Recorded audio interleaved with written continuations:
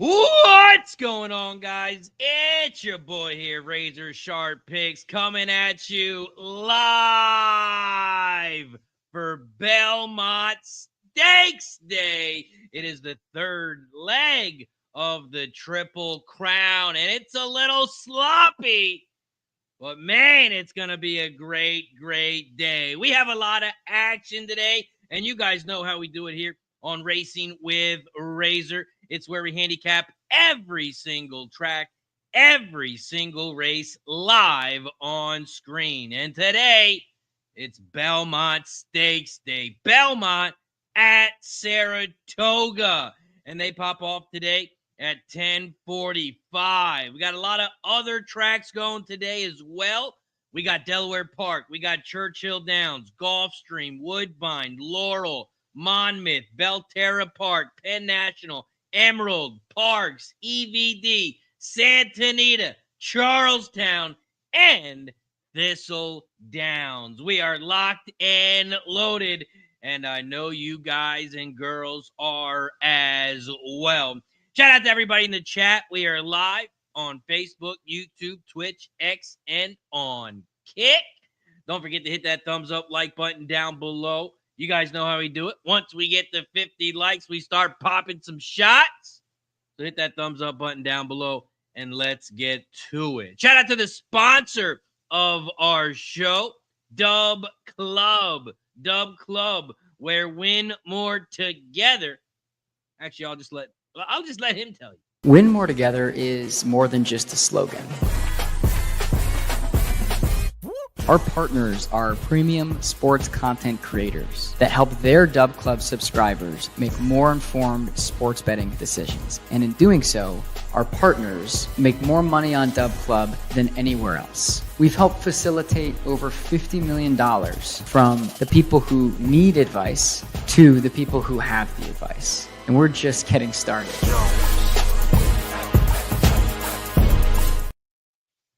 Shout out to the sponsor of the show, Dub Club. Dub Club, where win more together is more than just a slogan. Shout out to everybody in the chat. Appreciate you for joining us here.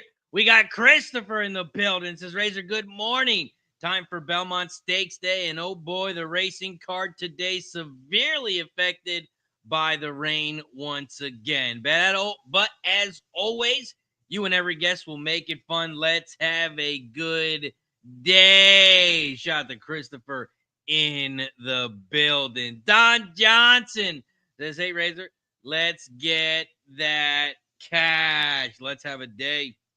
Shout out to Don Johnson. We got Spencer Hicks in the building. Says, let's get some fucking money, says Spencer Hicks. What up, Spencer? Appreciate you for joining us. Don't forget, guys, hit that thumbs up, like button down below, share the video, and subscribe. We're going to have some guests join us shortly. I know Keith will be joining us around race 4. Jimmy will be joining us around 11:15. He'll be joining us for the second race. We got Kev join us. We got G join us. So let's make some money. Hit that thumbs up, like button down below if you haven't already. Let's get it started.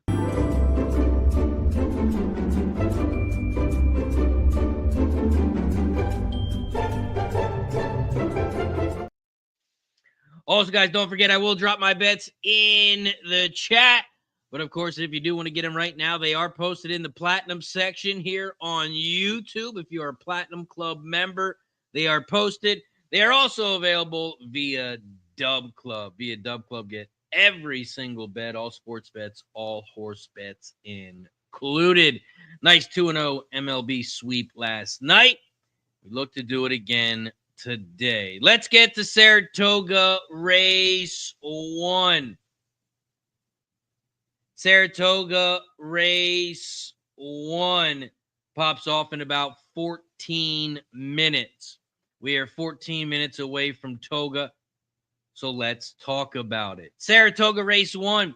It's a 6.5 furlong race on the dirt. It's allowance optional claim for $50K. Fillies and mares 3 and up. And the purse is $110K. Here at Saratoga Race 1, we do have one scratch, and that is the 8.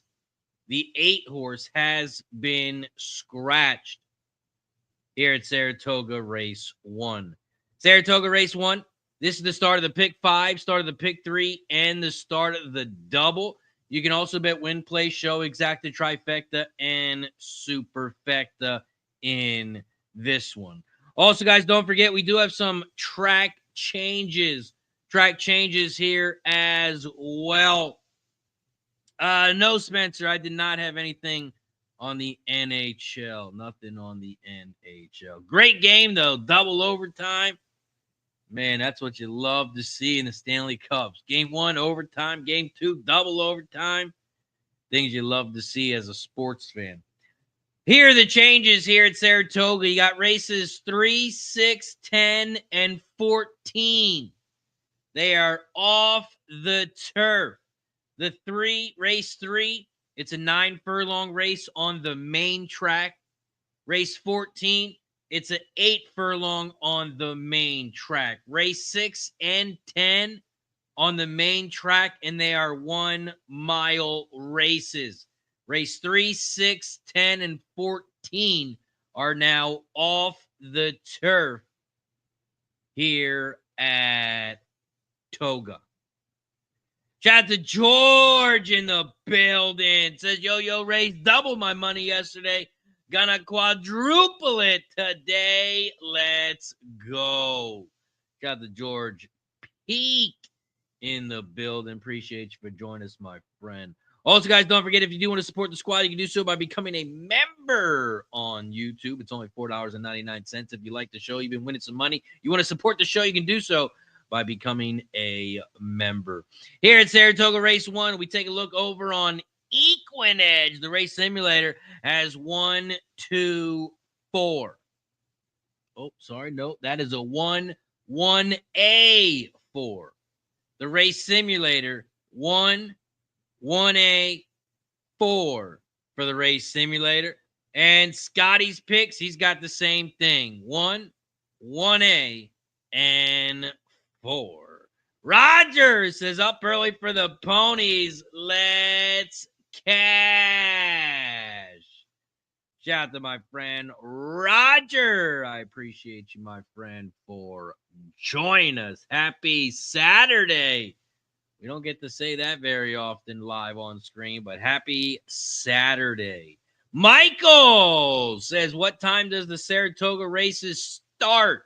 First race is 10:45 a.m. 10:45 Eastern. So we are 10 minutes away. 10 minutes away. Here at Saratoga Race 1. This is the start of the pick 5, start of the pick 3, start of the double. You can also bet win, play, show, exacta, trifecta, and superfecta in this one. Here at Saratoga Race 1, I'm starting the pick 5 and the pick 3 with the 1, 2, 5. 1, 2, 5.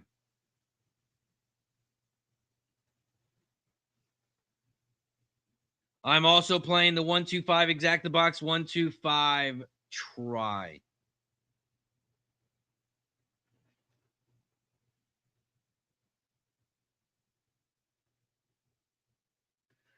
I was looking at Equinedge in the 1. The 2. Roswell likes the wet here. He's got a 77 rating. The 2 has got the highest GSR in this one. Don't forget, it is sloppy. It is sloppy here at Saratoga. Flea Mathis in the building. What up, Flea? Appreciate you for joining us, my friend. Happy Saturday. Here at Saratoga Race 1, right now the 1 and the 1A are your even money favorites. The 5 is dropped down to 5-1. Maggie's Palace. I thought we'd get a better price on the 5 just because the 1 And the 1A, we're going to get so much money. But the 5 has raced 13 times lifetime, has been in the money 8 of those times, and is 1 for 1 at this distance. This horse did race 4 months ago over at Aqueduct, and it was muddy, and this horse got it done. So I like this 5 at a price. Excuse me. I like the 5 at a price, and the 5's got some good late pace.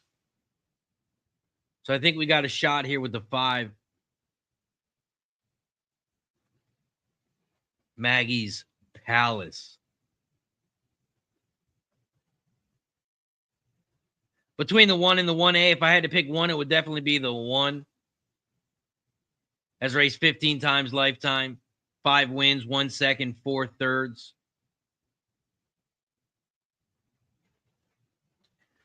Enough about my picks. Let's bring on your next guest so we can hear what he has to offer. He was winning yesterday, and I know he's going to do it again today. This isn't Hank, but from Montana, the owner of Hank, Mr. Kevin Reed. What up, Kevin? Hey, what's up, man? How you doing? Man, I feel like we just talked. I feel like it was just a couple hours ago we were talking. Hey, we just took a break. We took a lunch break. Took a little lunch break. How's it going? How's it going, chat? Chat's up here. They're ready to rock and roll.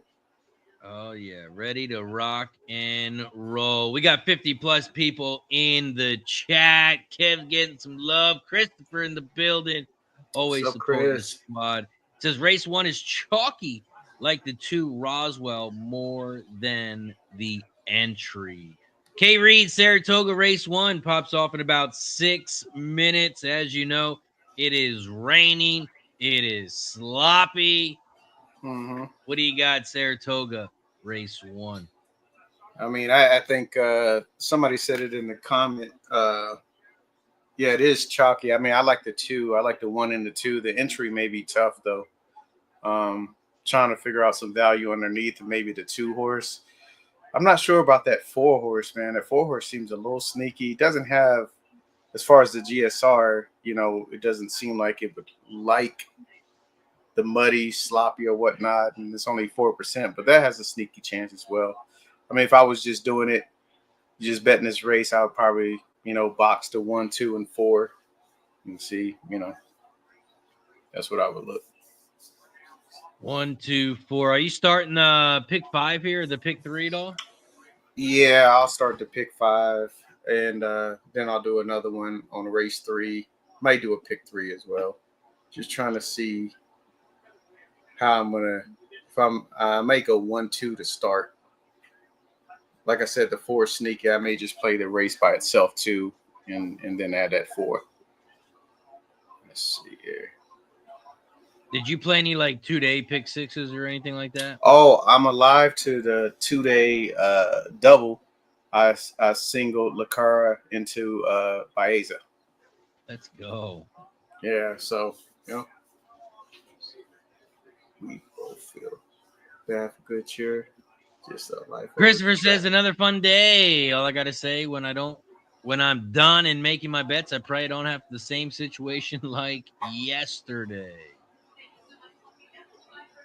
And man, you said it best. We both feel bad for good cheer. Just was lifeless over the track, and the curse continued in a big way. If you scored on La Cara yesterday, congrats as always. Yeah, I did, man. Appreciate it, Chris. Got him in the double to Baeza, so we'll see. Yeah, you got a nice price on the card too. Yeah, 7-1. So what are you going to be doing here? Or you already got your picks in there? Yeah, I got the 1, 2, and 5. 1, 2, 5 to start off? Yeah. All right. You know what? 1, 2, 5 to start off. Man, this is a crappy. It is raining. Jeez. Yeah, it's raining here in Delaware today too. Yeah. But not like it is at Saratoga.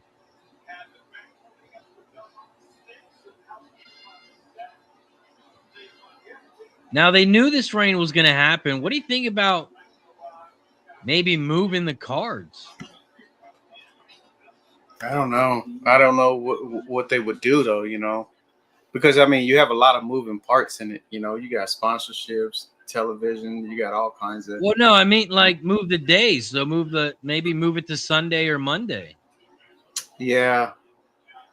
I don't know, man. Maybe it's just maybe it's financial. Maybe I don't know. Because if you do move it, you move the cards, you're not probably going to get as many people. Right. You know, you move them to Sunday, Monday, then people go back to work or they already have travel plans. And, you know, I don't know. Oh, looks like we got what's up, George? 12127. Hot Rod has got his pick. Oh, look at Hot Rod, boy. He got that Walmart rollback pick 5 ticket. I love it. That rollback. Let's go. We got Ron ticket. Young in the building. Says good morning, Razor. Can't read chat. Ron. Let's cash out to my dad in the building. Says good morning, everyone. I'm on here early, so I don't miss K Reed singing the national anthem. Hey man, you want to continue being able to hear. If I start singing to you, you're gonna go deaf, brother. Hot Rod says I have some major stands in this early sequence. Pick 5 ticket. He's got the 1, the 1A, the 2, the 7 with the 4, with the 12, with the 1, or with the 5, 7, 9, with the 2. Yeah, okay. I like that. You know what? And shoot, I like what he's got going on, to be honest with you. I mean, I was thinking about doing that as well, but I'm gonna go ahead and put my my picks in the chat. Let's hopefully they go in the chat here. Let's see here. George got he says, what up, Kev? Going with the 1 over the 2-7. Man, brilliant. Oh, look at Chris. He's hoping it. Yeah.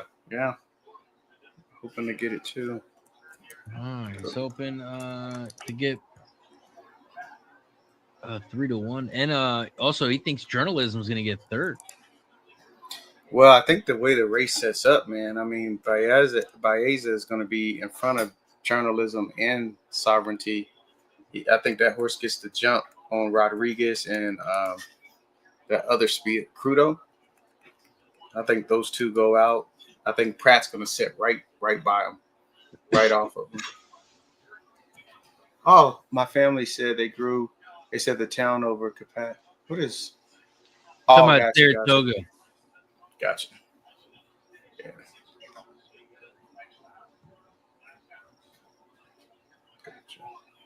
JB in the building says, morning all. I was going to run errands, but YOLO.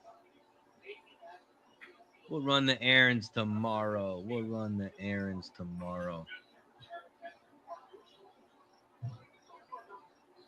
And then I'm going to do just a 1, 2, 4 box. I'm going to box those picks. 1, 2, 4, exactly. Just gonna box it.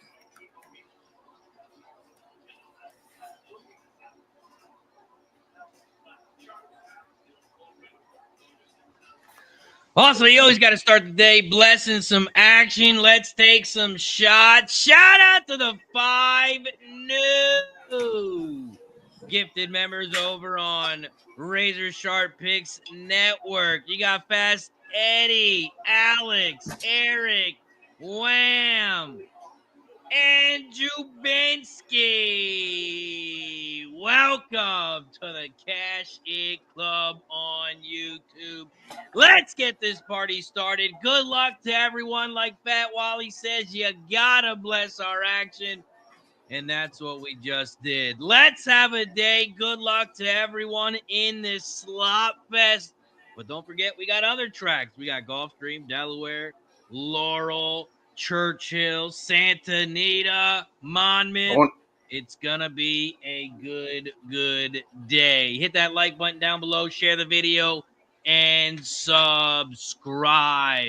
Cheers to everyone. Cheers.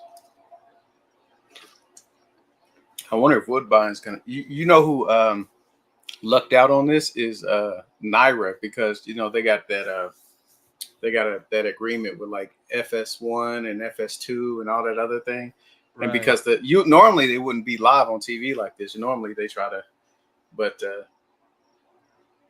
yeah, it's on normal TV.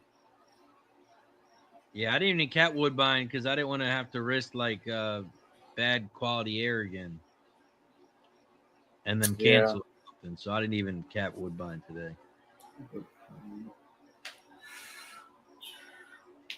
You got Indy popping off in 8 minutes. I did not handicap Indy. I did not handicap Indy today either.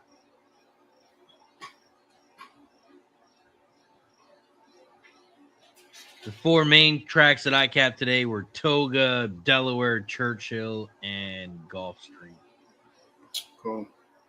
All right, Chris. Yeah, I hope Pratt does. I mean, I think he's going to give it his all. That's going to be a very good race. Very good race. Shout out to Keith, each and every stride in the building. Says, hey, Razor and Kerry, good luck, and I'll be on today. Let's make this money, and let's have a blast. Shout out to Keith. Man, he's got great energy, man. It's real calming, great energy. Good guy, man. Let's go. Keith's got race 1, the 3 win bet, and try box 1, 2, 3. 1, 2, 3. Likes Majestic Return. All righty. Over at Saratoga Race 1, they are loading up in the gate. Hot Rod says, look out for this 7 here in race 1. Second time off the layoff, gets an upgrade jockey, and Saez, lightly racehorse, could run a new top here. Mm-hmm. Saratoga Race 1. They're in the gate. Away and racing here at Saratoga. Belmont at Saratoga Race 1. The 1 and the 3 are your top 2 horses, along with the 1A on the far outside. Save Us Melania is on the inside rail. Majestic Return down the center of the track, and Sarir is in third on the outside. Here comes that 4, Proud Foot, in 4th on the inside rail, and the 7's going with them in between horses. They hit the quarter in 22.03 here at Toga Race 1, and the 1 is out front. Majestic Return right there next to him in second on the outside at 11-1. Majestic Return leads by a nostril. The 1 is in second on the inside rail as they turn for home here at Toga. Look at that 7 horse. The 1 has regained the lead. The 3 is in second on the outside, the 2 battling back, and here comes Maggie. Maggie on the outside. Let's go. Maggie's man, bro. 5-2. We cash the exacta to start the day. Man, my 2 got freaking just Roswell got cut off. Pratt does it again. Pratt's an excellent rider. 5-2 exacta is going to pay us 26-1. Yeah, he was a top GSR on that wet track. I didn't even look at that. Go. That's nice. Hey, 3-1 morning line EE, 7-1. Man, you got a really good price off that. Let's go. Yeah, this horse won in the mud back in February. Like, this horse likes that wet stuff. Then I saw the GSR. You were like, oh yeah. Like, I gotta play this thing. Spencer Hicks says, I heard Churchill Downs could be rainy today. Thank you, says good call, Razor. Razor, very nice. Thank you. Shout out to Mike, man. Says, hey, Razor, love your show. Thanks for everything you do. Shout out to Mike. Thank you for the dono, my friend. I appreciate the support as always. Every time we get a new member, a gifted membership, or a dono, we take a shot as a thank you. Mike, thank you for the support. It is much appreciated. Shout out to everybody in the chat. Let's have a day. Cash the exacta. Let's go. Shout out to Mike. Nice start. Let's go. Hot Rod says, wow, that 2 was going to win the race and got completely stopped. Yeah, that 2 was coming. You know, it just says circle the 2 for next time. Willow Bend, the 6, ended up 3rd. I thought the 1 would hold on for the try, but he didn't. Keep an eye on Pratt today, boy. It seems like he's gonna have a big day. He crushed it yesterday too. Oh man, he's a heck of a rider. He's one of my favorites. I think doesn't say too much, man. He doesn't really get a lot of, you know what I'm saying? You don't really talk that much. Man, he does better in the slot. I don't think he don't even got no mud on him. He's like, I'll just wait for everyone else to go around to everybody on the outside. I know. He's like, why y'all playing in the mud over there like that? What's going on? What y'all doing? He's like, why y'all so dirty? Jeez. Good great. I know he's such a good rider, man, and he's such a good rider. Shout out to On the Outside Looking In. What's up, brother? Happy Saturday. Happy Saturday. Great day. Great start to the day. 7-1 on top. Yeah. 7-1 on Maggie was top. zooming by nobody. What? Yeah, that horse was coming, man. So it would have been at the wire. Man, this next race. Let's see, interesting. Hello. Bryson in the building. Man, Bryson all big. He's big. Look at him. Been working out. Show him your muscles. He's like, man. Yeah. Check them things out. Whoa, he's been lifting weights. Man, look at him. You got a little one, man. Hey, you can never blame Bryson for anything. Gets it from his dad. You're like, I remember I was like that too.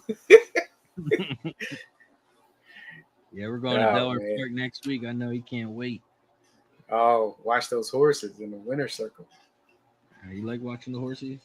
Yeah. Man, that's awesome. A whole new generation. Look at that. All right, buddy. I gotta get back to handicapping, okay? Yeah. Right here with everyone. There's people watching us right now. We got to get back to handicapping. You got to win some money. You're expensive.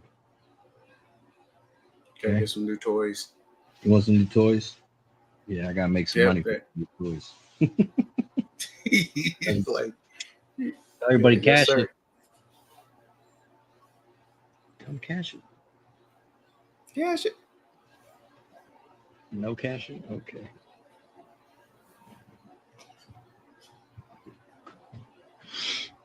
He's making them. All right. Spencer Hicks is asking who's winning the Belmont. His Belmont pick. He's got the 3 and the 4.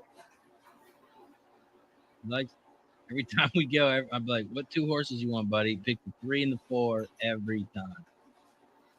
He plays numbers. That's and right.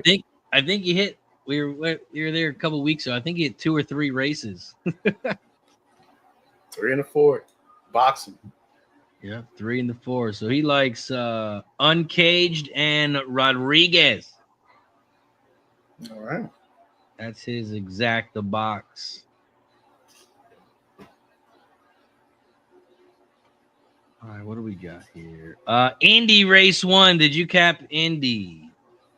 I did not, but I can see. I can look at what they got going on here.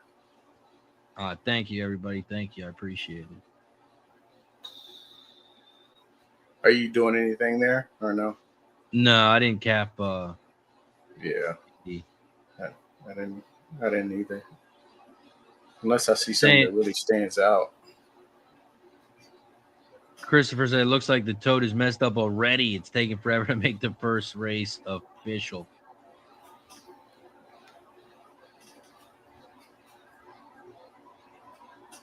Yeah, I don't see anything that stands out. Indy Race 1. Well, then let's move on to the next one. We got Saratoga coming up.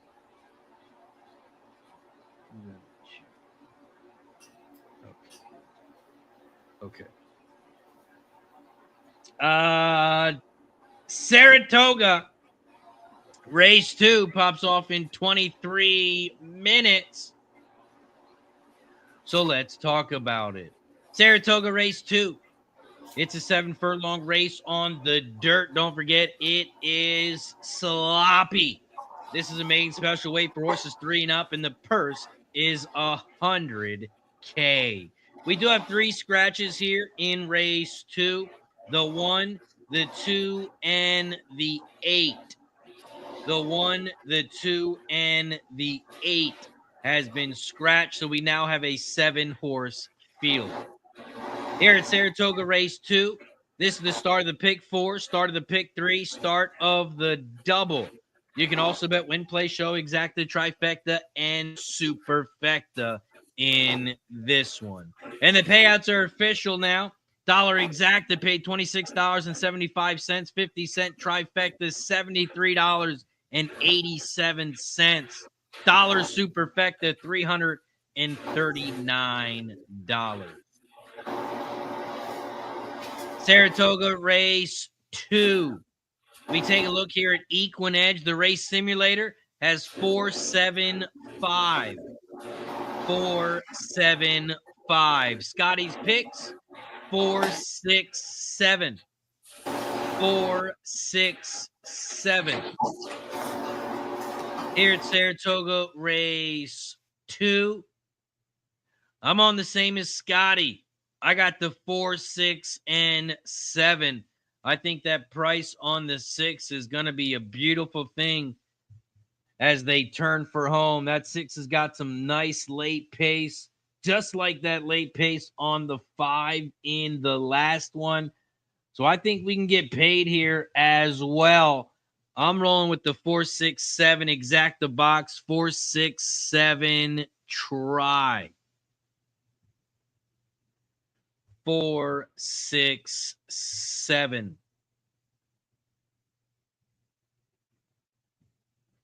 Is how I'm rocking Saratoga Race 2.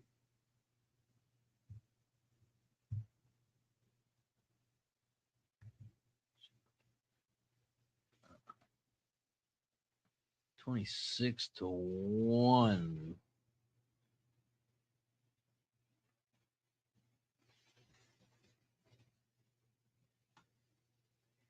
Here at Saratoga Race 2. Man, here on Equinedge, the 3 has a ton of speed. We hit the button for pace, and the 3 moves to the top. 78 pace. But, man, this horse is a big, big price. I think this horse is a little out of its field today. I don't think... I think these horses are a little too strong for this 3, but man, he's got a lot of speed, but I couldn't get jiggy with the speed. These other horses are just way too strong. Even though the 3 does have the square, it's got the 78. GSR not good in this one. SOR not good in this one. It's got a lot of speed, but I think the field is a lot stronger in this one. K. Reed, how you getting paid? Saratoga Race 2. Well, I'm looking at man, I really like that that mainstream horse. Really like that horse. But I mean, if I'm looking at, I just seen what Pratt did. Pratt's on that 10 horse, and that has what the top GSR, right? Yeah. And it's going to be on the outside. So, and then I like the 7 a little bit as well. So I would probably be 4, 7, 10 in this race. And I may start a pick 4, but no knocks on that mainstream. I mean, that if you want to take a stand, just ran in a slop, a little higher SOR, did well. So, but yeah, you got the 2 Chad Brown horses in there, the 7 and the 10. So,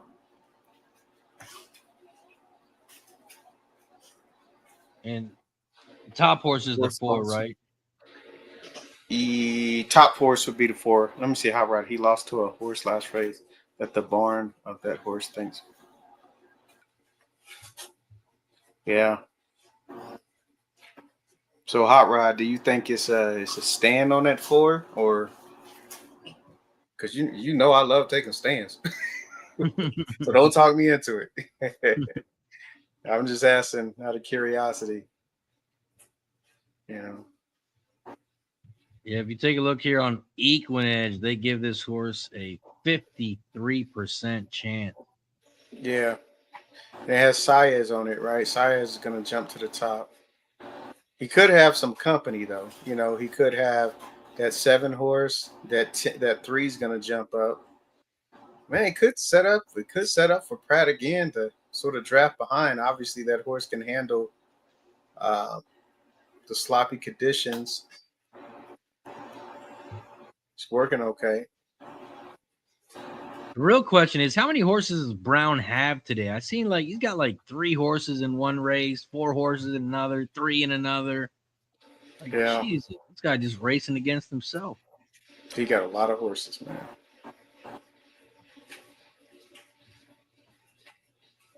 But he had a good day yesterday. Oh, yeah. Awesome day yesterday.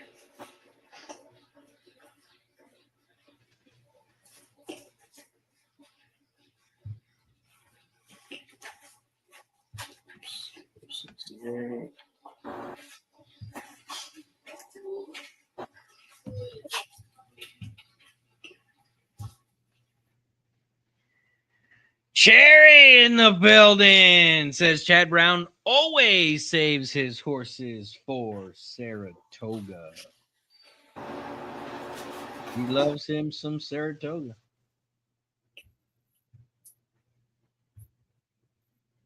Hot Rod says, look out for the 6 to be in the exact. The love is workouts better than the 5.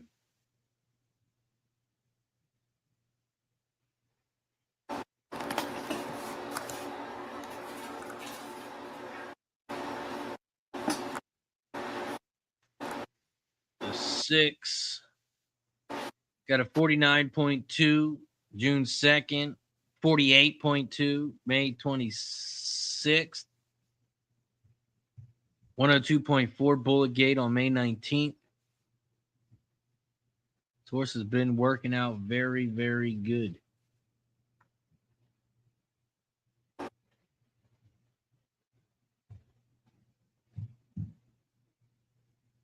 Got the Squealer in the building. Says happy Saturday. Rise and Grind will be here lurking. A lot of lurkers.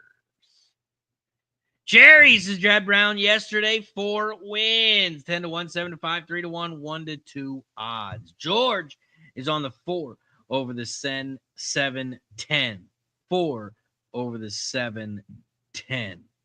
Hot Rod's got the exact of 4 over the 6-10. 4 over the 6-10.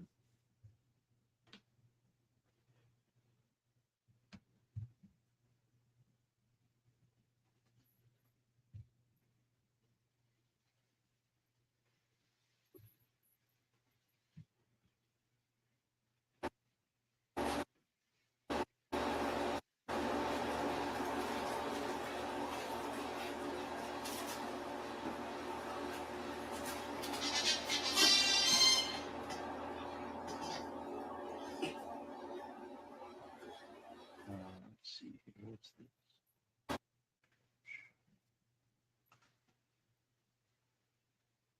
Saratoga Race 2 pops off in 14 minutes. I'm going to pop my pick 4 in here. That's going to be my next question. Yeah. Go ahead and pop that in there.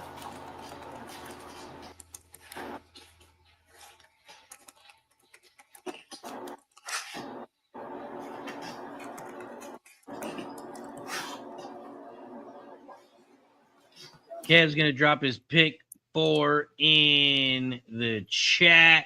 There You we guys go. got any bets here? Drop them in the chat as well. Might do a pick 3 too. I like how you was rolling over them pick 3s. That's cool. Yeah, that's how you have them big paydays. It just keeps coming. Like another one and another one.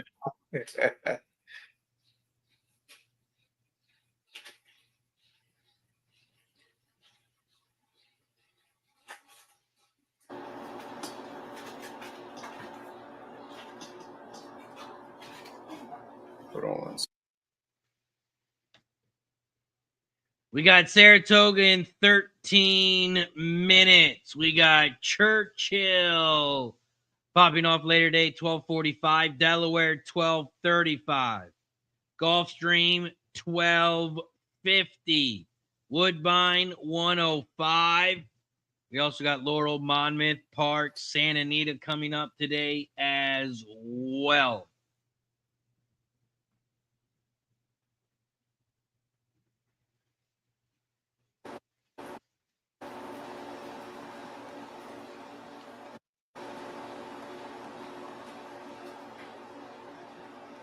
Okay, was there any other tracks that you handicap like full cards like Toga? Hold on one second. Let me go back. So I actually did look at Woodbine. Okay. Just hoping because I love playing that track. But I did Toga, Churchill, Woodbine, and Santa Anita. Okay.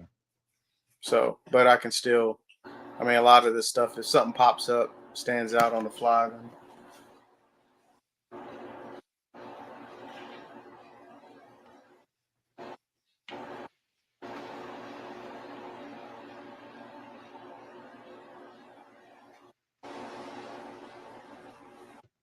Right now, it's a Saratoga mainstream sitting at 4-5. 4-5. it floated up a little bit. So I also am going to do pick 3. I'll put that in the chat. Toga, pick 3.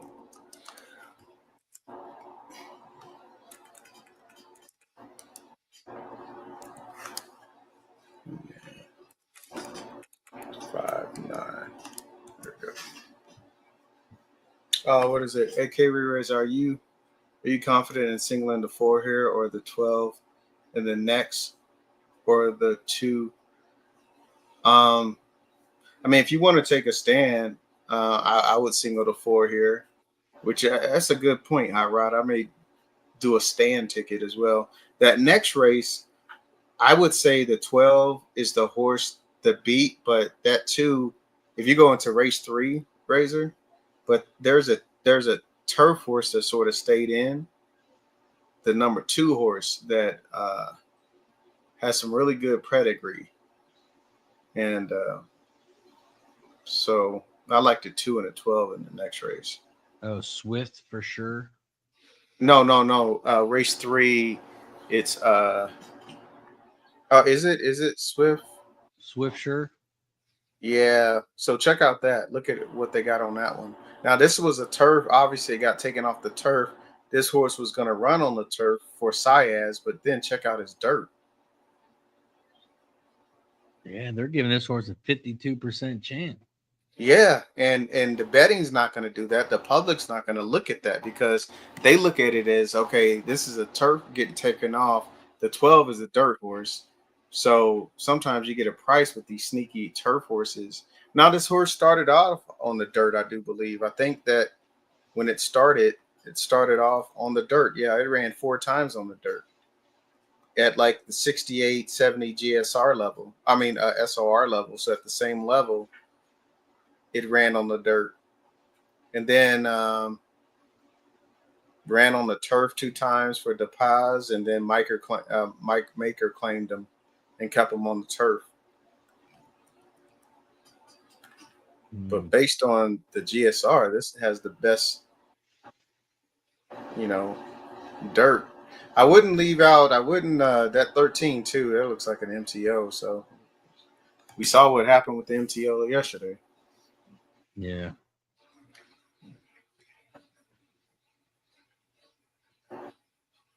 Four wins today. 8-1, 7-1, 8-1, 1-2. Okay. Yeah, so sometimes those I remember when Equinets first came out and they had the GSR was like all over the place, so you had to figure it all out. And I would get some good scores on off the turf because they wouldn't bet the some of these horses that could run in the mud and you just can't really see it, from just the regular, unless you're looking at the Tomlinson or something like that. But he makes it easy to. Well, I'm gonna do $1 pick 3. It's gonna cost me $8. 4 in this leg, 2 in the next leg, and all in race 5 or race 4. Wow. So $1 pick 3, 4 with the 2 with the all.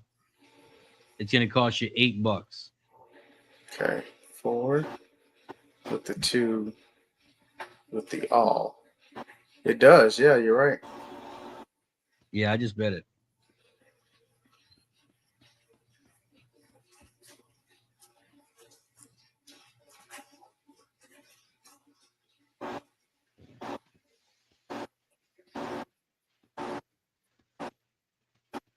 Because you're getting a 53% win chance here, equal edge on the 4, 52% chance on the 2 in the next race, and then you get the all in the final leg.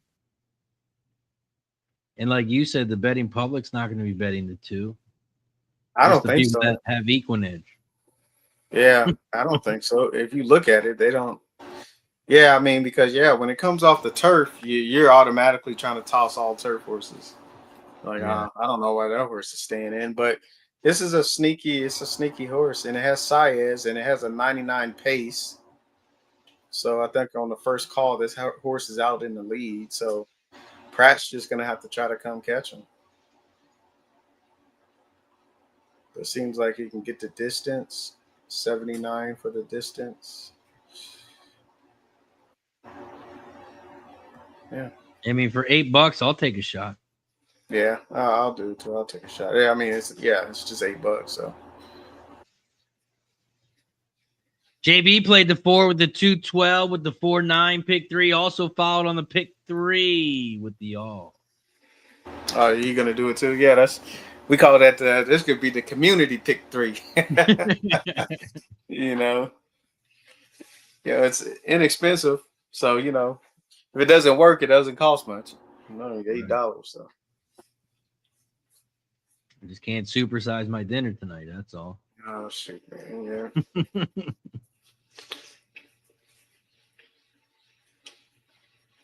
Oh, they're doing 4 2 12. Oh, 2 4 2 12 4 9. Yeah. Spencer says my site is not showing me the jockey for race 3. Anyone know on the 12? Pratt is on Certified Lover Boy.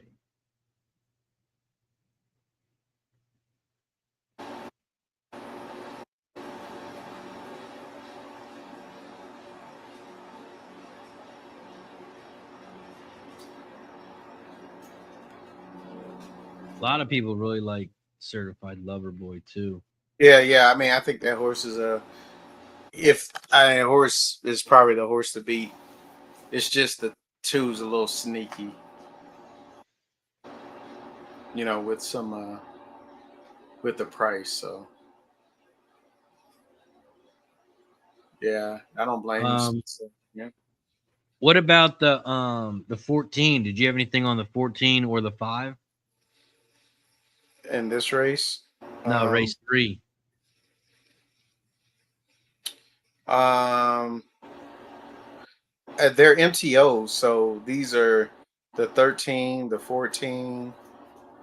Except the 13 is ran some on turf and dirt. It's a Baffert horse, old Baffert horse. I mean, they're MTOs, and you know MTOs. They're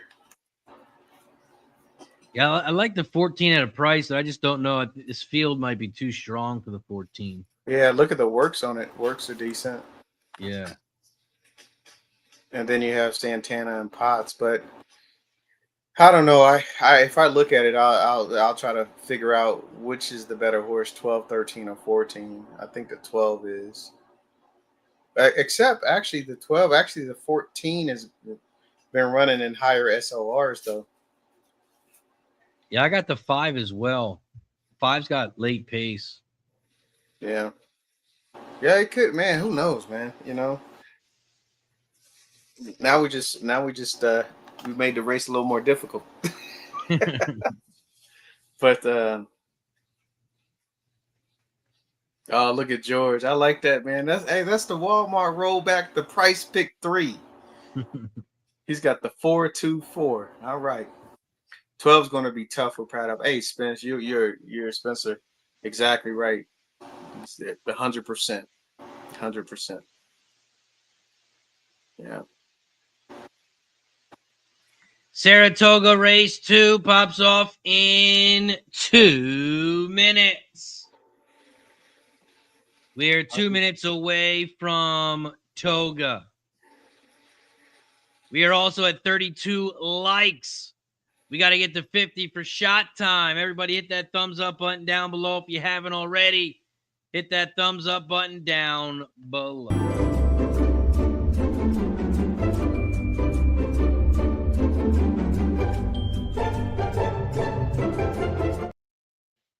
Hit that like button down below if you haven't already. Let's get to 50 so we start popping some shots. Gary says, morning, guys, and thanks, Razor, for that first race exacta. Got to start your pick 3, 4, and 5s. I went 11-0 yesterday.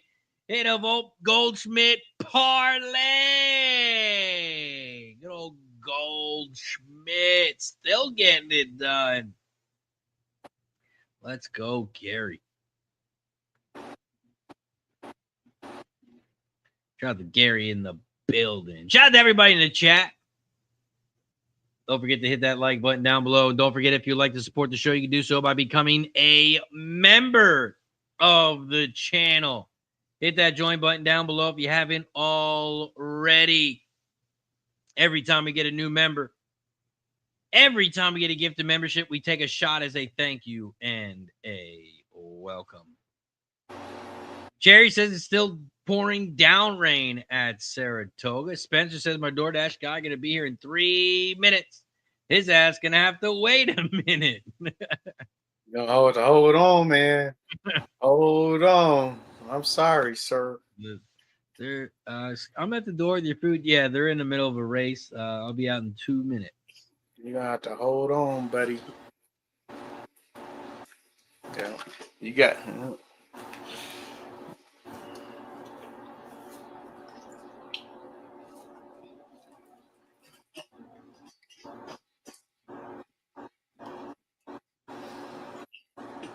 Man, it is pouring. It is downpouring.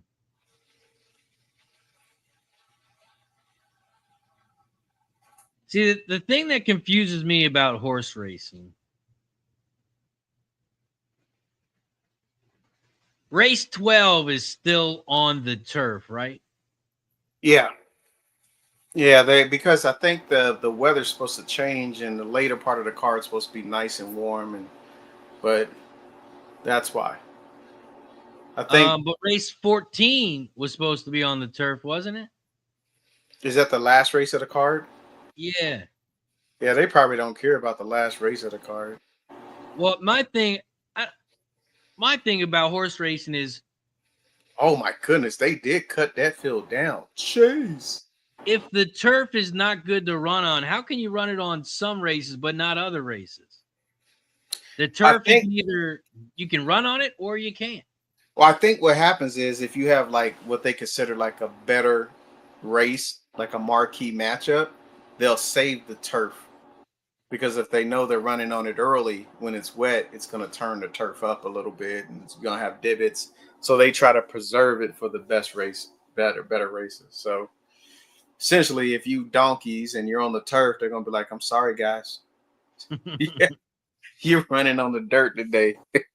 We got to preserve it for those horses down there. Right. Yeah, I guess they don't want to get the track messed up for the big race. race. Yeah, the big race. So they can.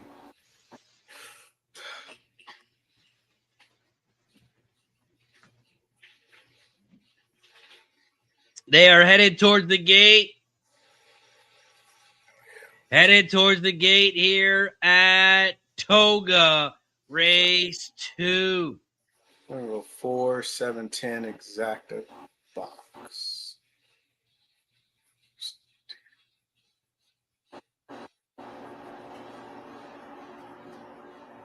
Are you? Oh, yeah, they are going in. Okay. Saratoga Race 2. They are loading up in the gate. Loading up in the gate here at Toga.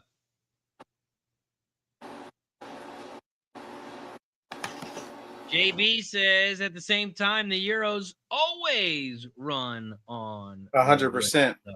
But they got better. What is it? Better manure or something? They got they're yeah. The way they take care of Scott's.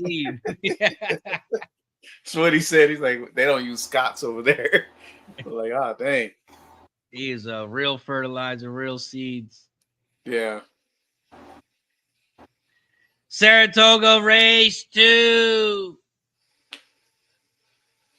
Waiting on the 10 on the outside. Secured Lender. Secured Lender in the gate. Away and racing here at Toga. Slow start for the 6. But he's back into the race now as they head down the backstretch. Here at Saratoga Race 2, the 3 is shot out to the front. Henry's Hope. Mainstream, the 4 is in second on the outside. Mr. T, Mr. RT is in third on the outside.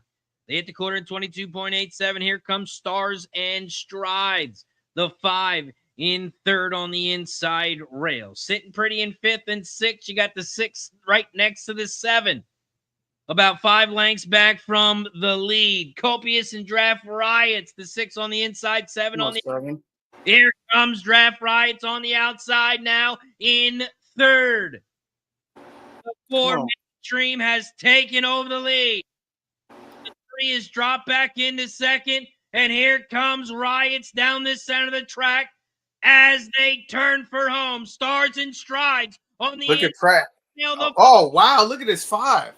Stars and Strides. Mainstream. Those here top 2. It's a battle down the final. Here comes the 5 on the inside. Mainstream trying to hold on. 5-4. And that's your 5. The 5. Got it. The 5. Wow. Stars and Strides. Wow. Is your winner. Man, that horse came from. Where did that horse come from? The 5 hit that inside rail. Oh, my Lord. I didn't even see the 5. I'm like, where did this horse come from? I was looking at the outside. I seen the 7 and the 6 and the 10. Wow. That was a great ride. Stars and Strides gets it done. Wow. What a ride by Alvarado. First time starter out of American Pharoah.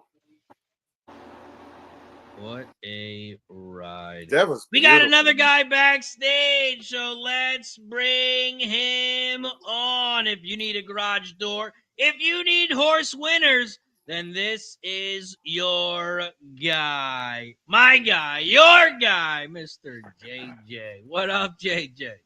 What's up, brothers? Good morning, man. Oh, man, the introduction is awesome. Thank you. I'm always grateful. Thank you. How y'all doing? Brother, how you doing on this beautiful Saturday morning? I'm good, man. I'm good. I'm good, man. I woke up this morning. I got me some beer, my wife's getting ready to go to IKEA for a few hours with our son. So I'm good, man. I'm in the garage ready to see what's going on. How's the track playing? How's the slot playing? Man, in that race, rail late pace came flying at 5. There's an inquiry. Yeah, man. Right under. It's a first timer out of American Pharoah. Ooh, who was the trainer? The 5 bumping into the 4. Yeah, the 5 is leaning on the 4. You see how he comes out a bunch of paths? He just keeps leaning. The 4 is trying to say, get back. That must be Alvarado. Yeah, it is Alvarado. But you know what? Yeah. How he came up the rail, he snuck up the rail. I mean, it was a beautiful ride, man. Yeah, the shortest distance. Yeah. Wow. But he is starting to move him out. Yeah, he's moving him out. He's hurting him. But I don't know if that's enough. Yeah, it don't look too good from this. I was wondering why the horse's head kept leaning to the left. I'm like, oh, he's about to bite his ear. He's about to bite him again like that one race. Oh yeah, where the horse was biting trying to bite him the whole way in the stretch. Yeah. I remember that. That's crazy. I do remember that. I hope they DQ the 5. I got DQ'd out yesterday, so they could DQ this one to leave me in. Yeah, I know, right? Get him out of here. I mean, he came over. I'm looking at Stewart, image number 4. He came over. I mean, they're leaning. Oh, they're both leaning into each other. I mean, they might let this one ride because one horse wasn't in front of the other. They were next to each other. They might let this one go. I don't know. So let's see. So they got their paths. So the 5 comes out 2. Yeah. Is he in a 30? I mean, it's tough, man. But yeah, look at number 4. Yeah, look at video 4. They're just rubbing into each other. Yeah. Yeah, but JJ, if you look at the 5 on the inside rail, look how far he kind of pushes him out. I see that. No, I do see that 100%. I wouldn't be surprised if they dropped the 5 out of there. Well, shoot, see, let me look at it. See at the top of the lane though, the 5 had to move closer to the rail to get away from the horse coming over into him. Yeah. The 4 mainstream was kind of coming into him, and then he pushed mainstream back. I mean, it looked like Yeah, it's race ride, man. I see what you're saying. I mean, I want you to stay. I want your ticket to stay alive for the purposes of that. I hope they do drop the 5, but. Yeah, the 5. No, it's official. They're gonna leave it up. Yeah, I mean, it's to be honest, it's race riding. To be honest with you, if you that's just if what is it? If you ain't rubbing, you ain't racing. So. Yeah. I mean, you got a point. Hey, he should have did like on the 4 horse. He should have shook his neck and did a flop and make it. You gotta sell it, man. You gotta sell it. I tell you what, man, that if they would have left, they should have left that 6. I know a lot of people were saying no, but it's okay. It's all right. I think yesterday, the 6, I don't know why the jockey was on his showboating tip, but he sold that one. He did. Okay, let's see where we at here. Where are we at? I missed the early pick 5 because I got up late. So this starts the mandatory pick 5 on race 3. Oh, race 3, the okay. All right, I'm just in time. Thank you, Lord. I'm just in time. All right. Just in time. Let's see how much time we have. Saratoga Race 3 pops off in 24 minutes. Before that, we do have Indy Race 2. JJ, did you handicap Indy at all today? Yeah, I looked at it a little bit. I think I'm gonna have a pick 4 play here. I need to open up the chat on my laptop right here and pop it in there for you. But so I was definitely singling this leg. The horse that I'm gonna be singling is the 6 horse Lucky Boss. And then if I was going to play, which I don't play trifectas like that, but if I was going to play a trifecta, I would, you'd have to really hope that, like I think the 3-horse is a player. I don't even know how to pronounce that. Kakion, maybe Kakion, however they want to pronounce that one. I think the 3 is a little bit of a player. Got some pace. I think the 6-horse ultimately, though, is gonna come off the pace and get them late. The 7-horse also is, going to be closing late. It's too bad the 2 can't stay up. I mean, the 2 probably has a chance to hit the board. Top 3, maybe like the 3rd. I would say like 3rd place, maybe 4th if you're playing trifectas and superfectas. But I'm singling the 6 here for the start of the pick 4. I'm singling the 6. Lucky Boss. Lucky Boss, the 6. Lucky Boss. I really like this horse, Lucky Boss. I mean, I wouldn't say I really like him, but I do really like him. If I single you, I really like you. I think the strength of races this horse has come out of, this race is rated as a 48, and the strength of racing, this horse is coming out of, 60 rated races. So taking a class drop, I think this is a perfect race for the 6 to smile when it's taking his picture at the end. Like, show us those teeth, but the horses got those 2 big. Yeah, they got the little grill going on. It might be running with his mouth open, man. You never know. Hey, man. You never know. But I do like him, though. Marcus Skillman, he's going over to Indy. Heading over there in an hour. Oh. All right, Mark. That's what I'm talking about. Eyes on the track. Yeah, I was just about to say that. Just like you said yesterday, inside info. We need it all. Kev, are you playing anything here at Indy? I was looking at trying to put together that pick 5. Yeah, for Saratoga. I gotta get back to that. Like ASAP right now. I don't know. I think JJ6, I would probably pair it with the 7, the 3 and the 7.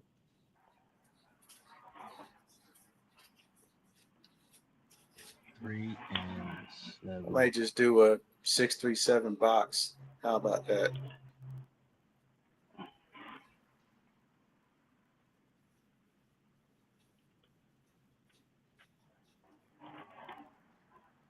Yeah, that 7's got a nice GSR.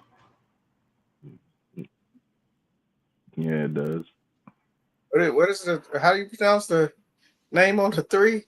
That's what I said. Kakion. It kind of sounds like that's how I tell my wife sometimes when her and her sisters get in the room together.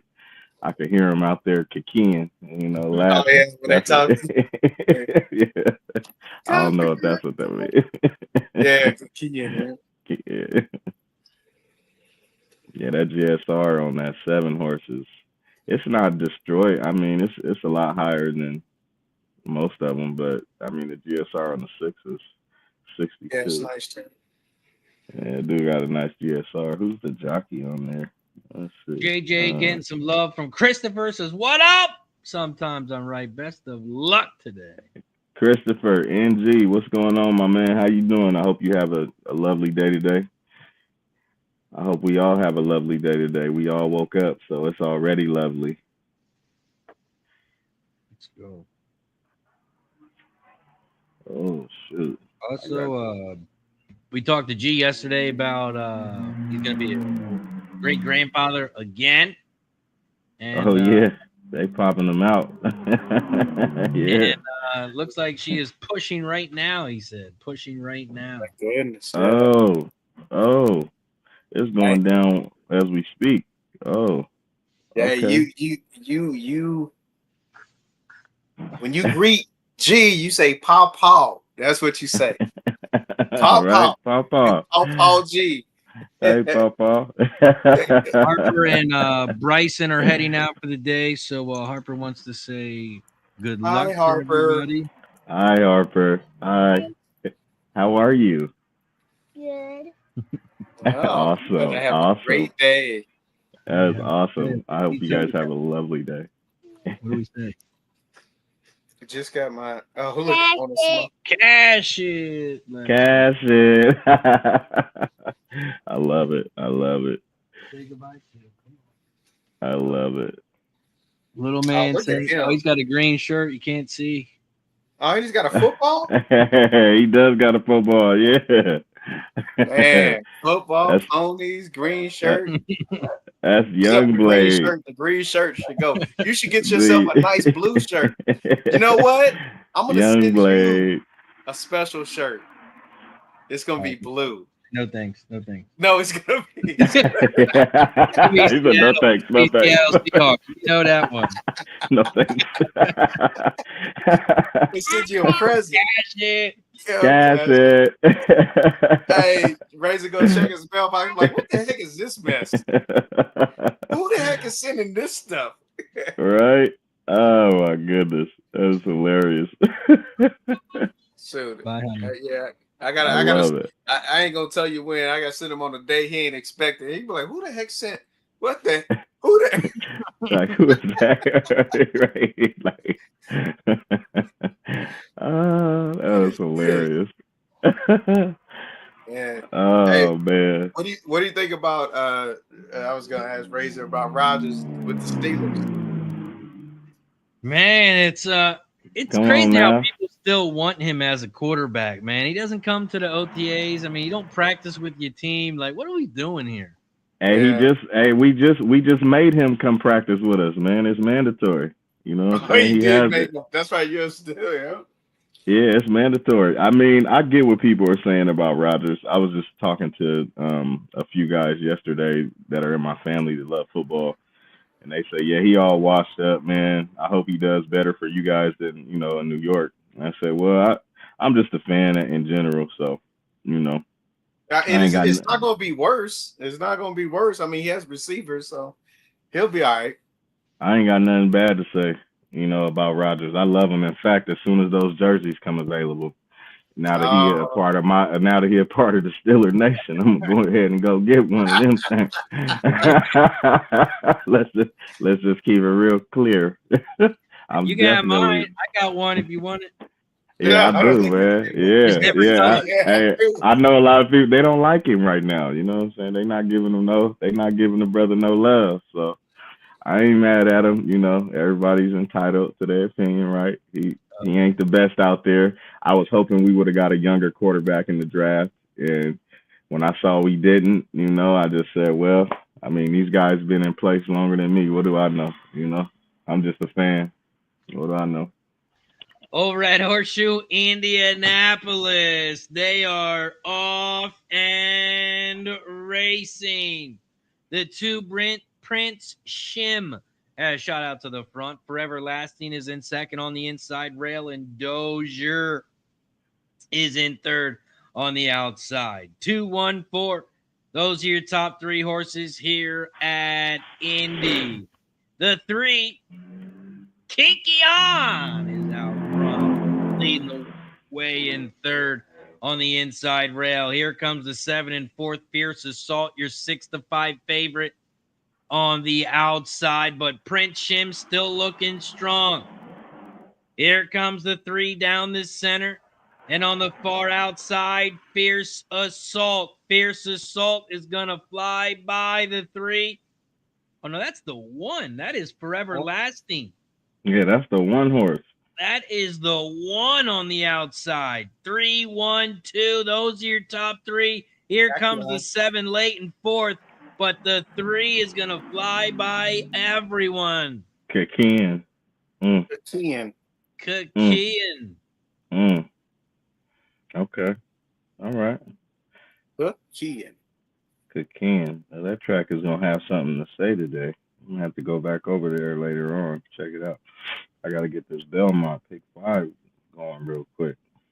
Hold on. Belmont, we got 24 minutes, and that is our next race. See if I can switch something up here. Bang. We got another guest backstage, so let's bring him on before we break down race 3. From Canada, my guy, your guy, Jimmy the Bag. What up, Jimmy? What's up, fellas? I have been dreaming about this very moment, sitting down with my best friends, capping horses all day. Great to see you guys. Kev, JJ, RazorSharpPicks, all these great cappers in the chat. Hot Rod, Horse Player, Jared, JB, Christopher Ing, Gary Long, your pops in the house. Spencer Hicks, my man Spencer Hicks, going to be live at Saratoga. Oh, man, this is my station for the next 10 hours. I've got lots of booze. I ate a sandwich. That's good. I am ready to go, fellas, and I'm so happy to be here with you guys. That's what I'm talking about. What's up, Jimmy? Good to see you, Jimmy. Great to see you. Let's make that cash today. I know, boy, this is a good day. Come on now. And I even got bets for UFC tonight. How about that? I have opened the season. I've opened the season 4-0 in CFL, and I almost just shut it down. I almost just was like, never gonna get better than this. But I did move on both games tonight. That's my only action. I got 4 bets in CFL. I'd like to toast. There is one man that made all of this possible, and he's not on screen. He's in the chat. Papa Razor, supporting his son.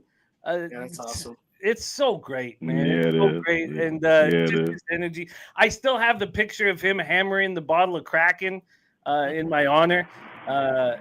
So to Bernie, thank you for creating this man in front of us, Mr. RazorSharpPicks, whom we love so dearly. Racing with Razor, the 3rd jewel of the Triple Crown, the test of the champion. Bernie, this is to you, my friend. Bernie. Appreciate it. Cheers to everybody. Cheers. All right. Woo-hoo-hoo-hoo. I still have about 20 minutes before the family leaves. Then I'll really relax. Let's go. Jimmy getting a lot of love in the chat. All right, says, man, move horse racing to California. This shit is whack. Not a fan of the rain. Yeah. Hey, Jimmy, yesterday they canceled all Woodbine stuff. The air quality.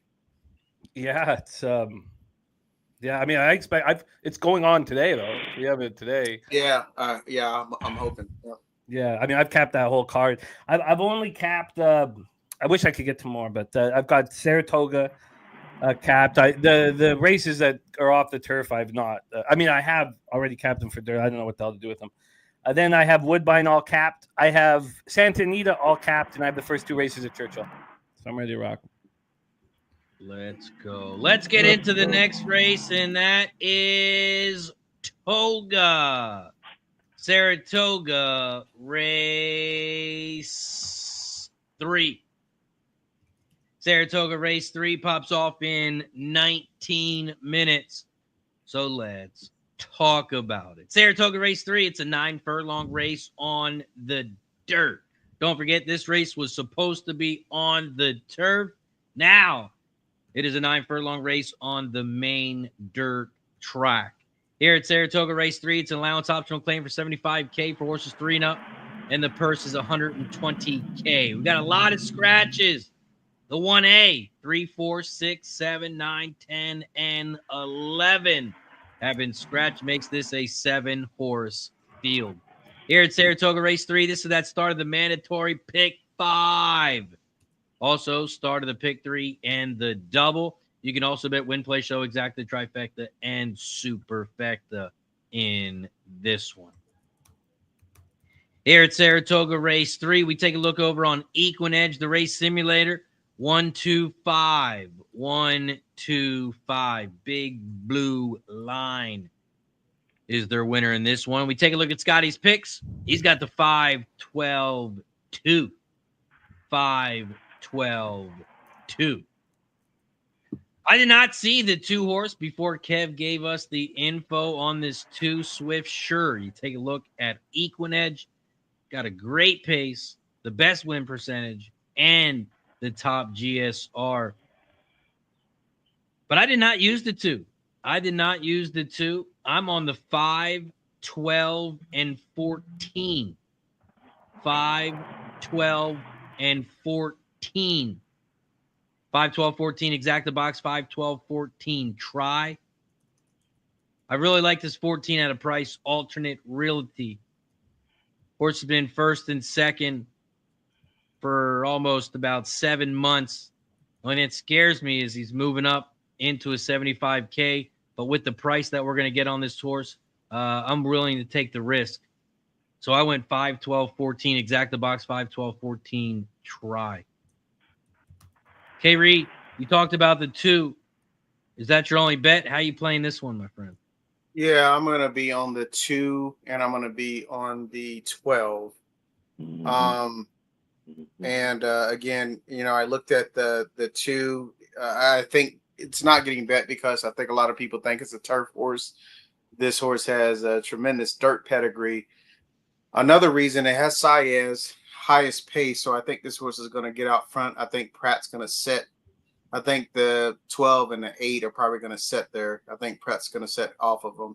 After watching that last race, I sort of downgraded the 13 and 14 because those horses set in the back and they try to come running and they just sort of stalled out. The inside 2 just kept on going. So I'm going to have to see how this race plays out. If I think it plays out the way I envisioning it, I think the 2's out front. I think they got to catch the 2. I think Pratt with the 12 is the other horse that I think has a shot. These other horses that are sitting in the back, I don't know. And this has nothing to do with their ability. It has everything to do with how this track may be playing. So can you tell me more about the way the track is playing? Well, the first race, Pratt did close. I think mid-pack he closed on a 5-horse. This last race, the 4, what was that horse's name? Frame or something like that. He was sort of out front. The 5 set mid-pack and came up on the rail. What was interesting was when they were going around the turn, the 6-horse, the 7-horse, and Pratt was on the 10-horse, they looked like they had run. They looked like they were full of run. And then all of a sudden, they just sort of stopped. And the 4-horse and the 5.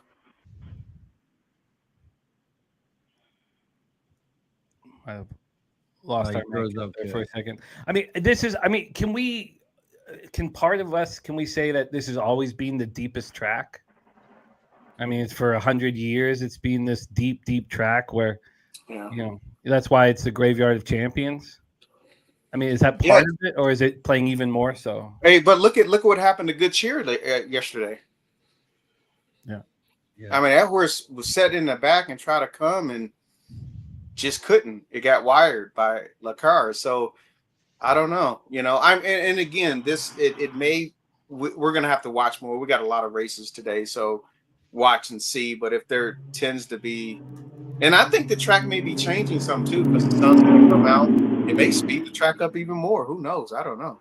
But in this race, I'm gonna go with the 2 and the 12. I'm gonna go with a speed jockey in Saez. I'm gonna go with a phenomenal jockey with Pratt, sort of on the outside, and I think it might be between those 2. If the other horses, what you mentioned, Razor, obviously we talked about it, the 13 and the 14, and even the 8-horse. If those horses come running and we get a different result, then in my opinion, I will like it a little better because it lets me know the track is playing fair. It's like, okay, you can be front runners, you can close. It's an easier way to go about handicapping, and you can do it fairly. So, Yeah, I mean, I hate that the weather has changed the day so much, and I'm trying not to let it kind of drag me down. I'll be keeping a very close eye on this track. I've always thought it was the deepest stretch in North American horse racing. I always felt that. I always felt like it always looks like horses labor. That's why, the first time we saw Arrowgate explode in the stretch, we were like, well, he's going to be one of the best horses we'll ever see in our lifetime because it's such a deep stretch. But I feel very intimidated by the coming off of the turf. I just feel intimidated right now, honestly. I'm just going to be listening to you guys. It just pisses me off so much. I really wanted these turf races, so I'll just be listening and drinking. Can't forget the drinking. JJ, how about you, my friend? How you getting paid in this one? I do see the race shaping out the way that Kevin described. I do see it shaping that way. The 2 horse is lovely. I'm like back and forth with singling it over the 12, but the 12 is lovely too. I just don't see anybody catching them. And I guess if we want to add a closer, because I hate when I'm doing these horizontals, I hate not having one in each category. I like to have someone that can pick up the pieces, and then I like to have someone that, it's hard to catch on the front. So I think for this first race, because I missed the first 2 races, even though you guys described them, I missed them. I didn't watch them yet. Kind of a little behind the bridle. I think I'm just going to go, I know for the pick 5 to start it off, I'm going with the 2 and the 12 also. For the first leg, I'm going to go with speed. Saez, he's got a long history of trying to get to the front and stalking, and he's pretty good at it. So I'm hoping the 2 can just wire him up, but I do have the 12 in there too. The 14 doesn't look like a bad horse at all, actually. I was wondering if the 14 was just going to literally sit off of them and then just annihilate them late. So for the sake of my ticket, I hope that doesn't happen. But for the sake of your ticket, Razor, I hope you get a price. I hope you get a price in there. Yeah, I think it would be beneficial if it does. Then I know that, okay, like JJ said, I like to get a speed, mid pack, and a closer.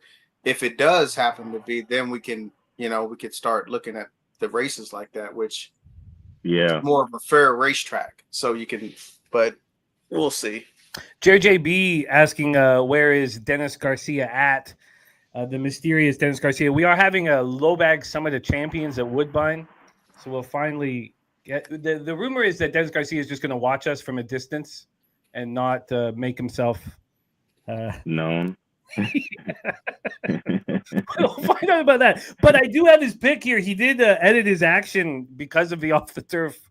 The fear was always that he was going to be 13 or 14 years old, and we've been like respecting all his action to the highest degree, and it was just a 9-year-old sending in his picks. But he's on Swiftsure. He's on Swiftsure. Okay. In this one, he's got the 2 Swiftsure, and then he's using the 5 Magical Ways. I'm not sure exactly how he's betting it, but the 2 and 5. Okay. That 5 all right. is interesting too. Very, very interesting. Got the Spenny Penny Bombs in the building. Let me put I'm getting ready to load my pick 5 action up in the chat real quick. Yeah, let us know how you're getting paid in this one. Race 3. 2 and 12. 2 and 12. 2 and 12. Who's your top horse though? 2. Okay. Yeah, if I was going to single anyone, I would single that 2. Okay. Razor, what are the tracks for you today? The 4 tracks that I have full cards for is Churchill, Delaware, Saratoga, and Gulfstream. Okay, cool. And I imagine you guys have talked about the Belmont Stakes a little bit. Have you? Oh, not yet. I believe that this is the most perfect gambling situation, and they don't come often. I tested out the theory. It's my dad's birthday today. I tested out the theory. I had a call. That's why I was late. I had a Zoom call with him, and our fam had a Zoom call with him. I tested out the theory. What journalism did in the Preakness stole our hearts. And the bias that's being created now is a gift to all of us.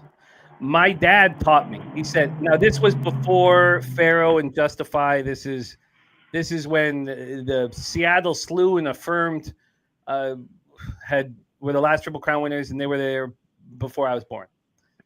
My dad said the one thing you need to do is you have to always fade the winner of the Kentucky Derby in the Preakness. And for this situation, it is journalism. I know he didn't win the Kentucky Derby, but it is him.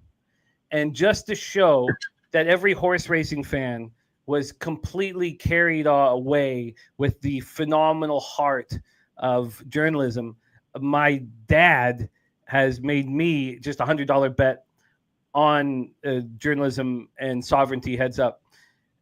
So he can't help himself. Nobody can help themselves because of the heart and character that they saw from journalism. And this gives us the most wonderful gambling situation, I believe. I'm going to be on sovereignty, and then I'm also going to have sovereignty, Baeza, Exacta box. This is absolutely heaven. This is just, we'll break it down more. There's lots more things to break down, but that's just the table that I've set, that anybody who watched the Preakness fell in love with a horse. Can they not bet that horse now, having their third race in 5 weeks? I just think it just sets us up unbelievably, like beyond comprehension. And Bill Mott has handled this perfectly. I mean, he's because sometimes you got to be selfish. Bill Mott only cares about his horse. He doesn't care. He loves horse racing, but he's not going to throw sovereignty out 2 weeks later just to appease racing fans. And it takes a man who's been in the business for a long, long time to be able to do that. To say, I don't care about how I'm going to take the excitement away from horse racing. I'm doing what's best for my horse. And that horse is going to win the Belmont Stakes. So that's my thoughts on the racing weekend. I'd love to talk about more, but I just think what a fucking gift. What a gift, everybody watching journalism's character and heart and falling in love with them. Thank God. Sovereignty shouldn't be 2-1. Sovereignty should be even money. And all that extra money is going to go into our pockets, I believe. That's my thought. Yeah, I'm on the same horse to win, Jim. I took the same bet, sovereignty. For my Exacta, I like Hill Road at a price. Not the best GSR rating. That's the only reason I'm not using that horse to win, place, or show. But I think that horse can maybe get in third. Coming down the straight, got some late pace. I like the one at a price, but I'm the same way. Sovereignty to win the Belmont Stakes. I couldn't believe my dad at 78 years old. He's the one who sent me the Undoing Project. Kahneman, who wrote the Undoing Project, wrote all about this. Now, Kahneman's no longer alive by his own choosing. We can get into that another way, but the smartest man, one of the smartest men I've ever met, he said, look, I want to die now. I'm old enough and I'm done and I want to die now. And again, that's another story. But Kahneman, the psychologist who, focused on vividness bias and recency bias, this is 101. And when my dad fell into the trap, I was like, how many other thousands of cappers are going to fall into that trap? Now, look, I just think, how could journalism do this? How could he do this 3 times in 5 weeks against arrested Baeza and sovereignty? It's not fair. It's not fair. It's not about who's the best horse. It's just not a fair situation. And journalism is not going to finish ahead of either of those 2 horses. So I'm pumped up. Yeah. Makes you think, why McCarthy's racing him. Because he's a fan of horse racing. Bill Mott is too old for that. Look, Kahneman, the most intelligent, one of the most intelligent men I've ever read before in my life, said, "Look, I'm old enough now, and I would like to die. I don't want to get older than this. I don't want to, And Bill Mott's old enough to say, "Look, I'm old enough now, and I'm not going to appease horse racing fans. I want to do what's best for my horse." McCarthy's younger. He wants to do what's best for horse racing. I think. I mean, I'm simplifying things a little too much, and adding in this weird death angle probably doesn't help. Whatever.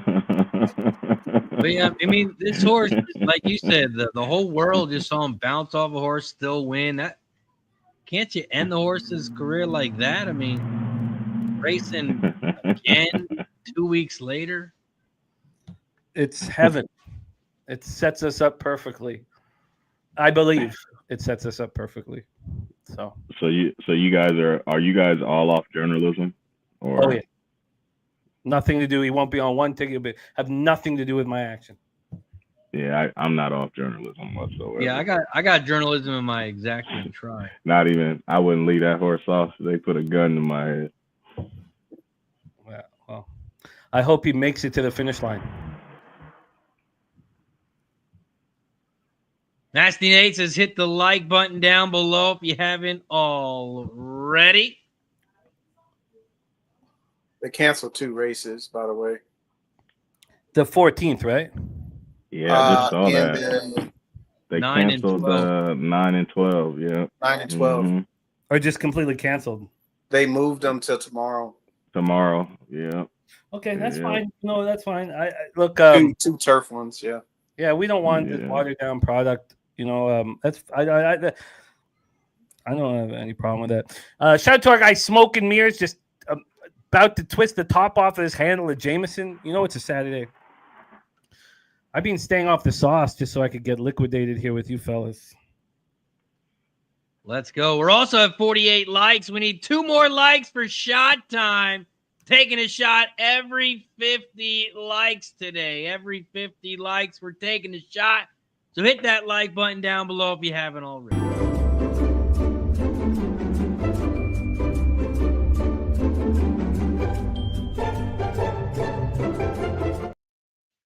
You should make that picture of you get blurrier, if you can. I don't know how this gets. You'd have to get like someone to work on it, but it should just slowly get blurrier as the music's playing.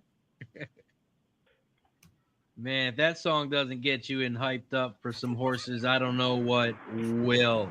That's the one thing. That's your hype song? The one thing it will affect, so all your late stuff, like I don't think it's going to be a late pick 5. I don't think it's going to be a late. That's what I was just thinking the same thing. I'm like, man, as I'm building this late 5, I'm like, damn. I don't think you can. Yeah, I don't think you can. Yeah, but what happened about the people that put their bets in already? Well, yeah, get it back. I have a pick 5 that I put in a couple days ago. Oh, yeah. So I know that's out of there now. So I think the earliest you can do is race 6. Oh no, race 5. Yeah. I don't know. Oh well, we got a lot of tracks, and we got Woodbine. Woodbine was nice to us the last time we was on screen. So. Oh yeah. Yeah. Oh, and there's some great spots on Woodbine today.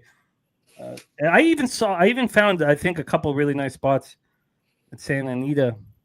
But nice. There's money to be made at Woodbine. Especially later the card, the back half of the card, I think there's a lot of money to be made. And I'm going to try to beat the favorite in a couple of the races as well. It's going to be. It's going to be great.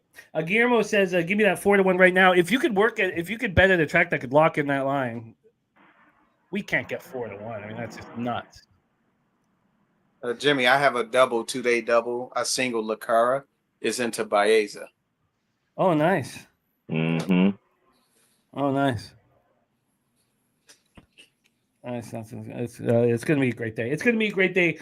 We're going to have a lot of fun, regardless of them cutting a couple races. Yeah. You didn't. You don't mind that because they were driving you nuts anyhow with the turf, trying to figure out what they were going. I just wish I had. I wish I had more time. Yeah. Last night was very, very, very difficult to cap appropriately horses with the hockey game on. Yeah. I was trying so hard, but that fucking every period of that hockey game felt like a game. I was so emotionally exhausted. I was so, and then watching the game, like those players were so exhausted. I just, man, I hear you, brother. I know that money never sleeps, and but I just wish we had more time. All right, we're about to pop off, guys. I'm cheering for you. Let's get it. Belmont Saratoga Race 3. They're in the gate. They're all set.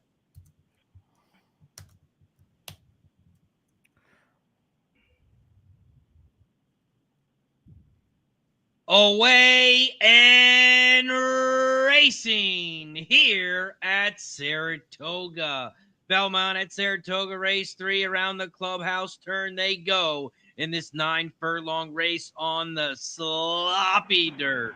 The Too Swift Sure is out front on the inside rail. Certified Lover Boy in second on the outside. And the 5 Magical Ways in third, about 2.5 lengths back from the lead as they make their way down the backstretch here at Toga. They hit the quarter pole in 23.41, and Swift Sure still leads the way by a length. Certified Lover Boy in second. He's your big favorite on the outside at 4-5 as they make their way to the half pole. They hit the half in 46.75. And here comes Magical Ways in third on the outside, about 2.5 lengths back from the lead. Here comes Winstock in fourth on the outside at a nice price, 16-1, as they make their way to the far turn. Certified Lover Boy, your 4-5 favorite, has now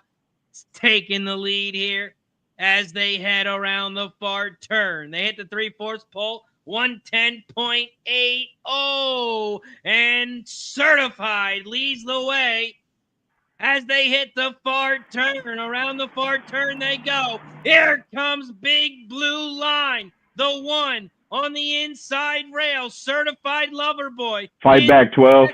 Fight back, 12. Back on the outside. Certified. Fight back, 12.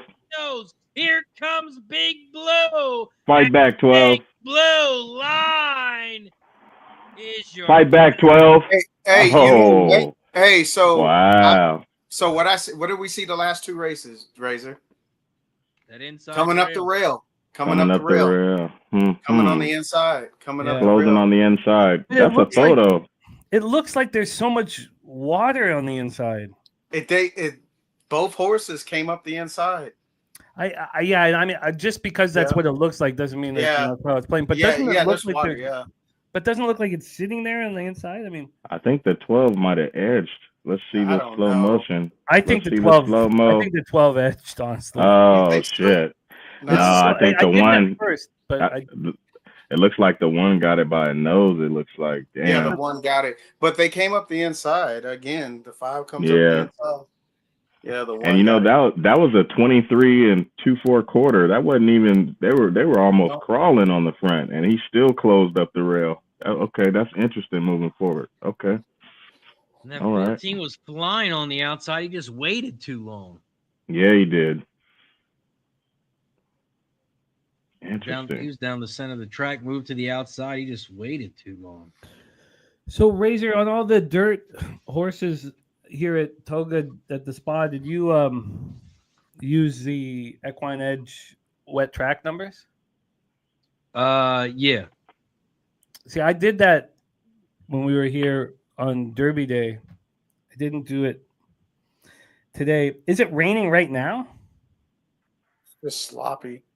But is it actually raining right now? No. It's actually gonna.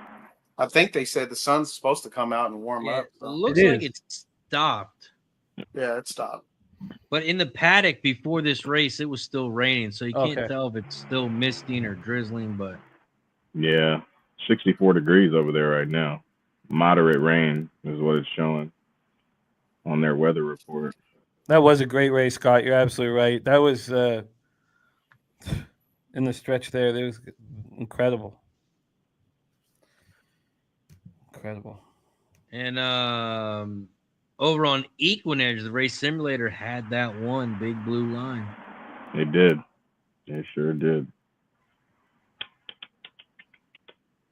I'm surprised Scotty didn't have that in there. That was kind of shocking. It's just a different algorithm. Remember? Everything. Yeah. I do. So the race sim and the that was a bit of a jockey's race between the Hey, they had that. They had the one win in that. Yeah.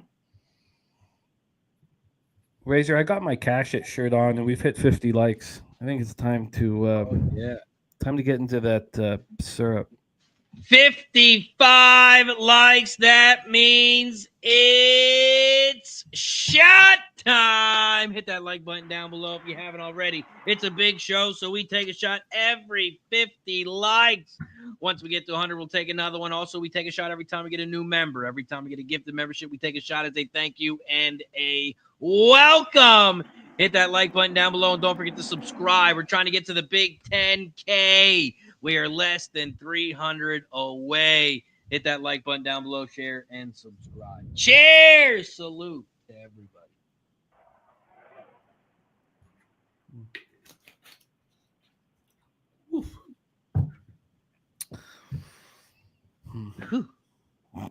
Let's go. Let's have a day. Newberry says, bet jockeys today, not horses. And it looks like we get to take another shot. Shout out to Cheech with the gifted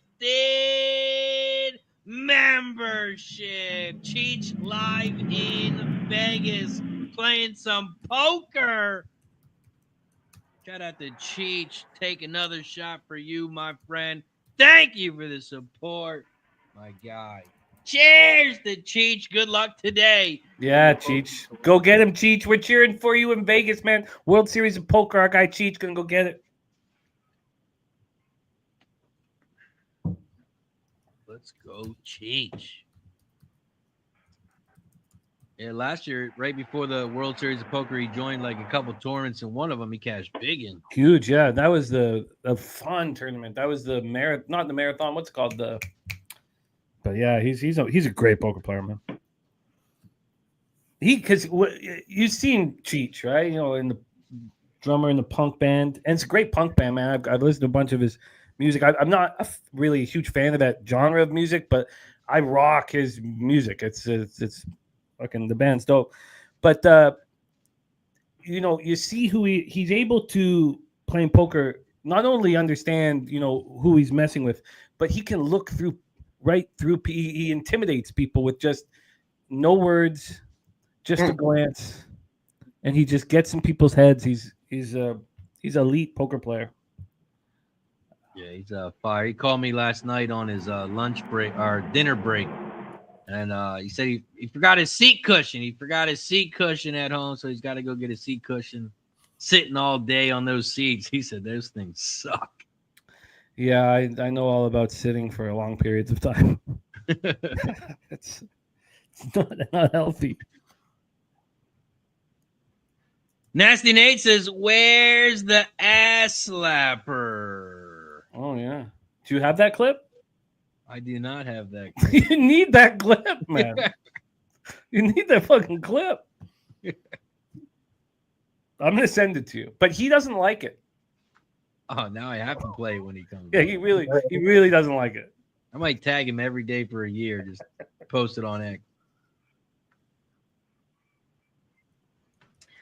We do have a couple other tracks getting ready to pop off here. We got Indy Race 3. I know JJ was handicapping Indy. Did you cap this one? What you got, Race 3, JJ?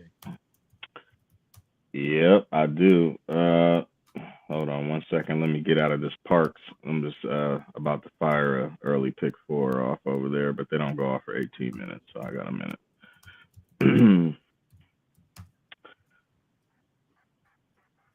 Okay, so this leg I have I'm gonna do a trifecta with the 4, 5, and 6.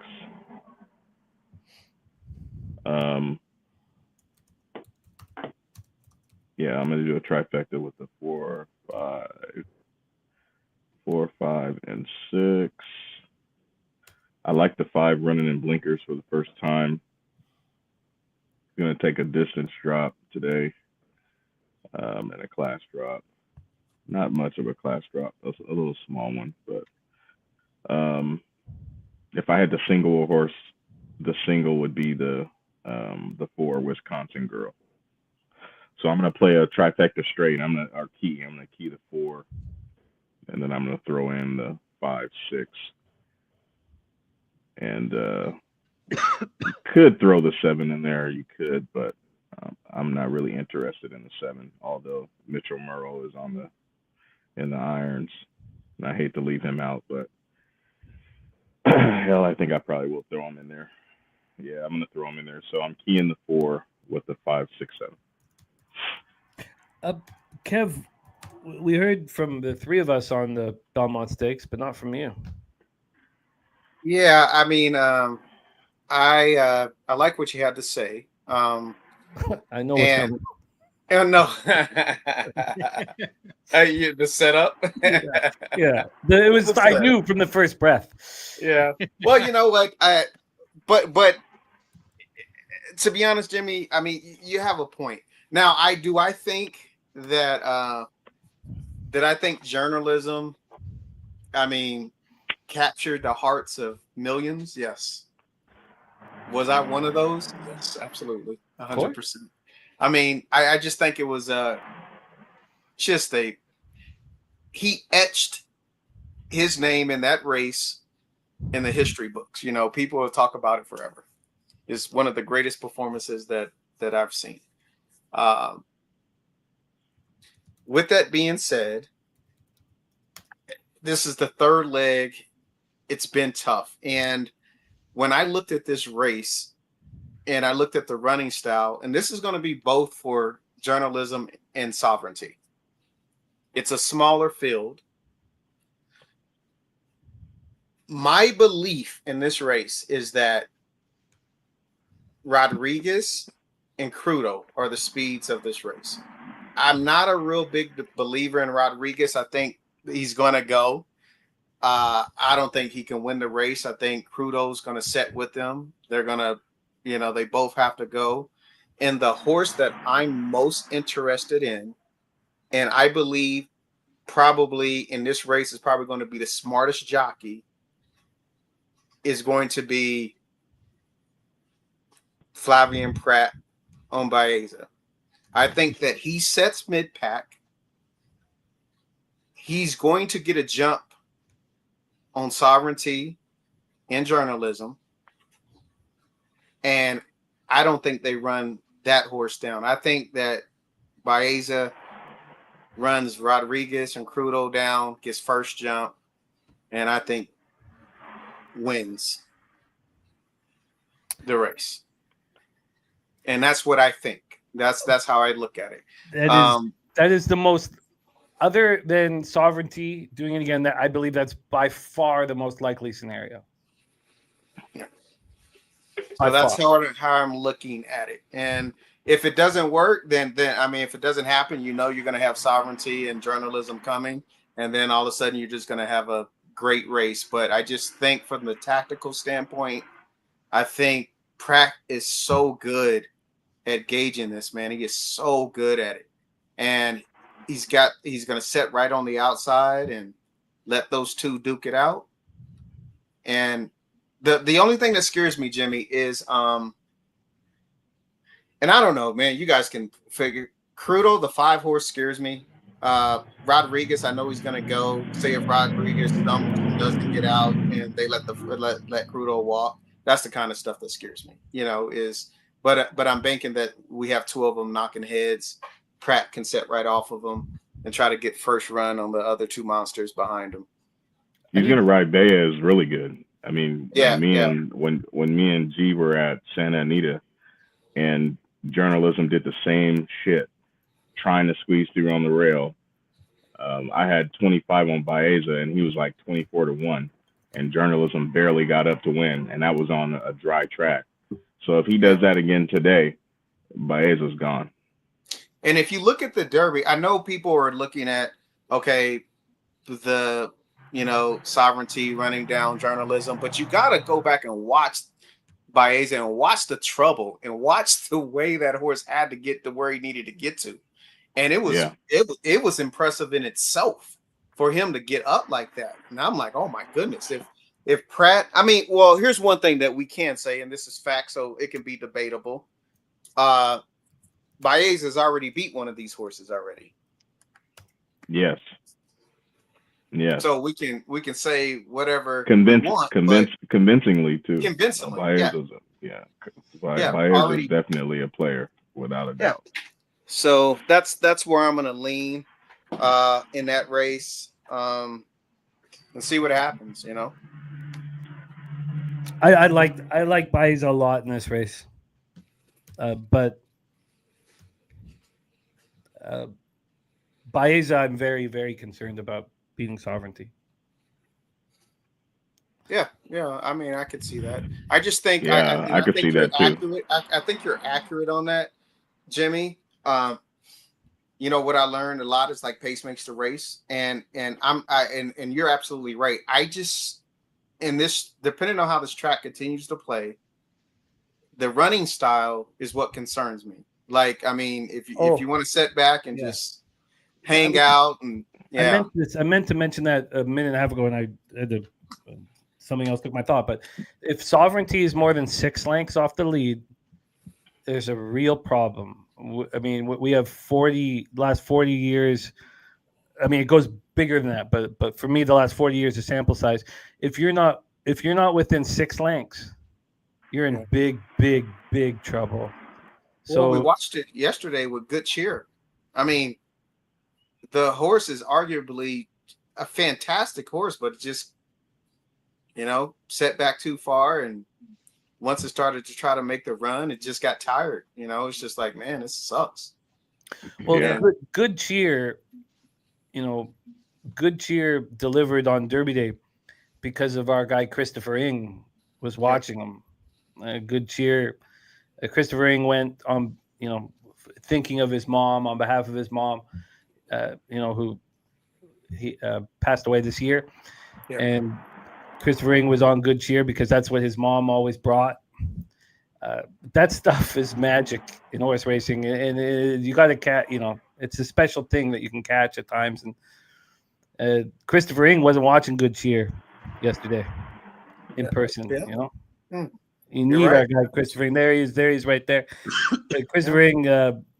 Christopher Ing's become a big part of, for at least for me with horse racing. Just he brings such a joy to horse racing. Christopher does, and he was there. He was live watching Good Cheer win for his mom. That shit. When that shit comes together, nothing stops that. Nothing stops that, man. Yeah, it's like what Brody's was that horse? Brody's Cause. Bro, yeah. But we were there, and that horse just got up at the. It was just, and he was there. Cody was there, and he died. What, the next day? Next day, yeah. You're right, Jimmy. I was like, how in the heck? And you can't really mess with that. It's just there's that's just the most special thing in the world. Yeah, but Christopher Ing, the positivity that he brings to all these shows, it I love being around it. I'm so thankful to be around it. We get so much more joy out of what we do because of cappers like Christopher. So shout out to my guy Christopher Ing in the chat. We have Belmont 29 minutes. We have Churchill. This is, thank God for booze. I haven't made a bet yet. But I do like hearing you guys' thoughts on this race. The test of a champion, it sucks that there are not more horses in it. But, we have some beauties today. Shout out to Fat Wally in the building over on Kick. Says, look at this group of Equinox capping pros. Bad night for me. Getting late start, getting coffee and donuts. Let's get that cash. That also reminds me, Jimmy, no, you don't have to be on Ninja StreamYard has recently added Kick, so you can now see the comments in the chat, so you don't have to be on Ninja anymore. Okay, everything is show the combined. races on Kick? No. Okay. I got a copyright. Okay. Oh, okay. Shit. I was trying to figure all that out. I'm a little behind on it. Because I know we didn't do it on Derby Day, and I forgot to ask. Yeah, Mr. Drew jumped into the chat and said hello to me. I'm the VP of RTN. How are you doing? Said screw you, Drew, and and then the rest is history. And then me and Drew been best friends ever since. and here we are. But shout out to Drew. Yeah, man. Man, hey, so Chris, yeah, that's a good comment. He's talking about the. Yeah, he's a good captain too, man. It's awesome, man. Going to be interesting race, but Price never won it, and hopefully he makes the most. Yeah, I agree. Hopefully. You know, I also have Delaware coming up. I did drop my bet in the chat. They're going to go off the same time as Saratoga, so I probably won't be able to call it. But I did drop my pick 3 in the chat. Do my pick 3s for $1. Cost me $27. 357 with the 256 with the 1, 2, 4. We've cashed 3 pick 5s in Delaware the past 2 days. We've been crushing Delaware Park. And it's been a good week. So Delaware Park, that's my pick 3 to start the day.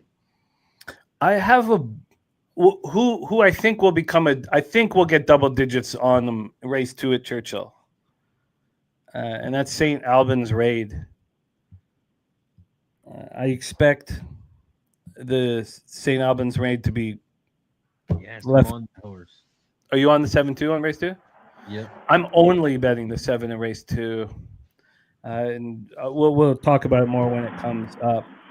Who do you have in race 1 here at Churchill? Churchill, I got the 2, 3, and 5. Okay, I'm only 5-6.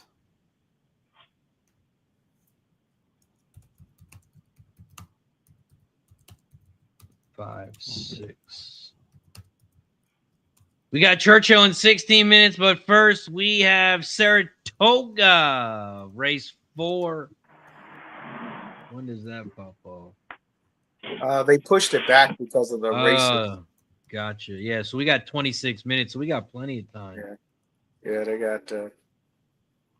We got Thistledowns in 1 minute. Shout out to Ixnizzle. Home of the land. Thistle.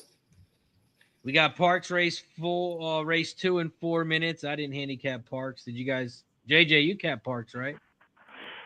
Yeah, I was looking at it. It's a little chalky in the beginning, so I'm gonna pass.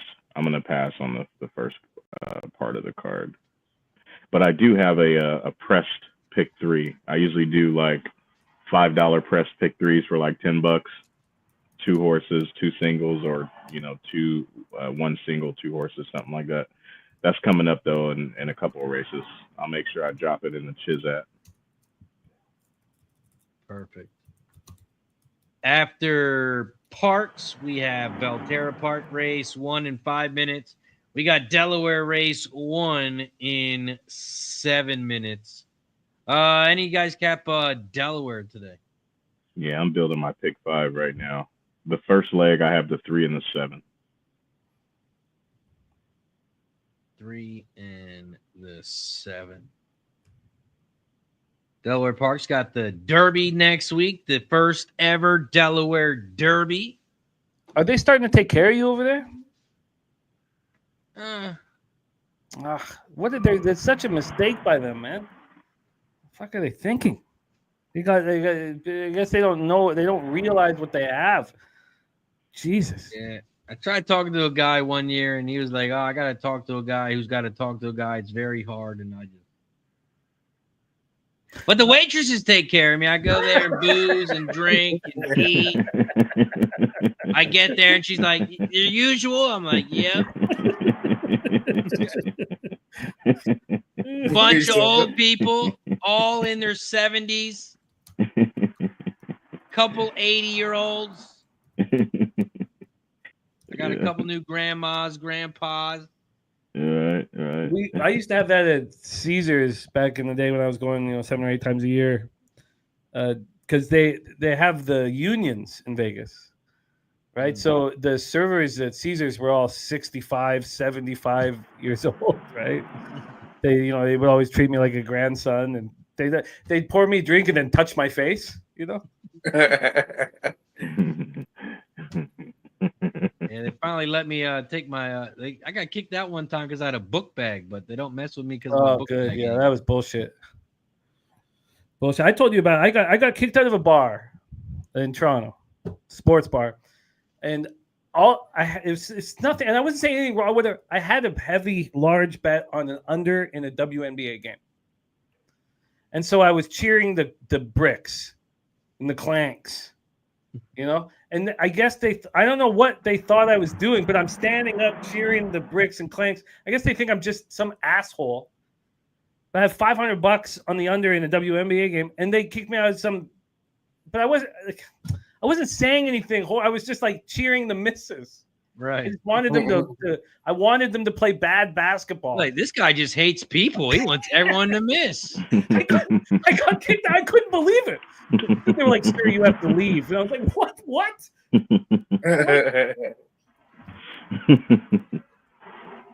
And it was a bunch of TV, like a sports bar? It was a sports bar. And they were like, "Sir, you have to leave."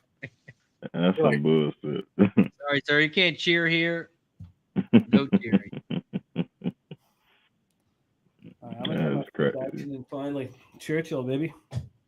Fat Wise got some Delaware Race 1 $5 exacta key. 3-7 over the $2-3-4-7 trifecta the box 2-3-4-7. Delaware Park Race 1, they're on the track. I told myself once they get on the track, I'd grab a beer. So that's what I'm going to do. And if you don't have a mini fridge next to you, I recommend it. Very convenient. Convenient. You don't even have to leave the stream.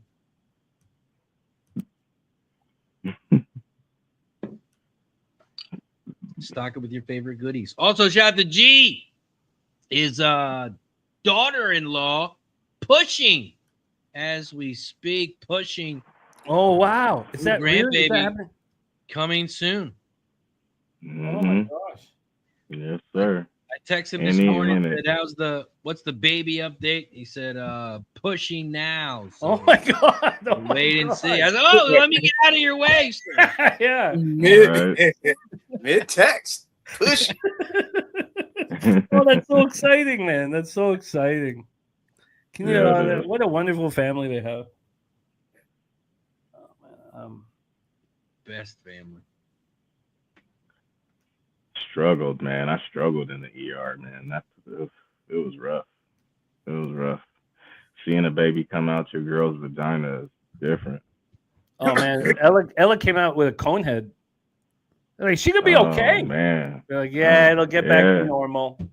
Let me take a quick pic. Yeah, it's scary, man. It's scary. Like, you ever watch a C-section, JJ? No. My lady is a pusher, so no. Epidural and pushing, but no, I haven't seen it. I ain't seen that yet, but I could only imagine. I think I watch enough gory movies, to know that shit look crazy. Yeah, we had one of each, one a pusher, one C-section. Bryson was doing backflips and he was turned the wrong way or something, so they had the. Oh my goodness! C-section. That was They got a little man out of there though. Man, oh God. Oh my goodness. Shout out to all the women. God. Hey, we call them. Yeah. That's their new nickname. We got a pusher and we got. He said, "No, I got me a pusher." He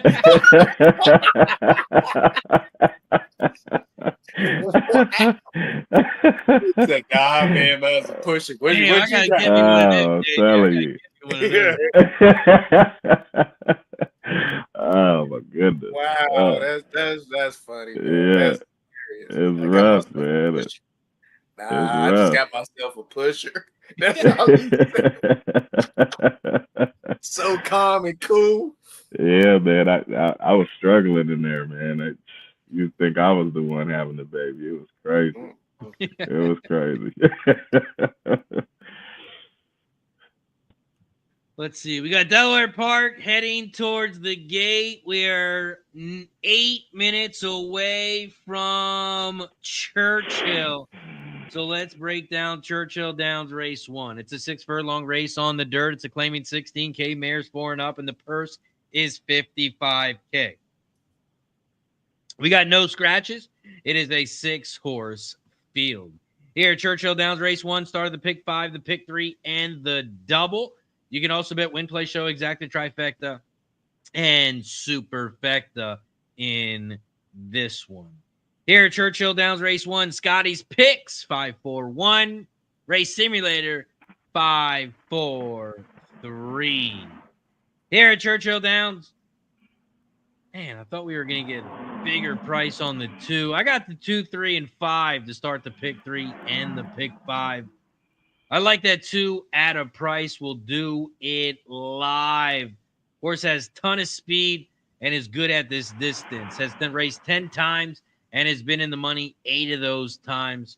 So I like the 2 at a price. I think it might get a bigger price as well. But to start the pick 3, the pick 5, I'm on the 2, 3, 5. I'm going to drop my pick 3 in the chat.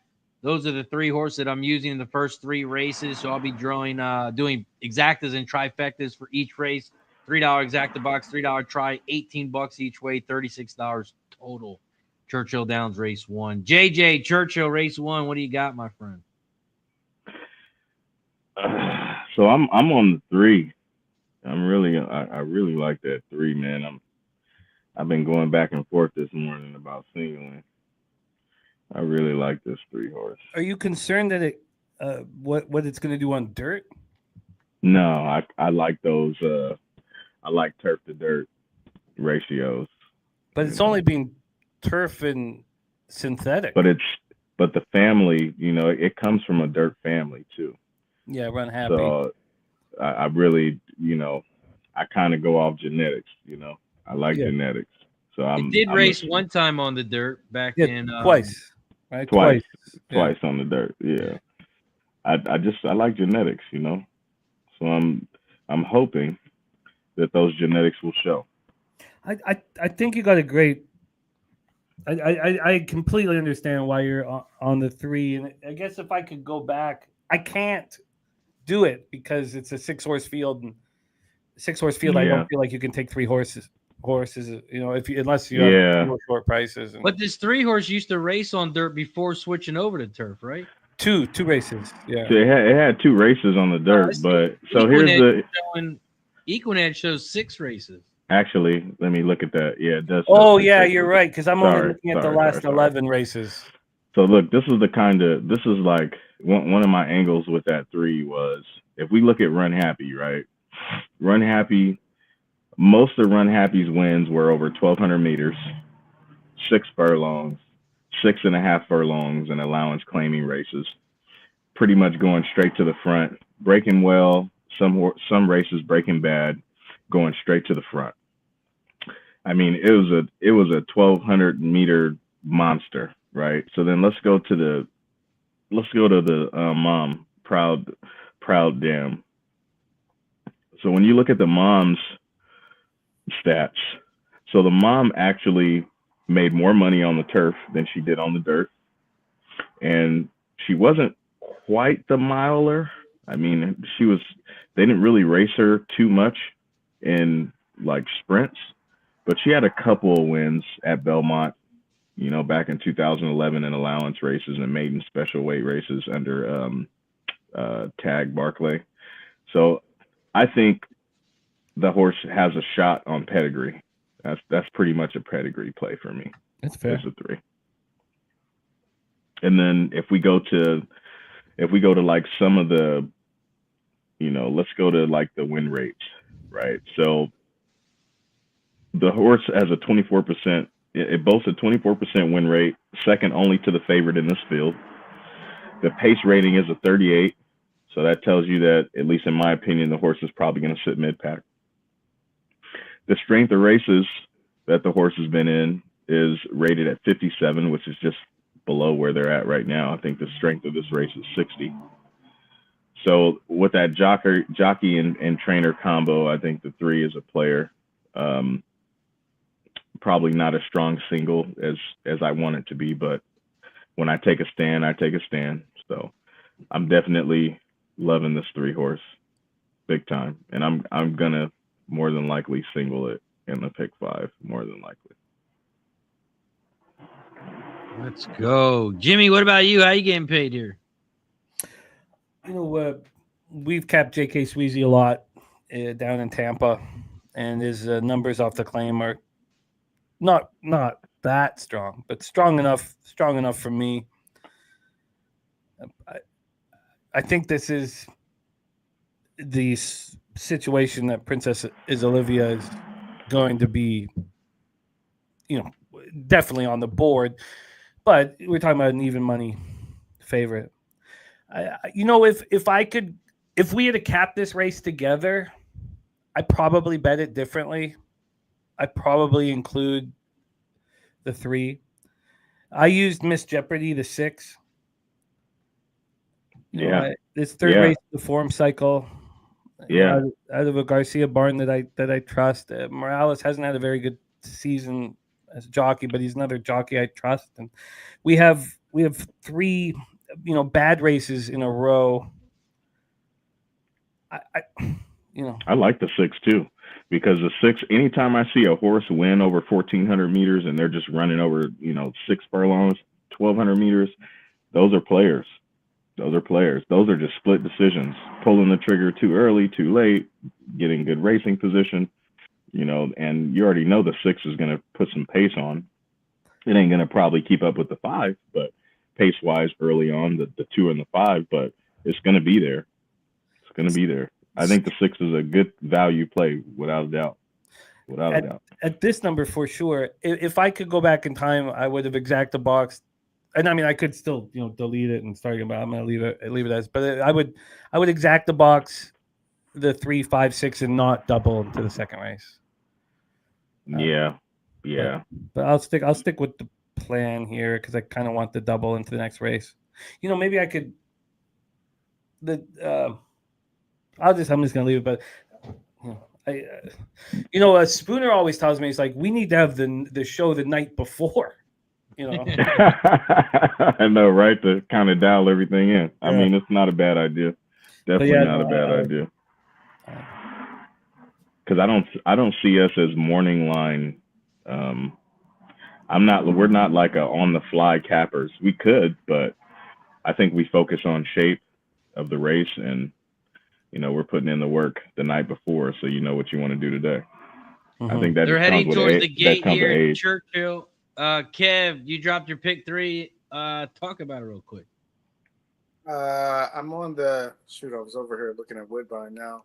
So I'm on the 2, 4, 5. I'm on the 2 horse. It looks like the 2 horse is probably the only pace in this race. Does it win? I'm not sure. But again, I'm always fearful of horses jumping out and walking the dog. So that's what I'm going to go with. I'm going to go with the speed. And then I like Princess Olivia to set right off of it and to come running. And I think the 4 will come as well with the 6. But I'm just going to use the 2 and then the 4 and the 5. 2 to go out front, the 5 to set off of it, and then the 4 and the 6, and whoever else wants to come, they can come join the party. Let's go. We'll do it live up to 8-1 on the 2. And it looks like they are loading up in the gate here at Churchill Downs, race 1. Good luck to everyone. Looks like a little trouble with the 3. Just before they pop off, Kev, I would like to cut the 1 gun court in race 1 at Woodbine. Never run on grass. I would like to cut gun court. Can you let me know after the race is over if you think that's a good? Thank you. Churchill Downs race 1 off and racing here at Churchill, home of security guard Dennis Trusty. The 2 is out front. We'll do it live at 13-1. The 5 Princess is Olivia is in second on the outside at 7-5. In third, about a length and a half back on the outside, Miss Jeopardy. The 6 at 5-1 is in third on the outside as they hit the quarter pole in 22.11. Here comes the 3, Tinky Avario. On the far outside, your 6-5 favorite now in second. On the far outside, 6 Miss Jeopardy down the center leads the way. The 5 Princesses Olivia in third. Around the far turn they go. They hit the half in 45.34. That 3 has so much horse. Leads the way. Tinky is out front. Tinky Avario at 6-5. Oh, that's the a 5 favorite. is in Dude, second. The 2's trying to hold on for third, but here comes the 1, and it's a 3-5-1-2. They hammered him at the. Hammered him. That's the biggest problem with horse racing right now. They knew. Yeah. Tinky gets it done. Single moving on. All right. This made pack and roll by tire horses. Nice call on the 3. Thank you. Single moving on, man. That pedigree was just reaching out to me. JJ. I just kept hearing it last night. JJ. Beautiful move. Man, I wish I could get some voices in my head like that. And just Yeah. I kept looking at Run Happy, and I'm like, what am I looking at this so long for? It's so clear. This horse is a superior 1,200 meter horse, and the mom was just all right, but superior. He looked like a fucking 4-year-old against a 2-year-old. I mean, he looked so much bigger and stronger going down the lane. Yeah, he was bigger too. Now, he did have that size on him. Oh, so much bigger. But I mean, in the end, you know, it was 5-2 going into the gate. It was 6-5 is your favorite leaving the gate. Yeah. So I mean, the 3-5 exacta pace squat. The only way to succeed in that race was singling the 3, and that's exactly what he did. Yeah, that's it. Just to move on, at least. Still got deeper waters to swim through. John, you can say study long, study wrong. The opposite. We studied together for 4 minutes, and I understood that I made a mistake. You're not studying long enough, I think, John, is the... Hey, I was going to say the same thing, Jimmy. I don't know. That's one saying that I don't identify with at all. I don't think you can study too long. You study as long as you need to. There's no paralysis by overanalysis. There's none of that. Study as long as you fucking can. It's exactly. Your only chance. Exactly. I'm with that. I'm studying until my head hurts. I'm 100% with that. Sometimes I'll even just take a break from that race and come back to it. Go cap another race and come back. So smart. Yeah. It's such a good. I don't have enough time. Time is always the issue, but that's a brilliant thing to say, Razor. If you write some notes down and then just, you know what, if you just move on to a different race and then come back fresh, or even take a break, you know, eat a sandwich.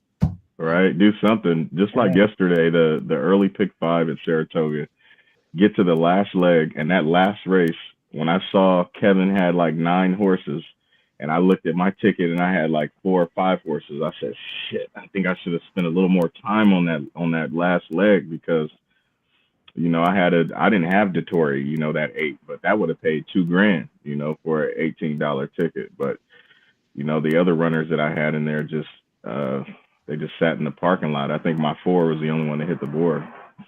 Let's head up to Highway 427 and Rexdale Boulevard here, man. God, I'm so excited to cap Woodbine today. And I'm pissed. I should have looked at the weather more. I didn't cap Woodbine because yesterday wasted my fucking time capping. Yeah. They even canceled the trotters later. You know, I was like, damn. But they didn't call it until like an hour before. Like it was last minute. And a half at max. They're like, oh, So you just knew the air quality wasn't good? Like, come on, you knew this. Right, man.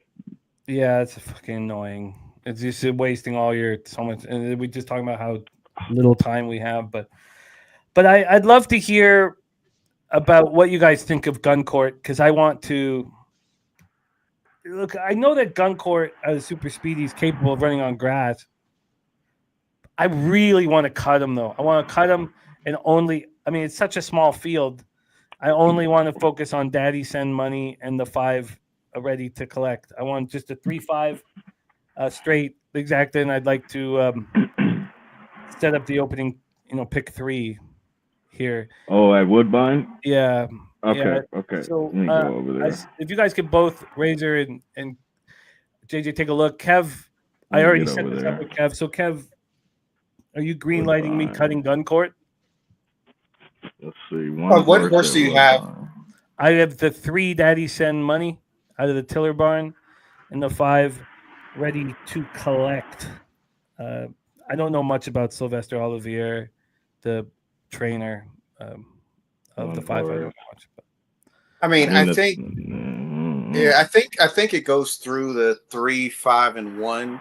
To be honest, yeah. I don't. One horse has a great win percentage too. I know got some decent pace.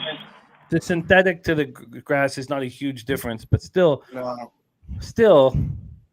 think it feels like the 1 is the upset here. I mean, I like the 1. Let me see why. Let me tell you why I like the 1. I actually like the 1, Jimmy.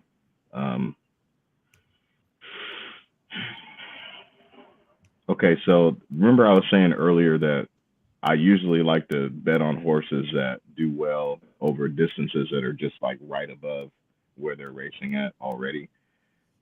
If you go back on that 1 horse, if you go to its 3rd start back December 2nd, 2023, I know it's a long way to go, but just hear me out.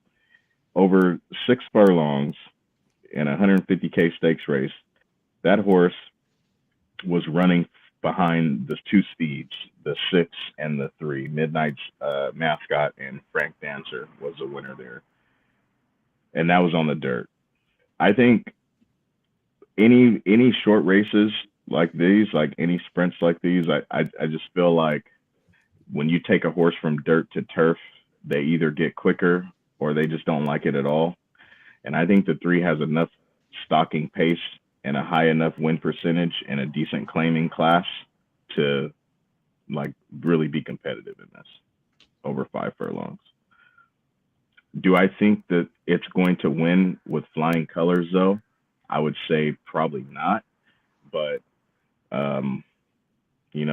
I think a lot of people are going to bet the 3 because of the class and because of the speed and the races it's already been on, and it's already raced on the turf. It's already kind of proven in this area. But if I were you, I would not leave the 1 off my ticket, even if it costs you a few dollars more. I think the 1 is going to give a good competitive effort. I really do, because I don't see anybody jumping off the page and just running a 21 or a 22 quarter and just walking on them. I don't see that in this field. I mean, that Clarendon that you talked, I hear what you're saying. I'm trying to figure it all out. But the Clarendon Stakes, 22-2 quarter, 45-1 half. Yeah. Perfectly set up for closers, and he still couldn't close. Now I know that's much better horses than we're dealing with now. Yeah, for sure. That was another thing I was going to tell you. That's a different class of horses, and then the 1 is not truly a closer. The 1 is, even though it's kind of rated like that, like it looks like that, I think the 1 horse is more of a stalker than a deep closer. I learned this from Kevin like about 2 weeks ago. He was kind of breaking down how he feels about like mid-pack runners and stalkers. And I always had the impression over the last 5 or 6 years that a mid-pack runner is still a closer.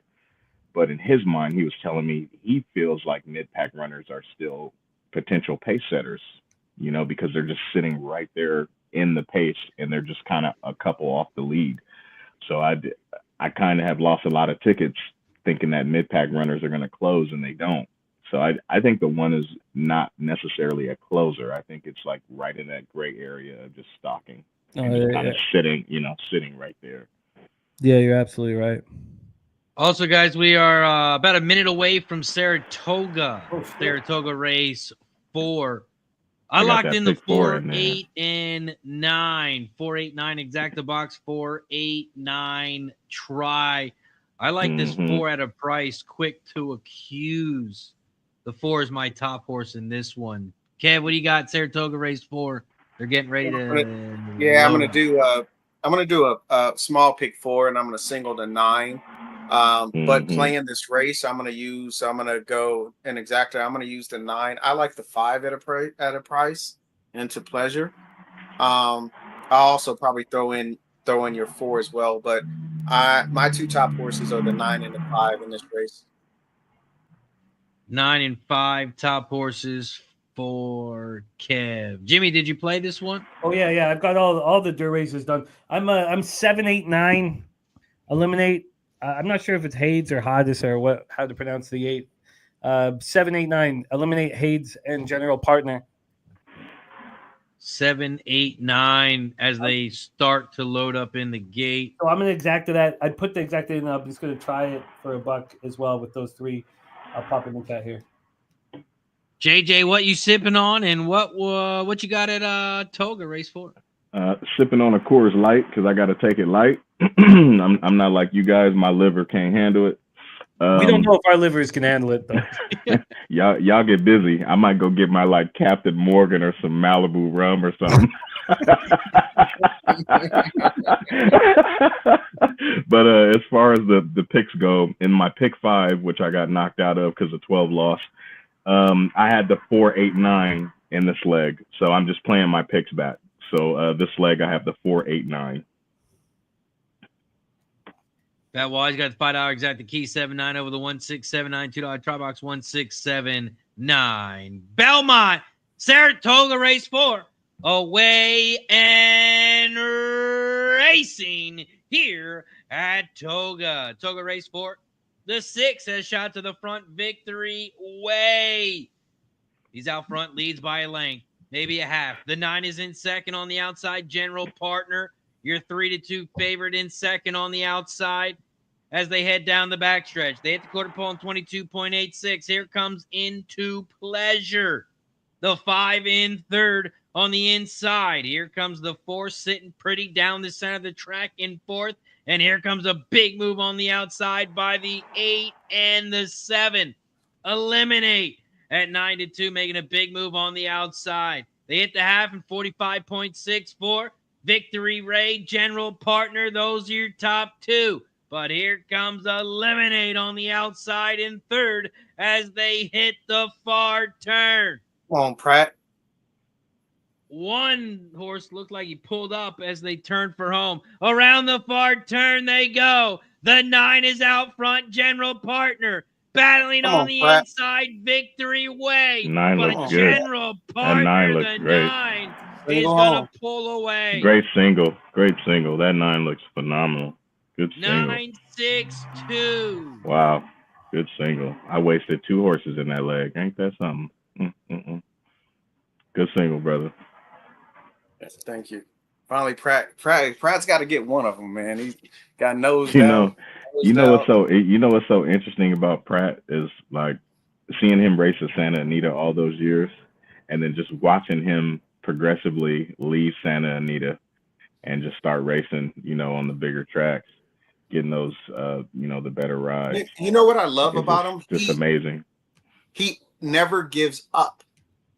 No, he just keeps he doesn't. riding. And so, you know what, Jimmy, on that first race at Woodbine, the only other horse that I would, and this it's probably irrelevant to be honest with you, but because this horse is coming off a layoff, this horse is fresh. It does have a pace presence as that 4, which I'm just throwing that out as I was just looking at it when I was watching this race. So field hockey.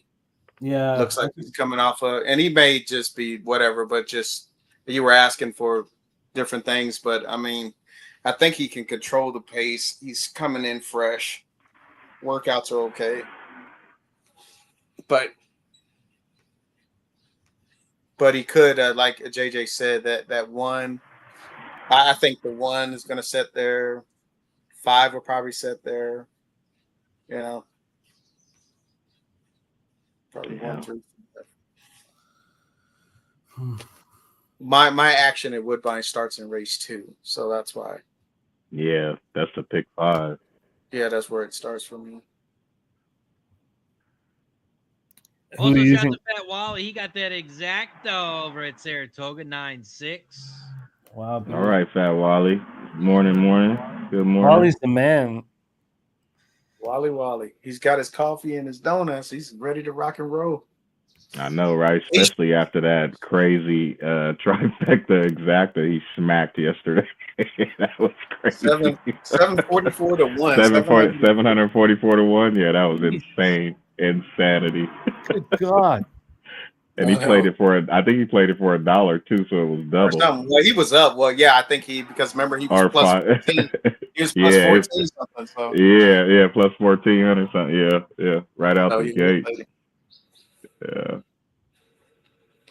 And did he leave after that? Did he say, "Okay, I'm gone"? Go. I think he was going after that because I know he plays those $5 try boxes, you know. So yeah, he was out of here. I think that's what $60 for the try or whatever. Yeah, he was gone. He said, "Yeah, Sizzler." That's what he said, Sizzler. Yeah, he was out of there. He said, "I'm about to go eat some Sizzler." Such a great place, man. I love Sizzler. One of my favorite places. The snack bar is incredible. Love that place. Yeah, I just had to DoorDash me some food before I pass out from all these drinks. That's why Jimmy ate a sandwich before, remember? Yeah. Like, hey, you gonna be? Yeah, you going hard?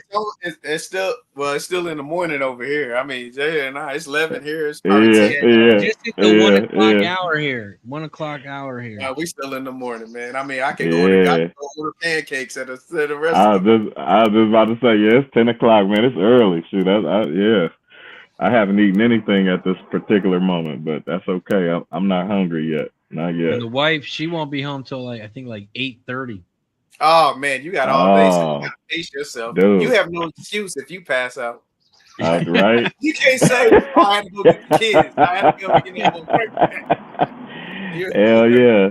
You ain't man, my wife and son, they just left the IKEA in West Covina, so they're gonna be gone probably, for another 6 or 7 hours, somewhere in that ballpark. So oh my goodness, man.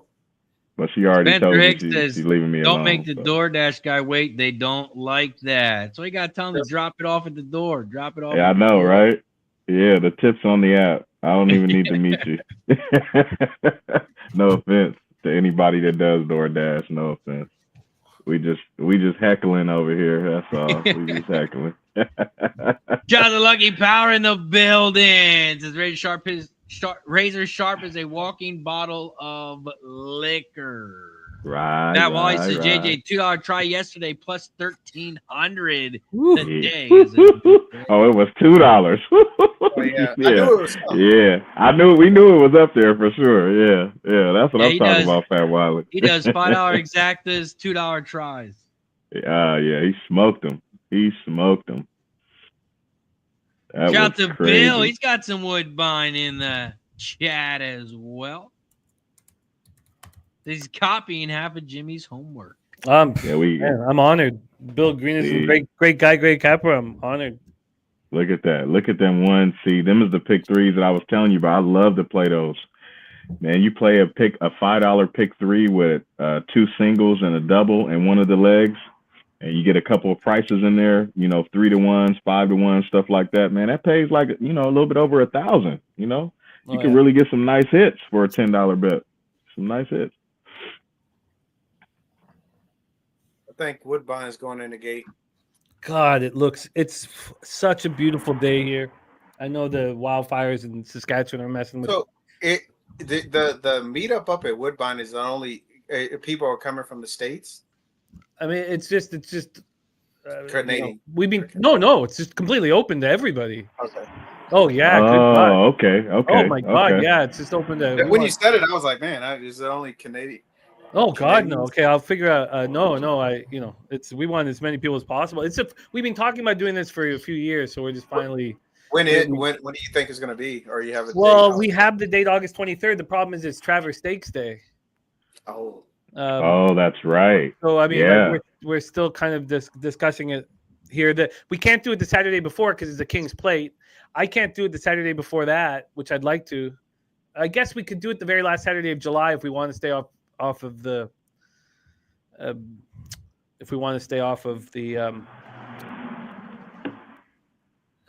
Traverse Day. Our guy, the nuke worker, because we have a hotel now that looks out of the track. I'll continue this after this race. Razor, take us home.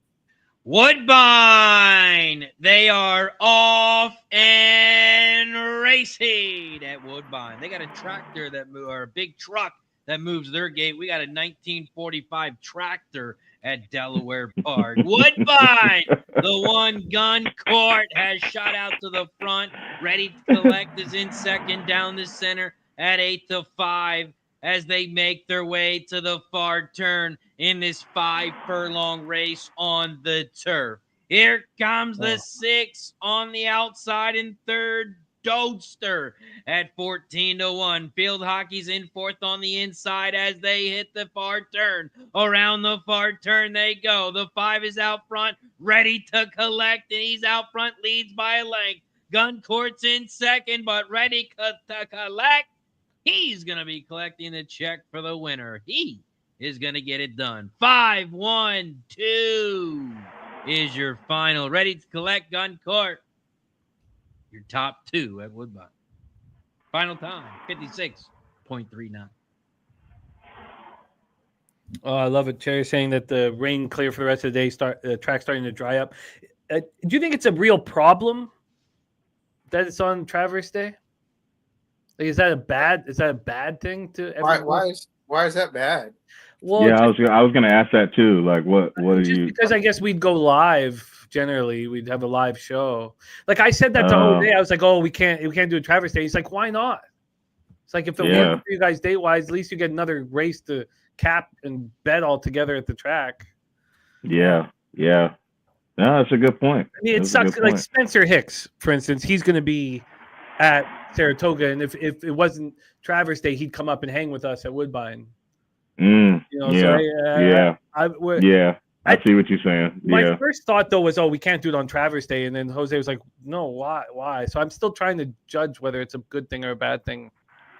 Yeah. And what was that date? August 23rd, Saturday, August 23rd.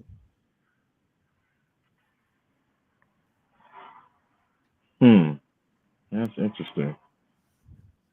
It's such a wonderful track, unless you have children. I mean, there's nothing for kids. Like they don't care. They couldn't give a fuck about kids. Unlike tracks that sucks. Yeah, I think it's a real problem. Look, it's great for when we have a meetup, but my son Carter, he's the next breed of thoroughbred captain. Horse races. Yeah, but if there's no playground or something for him to do, he's 4 years old. He's not going to go hammer 10 races with pops. He needs to be able to play a little bit. And if you don't cater to the young minds, then who, this is this sport is dying right now. Yeah.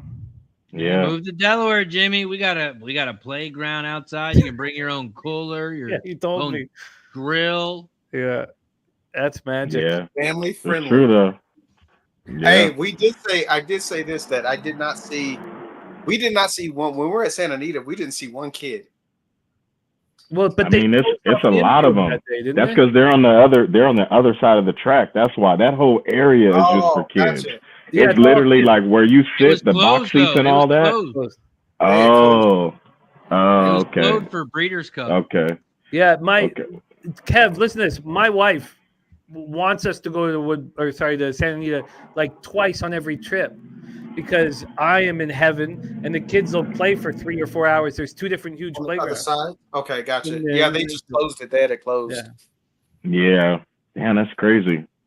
I mean, most of the time it's open, but I mean, maybe they think you're not good. I mean, how many kids want to go to the big Breeders' Cup where it costs money to get in? I mean, maybe you just want to hang out with your buddies, your pals, bring your dad.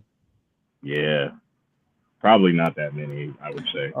We should stop. We should stop, fellas, for a second. Our friend Lucky Power, who we've had the pleasure of capping with for a long time, great friend of both Razor's channel and pub, and says lost a friend yesterday, shot and killed on duty 2 days ago in Chicago.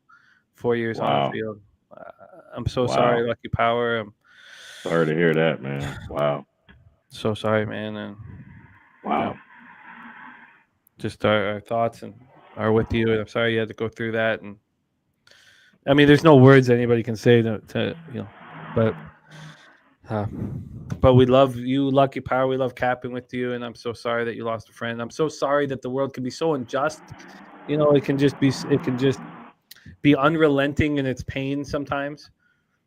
But you know, for me, I have not had to go through too much horrifying shit.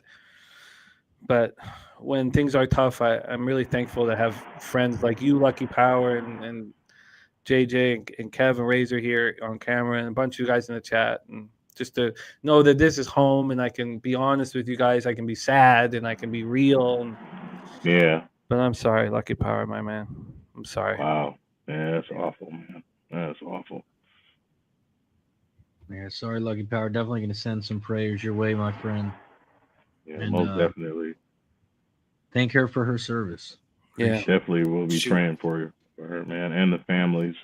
Yeah, you think and about we're not just, authenticity, and like you can literally be who you are. You know, you can share. I mean, the ups and downs. I mean, well, in what we do, there's so many ups and downs, and we express our emotions, and I mean, there's no cover up. You know, I mean. You know, when you're having a tough time and you're not winning, I mean, we know our families, we know I mean, it's just such an authentic group, and it's hard to find that, you know, amongst people, just to be purely authentic and not try to be something you're not, because it's hard for us to hide that. Yeah. You know, so. Oh, well put. Man, we're gonna be praying for her, man. I know she was family to you, so when we say we're gonna pray for her, we really mean it, you know. Don't worry, we'll definitely lift her up. That's wow. My dad was a cop, man, for 25 years and an MP in the military. So I understand. The days wondering if he was gonna come home, you know. Yeah, it's tough. Yeah.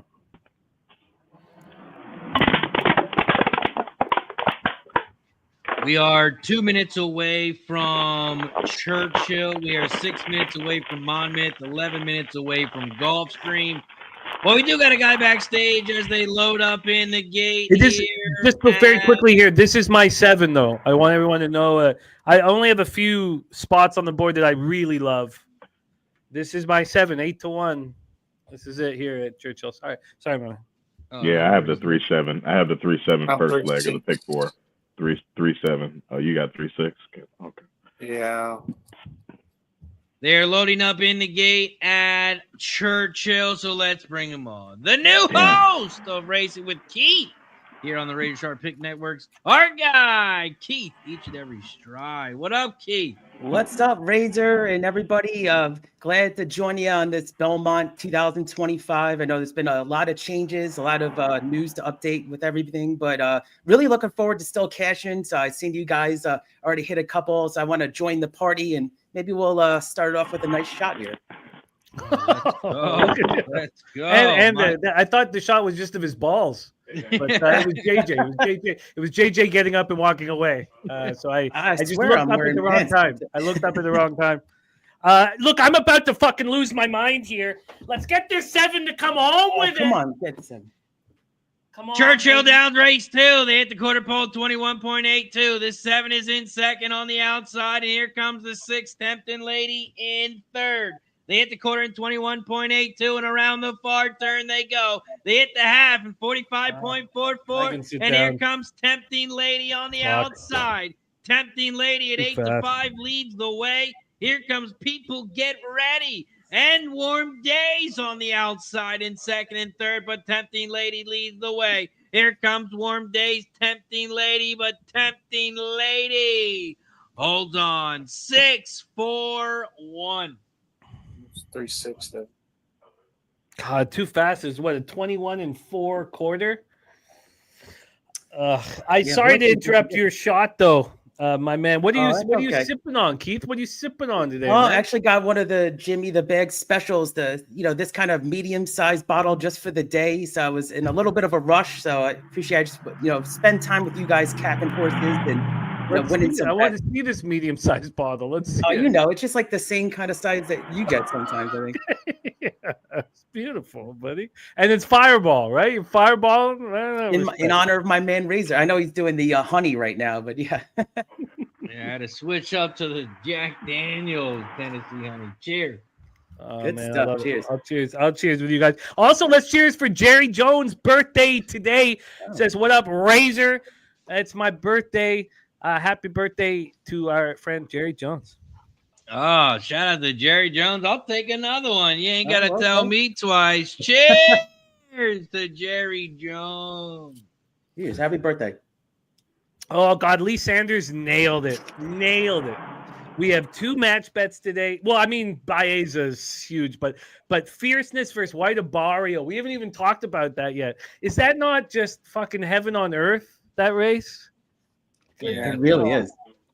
Good God. How do you bet against Fierceness at the spa? You don't, right? But the slop now, Jimmy, right? That kind of throws a wrench into it a little bit. Not if it dries up. No more rain rest of the day. Good. So how much will it dry up? I need to hear from you guys. Razor, White Abario, Fierceness, what side are you on? Well, for me, it's a 2-horse race, so I'm playing the pick 3s and all the is that the start of the pick? Oh, wait, it's going to be all mixed up now, right? Yeah. It's supposed to be the part of the pick 6, but I don't know if it will be. But it was a 2-horse race for me. I was just using those 2.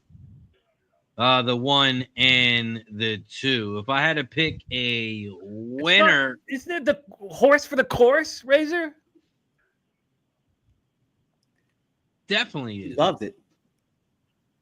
And that's why I think it's just the 1 and the 2. I mean, the Fierceness is amazing at Saratoga. Take a But I think White Abario on the wet, it's going to be a little wet. Is that the evener? Is that what you're saying? Yeah, I think the wet helps White Abario. I love White Abario, but I don't know.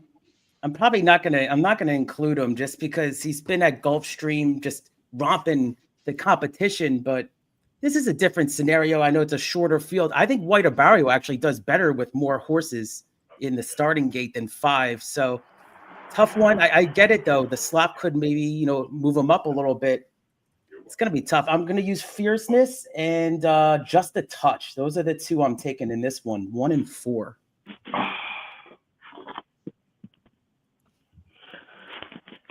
All right. Okay, what I miss? Who won the JJ, Churchill? what do you think about Saratoga Race 8, the Fierceness race? Oh, Fierceness. I love Fierceness. Who won at Churchill? Real quick. Race 5. The 6. Oh, of course, the 6-1. Because Kevin had the 6 and I didn't. Of course. Of course. Who came in second? The 3 or the 7? 4. Oh, wow. Okay, so I was off by a mile there. Okay. 6-4-1-5-3. 6-4-1. Wow. Yeah, I wasn't even in the ballpark. Okay. Let me go to race. You said what race was that with Fierceness? I think that was race 8. Is that what you said? Yeah, Toga Race 8.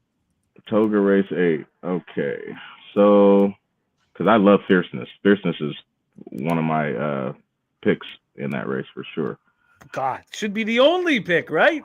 Are you concerned about the footing? Are you concerned about the footing? No.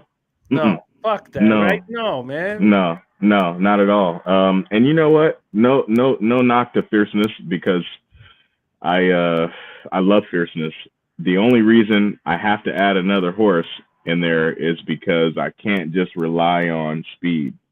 I know speed it kills. I get that, but I have to have for these multi wagers, these pick fives and pick fours, these horizontals. I mean, you know, I can't just, unless it's an overwhelming single, but I don't think Fierceness is overwhelmingly a single, but let me tell you why. So let me pull up my picks here real quick. Boop, boop, boop, boop, boop. Okay. Saratoga, scroll down to race 8. Okay. So this is my angle. I think, obviously, we know Fierceness is going to come late, or, you know, kind of sit close to the pace, and probably will go on with it, right? White Barrio, I was never really a fan of that horse, and then all of a sudden when Irad started winning on that horse, I had to really like pay attention. I have to give a chance to Raging Torrent.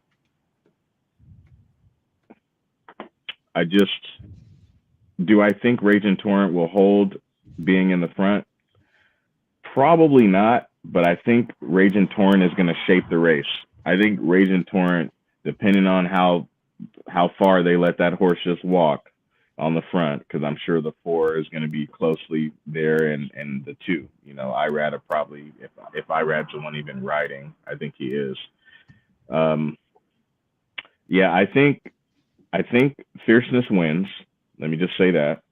But just to add another horse to the plot, I would be adding that 5, Raging Torrent. I think we get a good price on that horse. And, you know, sometimes when horses get on the front, especially when it's sloppy like this, sometimes they don't get caught, no matter how good the horse is. So it's a very interesting call. What leans you towards Raging Torrent over Just a Touch? So let's go to let's bring up Raging Torrent really quick so I can show you guys some numbers that I like. So Raging Torrent over 8 furlongs doesn't have the highest GSR rating. He's rated a 48 on a wet track. I know the 4 horse is definitely rated, you know, much higher. I think what I like, I do like Justify in the 4 for sure. But what I like is I like the sire on Raging Torrent. I'm just a big fan of the sire, man. Maximus Mischief. It was a lightly raced horse, but I really liked the efforts that it was in. The last couple of G2s that it was in, they were not like overwhelmingly, oh my God, but in the G2, the grade 2 race, Remsen at Aqueduct, 2-year-old race, you know, the horse broke second and just kind of sat off the pace and won by 2. And then after that, in the Holy Bull, in the 3-year-old race, the horse broke second in a 9-runner field and just kind of sat, you know, second the whole time and just kind of got mowed by, you know, a couple of horses late. And then if you go to the Mom, Violent Wave, the Mom is, you know, I would say it looks trash on paper because she's only racing in, you know, 6.5 furlong races and all of that. But she has one race that was catching to me, which was a 7 furlong race. And it was an acclaiming race. But I just think that the 5 horse doesn't have like the biggest edge pedigree wise, but I'd like the pedigree that I see there. And I also like Frankie Dettori on a front runner in the slop. Doug O'Neill, another thing, you know, I think he's like 15%, which isn't like super crazy, but first race back, he's 13% out of 202 starts. So, you know, I like him off the layoff, and that's probably my angle with the 5 to try to beat the 1. But I do think the 1 is superior for sure. But just to add a price in there, I would like to add the 5 over the 4.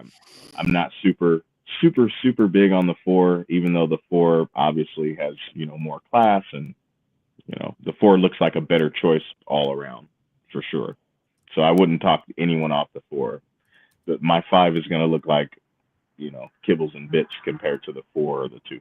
That's for sure. But I definitely It's interesting. I like prices. Race, right? Yeah. Yeah, it's a great race for 5 horses at least. Yeah. Gotta give a most shout out to definitely. Don Johnson with the gifted membership. Shout out to Don Johnson. He knows every time we get a new member, every time we get a gifted membership, we take a shot as a thank you and a welcome. Thank you for the gifted sub. Welcome to the Cash It Club, Cody. Appreciate the support, my friend. Shout out to Don Johnson. Cheers to everybody. Cheers. And now let me add something too here. So, Fierceness and White Barrio, right? They're rated in the 80s on a wet track.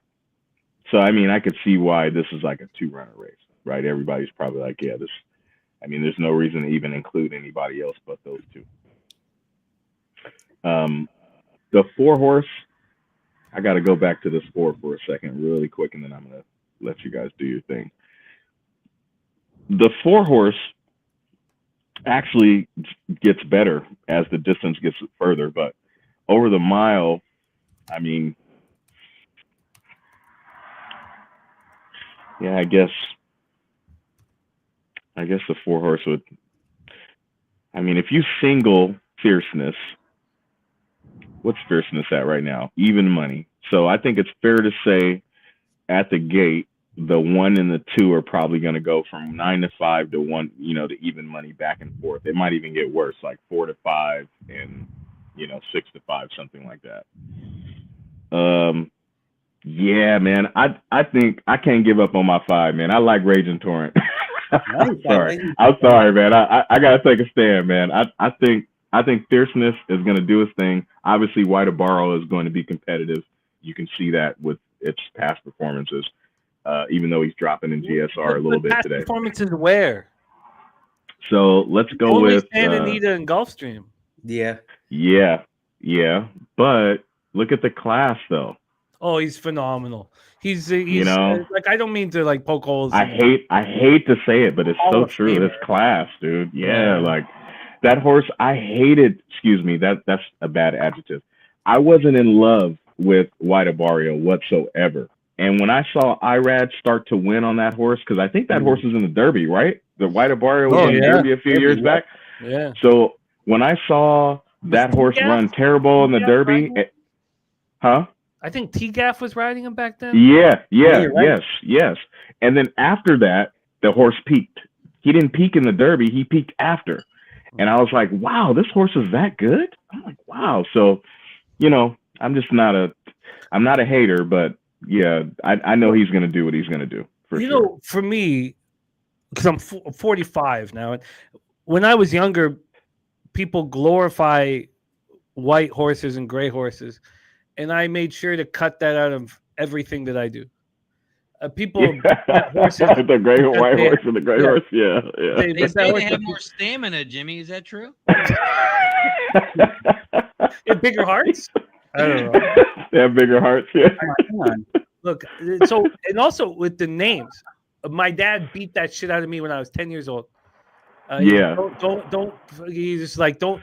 Like the way I can remember the way he looked at me when I said, "Oh, but this," I remember it was a name, it was a horse's name, and he just looked at me and I took the mental note to never talk about a horse's name again. I was maybe 8 or 9 years old. He gave me a look. He didn't respond. He just gave me a look, and I never, I knocked that out early. But I had friends, in high school who would bet the gray horse every time they saw, every time there was gray, bet the gray horse, and their ROI was better than mine. Yeah, it happened. Yeah, racing luck. White Barrio is stamina, Jim. Just imagine if you had more stamina in the bedroom. How much better would you be? Oh my goodness! God, yeah, I feel like you got to run an ad now. This is sponsored by Viagra or something. Blue Chew. It's Blue Chew nowadays. Blue Chew. Is that what they call it now? Oh man, yeah. Still, I'll never get over. I don't know why I take such offense to bastardizing our language, but fucking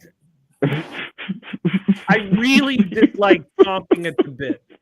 I dislike it so much. Yeah. I hate it so much. It's not your language to create. Nobody gives. What fucking right do you have? Because chomping at the bit makes sense to you? Is that why? So you want to change our fucking? It's champing at the bit. It's always been that, Yeah. And these fucking. It bothers me so much when people. Obviously, I'm drunk now. If I'm talking about it, I'm drunk now. But it does fucking bother me. This is not your fucking language. Oh, it makes sense to you because the bit is in the horse's mouth and you chomp on it. What right do you have to change our fucking language?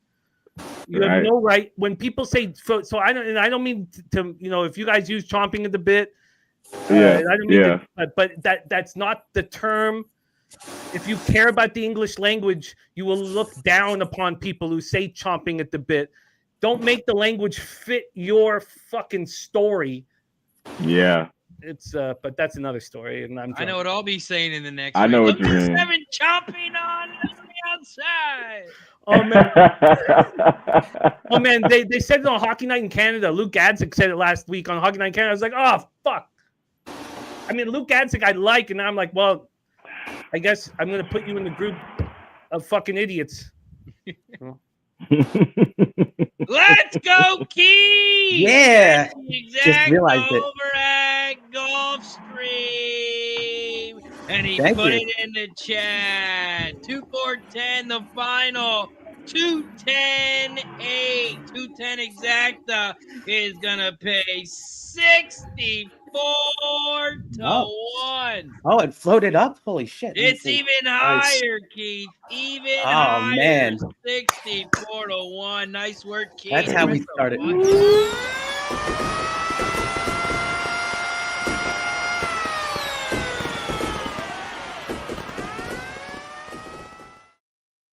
Let's get it. Ooh, Keith, that's what I'm talking about. Love it. Yes, sir. Yeah, 5-7 over 7-1. Race 2 at Woodbine. They're loading. Man, I'm trying to get this pick 5 in, but I need a single. I think the 7 is probably my single race 6. But this, I didn't handicap Woodbine because of the air quality thing. I just didn't want to kind of factor that into my handicap, and I said no. Maybe if I see a live, it's all made up. It's all pretend.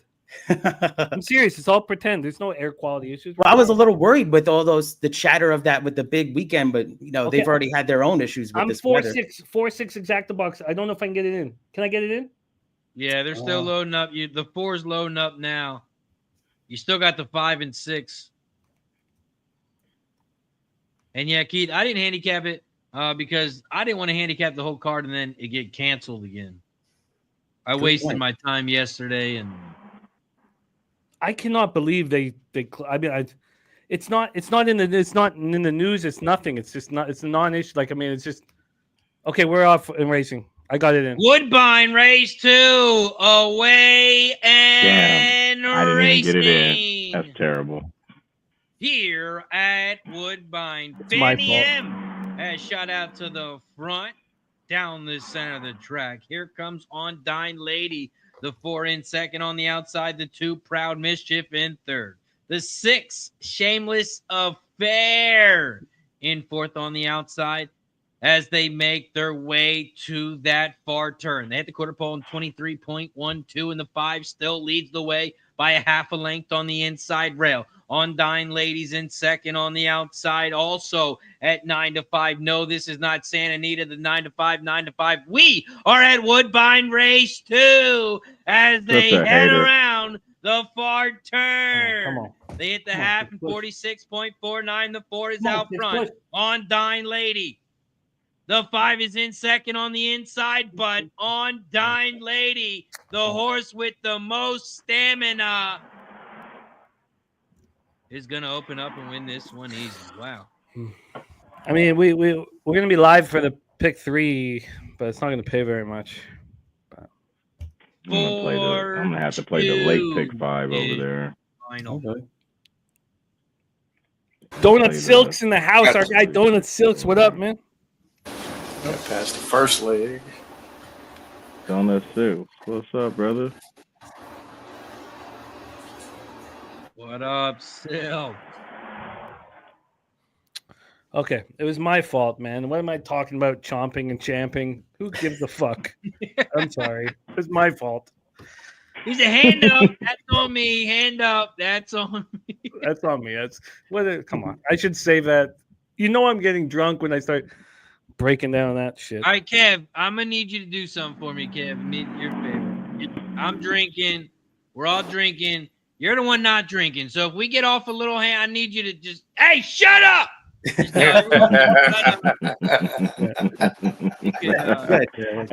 I don't know if you constitute this drinking, man. It's Coors Light. It's water, basically. No, that counts. It counts. You're one of us, JJ. You know, my dad actually had a friend that said they had a group of friends that was their off day of drinking. We're just drinking Coors Light today. That's what he said. I'm telling you, man. It's easy pickings, man. It go down easy. It goes down easy. They called it. I actually don't mind it, but they called it what? Dirty dishwater. I love that one. You gotta make it fun, JJ. You gotta drink one every race. See how many you can drink. You gotta make it. Oh no, man. I'm not a drinker, man. I might lose some follows because of that. I'm not a drinker at all. I'm sober as a whistle, man. I might get a phone call and have to jump off this show right now. See y'all later. I got to be ready to make the real money. I can't make the kind of money you make, Razor, on this racing stuff. So I beg to differ. I seen your tickets on X. I seen some of those tickets. Yeah, we've seen them. We've seen them. Yeah, sometimes he's wrong, but most of the time he's right. Most of the time. And when he's right, it's a banger. Oh my god! Yeah, he ain't playing chalk prices either. Man. I need y'all opinions. I always need y'all opinions, man. But you're right. I do look for prices. I do. Oh yeah. So. Well, speaking of prices, let's get into Churchill Downs. There's not many prices in this one, but let's see if we can get paid. Churchill Downs Race 3. It's a 7.5 furlong race on the dirt.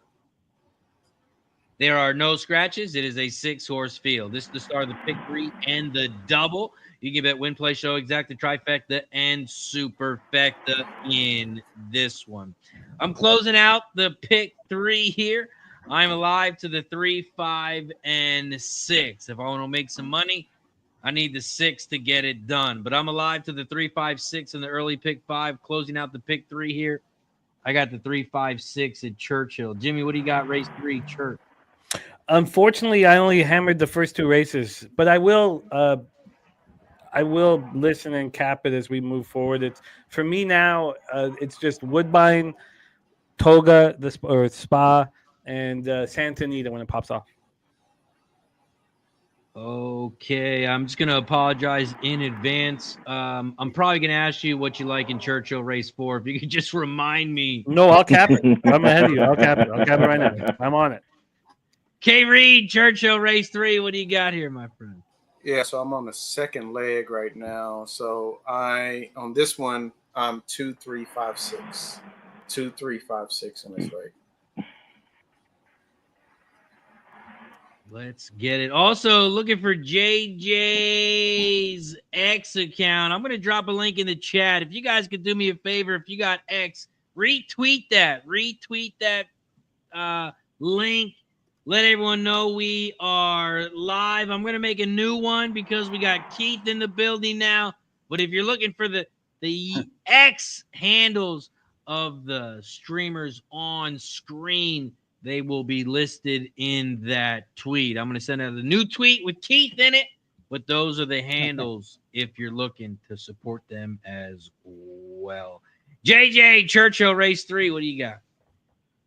Damn, you know what I just realized right now? I said in the first leg of the pick 4, at Churchill, damn, I thought I had the 3. I thought I had the 3-7. Damn, I had the 3-6. Okay, so I knew what I was doing. Okay. All right. I knew what I was doing. All right. In the second leg, I have 2, 3, 5, 6 is what I got leg 2. It's the same as 2, mine. 3, 5, 6. It's the same. That's crazy. There you go. Okay. All right. I'm all right. All right. I said we good. Yeah, we kind of right on the money. And Keith, what do you got? Churchill Race 3. We're about 2 minutes away. Yeah, it's kind of a crazy angle I've come up with that was successful on Thursday, and a couple of these horses kind of fitted as a second time racing at Churchill. Can't win the previous race at Churchill. For some reason, I don't know, on Thursday, these horses were firing. They kind of lined up with my handicapping, but I'm on a 156 here. 156 exacta and 156 try. All three of those horses actually are coming second time run now at Churchill. 5 is going to be my top pick, 3-2, but I'm hoping maybe American Law or Golden Glider. This Golden Glider is actually racing some really good races. So I'm on 156. I know Classic Legacy actually won the last race at Churchill that ran on. So going to be a fade for me on this angle. So 156 exacta, 156 try. Nice. Let's go, Key. Spencer says them Coors Light be kicking JJ's ass on the low. That's a great line. Oh man, Smitty, why you gotta do me like that, brother? Oh man. Hey, he ain't lying though. After like about 3 or 4 of these bugs, I'll be sitting here quiet. Hey, hold on, those are the big boys, too. Those are the Yeah, they are. boys. Yeah, they are. They the 24s. Oh boy, let's go. Man, after 3 or 4 of these, boy, I'm like, Yeah, these shits don't do slow down. nothing to me. And I tell you what, if that 9 horse that Christopher Elliott was on, that was in the lead in that pick 5 yesterday, if he would have came home for 4,200 or 4,900, whatever it was, shit, I'd have hopped right on the show with y'all. I'd have been drinking some liquor too. It didn't happen that way. Kev would have cashed it, but that fucking horse got DQ'd. Yeah, the 6 horse, dude. Like, I mean, I get it out because for all the people watching, because I'm sure there's people like, no, you guys are, that he should have got this. I get it, but it's fair to say that I thought the 6 was much the best. If he didn't do that little showboating move at the top of the lane, he didn't even have to do all that. He didn't have to do all that. Sold it well. Yeah, Pratt sold it well. Wait, I lost my LeBron, pick 5 to the that. flop, Jimmy? Did you see the LeBron? Yeah, you did. But this, so his eyes are closed, and then he peeks out. That's the funniest shit ever. The horse didn't even get Keith, touched. I lost my pick 5. It was like I told. That's that LeBron flop. That's that LeBron flop. If you watch some of them crazy LeBron videos, you'll see LeBron on defense. A dude will hesitate one time and he'll just fall out, and they'll call a foul. That's what the 2 did. I feel like really the jerking and the neck twerking, it just made everybody go, "Wow, what happened?" That's all that was. That's all it was. I think we use jerking for something else, but we're off at Churchill. Yeah, we're off. Right? Let's go at Churchill. Churchill Downs Race 3. The 2 is shot to the front. Cape Trafalgar. The 2, good. Cape. We're going to call him Cape. Cape Trafalgar. Is out front. Miles Ahead is in second on the outside. Classic Legacy in third on the inside rail. We're at Churchill Downs Race 3. They hit the quarter pole in 23.57. And Cape is out front, but not for long. Miles Ahead pokes his head out front, leads the way. The 6, here comes the 6, Golden Glider on the outside in third as they hit the half. In 47.18. Around the far turn they go. Miles Ahead leads the way by a nose. The 2 in second on the inside, and here comes Legacy. Classic Legacy on the outside in third. Come on, 3. Get by him. You're not going to. The 5 is going to hold on, and we got more chalk. 5, 3, 2, 6. I was thinking about my original bet was just a win bet on the 5, but I just no interest on 6-5. Yeah. 5, 3, 2, 6. Yeah, that might have been a nice superfecta if I was into those. That might have been a nice one. That was all 4 of the picks right there. Okay. 5, 3 exact is going to pay 6-1. 6-1. God damn, I needed that 3 on top. We're post time at Saratoga. Saratoga Race 5 here at Saratoga Race 5. It's a 7 furlong race on the dirt, and I'm on the 1, 3, and 8. 1, 3, 8 here at Saratoga. Jimmy, what do you got? Toga Race 5. They're heading towards the gate. I am 1, 2, 8. I didn't though cross-reference everything with the wet pace, and that makes me very uncomfortable. Does the 3 have very high wet pace? Let's find out real quick. I have it. I have equine going today. I didn't cross-reference. Yeah, it's got a 75. 75. Yeah.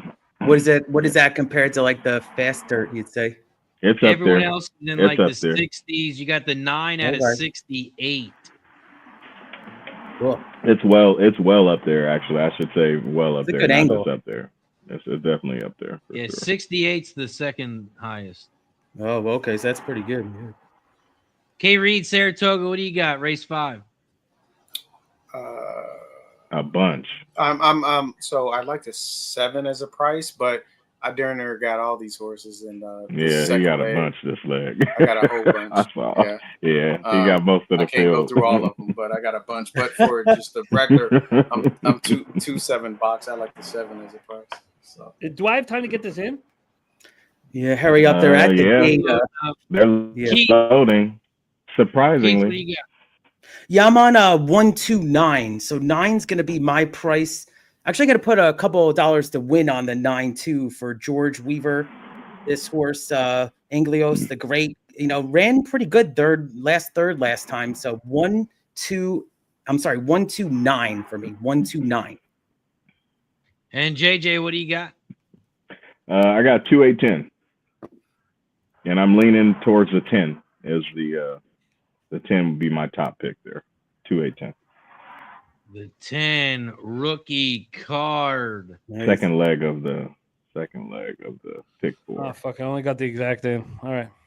God. I'm getting Saratoga Race 5 away and racing. Rookie card is shot to the front here in this 7 furlong race as they head down the backstretch. The 1 on the inside rail, unlimited potential. And it looks like the 2 Silver Slugger down the center of the track in second. 10, 2, 1. Those are your top 3 as they hit the quarter pole in 22.41. We're here at Saratoga Race 5 here in the Ooh. slop for Belmont 22. Stakes Day. The 1, 2, 10. They are 3 wide out front. Silver Slugger, rookie card and unlimited potential out front. Come on, 1. Length and a half back and forth. Here Go, comes baby. Rocketeer. The 3 in fourth and the 7 Pentathlon. Oh, look at that 7. And the They 7 coming. making a big move on the outside Wow. as we turn for home. Around the far turn on. we go. The 1 has taken over the lead Hang with on, the 1? 2. But here comes the 7 2 on is the coming. outside. Wow. There's a 7. 7 is gone. Come on, 9. 7 is gone. Oh, Is gonna fly by Gone. everybody. look at this. Holy moly. Look at that 7. Look at 7, that 7. Reed. 11, 1. Reed. And I'm not talking about a reed on a saxophone. Reed. Push the button for Reed. Oh, Woo, well, my God. Oh, my God. That 7 horse is Great just handicapping. ridiculous. Oh, my goodness gracious. You got that horse in the pick 3, Kev? yeah, pick 4. Ooh, that's gonna play Oh. nice for you. Did that have heavy wet track? No, Okay. No, he just was progressive. The 7 was progressive in distance. Yeah. And if Yeah, they that's- went quick, he had a chance. And they went 22. I knew the 2 and 10 were gonna go. Damn.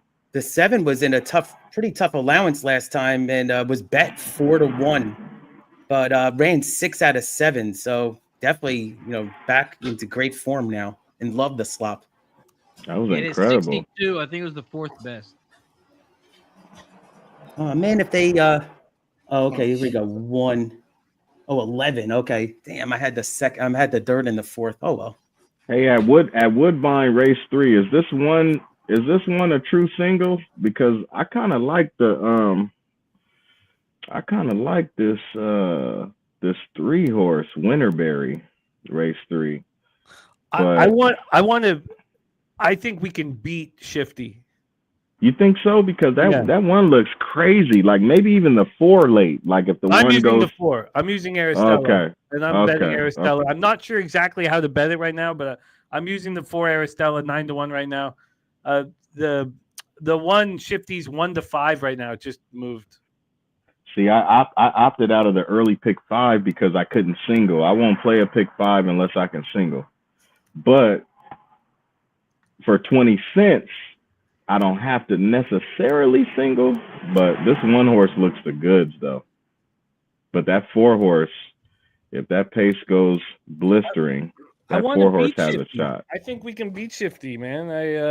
As long as he goes fast. If Shifty runs like a 23 quarter or a 24 quarter, I think it's over. Ain't nobody coming. We need a fast quarter. And I gotta be more like Kev, cash a big price and then just mute myself and I'll be fucking you know, it's so wonderful watching that was good. That was good stuff. Watching the progression of Kev. Because remember, he used to sing in the lane. Yes. That's because Kev is patient. He's patient. That was like K Reed's mic drop right there. That's what that was. Yeah. Kev doesn't get excited until the show has been rendered. Like once I stopped thinking. But that's years of. He's always been classy. He's always a classy dude, but that's been years in development because he sing Backstreet Boys in the lane. Backstreet Boys. Was it NSYNC? I don't know. What was it? NSYNC? Yeah. NSYNC, sorry. We sing NSYNC. Yeah. Sorry, my wife Backstreet Boys. Kev's NSYNC. I'm trying to figure it all out. But he used to sing NSYNC in the lane. And then we had a horse jump over the railing. Yeah. Four lengths in front. And my whole day was tied. Do you remember that? My whole day was tied to that. He was singing Bye Bye Bye, JJ. Yeah. And the horse jumped over the railing. Oh. That was bad. Oh. The horse was out by 3 or 4 lengths, JJ, and he decided, hey, let's screw this race. I'm going to jump the railing.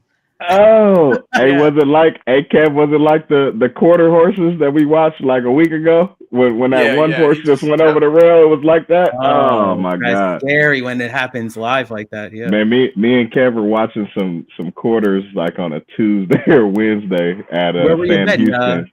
Were you doing Sam Houston? Oh, Sam Houston. And yeah, the one horse was like 5-1. They were running like over 300 yards, and the one horse breaks well. He's in the lead, and then all of a sudden, he just literally dumped the jockey over the rail. I'm like, damn! Like, we were done after that. I said, well, there's no reason to if they're dumping jockeys like that. There's no reason to bet that track. JJ, though, for me, and I can't speak for others. When in this day during the pandemic, when my whole day was wrapped around this horse, who got into the stretch and took over. And Kev saying bye, bye, bye, and the horse jumped over the railing.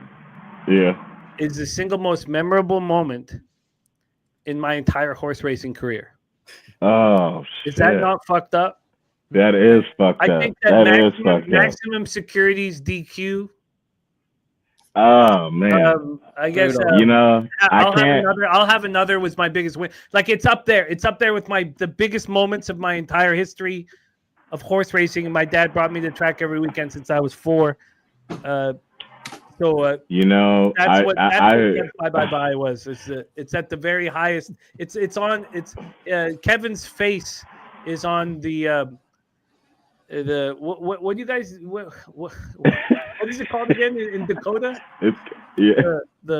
Where all your presidents the monument whatever the president's monument. It's kind of I do feel bad, man. Like I think that's still my biggest win to date. Is that race with maximum security. You know, I knew maximum security was going to be the shit. I knew it. You can see all the races leading up to it. It was much the best. I get it. You know, it was great. To win. Just $50 to win on maximum security. Ugh. Look, check. I've told this story before, but I don't even have to go on the long part of the story. But it was right before that. There was a horse called Bricks and Mortar. And I think they retired it right after that. And I had hit, I played a superfecta for $1 and boxed it. So it was $24. And I had hit for like $1,600 and something. I got the picture in my phone, right? So I'm like, okay, holy smokes, like this is cool. So boom, we get to the Derby. And a couple of months before the Derby, I was at Santa Anita and the race was between Omaha Beach Roadster and Country House, right? And they're in the super slop. I mean, like super slop. And Country House just was running. I mean, Roadster and Omaha Beach, they fought it out. But Country House was coming. So I told my wife, I said, you know what? I don't even care what the odds are on this horse. I'm putting 100 on him no matter what. Wow. So after I hit that 1,600, I put 100 on him. And that was the longest 23-minute inquiry I have ever seen in my life. But when it came through, you know, that was an amazing, it was like 14,000 somewhere in that ballpark. Ooh. And I went on Twitter, you know, and at the time it's X now, but I went on Twitter and I was looking at, you know, everybody's, you know, gripes about what happened with maximum security. And I didn't even post the ticket. I didn't even post it. You know, I just left it where it was at because I figured most people, not that I care what people think about me, but I do actually. I just didn't want to post a ticket and people say, oh man, you know, that was just the luck of a bet, blah, blah, blah. And I'm like, nah, brother, you guys don't know me well. I had all kinds of pictures in my phone of track times with Country House. I was following this horse because he was following Roadster in Omaha Beach. And I thought Omaha Beach would have been great if the leg injury, the breaking the leg didn't happen. You know, I thought that would have been a great, you know, addition to the Derby. So I feel you, Jimmy, man. I feel you. Losses of my entire gambling career, honestly. I was going for 7 straight Derby winners in a row. And I remember there was multiple things that brought me down. But it was I was sitting there and it was a tough spot in my bankroll. It was a tough spot. It was one of my lowest moments. Not the lowest, but one of my lowest moments. And then JJ, I couldn't fucking hit a winner I lost every single Derby ever, over and over and over and over again until Sovereignty. And I didn't make much money on Sovereignty. I didn't make much money because because once you start you get losing and losing. Like, you know, I barely bet. I bet a small amount on Sovereignty. I barely bet because I'm such a, you know, you become a punching bag. You just I'm losing and losing. Wrong. Right. And it was all from that maximum security. And so you literally was on Sovereignty. I remember, dude. You were on Sovereignty the moment you got on the show. But theoretically, financially, barely. Like, it was like nothing. You know, because I didn't have. You know, that's the fun of all of this is that there's highs and lows and ebbs and flows, and you need to be able to handle it maturely. You know, I'm with you, Jimmy. You know, the punching bag effect, I feel it, man. Like the last couple months in U.S. racing only, because I have a whole different overseas record. My overseas record is a lot better than over here. Man, I can't tell you how many pick 4s and pick 5 tickets I've missed by one in the last 60 days. And I'm talking about $12 tickets, $18 tickets that could pay a couple grand type stuff. And because I don't want to load up on my ticket, you know, and spend $60, $72 or $108 on these tickets, you know, I'm losing. And when you see the horse that you know you would have added if you just felt like adding a little bit more money in there, when you see that horse come through and win in the last leg or in the leg that you singled and your horse comes second, you know, at the wire beats have really been kind of like disheartening for me the last 60 days. It's been a little crazy. So I like to, I guess I'm not a big horizontal bettor, but I've been working on it this last 3 months, and I really can thank Kevin for giving me more vision in that area and taking the time to kind of explain things to me, because I'm more of a win bet dude. I'm the dude that comes with $500. It's a 12 runner card, and I'm putting 25 and 50 on a horse that I like, and that's how I bet the whole card. That's just, I've always been that way for years. I just don't do. I don't do multis. I don't do exactas or trifectas and all that, right? So now that I'm doing these horizontals, the patience, man, like, it's crazy when you get through the first 3 or 4 legs, right? You get through the first leg, you look at the first leg, you get a 4-to-1 banger come in, right? You like, okay, cool. Second leg, you get a 12-to-1 banger. Third leg, you get a 6-to-1 banger. Fourth leg, you get a even money favorite. And the last leg, you got 3 or 4 horses, and I look at the price and I'm like, Jesus. And then the race goes off, and those 3 horses are nowhere in sight. Yeah. And I'm just like, yeah, the leg that you spread on, exactly. The leg I spread on, like, it's 8 runners. I got 3 or 4, and none of them are even close. And I'm like, race. Wow. That was your read. Yeah, that was your read. It was a challenging race. Oh man! I know we gotta focus on the races that are coming up, and we're gonna get into these moments where we start talking about this stuff. But I would like to just kind of just close this here before we start on the capping as we move forward. But what has happened for all of our experiences as we've built this armor? I've lost $10,000 in a weekend. And this was before I started doing this publicly. The armor started growing and building and building and building. And now my armor is so thick right now that I'm becoming a gambling weapon. And I'm not there yet. But my armor is so thick that huge swings don't affect me. They don't fucking affect me for a second because of the armor, and it's growing and growing and growing and growing. The problem is this armor is growing so much that I've lost compassion for other things in life. Mm-hmm. So I don't have compassion for other things. I couldn't. What the fuck do I care? What your feelings are hurt? I just lost $5,000. Like I don't care what you're upset about. And that's a problem. I know that's a problem. Right. But the armor that we are building as gamblers is going to be an asset moving forward. That handling the highs and lows is going to be a huge asset. The issue I'm having is not caring about anything fucking else in life, or anyone else's bad beats. You just gotta. Now it's different though when the people in our chat they're gamblers like us, and they have something personal happening to them.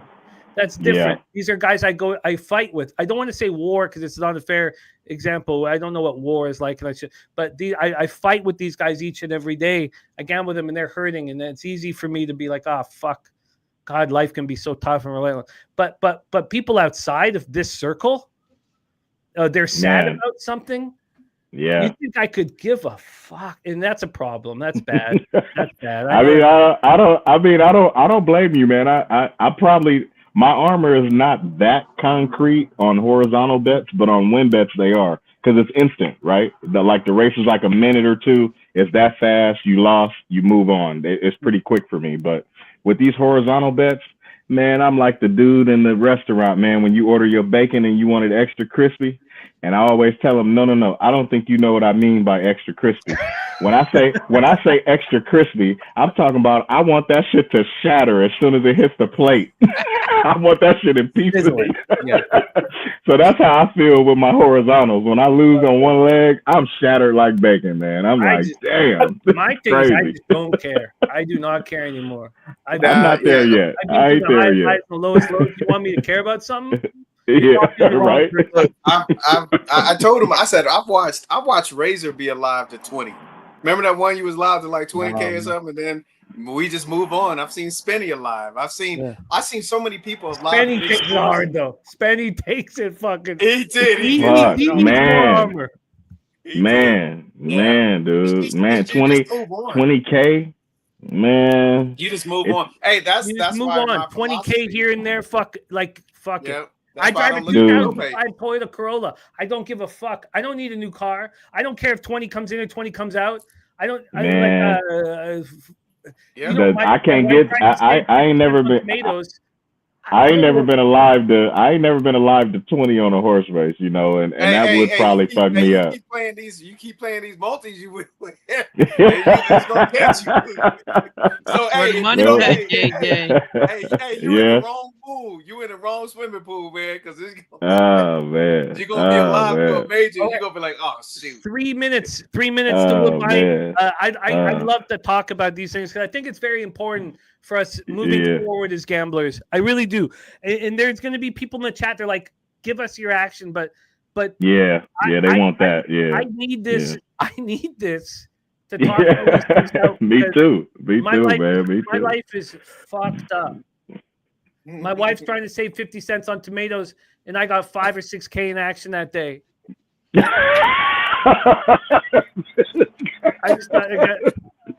Damn. It's fucked up. And I'm handling it more. The armor is growing, and I've watched Razor's armor grow and grow and grow. Our armor is growing. But I think it's important to talk about. It is. We want to live long, healthy lives, and this doesn't help. But no. Let's get to work. 3 minutes to Woodbine Race 3, Razor. We also cashed the pick 3 over at Gulfstream Park. It's going to pay 53-1. Ticket costs $18. We will take it. Up next, we got Woodbine in 2 minutes, race 3. We got Churchill in race 4. We got Monmouth in 12. We got Indy in 12. We got Delaware in 18. But most importantly, we got Belmont at Saratoga popping off in 27 minutes. Let's talk about Woodbine Race 3 real quick.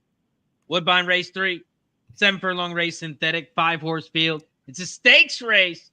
Filly 3-year-olds, and the purse is $120K. This is the Fury Stakes here at Woodbine.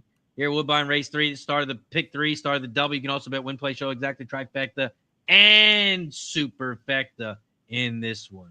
Woodbine, I did not handicap. I'm going to take a look at it while they go through their bets. Jimmy, what do you got Woodbine Race 3? This is the race we were talking about earlier. I'm going to try to beat the favorite. I've got the pick 3. I haven't even looked at the payouts. It's going to be very little. But I'm using I'm only betting Aristella. Maybe I'm just you guys know I tried to keep it at $30 a race. So $50 win place on the 4 Aristella. I can understand, what JJ was talking about, Winterberry and Shifty's very dangerous. I'm going to try to beat them both with the 4 Aristella. Because of all the love for the 1, the 4 doesn't pay bad for the pick 3. 20 cents. $14.39. I only have $1 on it, I believe. So it's good though, $1. Kev, did you get anything here? Woodbine Race 3. Yeah, I'm on the second leg of my pick 5, and I only have the 1 and the 4. The 1 and the 4. I knew he had something. And I knew it. 4. JJ, what you got? I got the 389 this leg of the pick 4. 389. No, we're at Woodbine. Woodbine. Yeah, at Woodbine. Yeah, I got the 38. Oh, I'm sorry. No, I know you were betting the pony horse. I'm in race 4. I'm in race 4. Coors Lights is hit, my guy. Cheers. No. Betting the pony horse. My bad. I'm way in race 4 right now. I have nothing. I have nothing because I tried to play the early pick 5. I have nothing. I'm in the later part of the Woodbine card right now. They are off in racing. Keith, did you bet this one? I just put a win bet on the 3. I just thought it was classy. Stakes coming back, hopefully into form. 5-2 if I can get. That'd be nice. 8-5. Click to 8-5 on Winterberry. Woodbine Race 3, away and racing. Down the backstretch they go. Winterberry has shot out to the front. The 3. The 5 is in second. Nada trouble. There's no 8 in this race. That's in race 4. 3, 5, 1. Those are your top 3 horses here at Woodbine. The 1 Shifty, your 2 to 5 favorites in third on the inside rail. And here comes Aristella, The 4 on the outside. The 4 at 7-1, making a big move, only 2 lengths back from the lead. The 2 in the back of the pack, Miss Pierre, about 7 lengths back from the lead as they turn for home. They hit the half 46.38 and the 5 and 3. Those are your top 2. Winterberry's on the inside. Nata Trouble's on the outside. Down the final stretch they go, and the 3, Winterberry. Keith Winterberry. Nice. Keith. Yeah, this one easy. 3, 5. I mean, I guess I did have a horse there. I had the 3, I guess. I put think we $10. talked about it. Nothing crazy, but yeah, let's go. Yeah, but at least you got 2 to 1. It didn't float. You faded 2 to 5 favorite. I faded 2 to 5 favorite. That's how you talked about the win bets. It felt like that kind of spot. Yeah, most definitely. Yeah. How do you not? You faded 2 to 5 favorite in a 5-horse field, and it doesn't come in the top 2, and you don't get any fucking money, man. You guys did, but great call to 5. I really liked the 3 for sure. That was I knew Shifty was so vulnerable at that price. That you did. You know, one of the things that makes me the angriest about gambling is when you see a situation where everybody's backing it, everybody's supporting it, you know, at the tote or whatever, and you fade it, and then you don't get rewarded. I mean, you always game with the odds changes. Yeah, betting it right. I'm in the same boat. I thought it was a good fade, but I thought the 4 would have more.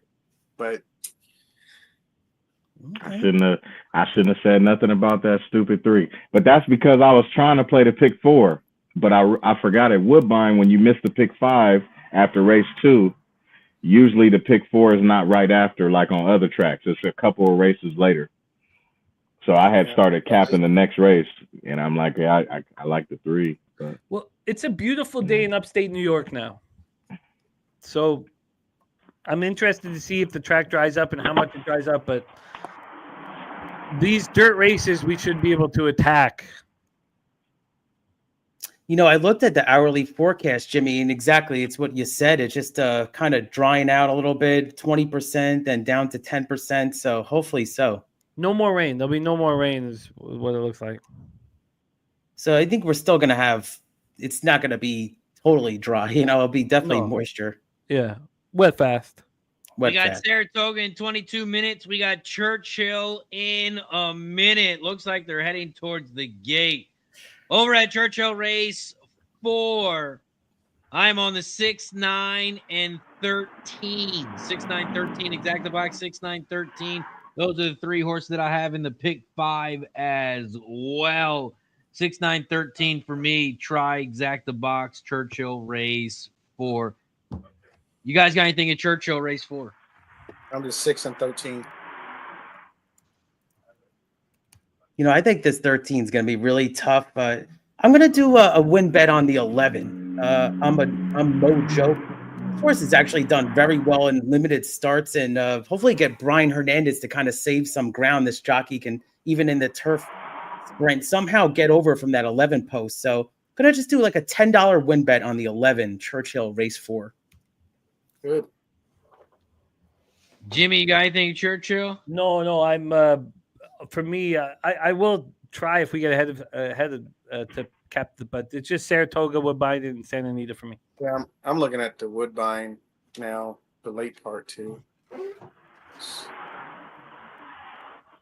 Churchill Downs Race 4. They are off and racing here at Churchill.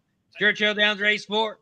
The 1 is shot to the front. Lucy McGee on the inside rail. The 10, Rhea Sunshine in second down the center of the track. And here comes that 13, She Wants War on the outside in third. The 2, Rational Theory sitting in the nice spot in fourth, about 2.5 lengths back from the lead. They hit the quarter in 21.74 as they make their way to the half here at Churchill. Round the far turn they go. They hit the half in 44.88, and She Wants War, the 13, is taking over the lead. The 1 is in second on the inside. 11. Here comes the Here comes 11. this 11. Come on, 11.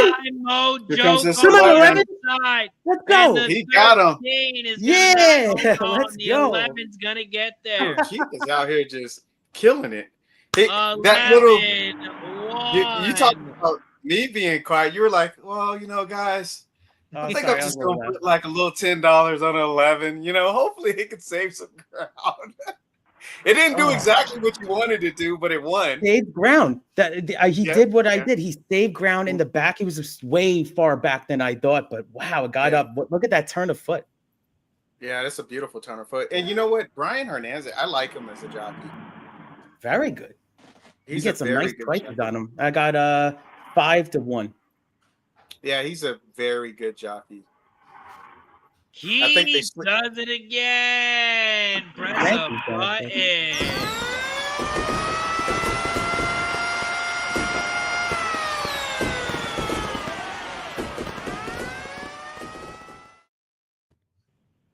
Damn, I go to use the bathroom and I see the button push. What happened? Yeah, the 11 Got a 5-1 win bet at Churchill Downs. It was a pretty wide open turf race, but I like Brian Hernandez on this horse. And if you look at some of these past races, there was some really nice efforts. And again, second at Churchill, I've kind of gone crazy with this angle here. It's done pretty well. The 11? Yeah, 11 wins. That's what I'm talking about. All right. I had the 11. Let's go. 6, 11, nice. 13 that leg. Let's go. Let's go. All right. That's what I'm talking about. Let's go. Okay, Hey. so I made it to the dance, but I'm not even gonna look because it don't matter. It don't matter. Like win bets. It don't even matter. It don't even matter. It don't even matter. You fine. Hey, that's how you build your armor. That's how. Man, hey, JJ, when he was making it to the last leg, he was like, "Oh man, we're gonna do it," and I'm like, "JJ, just chill, bro. Just don't worry about it." Hey, he ain't lying. Hey, sending him. Hey, listen, Blake. Listen, sending him paragraphs like this, making it to the final leg, and I'm like, "Yeah, bro, we got this, man. I made it to the dance. Blah blah blah blah blah." And then 15 minutes later, I sent him a message like, "Damn, I should have had that horse." And he's like, "This is why you don't." He's like, "This is why you don't celebrate. You don't celebrate until you actually lock it and you win." I'm like, "Okay, I got you. All right, Yeah. all right, I'm learning." He's just starting, hey, Razor, he's just starting doing these things. He be like, "We made it." I'm like, "Oh my goodness, man!"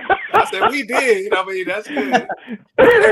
Hey, literally, he's right. Just Kevin to have like a 15-1 horse to come in, right? Like second or third leg, and I'm like, "Oh, bro, we got a 15-1 on there. Yeah, we looking good." All right. Kevin to say, "Yep." That's it. You know what I'm saying? No emotion. Yep. We'll see how the rest of this goes. I'm like, okay, all right, I got you. I'm learning. I got you. I Nice. left my beer in the house. That's crazy. Uh-oh. So many times. Yeah, I gotta go get that. See all the favorites win in 2-5. Then you got a 2-5 single, and that motherfucker gets stomped on. Hey, I've been there. Yeah, like at Delaware yesterday. At Delaware yesterday, you had the 5. The model showed race 5 that the two horse was 2-5. Okay.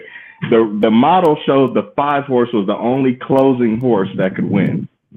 So of course I singled the 2. Didn't even put the 5 in there because the 2 had speed. Yeah. Next thing I know, I see Razor like, and we cashed the pick 5. I said, oh, I must have cashed the pick 5 too. So I went over there, I checked. I said, the 5 horse. I said, you serious?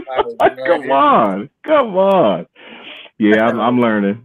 I'm learning, man. To all the people watching, if you follow my page. When you got the all button, that's when the 2-5 will come up. You'll get yeah. Dude, I was just about to kind of bring that scenario up. You know that cat, what's his name? Swift. Is that his name? Swift? Yeah. Remember we had him. Remember he was on the show here, Swift and Horseshoe. Yeah. Right. Oh, he was on the show? Yeah, they was on the show like 3 years ago when the show was just kind of picking up on Pub Sports. And we capped with them for the night. It was fun. Man, I remember vividly seeing a ticket this dude played, right? So the ticket was single. This is at Belmont, pick 5 on a stakes day. The ticket was single, all, single, all for like $200. You know, it was like a crazy pick 5. So I'm like I'm looking at the races, you know, the form, and I'm like, damn, you singled a 9-1. I'm like, I mean, I do this on like win bets, you know, but for a pick 5, I'm like, I don't know. Wow. So he all the horses he's singling, they're prices, you know, they're not favorites, they're prices. So he gets all the way to the last leg, and the last leg is all, right? And I'm like, damn, this dude is about to win, you know, 20 grand, 30 grand, you know, off of this $200 ticket. So I said, okay, let me try this all thing one day. Man, every time I pick all, it's 7-5 winners, 6-5 winners, 2-3 winners, 3-2 winners. You know, it's like it happened yesterday to you because you did all the yeah. Hey, look, hey, he's right. Look, so it's Santa Anita, right? I got a good pick 4 going after just having a crazy day. It wasn't even that great of a day. I got a good pick 4 going, juicy. The third leg, it was like 5 runners. The one horse should have won by a mile. One horse should have won by a mile, straight up. So Kevin tells me, he's like, man, I'm going to add this 8. And I'm like, you don't like the 6? He like, no, I don't like the 6, even though it's first. Oh, he disappeared. I was going to cut him off for a second, but shout out to G. I was going to cut him off, but he knew it. He cut himself off. It's official. Oh, that's so great. Koa Zertucci. Koa Zertucci. What a great name, Koa Zertucci. Have you met a Koa? I've never met a Koa. Have you guys? Great news. Oh, no, I never. That's wonderful, beautiful news. Congratulations. Yeah. Oh, wow. You know, that family is... And now we got to take a double shot because Redbeard also gifted a sub on Kick. Oh, so shit. Redbeard on double.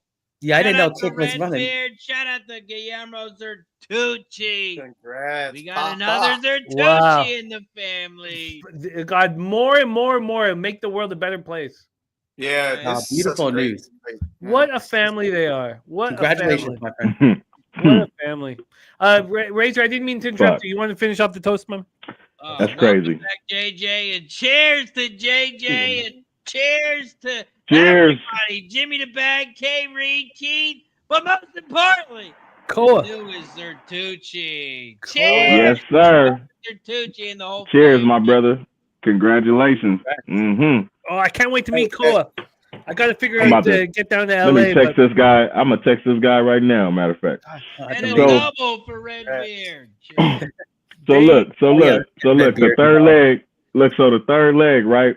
I got good prices the first 3 legs. Our first 2 legs of the pick 4. Good prices yesterday at Santa Anita. Boom, boom, boom. So like Kev said, I went all the second leg, right? I got a decent price. The third leg, I singled the one horse because the one horse had the win percentage, the pace, the GSR. It had everything. It was a perfect setup. I'm like, well, shit, it's a 4-5 favorite. He'll probably win. So Kev's like, I like the 8. I'm like, you like the 8? He like, yeah. I said, okay, I'm going to throw the 8 in there. So then the last leg, I go 5 deep, right? Tell me why the third leg, a horse that's only ran twice, they were running over 5.5 furlongs, 13,000 claiming race. The horse runs over 6 furlongs. He comes in like 8th, like 20 lengths off the lead. And then the second run for over 5.5 lengths or 5.5 furlongs, he comes in like dead last again, like 20 behind the speed. This is the 9 horse. This 9 horse, literally, they break out the gate. The 9 goes to the front. He's in the lead by 3. He runs a 23 24 quarter. And I'm like, oh my God. The 9 gets to the top of the lane, opens up by 4, 44 to 1 shot, wins the third leg. I text Kevin. I said, man, I'm done capping for the day, dude. I'm like, come on, man. I went back to EE. I looked at the 9. It wasn't the jockey. It wasn't the trainer. It wasn't none of that shit. The horse just wanted to run that day, and it did, you know. So I always keep telling JJ, I'm like, dude, this is why they run the races. Right? So you know my curiosity killed the cat, right? So after the 44 to 1 comes in, I said, let me go see what the payouts are for the last leg. The favorite at 8-5 was paying $3,600 for a pick 4, for a 50-cent pick 4. I said, So that's the all leg right there. You know, I guess that was the all leg. But yeah, it is what it is. You know, the fun about what we do is that we're all chasing the same bag and we take different routes. And that makes it so much fun.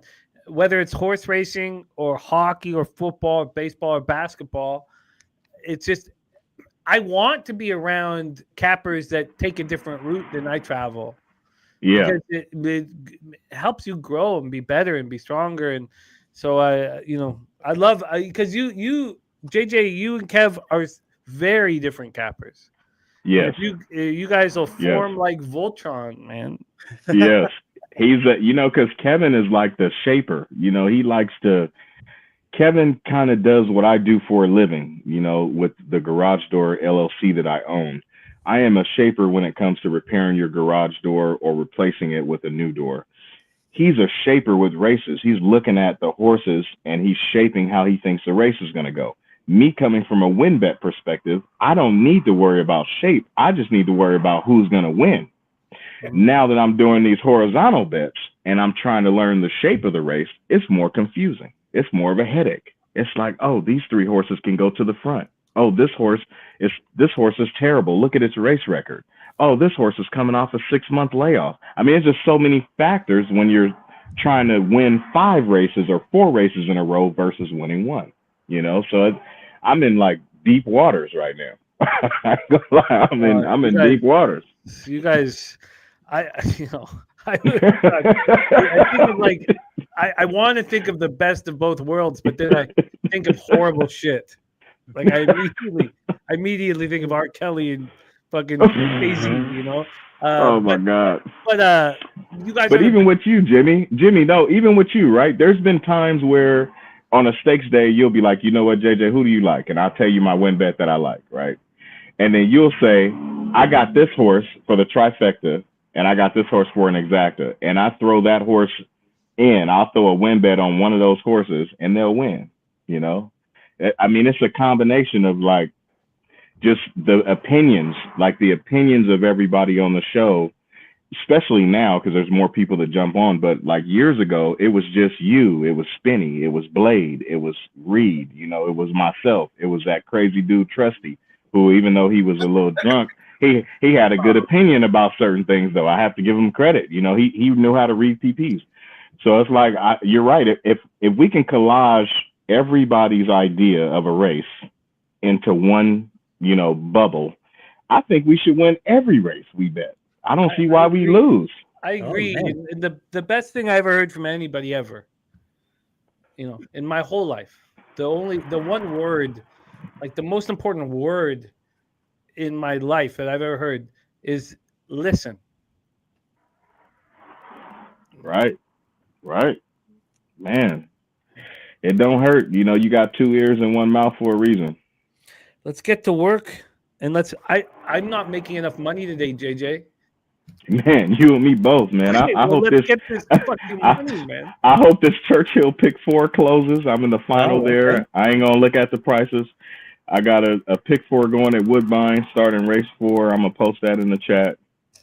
And let's go. Saratoga. We got to figure this Saratoga out. Let's we got to figure form this out. like Voltron. Let's do this. Razor, what's next? Because Razor's ahead. We got Delaware Park up next, race 4. Are you still alive over there in Delaware for the pick 5? One last thing. Before we get into full capping, Guillermo says, you know what's crazy? You guys are the first ones I announced this to. That is incredible. You know, I mean, that is incredible. But it's incredible. I don't think it's the right word. It's just it's special. I don't think special is the right word either. I'll find it. But you know, you're just it's so real. This is so real, man. And that's why it is real. We try to connect physically.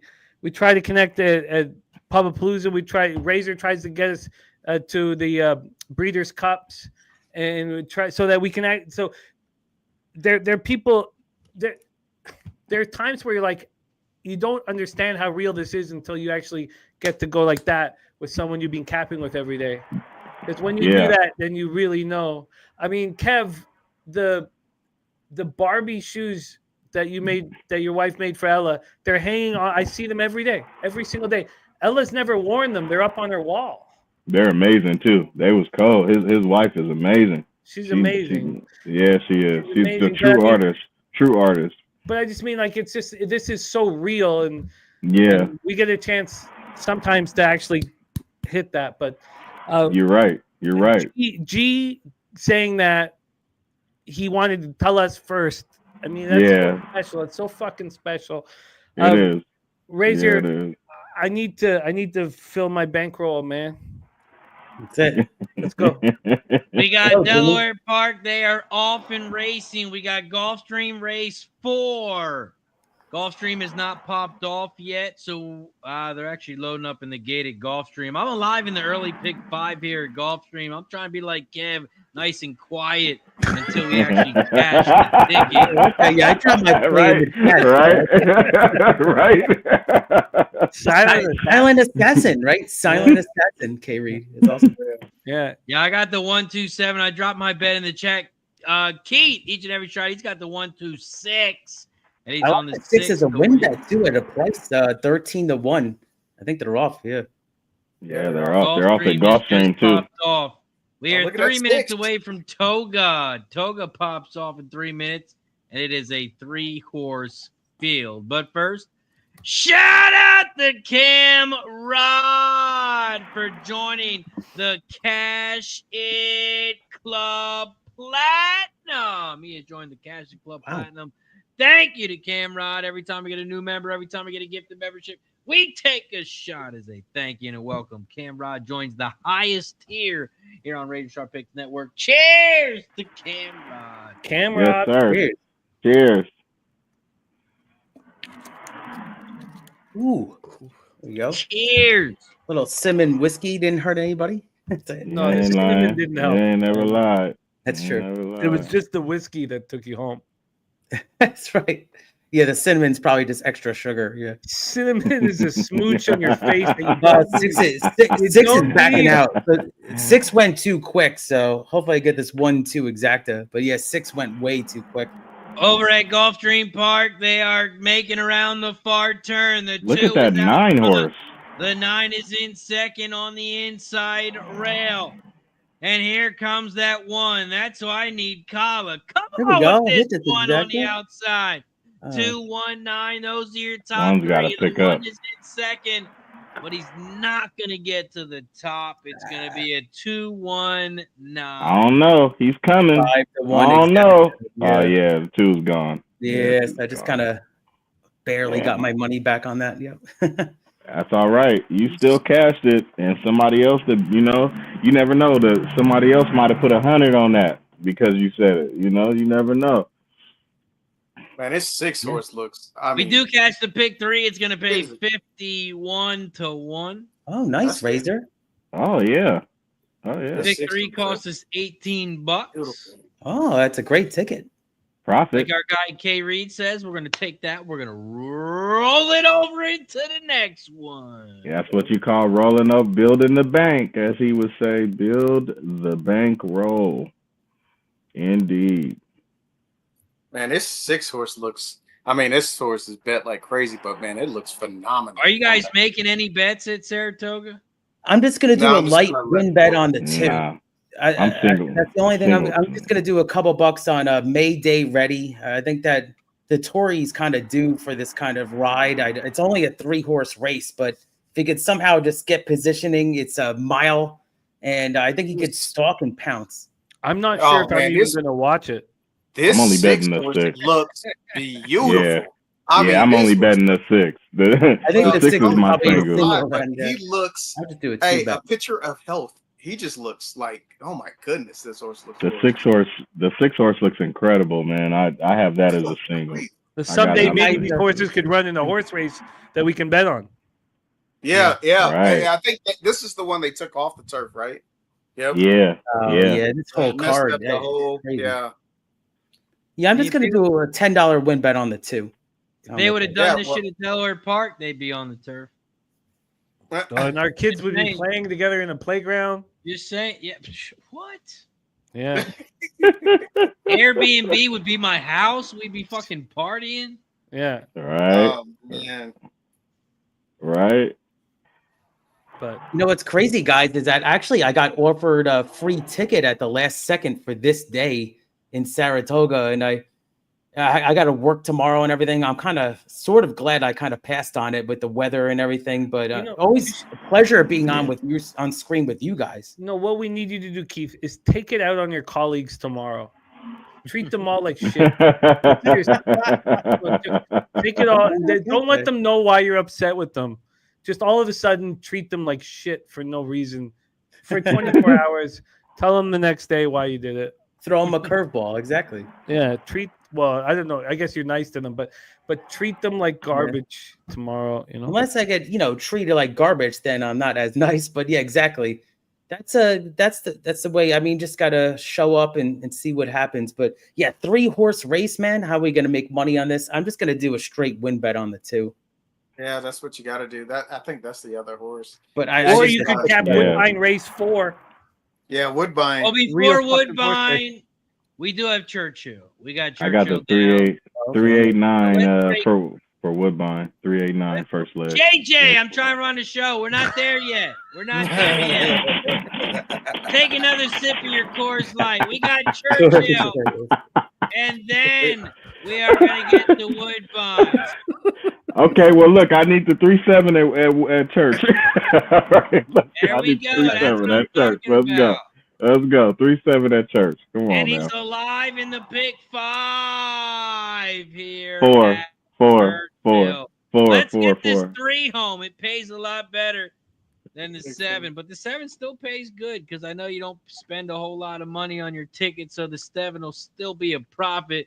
But let's get that 3 home for JJ. JJ's on the 3-7 here at Churchill Downs race 3. Yes, sir. I like the 7, but I don't have his 3. I'm on the 2-4-7.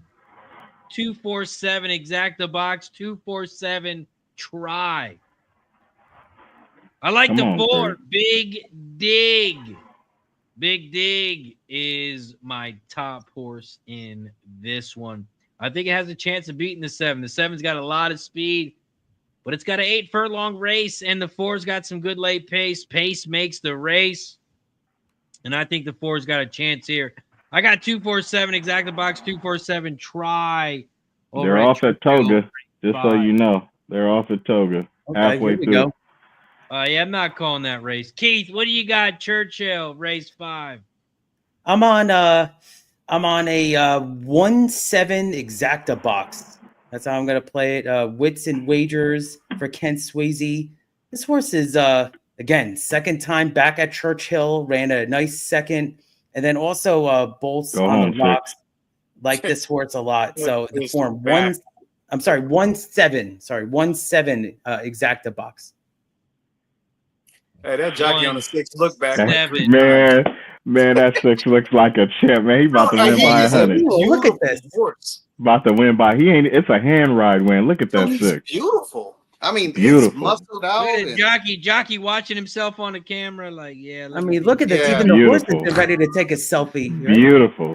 Yeah. Beautiful. Oh man, it's a paid workout here. I've seen that horse's neck fold and his ears up. I'm like, good grief! Wow, even in a 3-horse field, you don't see that. Wow. Are you guys talking? It was dressage. Are you guys talking about dressage? Yeah. That's what he looked like. Yeah. The 6 looked like that, and he just ran like it. It's like a paid workout. He looks phenomenal. The most turned out, it means something different in horse racing than it means in prison. Oh, you're right. He is right. Damn. Hey, I'll be right back. Damn. It's damn. True.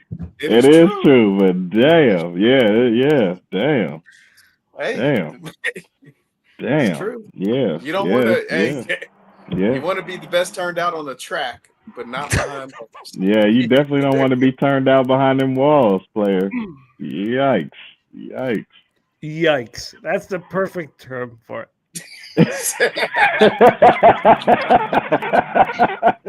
Yeah. Yikes.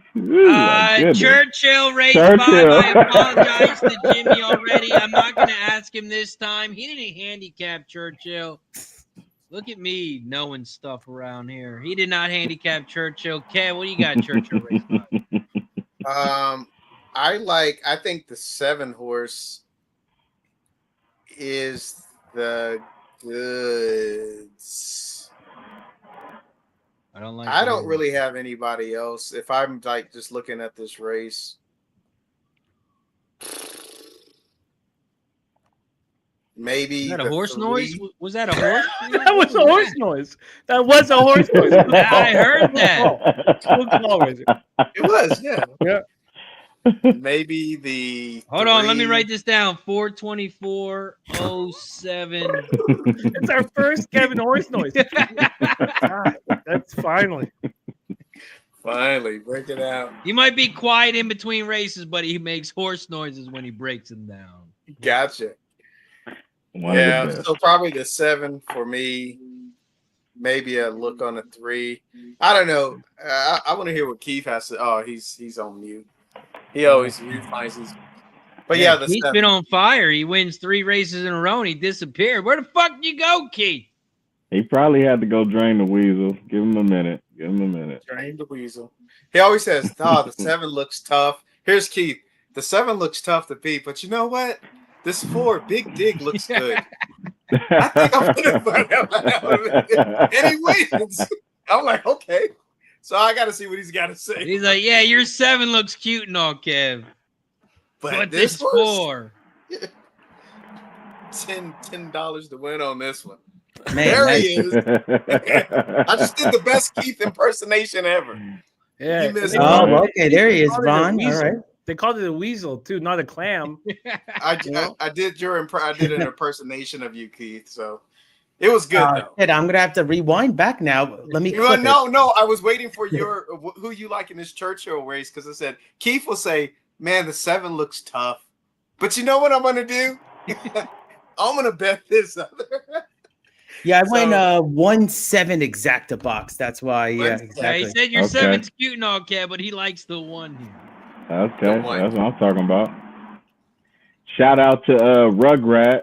So Rugrat is alive in the pick 4 as well, and he's alive to the 2-4-7 at Church. 2-4-7. I believe those are your picks, Razor. 2-4-7 at Church. Let's go. Rugrat is a Dub Club member. Okay. He's got all the horse picks. He's got all the sports picks. Got the Rugrat alive in the pick 4 over at Churchill. Come on, 3 at Church. You got the 3? Yeah, I got the 3 and the 3 and the 7. I got 3 and the 7. You know what? This ain't JJ for me, for you right now. This is about sanity. I need you to hit these stakes. Yeah. Because as you guys just heard him talk for 30 minutes. Yeah. He gets to the final leg and he doesn't get it. He needs this. Man, come on now. I think I have a banger of Woodbine, fellas. All right. I'm on the 8. I'm on the 8 Dow. Okay. Fucking ooh. What number? Starter. Race 4? Yeah, first time starter out of the That's right. First time starter out of the Chirkop barn. Yeah. You know, yeah. We're not... I'm with you on that. I got 3-8-9 that leg. First leg of the pick 4. Yes, sir. I we got Walcott in the irons. I mean, the guy's been around our track, and whether it's Fort Erie or here at Rexdale, and the training sessions are really sharp. You know, Guillermo Zertucci, whose grandchild was born today. One of the things that he always talked about that's resonated with me, and I'm not sure about the ROI at this point, but I've really been focusing on the last few years, is you want the horse to fire and then not, then a couple of fast training sessions, and then you know what you got in the tank. Right. Kind of just easy the last workout, right? Yeah, I mean he's always talked about that. He's always been a proponent of that. Dow has done that. The best 2 horses I thought that were in this race have both scratched. I was very concerned about Likely Story, out of the Cassie barn. I was very concerned about Milani out of the Yatard barn. There's only 2 barns in Toronto, unless you believe in Drexler is fucking cheating. It's a Tard and Cassie. Those both get scratched, and now we have a first-time starter that I think is. I just think he's a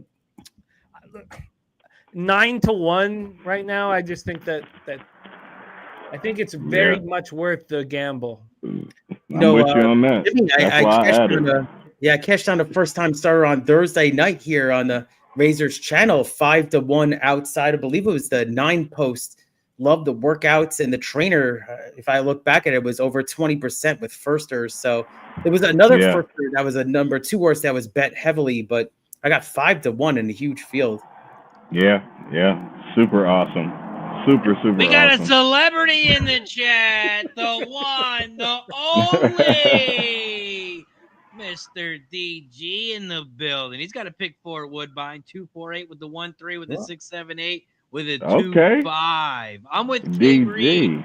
I took the 8 to win at Woodbine. 8 to win. Yeah, I got Cavs on the tri-key. 8 tri-keys. They're off at church. Off at church. Check out the workouts on the 8.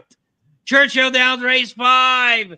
Off and racing. And wow, Bolt on the rocks.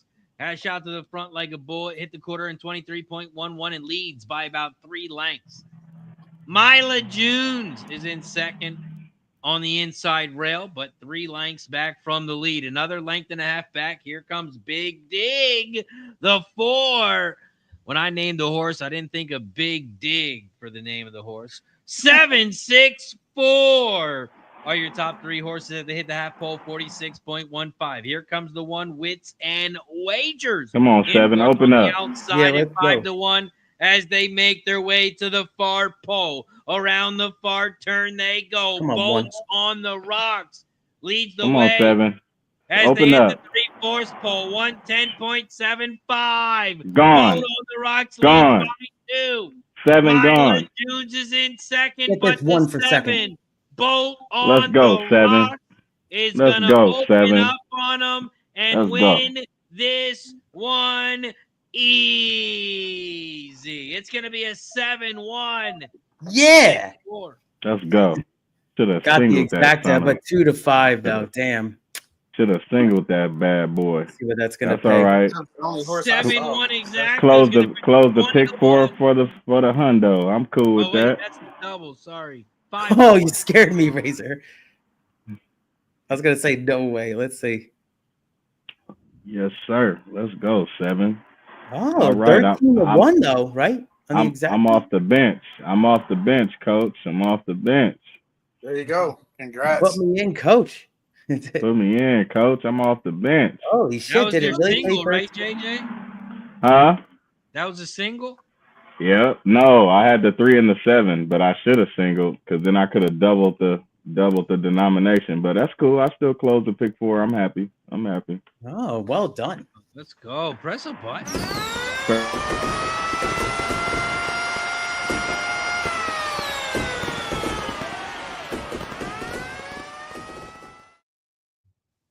That's how you do it.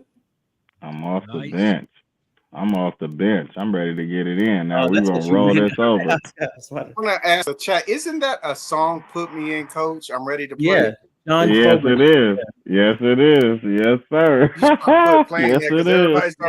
Center field. Yeah. Yes, it is. Put me in, coach. The great lyrics in that. It's a baseball theme kind of song. It is a baseball theme. It sure is. That's right. It nice, sure man. is. Pick 4, and I got a 13-1 exacta. So short field. Let's nice. Let's go. Rugrat cashes as well. Nice work, Rugrat. We head over to Woodbine because they are away and racing here at Woodbine. The 3 sipping history is out front on the inside rail. Is that Dale? Dow. Come on, Nate. The 8's in second on the outside. The 2, Kinsey Girl, shoot. in third. Dow in second. The 3 Sipping has History leads the way on the inside rail. They hit the quarter in 22.18. The 3, Sipping History, leads the way.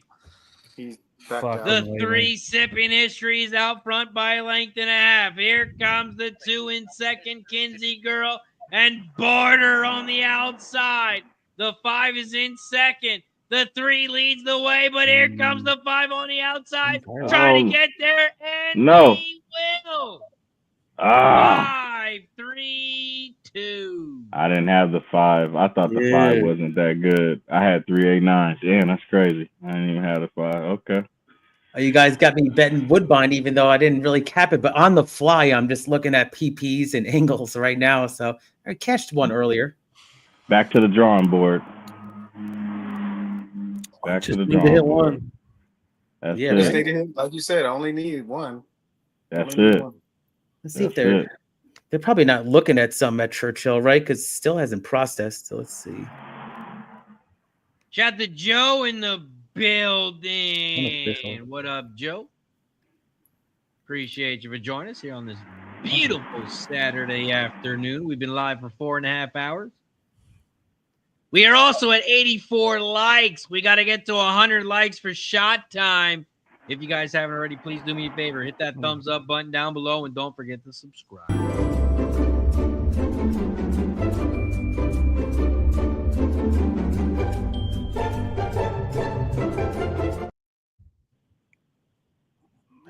Nice. I also got the kick window open here for the first time, so definitely hit up the chat here.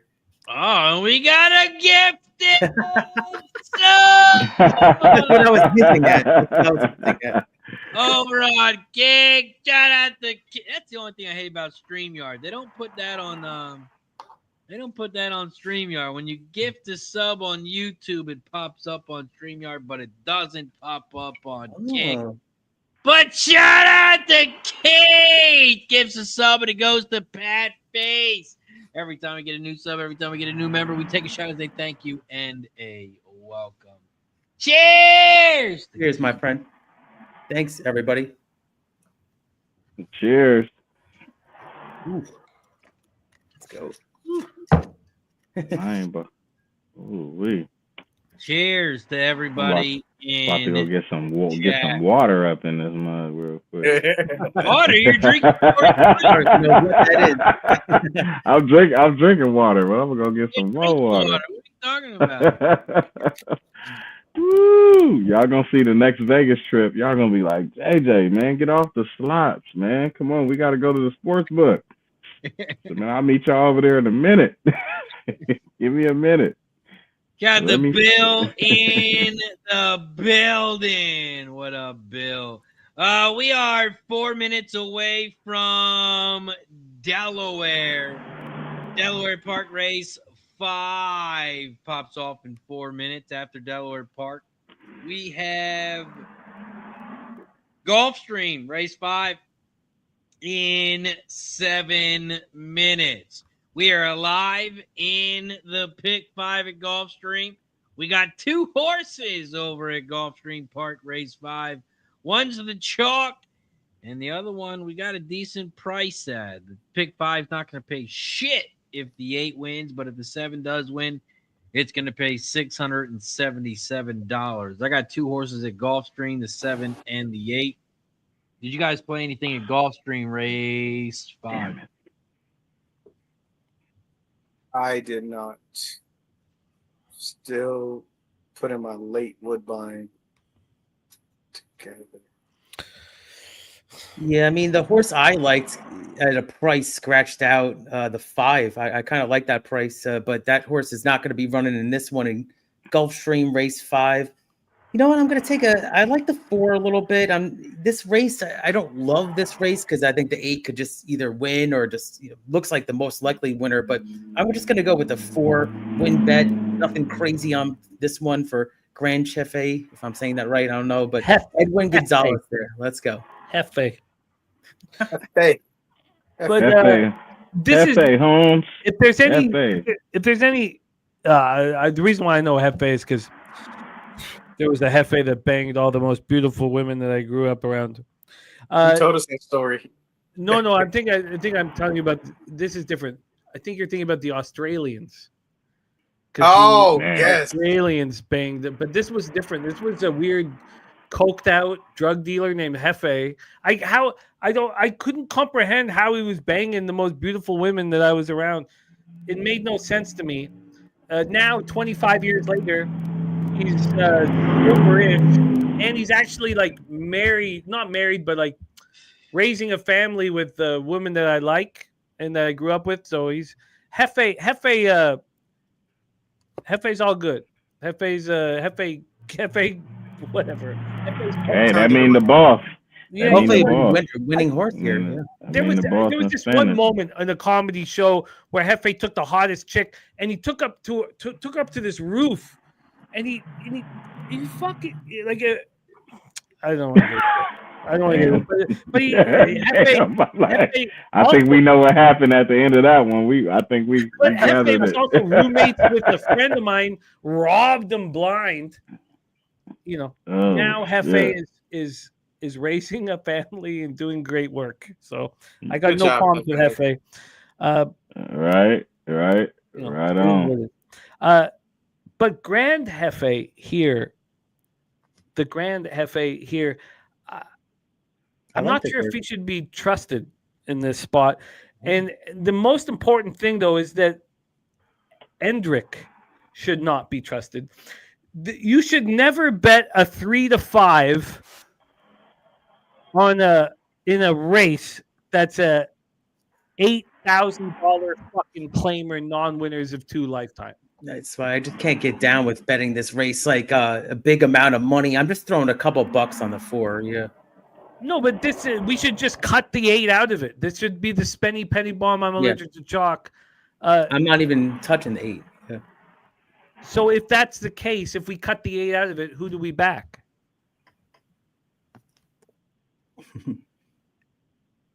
I know the 2 a little bit here. I mean, the 2 is just off form. Ran some tough races, but I just think the 2 is going to have to form reversal in order they're going to factor at all. This is the perfect race, and I didn't cap this race last night or beforehand, so we have 3 minutes to post. But to me, the first thing I would think of is that this is the race to make money on. How can you trust a 3 to 5 favorite if you're talking about the worst horses at the track? So, JJ, Kev, do you guys have a horse that can beat this fucking donkey? Well, at what track? Here at Gulfstream Race. Okay. 2 minutes to post. Well, only thing you can hope for is the 1 and the 8 sort of play a little tag. I think the 9 has a look. I think the 7 has a look. And actually, Grand, whatever Hefe.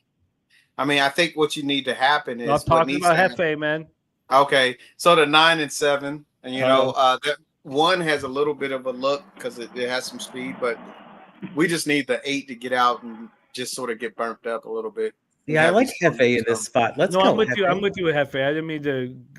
Yeah, I thought you were totally against Hefe. I was 17 years old again, and Hefe was banging this. Actually, maybe 19, but so I like this horse stretching back out, right, Jimmy? It's not going to be bad. Yeah. Tough race to bet, though. I wasn't in love with betting this fucking donkey. How do we fade the donkey? I'll do it with you guys. How do we fade the 8 with Grand Hefe? I'm not even. Hold on.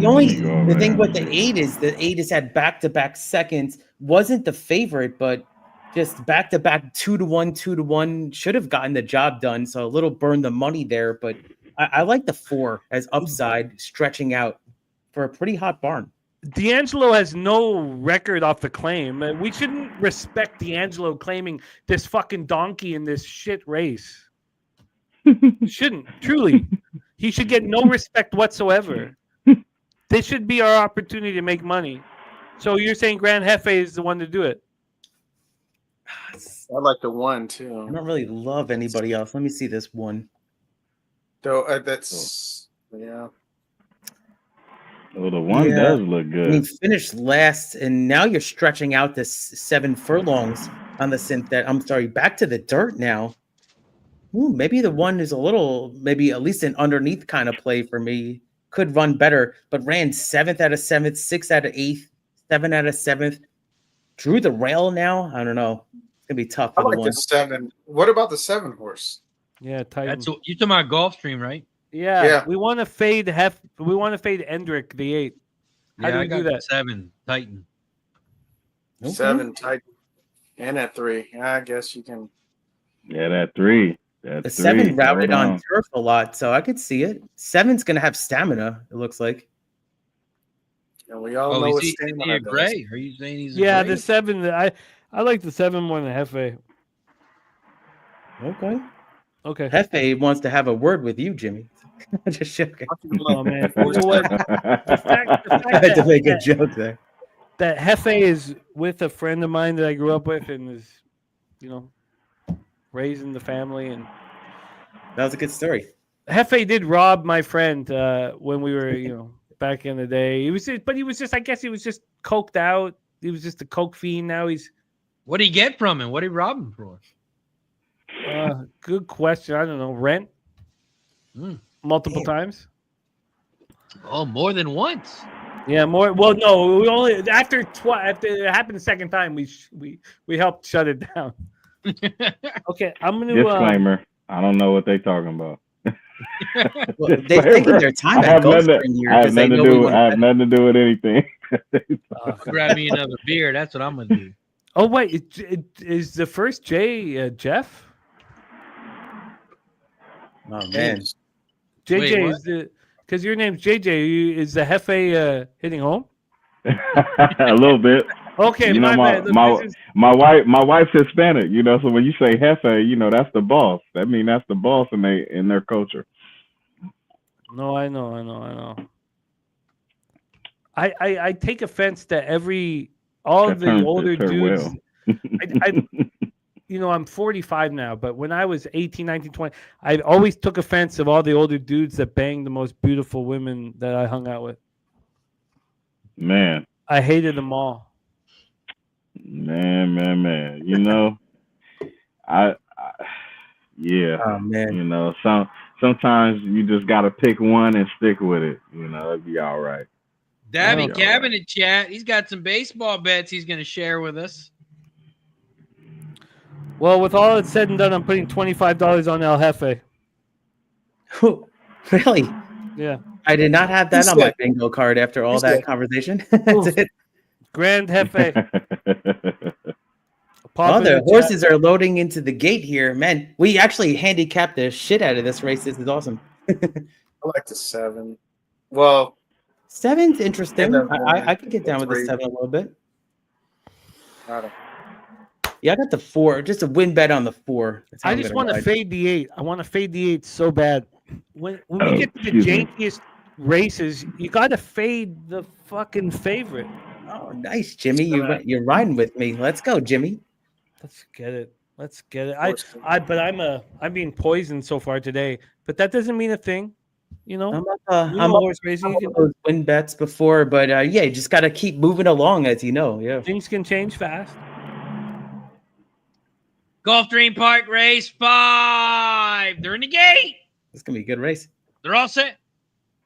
Away and racing here at Gulfstream. Shout out to Dabby Cab, the host of Medicaid Monday over on Pub Sports Radio. You can find me there live every Monday, 12 p.m. Eastern. Shout out to Dabby Cab in the building. The 1 is out front. Happy Flyer on the inside rails. They head down the backstretch here at Gulfstream. They hit the quarter in this 7 furlong race at 22.56. And the 1 is out front on the inside. Endrick. The 8 is on the outside in second. And Vindicated Tiger is in third down the center of the track. Here comes Hefe in fourth, now in third. But Endrick has taken over the lead. Happy Flyers in second. Grand Jefe in third. And around the far turn they go. Vindicated Tigers in fourth and Come on. tight to seventh. Come on, Hefe. Put him away. Put him away. As they No, Hefe's turn coming. for home. Come on, Why Hefe. is it- Hefe is on the way. Let's go, Hefe. Ass down. Let's go, Hefe. Hefe. Fly. Hefe. Yeah. Fly. On the Hefe. outside the 7-2. floor. 7-2. Hey, Decent. we tend to win when we put like focus Nice, on Jimmy. a race. Right. Hey, Hefe paid you back, Jimmy. Right. Hey, Hefe Yeah. paid you back, buddy. Yeah, he did. Yeah, he did. Oh, man, that was a great. He heard it. Hey, listen, your story lined up with this horse. And It guess did. what happened? And guess what happened? It won. Let's was a- go. This was supposed to happen, Jimmy. This was supposed See, to Jimmy, I happen. got you off the. Now you got a nice winning bet right there. It's my man. first. It's my first winning bet. Hey, Got you off hey, the side. he wins Off up a the horse schneid. with Yeah, horrible schneid. memory. That's it. With Oh, Yeah, horrible he does. Beautiful use of Schneid too. Yeah. Good. There you 13. go. Oh, man, that was awesome. 7-2. Let's go. Hey, literally, Jimmy, your story walked this horse into the winner's circle. Totally. It was It amazing. couldn't have happened any other way. Hand and foot. It couldn't have happened. That's a disease. That's a disease. Man. Oh, hand and mouth. Sorry, hand and mouth. Sorry. God, look, I love you guys so much. This could be my new favorite horse right now. I just put this horse in my digital stable. I did, yeah. Oh, no. I'm definitely going to see when this horse runs again. I mean, Jimmy, we're going to be running the undercard of Saratoga later this summer. Yeah. Oh, Told you. Everybody's Hey, gonna wait a bet minute. Grand Jefe moving forward now. I gotta get this. look, Gotta Hey, get this Jimmy, I got a pick quick six question in. before we take a shot. yeah. Pick six. Belmont Race 7. The one is a big price, Concrete Glory. Do you have any stories about Concrete or Glory that we can talk about real quick? Hey, I got that horse in there. I got that horse in there. Yeah, the one horse. Yes, sir. I got that Oh, horse if you got in any there. stories, I'm ready for story time. That's nice. I'll listen to the story. I got to get this pick six for church done. Oh, I man. got 12 He minutes. just- I'm almost done. Hey, let me just be a winner for a second, because I mean a loser for a few hours. So let me just be a winner for a fucking second. I love you guys. Racing with Razor. God, this is heaven to me. That I hope the Triple Crown exists for the rest of my life so that I can hang out with you guys and cap the card with you guys. And I wish we could cap the cards on regular ass Saturdays, but life gets in the way. Thank you, Razor, for creating a forum for us to hang out together. And I love you guys. And my first win, because I'm fucking jealous of fucking Jefe banging the most beautiful chicks I grew up around.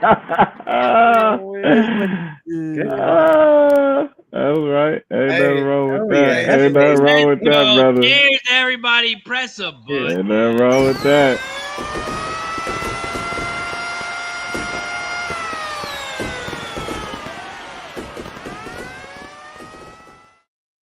Oh, ridiculous. Hey, listen. Hey, look at Cashman. I think he created a fan horse right now. He was like, "Let me know when Jefe runs to Saratoga. I didn't have season passes." Oh, no, Everybody, this horse is going to run the Saratoga undercard. Yeah. Right? I always say, guys, if you show up on this big, there's been some horses I've followed that won on smaller tracks, and if you show up on a big stake, say even the undercard, you did something right. It's really cool to see that. Sometimes they lose because of the caliber of the horses they're facing, but amazing when you see that. Yeah, it is. Yeah, it was Gulfstream to Saratoga. It's not that extreme, but still, that horse has got a lot of talent. Jefe. Oh, fuck He's Jefe, good. man. Fuck Yeah, him. $10 win bet, nothing crazy. Let's go. Oh, fuck him. We got a lot of races coming up. And we got some big ones. We got Churchill Downs Race 6 in 10 minutes. We got Woodbine Race 5 in 10 minutes. We got Belmont at Saratoga Race 7 in 15 minutes. So If anyone gets out of hand the next 5 minutes, my guy Kev, he's going to tell you to shut the hell up. We're ready to make some fucking money. Also, shout out to everybody in the chat. We got 87 likes, 89 likes now. Don't forget to hit that like button down below and subscribe. Let's win some goddamn money. We got Churchill up next. We're going to break him down 3 in a row. We'll go Church, Woodbine, Saratoga. Churchill Downs, race 6. Let me put it up on the screen. Churchill Downs, race 6. Let's talk about it. It's a 9-furlong race on the turf. It's a main special weight for fillies and mares 3 and up, and the purse is $120K. We got a couple scratches here.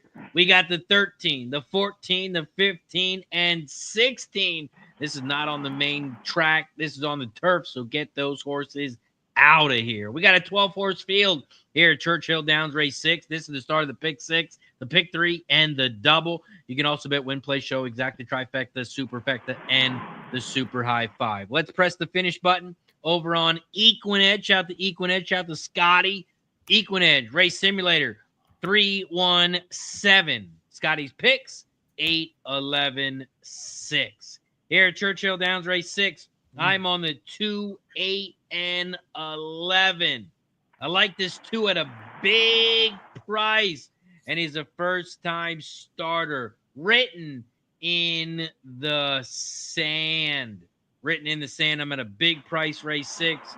I got 2, 8, 11. 2, 8, 11 exacta box, 2, 8, 11 try. That's my bet, Churchill Downs. I'm not drunk enough yet, but I do know that Jimmy did not handicap Churchill Downs, race 6. So I'm going to move over to Kev, race 6. And since I'm not drunk enough, I'm going to take another shot. Kev, what do you got, Churchill, race 6? Razor, I can't leave you alone, but Jesus. All right, I guess I can't leave him alone either. He's the host with the most. Yeah, Say it again. Say like it again this. for the people in the back. Ooh, let's go. Kev, break it down. What you got for us, Churchill, race 6? For a price, I like the 6-horse. So I like the 6, 8, and 11 in this race. The 6, 8, and 11, and I like the 6 for a price. 6 a big price, rather distinct. 5 races lifetime, a second and a third. Also, Scotty's long shot here on Equinedge.com. Shout out to Equinedge.com. Make sure you check them out if you guys need a day pass, week pass, month pass. Shout out to Equinedge, man. They've helped me cash some big, big tickets. Keith, Churchill, race 6. What do you got, my friend? You know, that's crazy, Razor, is that's like 2 algorithms matching up right there, K-Reed and Equinedge. So you got to look at that horse a little further. I like the 8. I like the 8 to win. So I'm going to have Hazelton Rose to win, $10 win bet on the 8. I'm going to back it up with a straight exacta, 11 over 8. I see this race is kind of chalky. So I'm going to do that 11 over 8 exacta. But if that, of course, that doesn't cash, hopefully Rose will get the money in the winner's circle. So 8 to win and back it up with an 11 over the 8 exacta. Let's go. I can dig it. Hey, Churchill Downs, race 6. We are 6 minutes away. Break this thing down like a pound, my friend. What do you got for this one? I got you. Break it down like a pound. So in the first leg of my pick 6, I have the 5, 8, 11. So my angle here is, I think the 11 horse is the one to beat in the first leg. I do like the fact that the 8 is going to sit up closer. It's not necessarily the super front speed, but the speed is there enough to sit close, and then I paired it with 2 deep closers, which would be the 5 and the 11 for that first leg. Oh, cool. Let's go. We're going to break them down. We move over to Woodbine before Churchill Downs pops off. Let's break down Woodbine. And then we got Belmont at Saratoga, race 7.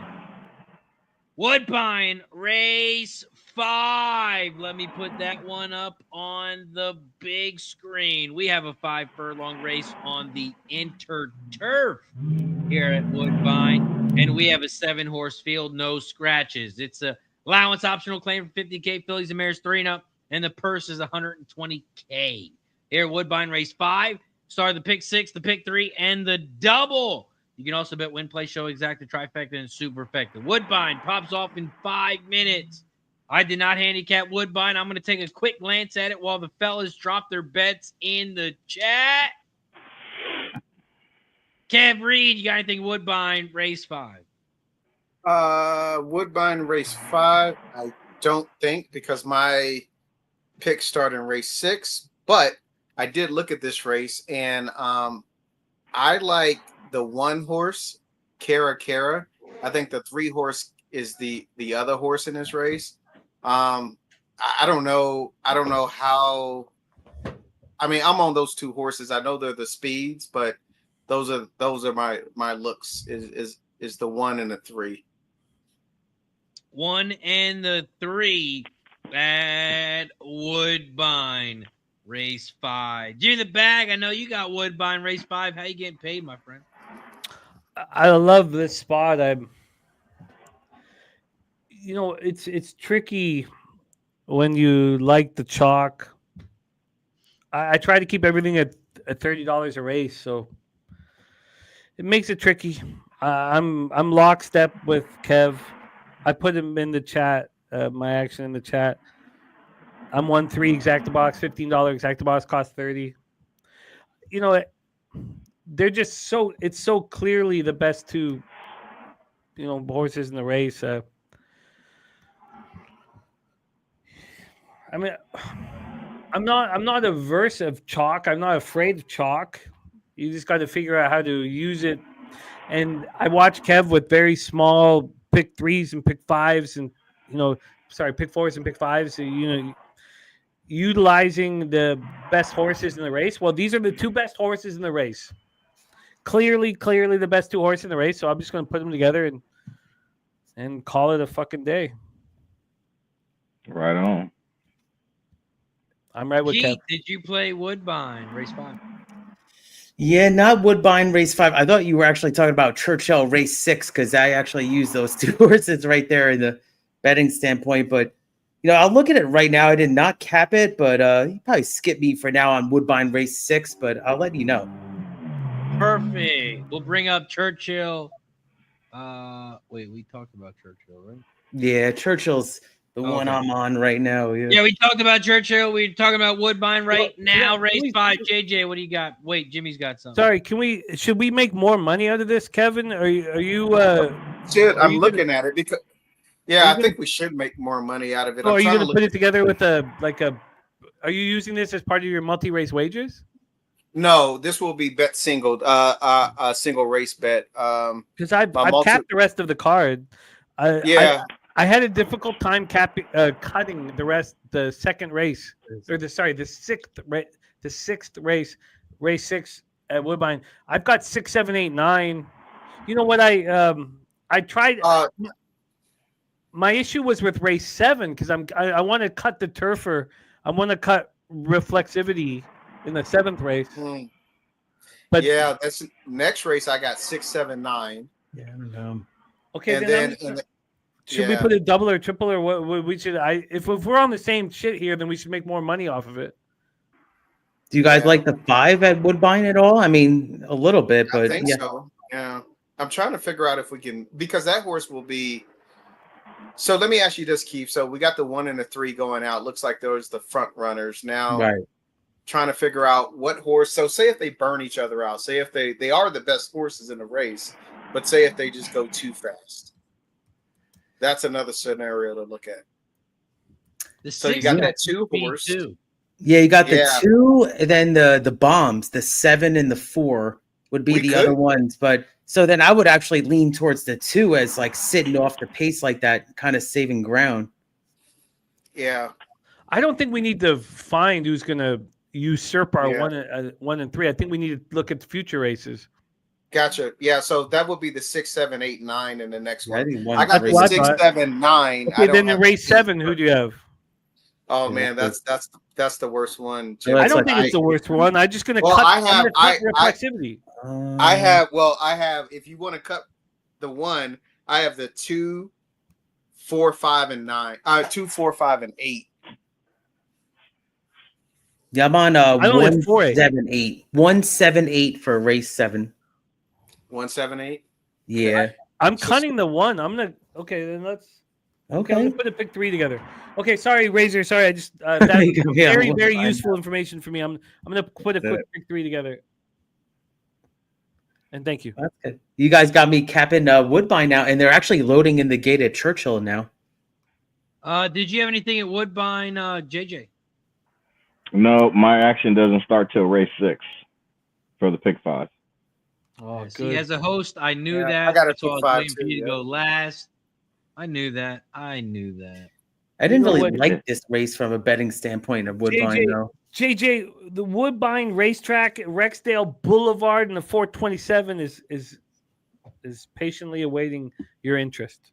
Oh. Hey, it gave you 1,600. Remember, what is it? 3 weeks ago, I had to get my pick 6 in real quick. Let's go. Mike says, let's go, Paco. Donut Silk says, yo, DG. Okay. I put together a little very cheap $1 pick 3 at Woodbine. I'm very excited about it. Cost $16. So cheap. You guys want something cheap here at Woodbine? Here's a very, very cheap pick 3. We're fading the favorite in the final leg. But, that's what it's all about. Right? Good luck. We got Woodbine loading up in the gate.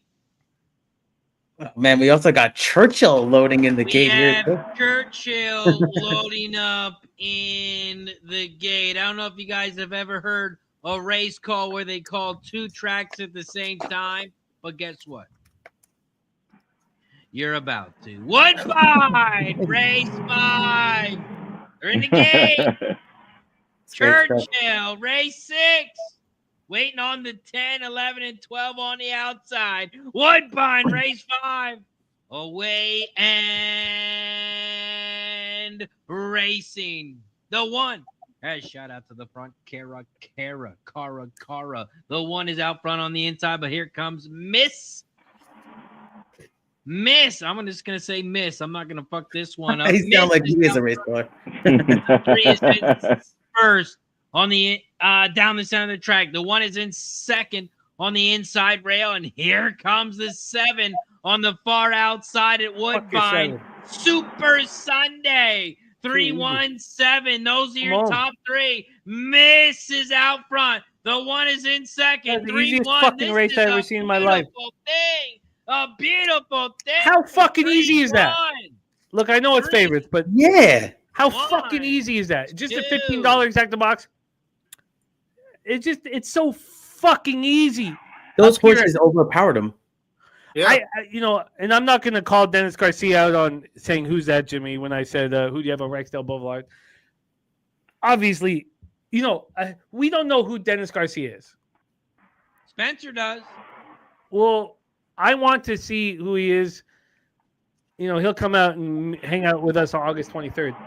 But obviously he knows Rexdale Boulevards, where the Black Jays are from, and it's also the corner of where the fucking racetrack is. That was really fucking easy. Huge, Jimmy, back to back. You won back to back. Goddamn button 3-1. You're fine.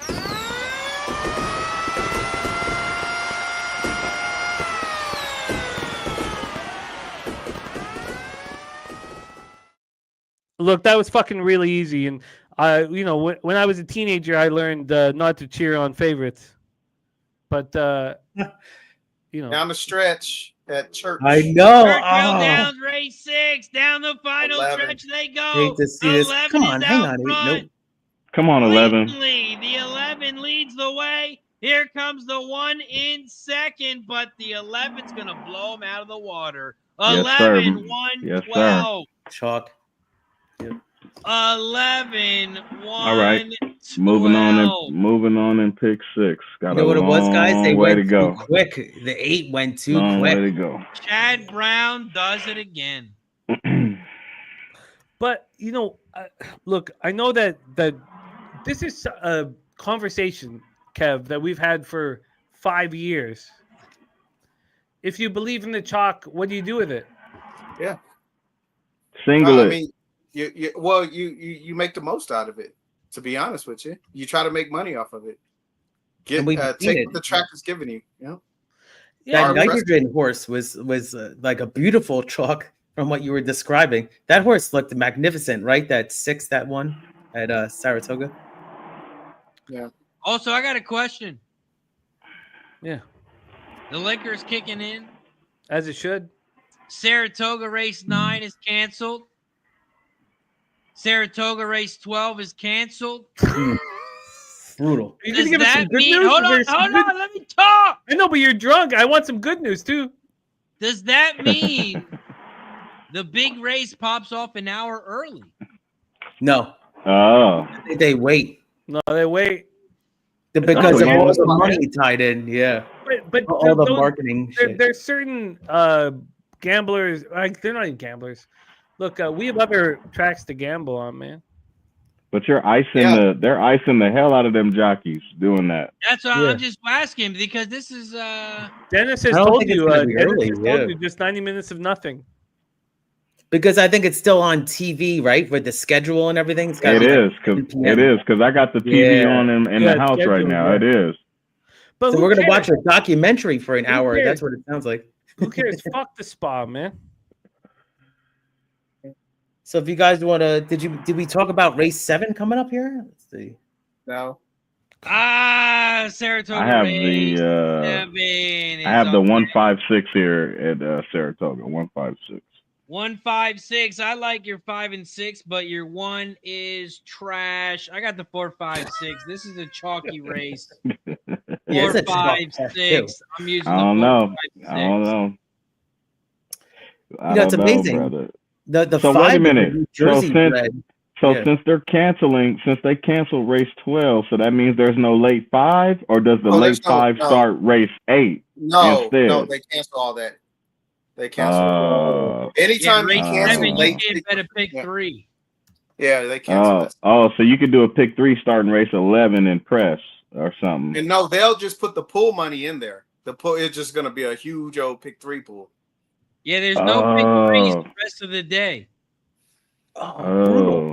Don't worry. Damn, that sucks. I had some plays locked in, man. I spent too much time on this card. Oh, that's the problem, and that's why Razor didn't have Woodbine today. And I get it. Like I moved the other races to tomorrow. Yeah. No, but it fucking sucks when you put all this time and energy into something. It sucks. Yeah, it's like I capped Woodbine, Santa Anita, Saratoga, and Church. Those are the 4 that I focused on last night. Wait, hold on. You said Santa Anita?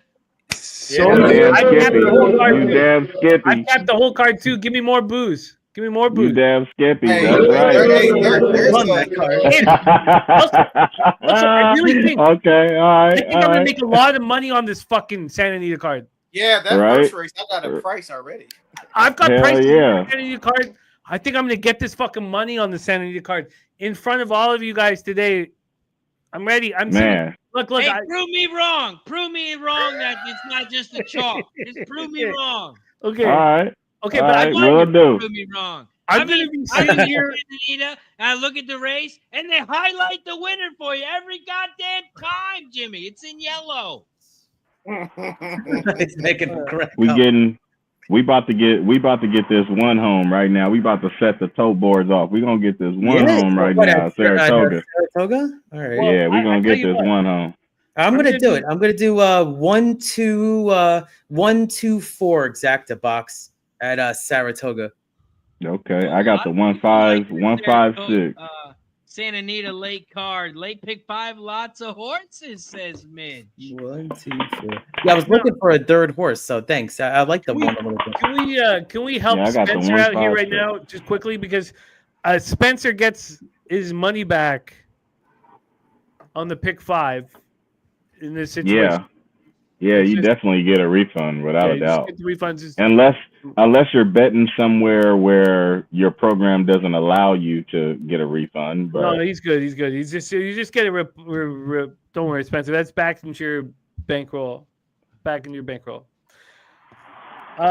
I tell you this, for the next at least 5.5 hours, I'm gonna be sitting in this chair on Racing with Razor, and I'm going to have a very well. I don't know. I'm going to have a positive ROI on Santa Anita. I'm telling you this, Razor. I'm going to have a fucking positive ROI on Santa Anita. It's my favorite place in the world, Arcadia, California, home of the Zertucci's. I'm going to get this fucking money, Razor. There's only one way to win at Santa Anita, and it's when you go to your happy place.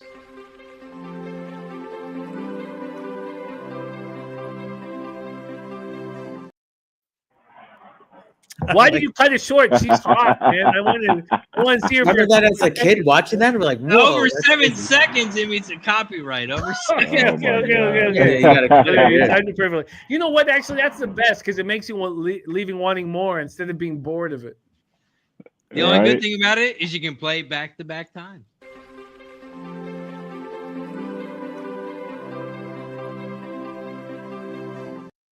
Oh, fuck. I guess I'm old because that looks like What year was that? 1995, right? That movie? I think so. I don't care what like year yesterday. I watched it yesterday. It's fucking heaven is what The summer of 95. I don't want the beer, but I wouldn't say no to it. Look at that beer. That's good. Well, look at those. Was that a Coors Light? JJ? Do you want me to play the video? Was that Coors Light juice? I don't think it was Coors Light. It might have been. I don't know what it was. Was it Coors Probably Light? like Blue Ribbon or something. Yeah. Who knows? Who knows what it is? It could have been. Well, you know, the pitcher deals. I don't know if you guys back in the day. I mean, we would crush the pitcher deals like 2 for $10 or something like that. Good deal. All day long. Crush them. If you had a group of people, you might as well get all the pitchers. Yeah. Cervezas all day. Yeah, remember like long. they used to be $5 a pop or something? It's crazy. Well, right. I would like to say something, and I don't mean to get in the way of you guys, but I am now officially in the black. It's 3:32 p.m. I've been here since 11:30. I'm not, heavily in the black, but the black is the fucking black, and black is beautiful. And I'm here now. You got that right. At 3:33 p.m. I'm in the fucking black. Razor, what's next? We got Saratoga Race 7 loading up in the gate. After Saratoga, we got Delaware Park Race 6. We got Gulfstream Race 6 in 2 minutes. After that, we head over to Parx. No one handicapped Parx. We're just kidding. They pop off in 9 minutes. And then we got Churchill in 21. It all started with El Jefe for me, too. But I love Parx, yeah. Yeah, Parx is, man, Parx races. He's going for 3 straight. Oh, I don't As they pop off here, Saratoga Race 7, waiting on the 8 on the outside. Nutella. You got any stories about Nutella? I don't. But the 8 loading up in the gate. Come on, Juan. They're in the gate. Let's go. They're all set. What let me say? Come on, Juan. Feet moving around. There's feet moving around down there. Come on, Juan. Come on. Oh, what's it? Oh, yeah, I'm like 10 seconds behind you guys, but they're still in the gate. The 8 doesn't want to load up in the gate. They open the front of it to get him in. The horse is now in the gate. They close the front of the gate. The 8 is in. They're all in line. They're all set. And the 1 is acting up in the gate. Open the goddamn gate. Come on, Juan. Let him go so the 1 could go. The 1 wants to get out of there. Come on. That's what he wanted to do. Exactly. There you go. Racing. There we go. Look at him. Look at the 1. Look at the 1. Let me in the front.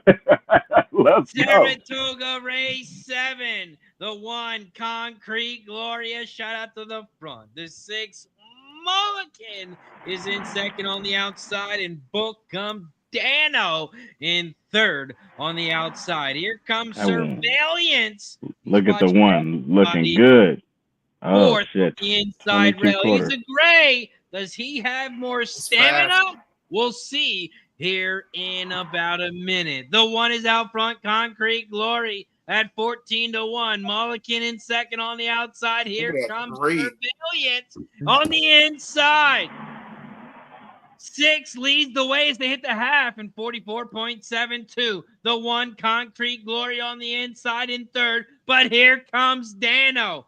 Bookham Dano on the outside. The 5 is taking over the lead. Mulligan battling back on the inside rail. 5, 6 goes to your top 2. The 1 pulls up, but the 5 and the 6, that's going to be your final. 5, 6, 2.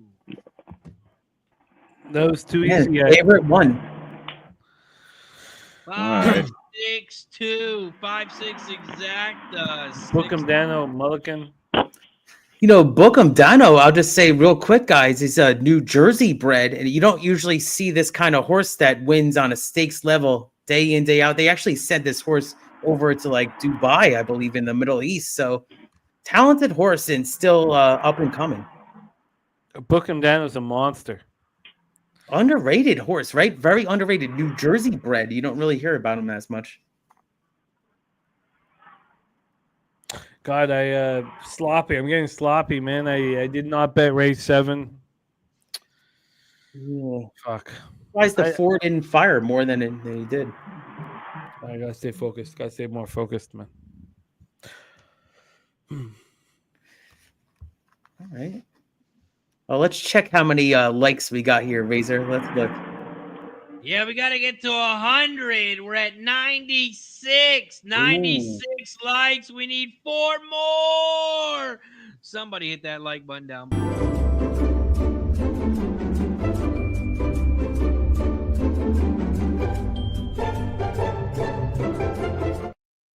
I know what to do. We got 130 plus people in the chat. Don't forget to hit that like button down below and subscribe to the channel. You've got to cut the whatever that thing is, giving the thumbs up. What has to happen with is you got to become blurrier and blurrier, and that's it. Just you getting drunker and drunker. We don't need that fucking cartoon ass. We need your drunkenness. You know. I'll talk to my editor. I can help with the editing. Not me personally, but my close personal friend Jose Bouquet. Oh man, guys, I was like a deer in headlights doing all that editing when I was, coming out with content, and then just the graphics and everything. It's fun though. It's very difficult. Are you about to have a shot? We are, because we have reached 100 nice. likes. Fat Wally says I was number 100. Wally, isn't he the man? That's amazing. Is he not our greatest friend? I mean, who could compare with Fat Wally? Guillermo? Nobody. A very Fat small. I mean, I know he is Wally our greatest friend, Razor? Oh yeah, definitely. Gentleman. Sports Squad every single day. He's in the chat every single day, even on his off days. He's got to go to the doctors. He pops in the chat just to say hello, hit the like button, and he'll see us tomorrow. I think he might be our greatest friend. Shout out to Fat Wally. Cheers to 100 likes and Fat Wally. We love you, Wally. Cheers, my friends. Cheers, Wally. I can only think of Guillermo to compete with him, and maybe Nutflush, but I think Wally might be our greatest friend. But and you know why I love Fat Wally? His last comment on Kick says, "Welcome to Santa Toga," because they're chalky. Get it? Didn't? Yeah. Razor, I think I'm gonna make a lot of money on the Santa Anita card today. I think I'm gonna find spots. I know that you have your issues with the Great Race Place. Yeah, I mean, wouldn't does. you if you went one time and they closed the infield on the biggest day of horse racing? No, you're right. I've gone, and I don't live in California, but I've gone 50 times, and it's my favorite physical place in the entire world. It's my favorite place in the world. How many times you've gone? Holy crap. 50, 60, 70. Holy 70. shit. I've only gone like twice to California, and I did get to Santa Anita one time, but I was very young to understand, appreciate it. But I remember the saying. Was your dad a gambler? Not really a horse gambler. No, not a gambler at all, but it's in my blood, I guess, from other uncles and stuff. So let's go. My dad was a gambler, and his dad was a gambler, and we're just everything is being the Great Race Place is heaven on earth. Maybe it's too chalky, but with the mountains in the background and the perfect fucking weather. But enjoy it while we have it. Yeah. Oh, don't guys! Do you think it's all gonna fall? Look, if Gulfstream Couple goes, years, you never know. Yeah. look, I understand this is maybe a dying business, but I love that Razor is proudly representing Delaware Park. I love that he, calls out fucking Santa Anita for all its chalk. I know I love all of this, but I will still. He's a hater. I It's all good. Fucking great race play. I tell you, race one doesn't look as chalky though. It looks like you can get a price, maybe a little bit medium price. Santa Anita pays buckets, man. He just be picking the wrong days. You just pick the wrong days. Today, JJ. All right, between us guys, today. There's 5 of us on stream. There's G. I know G's not listening. He just had a great. Between us 5. Yeah, he's not listening. I love Santa Anita. It's the beautiful. Don't say that. Crazy, don't say that. I just gotta give G shit. I gotta give G shit. That's the only reason. He always does. Oh, okay. Wow. I didn't know that. We have a lot of big shit that happens with Santa Anita. Damn it. Hey, listen, Razor should love it. What did I tell you when we walked out? Me and Kev walked in at the same time to the track. Yeah, we did. It is beautiful. It's beautiful. And it's Razor almost was like a screen, like you can't believe the background. Yeah. It's the greatest physical place on earth. No, actually, what Razor said was that background has to be fake. They have a green screen, right? Yeah, with the mountain, the way the mountain is the backdraft of the track. Yeah, shit's beautiful. It is beautiful. Real. It's a. You just have to take it all in. It's unbelievable.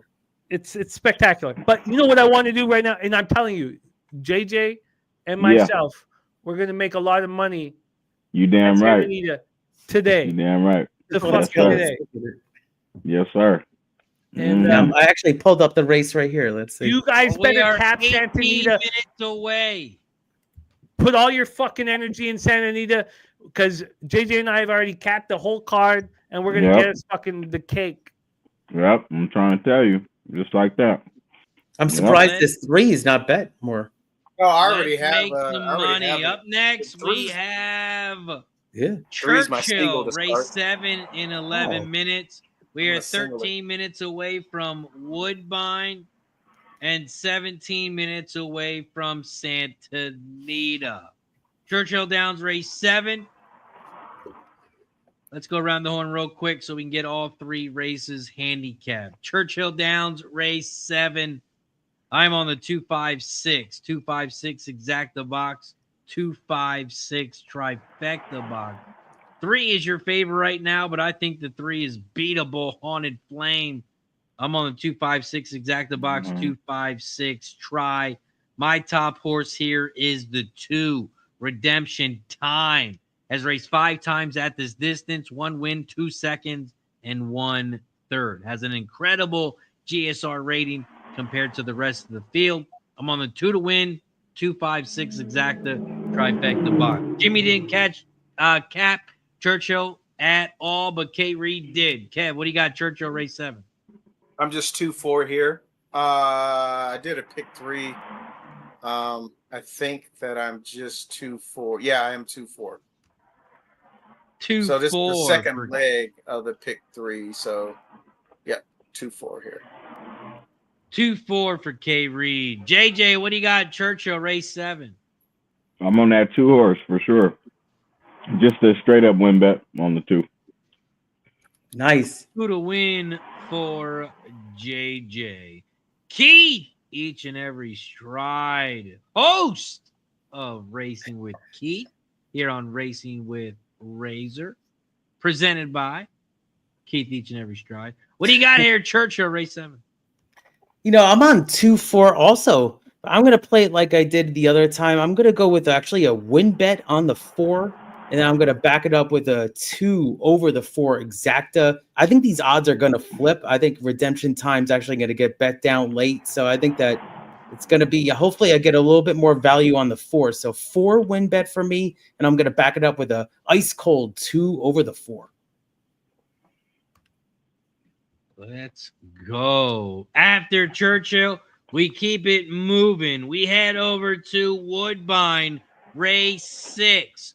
Woodbine Race 6 is on the turf. 6 furlongs. How much Fillies time and do we have mares, till 3-0. Woodbine? 11 minutes. Okay, sorry, I'm still on fucking Santa Anita. I have to Yeah, say, Santa Anita TBD is still the is, most accurate. Yeah. 15 minutes away from Santa. Okay, give me a second here. I'm putting my Santa Anita action. All right, Woodbine Race 6. I didn't cap Woodbine. What JJ did. JJ, Race 6. What do you got, Woodbine? To start the pick 5 off, I have 6, 7, 9. 6, 7, 9. I look at the price on the 7, 4-1. I look at Equinedge. I'm gonna take the 7 to win. 7 to win. I'm gonna put $25 on the 7 to win. That's how I'm gonna try and get paid in this one. Kev, you got anything? Woodbine Race 6. Yeah, I put my pick 5 in the chat. So I don't see it. Can you drop it in the private chat and I'll share it? Okay. no, it's in there. You just Yeah, gotta it's in scroll there. up.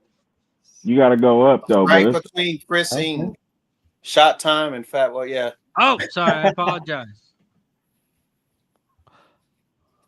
He's got the 6, 7, 9 with the 1, 2, 4, 5, 8 with the 2 with the 3, 5, 8 with the 2, 6, 9. I have Wow, not, the 6 is coming off a big layoff. Holy crap. Mikkel, yeah. I mean, this is a Philly only run one race in their life. I mean, Good point. Who cares about the layoff? Really, with a 3-year-old filly, Keith? Yeah, no, you're right. Their second start, rested and just can, second time starter like that. They're just learning. Yeah. Yeah, I mean, at that point, you just, who's the trainer? And it's the fucking. There's only one famous family. Actually, there's two. The nurses, Kia Nurse, Darnell Nurse. Oh, Key Nurse. Yeah.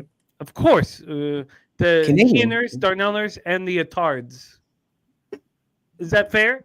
If any Canadian that runs with me, I mean, come on. It's the nurses and the Attards. And go make your fucking money. Nurse, the coach of the Toronto Raptors and the Sixers? No. Darnell Nurse is a fucking defenseman for the fucking Oilers, and Kia Nurse is a superstar female basketball player. I should know what team she plays for, but I don't. She actually just is on a new team now. It's I believe Mystic. I have to look it up. Mystics or something like that. Let's see. I'm capping WNBA, and I can't even tell you, and I apologize. New team this year, though. Yeah. I'm not going to pretend. I know that she doesn't wear a light blue outfit, and she doesn't have a mask on. I mean, she averages 8 points a game as a contributor. It's not bad. And she's a contributor. And I'd like to be a contributor, too. Razor, rephrase the question. I don't remember what question we're talking about, but Woodbine Race 6. shit. Oh, shit, I got to get this Woodbine. Okay, Woodbine Race 6. Yeah. I think it's a very difficult race. To make money, you probably want to. You're going to need to make a cut. And I've not bet this race. I've got my sanity action in. There's 4 horses that I'm focused on. I'm on the 6 McCall. But, this filly, this 3-year-old filly is your favorite. Pietro Moran is completely taken Woodbine by storm. Not only is he arguably the best jockey at the track, but he gets a fucking weight allowance because he's a child. And so any trainer wants Pietro Moran to ride your horse. That's the 6 McCall, who's only run once before and maiden special weight. And very, very dangerous. Right now, you're 2-1 favorite. But the fact that it's not a bigger favorite is interesting to me. I also really like the 7 Flashy Motor with Sabachi in the irons out of the Cassie barn. This horse cost $200,000 in the September 22 sale at Keeneland. And very, very dangerous. Very out of Omaha Beach as a sire. It's just, but we have you can talk about how dangerous your filly is. This is a 4-year-old filly that's raced 6 times and never won before. So a 3-1 right now. The 8 Scat Girl is the shot price for me, and I still haven't put my action in as they're walking to the gate. But the Scat Girl with Leo Sal's out of the Michael DePaulo barn, being, racing against very tough horses up here with the maiden special weights. And this is a very tough maiden special weight race. This is also, a fucking turf race, and we've not seen Scat Girl run on the turf. Although you expect that if you can run on the aesthetic, if you can run on the Tapeta, then you can run on the turf. And then if you were up here, if there's a horse from Europe that comes in out of the Josie Carroll barn that's raced by Sophia Vivas, who was the Bug Boy champ before, or Bug Girl champ, actually, before Pietro took I've been over. saying it wrong the whole time. I said Vibes. All right, Vias. All right, there you go. Yeah, Sophia Vivas. So I'm 789. I'm 789 here, and my asterisk in my notes is may have to cut. Oh, sorry, 6789. Sorry, 6789. May have to cut, but I don't know if I have to necessarily in the 10-horse race. So I'm 6789. I got to figure out what to do, Razor. 6, 7, 8, 9. Woodbine pops off in 5 minutes. After that, we head over to Santa Anita Race 1. I just did some handicapping on the fly, and I went with the 1, 3, and 5 over at Santa Anita Race 1. I look at the 3-horse and I say, wow, look at the pace of the race in this one. He's got a good pace advantage, and he's 3 for 4 at this distance. We have the weight. The weight's in. Big boy. Big boy, Razor. Boy. Baby Koa is a big boy. Wow, amazing. Wow. Jeez. Well, that's got to be a type 9 pounds. Gotta get him on the ice. Healthy baby, let's go. Almost 10-pound baby. Gotta get him on the ice, man. She a soldier. She a soldier. She a pusher. She a soldier. We're focusing on the baby right now. She a pusher. Good grief, 21 inches long. Yeah. That is not a proper. That's amazing. Okay, gotcha. I'm sorry. just reading. You guys are not succeeding, either of you guys. No. It's a big baby. Let's just put it that way. Yeah, that's better. That's amazing. Yeah. God bless. Wow. Man. I'll just say real quick, guys, because I know they're going to pop off soon, is Woodbine Race 6. I'm going to bet the 9 to win. I know that Vibes, she's got quiet hands. Oh, see, now I got a couple of people tell me, Vibes. I don't know how to say it, but she's got quiet hands on these horses, especially first time in America. I think it's going to be quiet hands, calm, get to the winner's circle. 3 minutes to post. I like the 9 to win, 5 to 2 currently. Hopefully we get a little float up from that. Stop talking about Sophia's hands. No, you've heard this angle before. She's like amazing with these horses, like to get them calm, especially in the stretch. And then obviously you got to ask them the question down the stretch. Man. They say that though. They really say it. Like some of the female jockeys are like good at that. It's a real thing with the horses. They're schmegma cleaners, man. Gentle hands. They got hands like Mike Smith. Yeah, you got to be. Got hands like Mike Tyson on these animals. Soft hands. But yeah, she's not an apprentice jockey anymore, right, Jimmy? I think she's not. Yeah. No, she's not. She's old enough for you to love. See, sorry. They're showing Eduardo Barrio highlights over here. I was saying before, he has a resume for one day to get into the Hall of Fame. That's how good his resume is. Dude, I would just say this, and I'll leave it alone. Fierceness is not losing that race. So, how many minutes do we have till it pops off? Yeah, Fierceness is just a freaking. I'm on the one and the 4. Yeah. Spencer says, fuck you guys. His mother was a jockey, and she had incredibly soft. My mother was a jockey? 19 minutes, Jimmy. Oh. And she had incredibly soft hands. just like quiet hands. That's what I mean. Yeah. Quiet They don't hands? talk. They don't talk, Jimmy. The hands Well, you don't don't want talk. to. You want to be calm. right. You know? Off at church. Off at church. Okay, here we go. Churchill I need the Downs. 3-4 for the pick race 6. 7. Jimmy's in the black, so that means I gotta call this one. The back of the pack. Churchill Downs race 7. Someone's got the music on or the sound in the background. If you could mute it, I'd appreciate. The 6 is out front. Mo Hope in first. The 1 Laugh-A-Lot's in second. Down the center of the track, and here comes the 7 and third on the outside. They hit the quarter in 23.80, and Mo Hope at 11-1 leads the way, but Laugh-A-Lot is in second down the center of the track. They hit the half in 46.69, and the 1 and 6, those are your top 2. 1 on the outside, 6 on the inside. Here at Churchill, race 7. Here comes the 2 Redemption. Redemption time is in third on the outside as they turn for home. Around the far turn they go. Down the final stretch. The 1 leads the way. Laugh-A-Lot. And Laugh-A-Lot is going to open up on him, and he's going to walk in this one. It's going to be a 1-2 photo for third. Now. They definitely didn't have the 1 in there. 1-2 photo for third.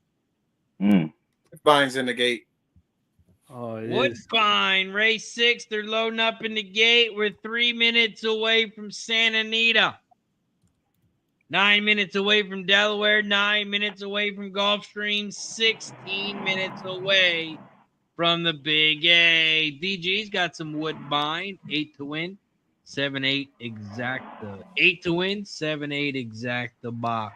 You know, I would like to say something before this race pops off here. Black Jays, Rexdale Boulevard in the 427, Cardinal Official, and Solitaire.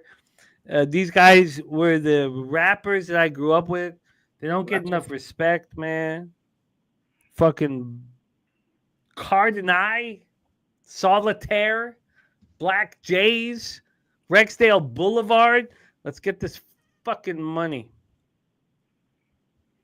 Let's get this money at Woodbine race 6. They're loading up in the gate. Here comes the 8 into the gate, waiting on the 9 and the 10.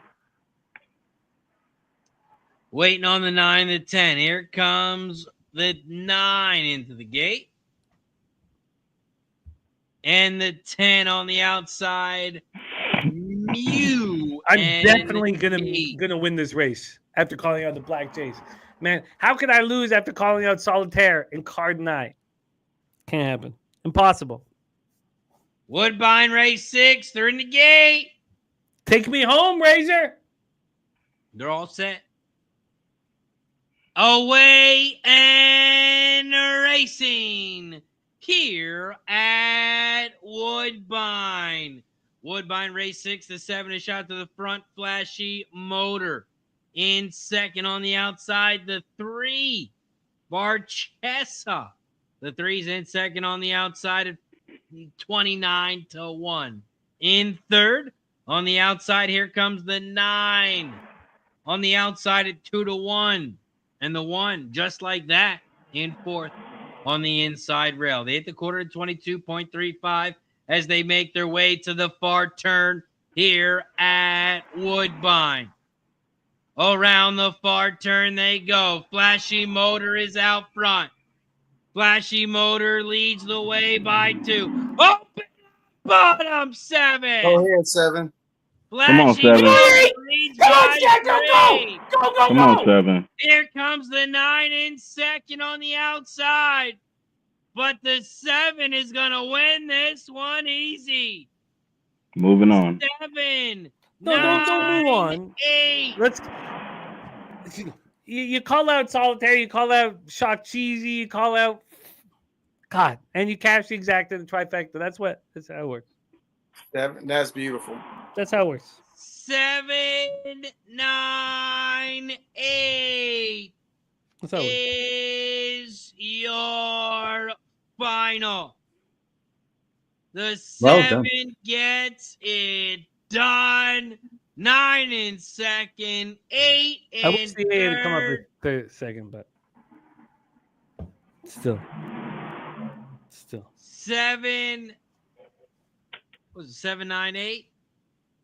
No, I wish it was 7. You're right. Yeah, 7-9. It wasn't 7-8-9, but still, Shit, I had the 9 to win, but all right, there you go. Nice cash.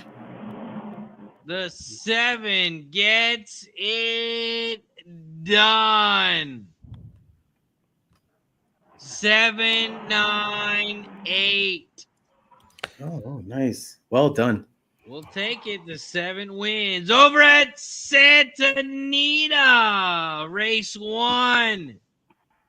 They're off in racing. They hit the quarter pole in 23.19. And the 5 is out front. News at 10. In second on the outside, Nation at 6-1. And the 1 is in third on the inside rail. Right now, the favorite leads the way. News at 10. Your 3-2 favorite leads the way by a length and a half. The 1 Time Song in second. Down the center of the track as they turn for home. Around the far turn they go. The 5 and 1, those are your top 2. Come on, News Time at Song. 10 on the outside, on the inside. 1 on the outside. 5-1, those are your top 2. Here comes the 2 on the far outside. But it's going to be a 5-1-2.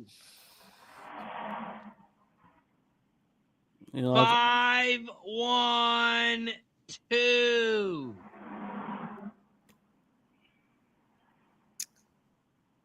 Okay. Yeah, I didn't handicap that first race. Exact at 12-1, but it's not going to pay enough. You know why? Why is that? Because it's the goddamn chalk. Nobody wants to hear that shit. Remember it was like all the smoke. I can't see it because all the clouds in that picture, but it's all the chalk, Yeah, guess who was your favorite? The winner. Guess who was the second favorite? Your second place winner, JJ. Yeah, I know. I don't like to talk shit. I just talk facts, my friend. I let you get away with it that race. That's okay. That's all right. Yeah, I'll be right back here in race 2. I'll be right back here. I'm gonna need you to stay present. I'm gonna need you to stay present for the whole card. I'm gonna need you to stay present. I mean, how many races are we talking? I mean, all 9? Are we talking? How many races we got? All of them. All of them.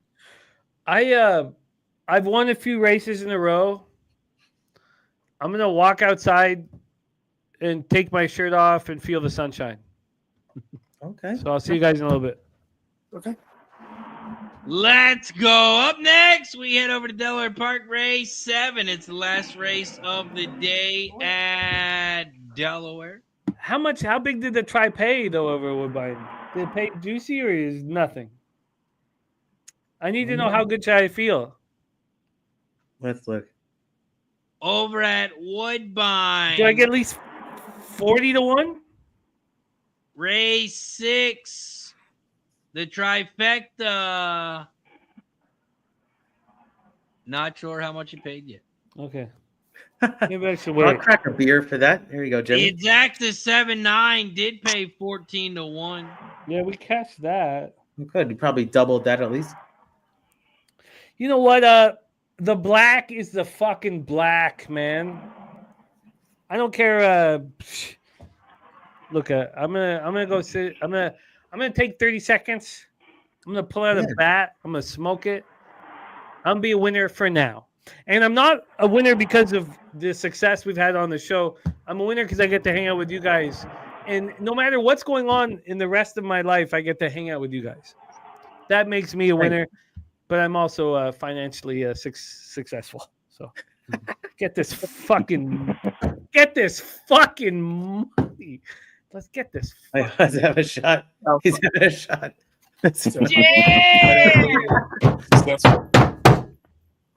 Cheers, guys. Always a great time spending handicapping, and I always learn something new. So let's go, Jimmy and everybody.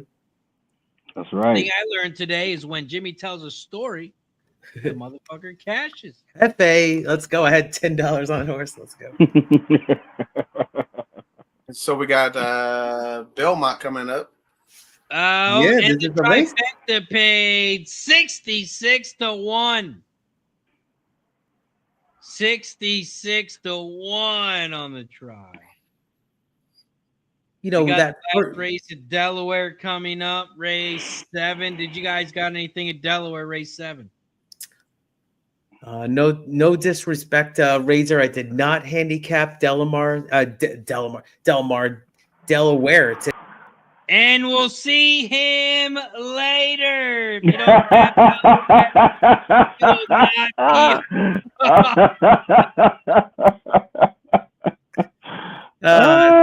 you don't That was a great timing. That was good. It was warranted. It was warranted. 7. I got the 1, 2, 4. JJ, you got anything in this one? That was great. I like that Delamar. No, You call it Delamar. I don't have right? anything Maybe there, man. I'm get sorry. together. I ain't got nothing there. I just finished my pick 4 at Churchill. Damn. Oh, Yeah, I was thinking shit. of Del Mar for a second. Yeah. Yeah, I mean they're pretty similar. Delmar, Delaware. Similar initials, like on when they run the OTB and it's confusing a little bit. Before I go, we need to decide how much money I'm going to bet on Fierceness. I mean, you be safe throwing a hundo on them straight up. I'm with you. I'm with you, Jimmy. I'm with you on Fierceness. I'm thinking about how much to bet on them. I mean, but I don't know. Risk reward, like we're not trying to. I would do in between nothing less than 50 is what I would do with those odds. We're not trying to save the day. With those odds, I mean, you ain't gonna get even money on Fierceness. You probably get 4 to 5. 5 to 1 So it doesn't make exacta right sense to now. bet too much money. I mean, it's just risk reward. Like it's not. So what should we bet on it? Well, yeah, I say Unless you're trying to do, it's going to come in. That 5 is going to get second probably. Well, unless White Brillo like just 4. has a great day. I'm going to do a win bet on the 4. I think the only horse that could beat Fierceness is the 4. Yeah. Yeah. I'm doing 1-4 exacta box, and I'm going to do 4 to win. That's how I'm playing. I think Fierceness is just a bigger, badder version of himself. He's stronger. He's faster. He can make his own trip now. He can rate. He could go to the lead. He's mature. He's just. I mean, he's yeah. You really and he's a bigger, badder. He's the shit. Yeah.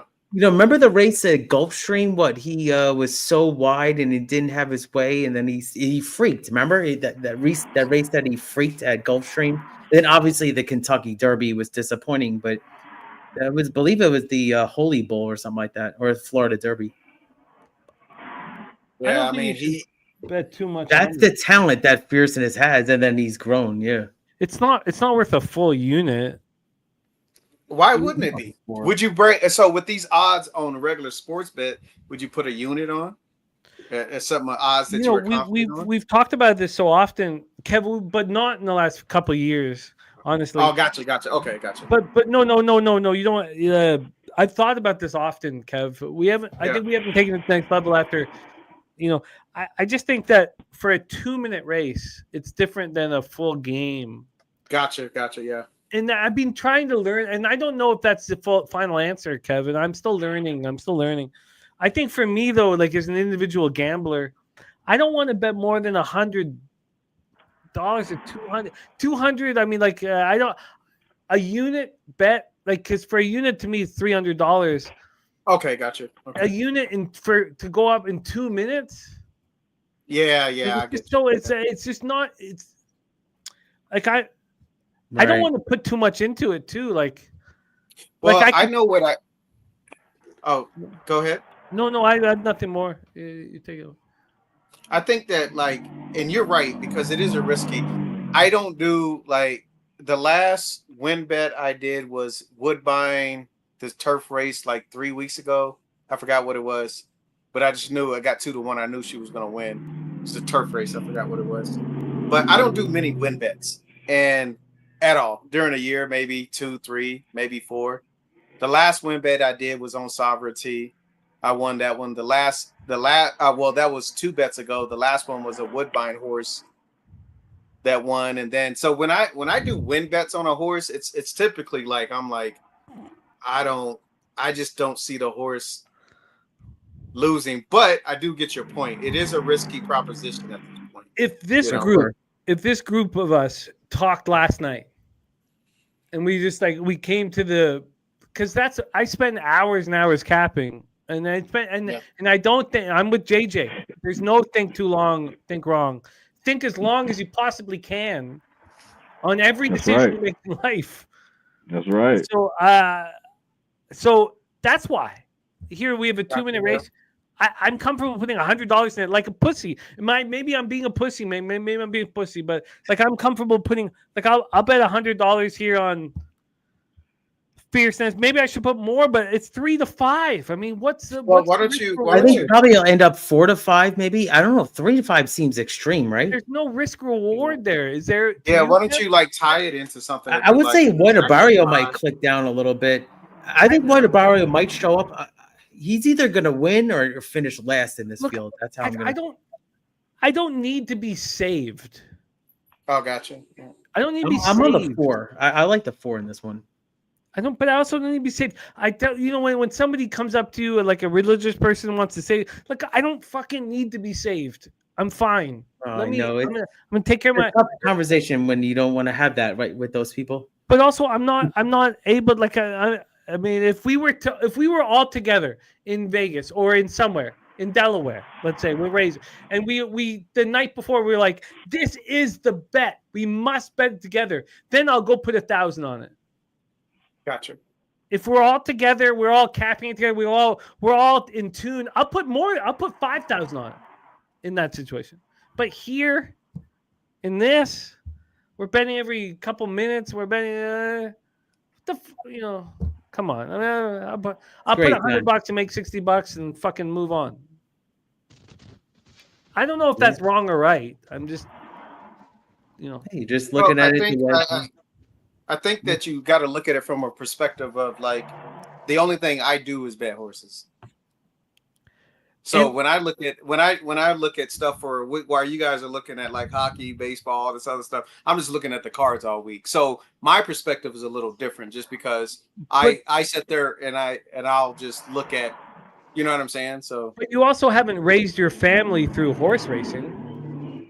No, I don't raise my family. What do you mean by that? I mean, like, it's not sports gambling, hasn't like built your home. Oh, well, yeah, I got what you're saying. So and so I totally agree with you now, because it's a different perspective that you're doing, because you are, I totally understand it. And same thing with like Razor and a lot of the other folks. So yeah, totally get it.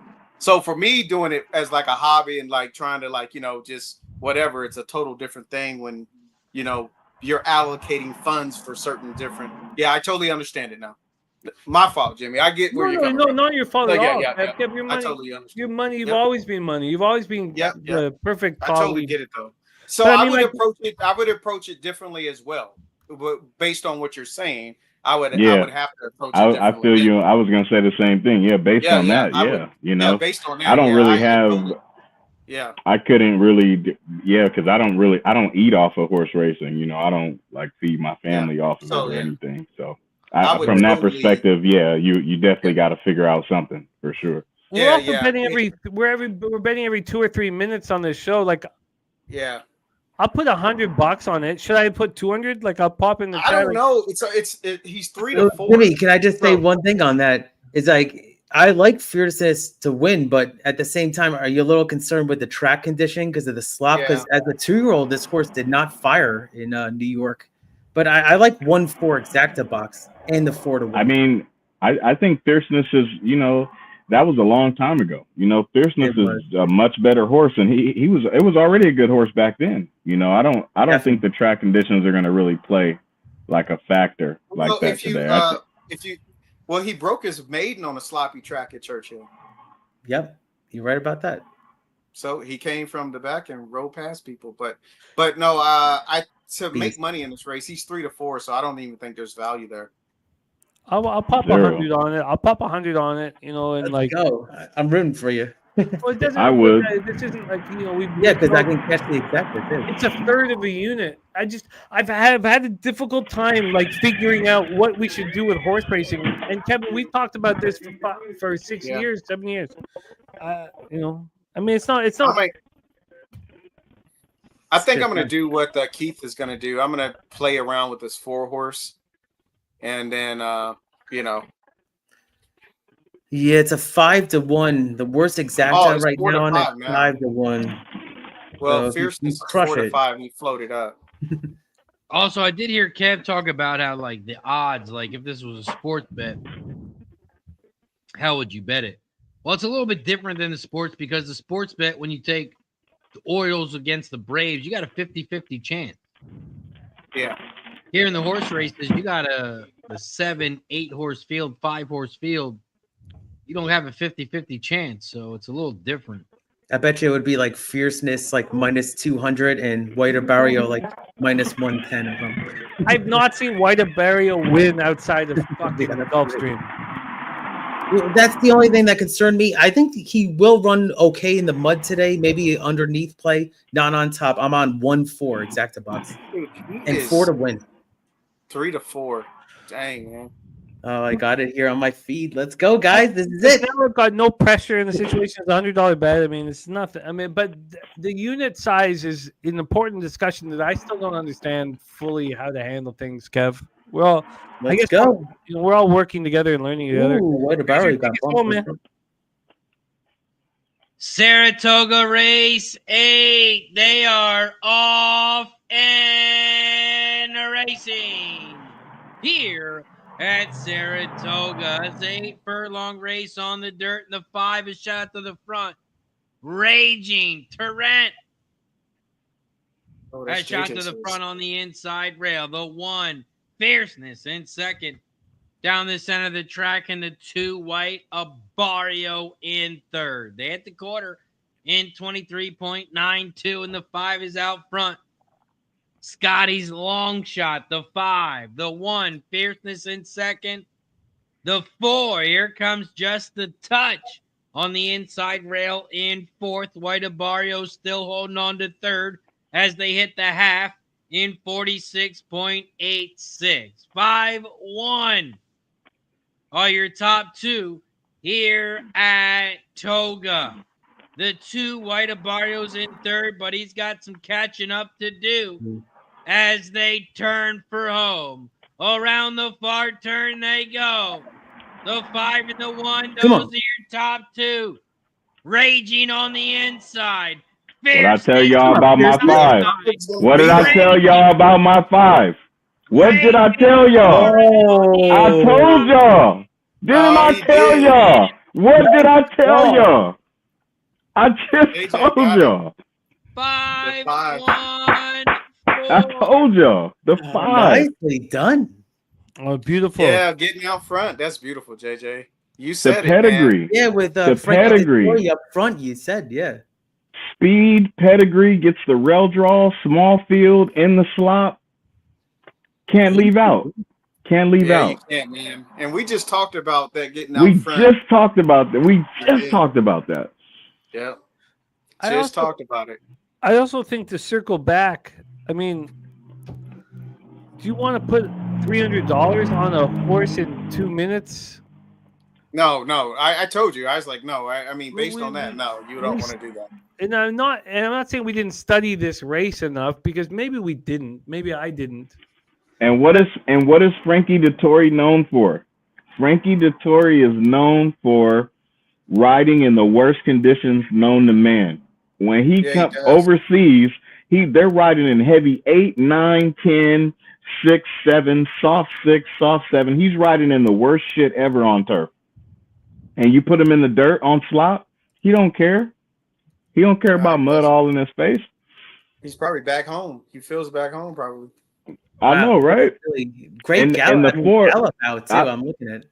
I liked it. The only thing that I didn't like about the 4, like I was saying earlier, was that even though the 4 had a higher GSR and the 4 was more than likely the one to be closer because of the class, I'm like, man, they underestimating this 5. They not looking at the parents. They not looking at this parents on this 5. And look at the 5's last race. Where did the 5's last race? What did it win last time out? It won the $1 million race over at the Dubai Cup at the mile and won convincingly. Pace. The race before that, 1,400 meters at Santa Anita, won by a length and a half. I mean, they just keep shortening the trip. Well, you know what? And also in the way that we done seen these horses get out at Churchill like this is... Man. Yeah, you're right. Yeah, you're right. It's like a graveyard over there right now. It was such a beautiful cap. It was such a beautiful cap, I think, in many different ways. None of us lost money on White Barrio because White Barrio only wins the Gulfstream for whatever reason. You know, if you say, JJ, take away. No, I was gonna say I really wish that this was my play.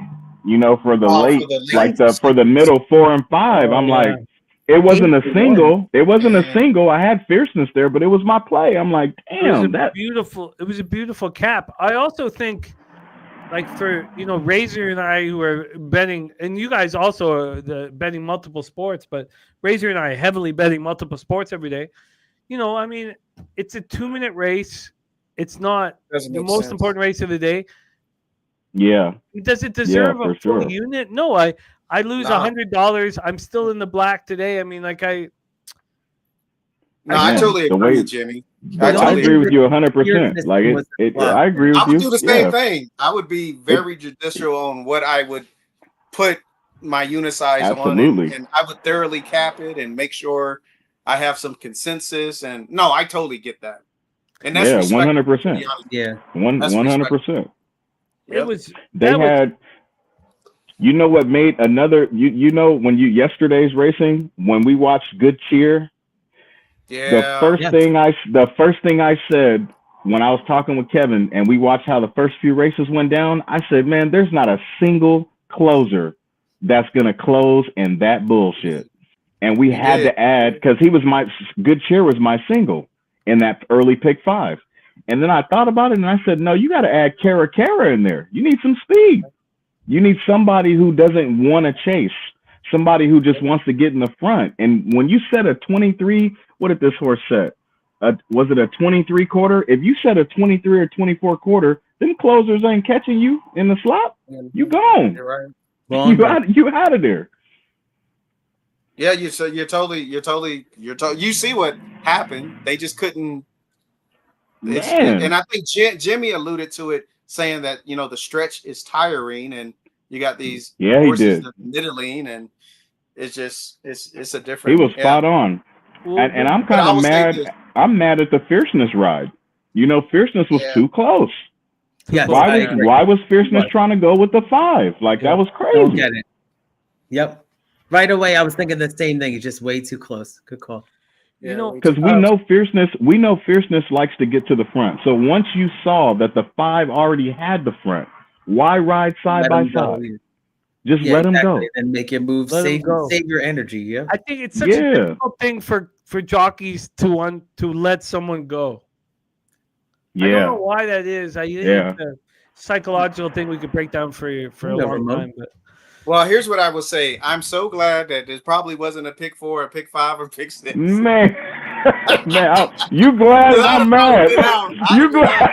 I'm mad. I'm mad. I'm like, damn. I'm happy.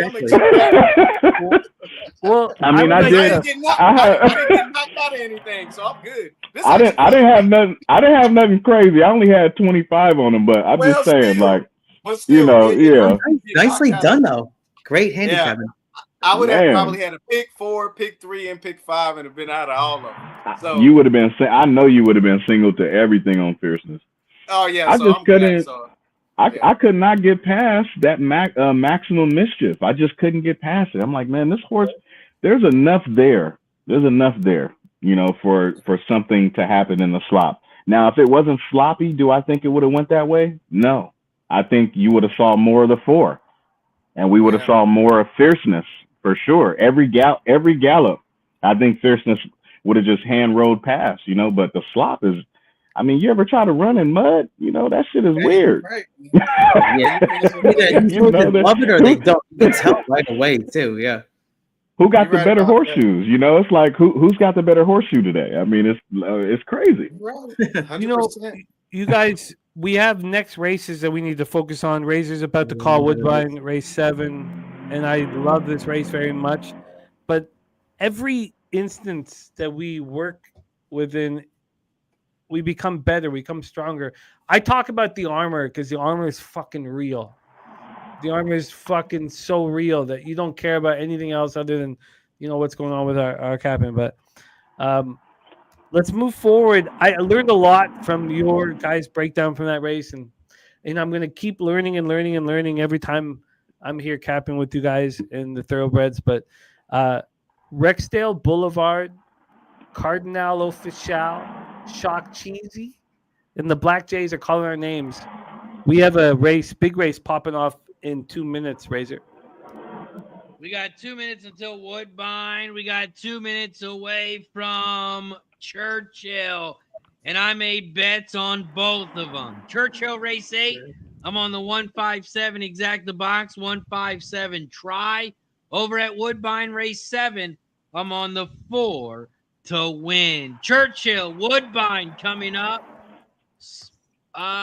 Keith, what do you got for both tracks, Woodbine, Churchill? Yeah, you know, Razor, I'm actually putting my play in the chat right now. So I just gonna play Churchill right here. I like try box and an exacta box, but especially the try box on 25712. So for Churchill Race 8, 25712 exact. I'm sorry, try box for costs you 50 cents. It'll cost you $12. 25712 for Key. K Reed, Churchill, Woodbine. You got any bets? For Churchill, I'm trying to put my pick 4 in, but I like the 5, 7, and 12 here at Churchill. 5, 7, 12. JJ, you got anything for Churchill, Woodbine coming up? Yeah, I got my pick 4. I posted in the chat earlier, maybe like 20 minutes back. I'm single to the 5 here at Church. Cool. To start the first leg. Single to the 5. Single to the 5, Maui strong. Jimmy didn't catch Church. He didn't catch Churchill Race 8, but he's got Woodbine Race 7. What do you got, Jimmy? We're in the gates. We're in the gates right now. I'm really heavy. I'm really heavy on the 4 Maximum 50 out of the Tiller barn.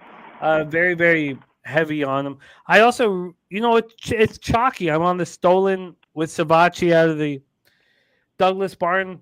You know, chalky, but I think you can make money out of chalk. And I've been trying to figure out how to make money off of chalk. And Kevin and I have been discussing this now for, I don't know, 6 years, Kev? How do you do it? And I'm still learning how to do it properly. So I really think we can make money off of this race. I put my action in the chat. I have the, I got to look again, the 4-8 exacta box.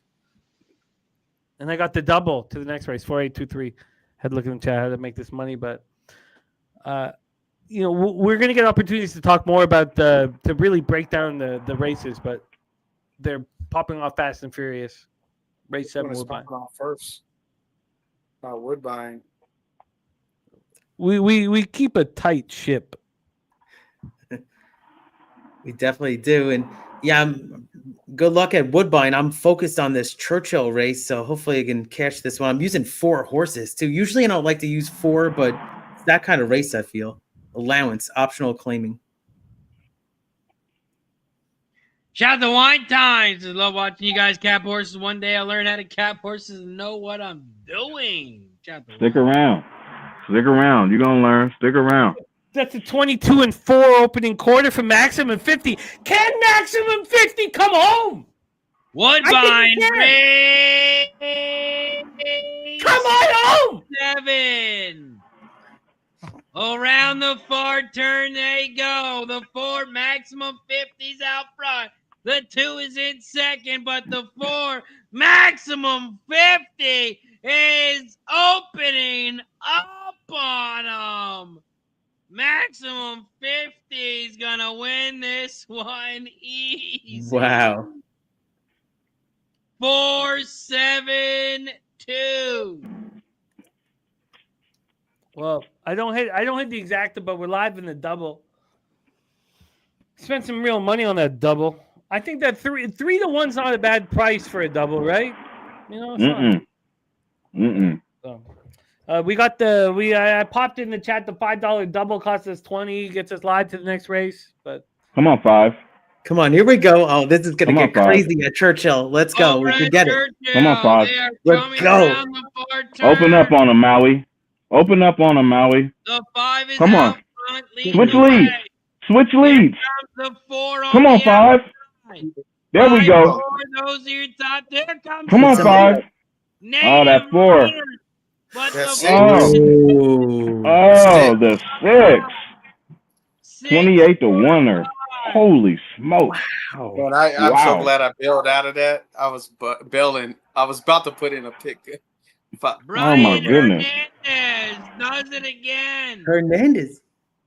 I gotta go back on this. Let me go back to this 6 and see what I missed. That's what I always do. I always go back and say, "Wow, he won back-to-back races at Fairgrounds, and then had a back-to-back on the dirt. It got better and better." So they were back-to-back on the dirt. Or no, the second to last was on the dirt over 8.3 furlongs, won by 4.5 hand ride. Then the ride before that, 8.5 turf, won by a short head. And then went to Keeneland on the dirt in a stakes race and didn't do well at all. Yeah, I guess 8 furlongs on the turf might have been it. That might have been the that might have been the a little bit now. It's weird. Yeah. I just lost my biggest bet of the day. Oh man, he went to 2-to-1. Holy fuck. I feel a little better. Polythene Pam went down to 2-to-1. I didn't bet it. Polythene Pam was supposed to be my fucking bet of the day to you guys at Santa Anita. I just got so caught up in all our other races. Oh man, it's okay. Crazy. You got more. All right. It's okay. No, I was just going to say real quick on this 6 is that, this horse really wasn't exposed. This one that just shocked it at Churchill because was in the big stakes last time. And then other than that, I mean, just the maiden start. This horse has some upside. It's hard to get though, right? Before we're all experts after the race. That's what Sean Patrick Nolan says. I don't care about after the race or what. Shit. But I have Polythene Pam is, 4 asterisks beside me in my work notes, and I can't believe that 2 horses Santa Anita did not run. Wow, that's crazy. I singled that. Did I have the double? Do I have the double? Do I have the double to Polythene Pam? Wait. Please tell me I have the double to Polythene Pam. No, I don't. Okay. 5-4-1-2 was your final at Santa Anita. Oh fuck, man! Polythene Pam was my fucking. That's okay. That means you're seeing things clearly. I'm gonna go for a fucking walk. Okay. We up next. We got Gulfstream Race 8. Gulfstream Park Race 8 pops off in 9 minutes. Gulfstream Park Race 8. I am on the 3, 6, and 8. Golf Race 8. 3, 6, 8. I just hit puberty, guys. I apologize. 3, 6, 8. I'm capping this race right now. For me at Gulfstream. Keith, if you could take over for a second, go around the horn, let the people know, drop their bets. I'm going to go smoke a bat real quick. I got a nice little pre-roll here, but I can't smoke in the garage right now because the kids will be home soon. Oh, I thought you were just hitting puberty. What's going on? I'm just joking. Yeah, I'm going to go smoke out back real quick. No, that looks delicious. I'll be back in like 3 minutes. All right, awesome. Nice. Yeah. So yeah, I mean, I'm looking at this Gulfstream Race 8. You know, I don't know if you had to play it on. I thought the 9 was kind of interesting a little bit, and the huge overlay. Christensen, of course, won last time very nicely, and I like the coming back. I know it's a tougher field. That's a huge price there. Let me see what else I had here. So I'm on 369. Yeah, I know the favorite, but I like the 6 at a price too. So 369 for me at Gulfstream Race 8. Gulfstream Race 8. Okay, let me shift. Let me shimmy. Let me shimmy over. Let me James Brown over to Race 8 real quick at Gulfstream. Yeah, this favorite does look tough. Ship Cadet. I mean, look at the synthetic form is incredible. This horse has won back-to-back at Gulfstream. And the number 3 here coming up at Gulfstream Race 8 even was a game second at Turfway and then won there before. So many, sprinting on the synthetic. So the 3 looks very logical. But I like a couple of those prices I mentioned. I'm going to drop this in the chat.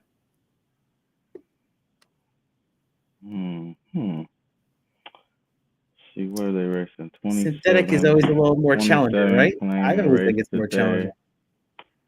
Yeah, synthetic. The Tapeta track. I mean, I do bet at Gulfstream pretty often, and Golden Gate when it was going off. I mean, there's a few tracks that even the little tracks still use Tapeta. It is an interesting surface. I actually think it's faster than dirt, but right. I mean, I think the 10 horse is a big chance. Race 8. I looked at that. High limit room. I like high limit room.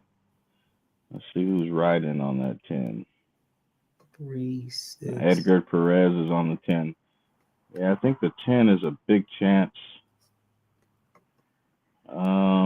Yeah, no, I mean, I get it with the 10. Let's see, the 3 horses running. Do you like the draw, though? I don't really like the 10 draw. That's the thing. Well, it's a closer anyway. So, I mean, it's only going to get shuffled back at some point.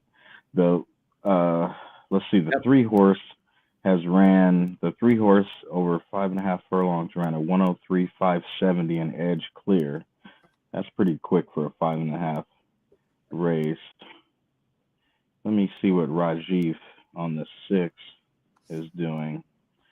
Let's see, last time out in the fight, ran a second to a rough draft and ran a 56 over 5 furlongs.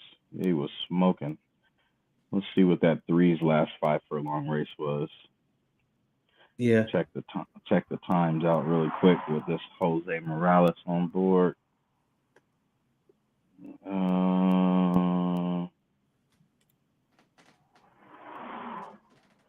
56.170 drew off. Yeah, that 3. I think that 3 might be the goods. Might leave them all in the dust. Oh wow. Yeah, I don't think the 3 can get caught.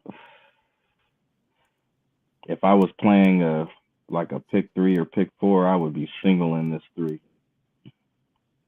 Yeah, currently 4 to 5 right now. So let me see. I'll get the live feed up here. Oh, they're still circling behind the gate.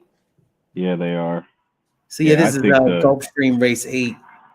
I think the 3 is out of there, gone. Tough. I'm hoping to get like at least some kind of exacta. So I'm on 369. 369. 369. I like the 9 as a huge overlay. I think this horse is going to run well. I say 4th minimum. I would actually key that horse for like 4th. Let's see. So the 9, every time the 9 has touched 1,000 meters, it's kicked clear and ran a 57 over 5 furlongs. And then the race before that, they stretched him out in a similar class to today, and it didn't fire. Yeah, bumped at the start. You see that though? Bump. Yeah, I do. Yeah, I see that. Then 2 back over 5.5 again, and the end of February, mid-pack inside and was out kicked. Yeah, I think the 9 is. I think the 9 should be included in the unders without a doubt. Nice. That's what I think. I think I see if I were going to play a trifecta, I'd key the 3 because I just don't see anyone beating the 3. I would key the 3 and follow him up with the 10 and the 9. Another horse that's got some secret pace in there is Jet Wings, the 8. The 8 has some serious pace and can change the complexion of the race a little bit, dropping in class tremendously. I think the 8's a player too, so I would do something like 3, key the 3, or if I'm not keying the 3, I'd go 3-8, 3-8, 3-8, and then 9, 10, 6, or 6, 9, 10. That's what I would do. But actually, that's what I'm doing. Oh, nice. Let me hurry up and do that before. Gulfstream Park, they're loading up in the gate. It's probably over with. Oh, they're in the gate. In the gate, Kev Reed, he's got a pick 4. 3 with the 4, the 8, 9, 10 with the 1, 4, 7, 10. Gulfstream Park, race 8. They're in the gate. They're all set. I'm doing a press pick 3 too. Dang. Missed it. That press pick 3 was going to be lovely. I missed it. Away and racing here at Gulfstream. Gulfstream Park, race 8. The 8 is shot to the front. Jet Wings leads the way. Ship Cadet is in second on the inside rail, and here comes that high limit room in third on the outside. Wow, your boy is feeling good right now as they turn for home here at Gulfstream. I'm not drinking Coors Light. We got some Michelob Ultras over here. The 10's gonna win. That 10 looks good. Right, unless somebody's close. Here we comes go. the 3 on the inside rail. The 10. Oh, who's coming? Ready for the 2. Nice. 2-7 is your final. 2-7. Oh, shenanigans. Unbelievable. Let me look at that. I wish we had a lot more time to talk about this. This is an interesting race. It is an interesting race. Yeah. Watching that develop. Yeah. Oh, my goodness. I did not have that. Look at that 2 horse. Let's see. Well, I think that was what Jimmy was saying. I think you guys are breaking it down so well. I mean, if we had more time to really let's try to dissect this thing to see. That race definitely collapsed though, right? You agree? Yeah. It kind of collapsed at the end. Mm-hmm. I mean, looking at the 2 horse, that 2 horse has been racing in a lounge company over nothing but sprints, 5 turf sprints, 5 furlong sprints, 6 furlong sprints, and not really doing anything appeasing. But its last start at Tampa under Sarah Hess drew clear and ran a 1:11.570. It's not bad for 6 furlongs for these type of horses. Yeah, I guess that horse was a player to pick him up late. Yeah. You just need more time. Yeah. Like we literally have to go through each horse, and I think you would have found it at least interesting. You know? Yeah. So we got to go through so quick. You guys have 3 minutes. Yeah, you can't do nothing, but you can only click on a few things in 3 minutes. Yeah, 3 minutes to get a pick in, so it makes it harder. And we still got Parx Racing going on today. If anybody wants to bet Parx. No, I'm actually gonna have some plays at Emerald and Canterbury. I love Canterbury. Canterbury has some pretty decent races over there. Let's see if they're racing on the turf today. They usually do. Yeah, their late pick 4 has 2 turf races and the late pick 5. So yeah, that'd be something I'm doing while I'm watching TV. And what about Santa Anita? You know what? You're right, Kev. Hold on. I learned from my friend Fat Wally. Sometimes you got to bless your action, not just my action, but everyone's action. The way you do that is you give some subs. And that's what I did over on Kick. 3 subs gifted over on Kick. We are live on Facebook, YouTube, Twitch, X, and on Kick. And I had to bless our action, guys. We had to bless our action. We got to get some winners. We got about 2 hours and 15 minutes until the big race. That doesn't mean we're going to end the show at that time. But let's bless the action. Let's talk about some winners. Let's win some fucking money. Cheers. Right. I'm mad they strategically just canceled all of the races that just killed on the Saratoga card. Just killed big fours and big fives. Oh my goodness. I literally had to cross out all my notes that I had. Like my single in race 10 that's coming up that was supposed to be on the turf. I had Zulu Kingdom single, the one horse with Pratt on board. And I don't know if you were here when I talked about it. I talked about it with Kev. Yeah. If you can have a race on the turf in one race, why can't you have them on all? Kev, I agree with Kev though. He said you want to leave the field, you want to leave you don't want the track to get messed up. So when the big horses go, they got the best track. But it doesn't make sense to me because they say, all right, the turf is not safe. You cannot race, but in race 7, you're okay. You can race. Yeah, see that I think I don't get that. I think I'm biased, Blade, because when I bet overseas, they race on everything on the turf. Everything. You see big ass chunks of grass coming up as the horses are running. I mean, I just don't understand it. And they have we talked about that too, Kev. And why do they not run on the turf here in the US like they do in overseas? Because they're afraid, Well, Kev, you know the answer to this, Kev. It's because we use Scott's Lawn Care and they use very good fertilizer and seed. We use Home Depot fertilizer and seed. Interesting. We use Scott's fertilizer. I like that. We use the backyard fertilizer where over there in Europe they got geese cut. The horses can run over the grass all day long and it looks pristine. You ain't lying, but man, some of those turf courses out there, man, I'm in awe. Like especially like places like Ranrick and Eagle Farm, man, those are some of the most beautiful courses there. Last night, Eagle Farm card was ridiculous. It was like 14 races and 7 of them were 900K and up. Ridiculous.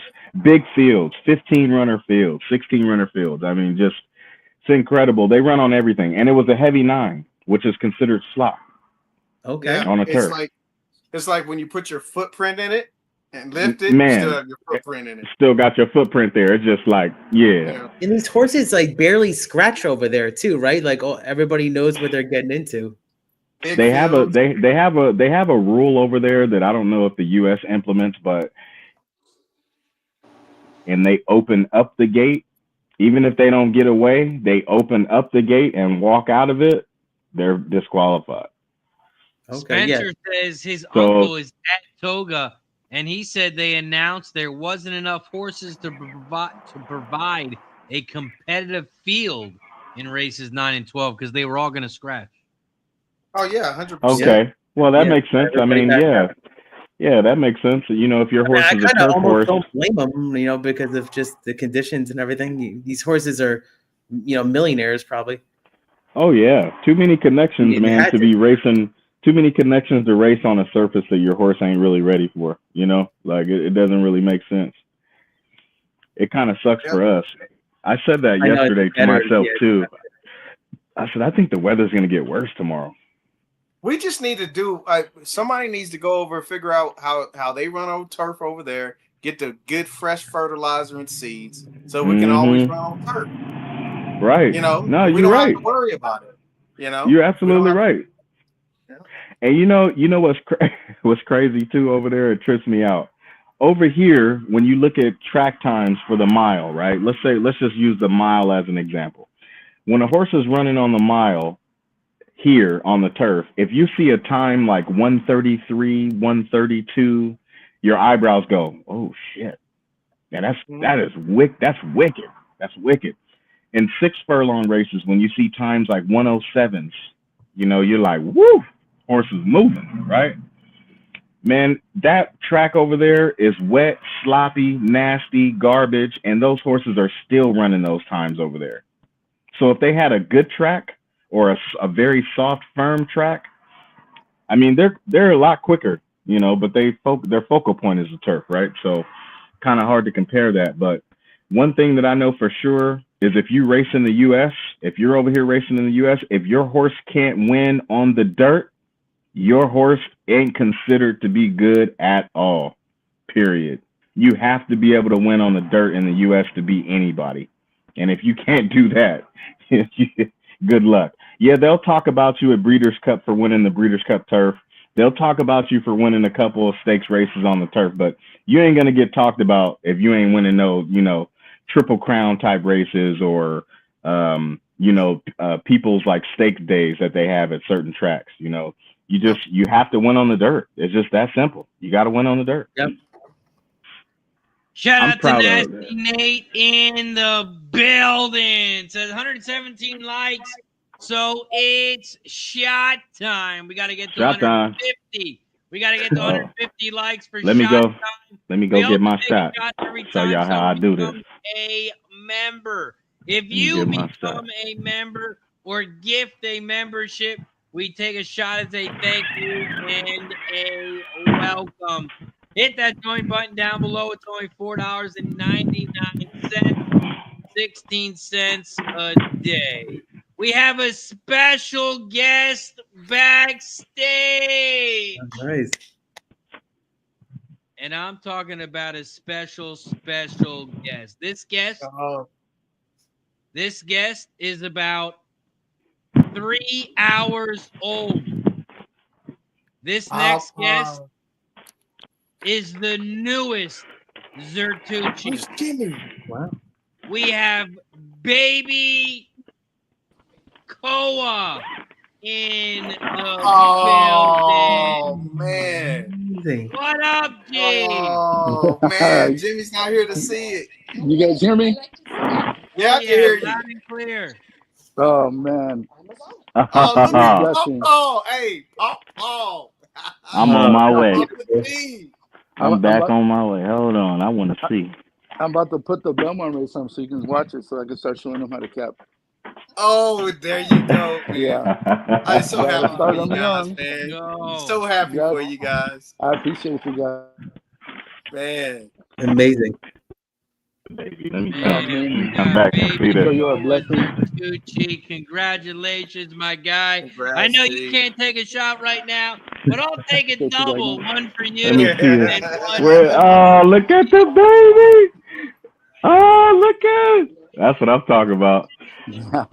That's a one-of-a-kind name right there, too. Koa. I love that. Future I love that. Oh, beautiful. Linebacker for the Raiders. Congratulations. Oh, Raiders making the playoffs. Linebacker for the Raiders. Let's go. Yeah, that's right. Hey, he got him capping horses and got his future as a linebacker. That's what I'm talking about. Yeah, right. yeah, man. That is I love it. I love it. That is amazing. Just wanted to be able to, I'm busy over here, so just wanted to fun on you guys. Thank you for. Hey, Jimmy, you see. Oh, I see it all, man. It's amazing. Look at the little one. Yeah. It's so special. It's so magical. Big time. That's what I'm talking about. That's what I'm talking about. Yeah. Oh, man. Thanks for showing, G. Thanks for popping on, man. Yeah, I'm happy you did. I'm happy you did, bro. We have so many leaders in our community. It's so many, and many of you guys have seen the leaders, and you see them on screen right now. But the Zertucci family is led. It's just beyond measure. We've watched them deal with everything over the last few years, the wildfires, and Guillermo's youngest going off to fight for the country, and he's off in the ship right now. G's son's not able to witness his situation, but knowing that his father is able to witness it, you know that Eli's witnessing it through his eyes. Oh yeah, he was a mess. Got his back, man. Got your son's back, bro. Absolutely. That's amazing. Yeah, man. It's so special. Don't worry about it. I got you. It's so special, G. So most definitely. Also, G, I don't want to change up the moment at all. I don't want to stir the pot or anything. Here he goes. But were you at Santa Anita today? Because there's a lot of chalk on your chin. Oh my God. Knock it off. Knock it off. Razor, not now. Knock it off. You don't know, my goodness. Love you, brother. Congratulations, man. I love you, brother. Another shot. It's amazing. Congratulations. And thank you for letting us see your sweet grandbaby, man. I appreciate it. So special. The brother. family leads by example. 100%. My brother. All right, man. Let's Razor, could you please raise a toast to the Zertucci family for us all? Oh man! Shout out to the Zertucci family. What a cutie pie, man! He's perfect. He looks perfect. Right? I can't wait to see him on the ice, G. Yep, I'm so down, Jimmy. Shout out to Mama Dukes. Shout out to Mama Dukes. Yeah. Yes, Mama. Pushing out a 10-pound baby. Pushing out a soldier. Man. Yes, sir. Shout out to all the Zertucci's. Cheers, G. Razor, let's raise a toast. Let's put a toast to the Zertucci family, man. Awesome. Cheers, G. Cheers, my friends. My brother. Thank you. Love you, G. Enjoy, my friend, and we'll talk to you soon, brother. You got it, man. I'll be in the chat. All right, take care, G. All right, love you guys, man. Bye. All right, bro. What a special day. Much love, baby. Yes, sir. Man, it's cool situation. Amazing. So cool. That's so cool. That's what They're I'm just talking great, about. man. And I echo Jimmy, man. They're great people, man.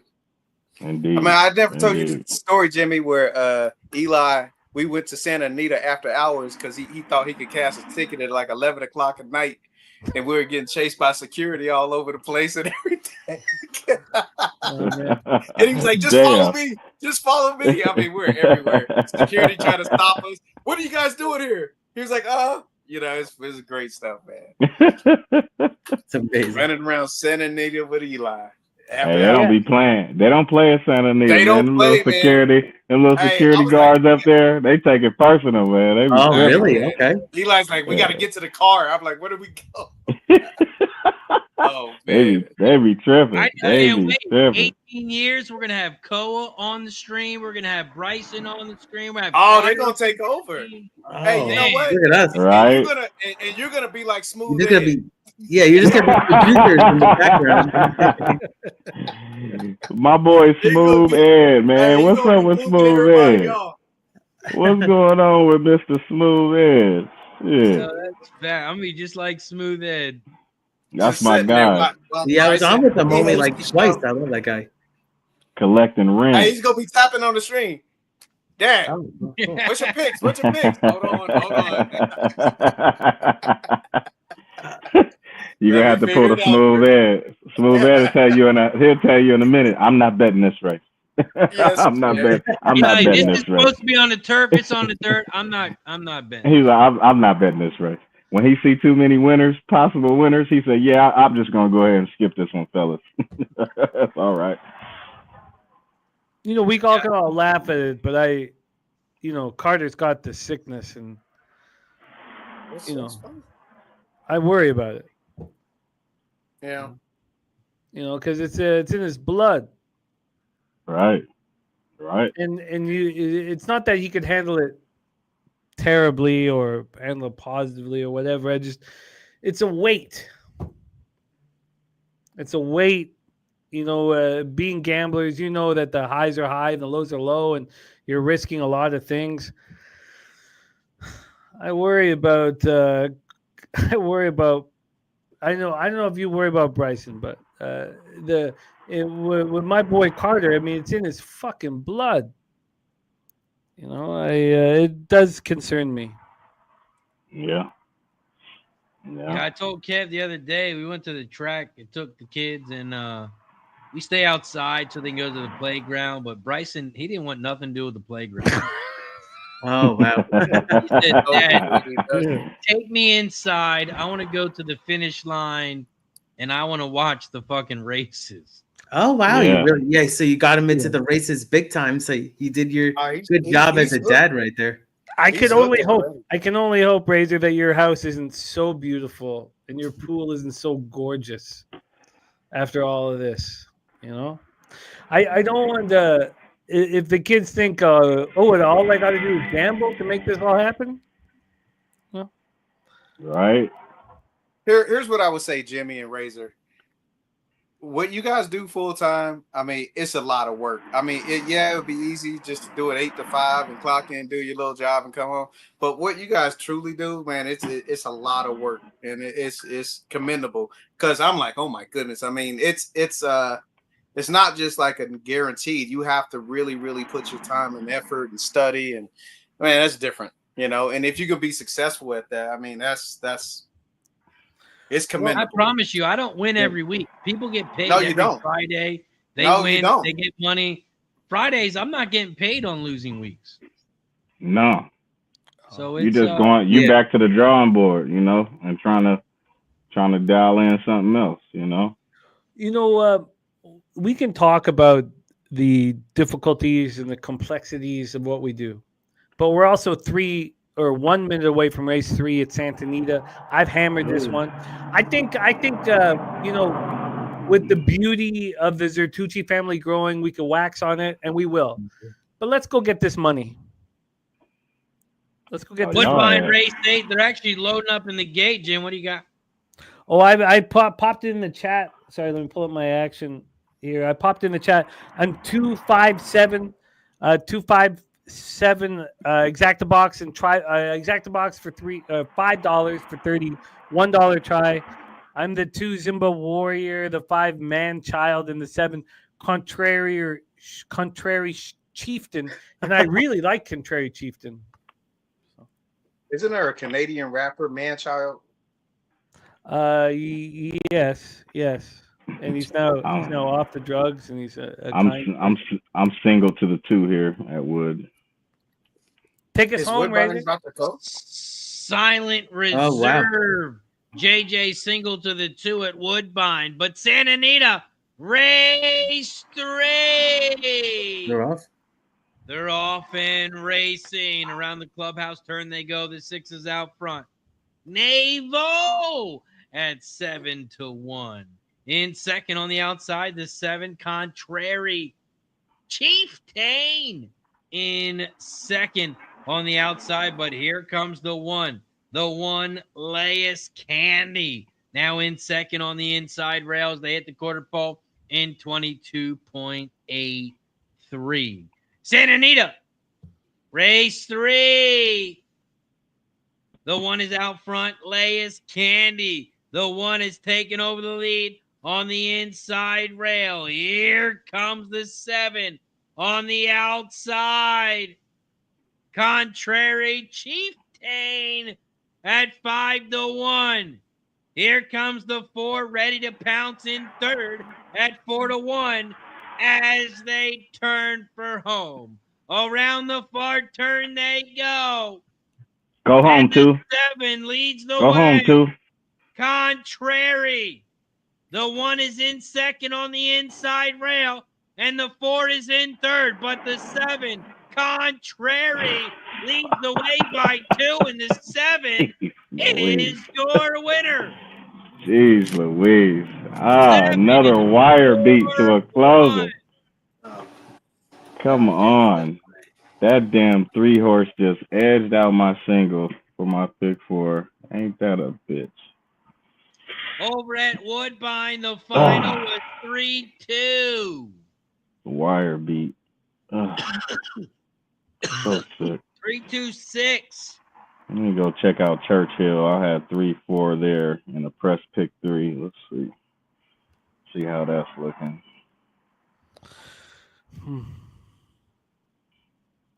Over at Churchill Downs, race 9. It's a 7-3-6. Oh, let me see. 52 to 1. At 52 to 1. Math tutor. Wow. Amazing. Wow. 7-3-6. Wow.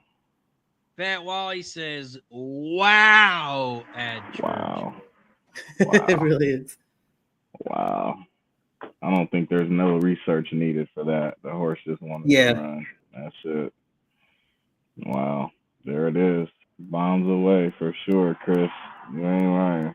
Yeah, I actually kind of boxed unfortunately I was a culprit of boxing sort of the chalk in that one. It was like 4 to 1, 7 to 2, and the favorite, but wow, amazing result.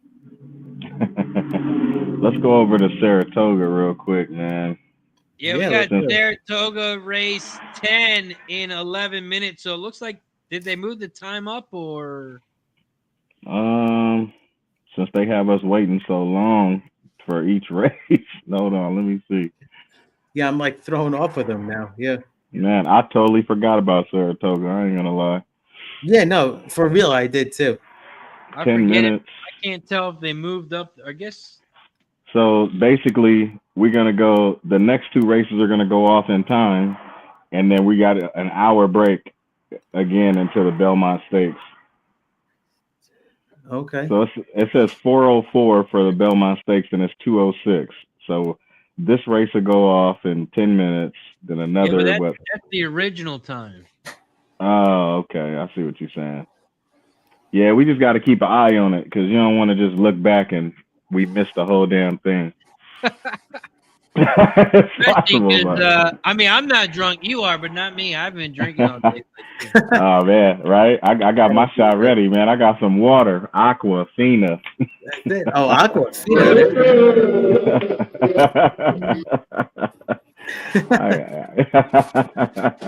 I got another tall boy here. Yeah, I'm on that Aqua, man. I'm on that Aqua. I thought you were already drinking Coors. I had 3 of them. They were good. I'm okay. I thought that was like water already, right? Exactly. Exactly. I peed it all out. I'm good.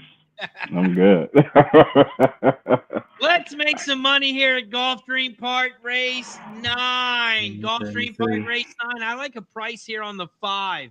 Starship Melody. I'm on the 245 exacta box 245 trifecta here at Gulfstream. Speaking of water, you know who likes water? I got a picture of somebody over at Public Palooza. Oh, there he is in the chat, Nasty Nate. He's the guy who loves some water. Oh, I got a picture to prove it. I'm on the 245 here at Gulfstream Park Race 9. K. Reed, you got anything here at Gulfstream? Hold on, K. Reed's busy. JJ, you got anything at Gulfstream Race 9? Yeah, I like the 245 also, but I was trying to get away from either the 4 or the 2 because the price is just garbage, completely garbage. It's almost not even worth me playing a trifecta. But I do like. Hold on 1 second. I'm getting to my golf right now. Here we go. Yeah. I do like. I like the 1 horse at a price. Witchcraft. I do like Witchcraft at a price. I like the 5 Starship Melody at a price. Obviously, highest GSR. Kind of hard to turn your head to that. But I am favoring this 1 horse a little bit. I think I'm just going to do a straight up bet on the 1. Yeah, I'm going to just put 25 on the 1 horse. Sweet. Keith, what about you? How you getting paid here? You know, I just dropped it in the chat. I really like the 3 horse here and just incredible form right now. Looking for 3 in a row. As you see here, it doesn't matter the turf. This is in the Martha Washington Stakes. So I think that nighttime, I mean, this horse is in top form right now, looking for, even the runner-up finished a couple back just to break the maiden. Tough field. So I'm on the 3. We See You 7-2 currently. So saw me up $10 win bet. Just click to 4-1.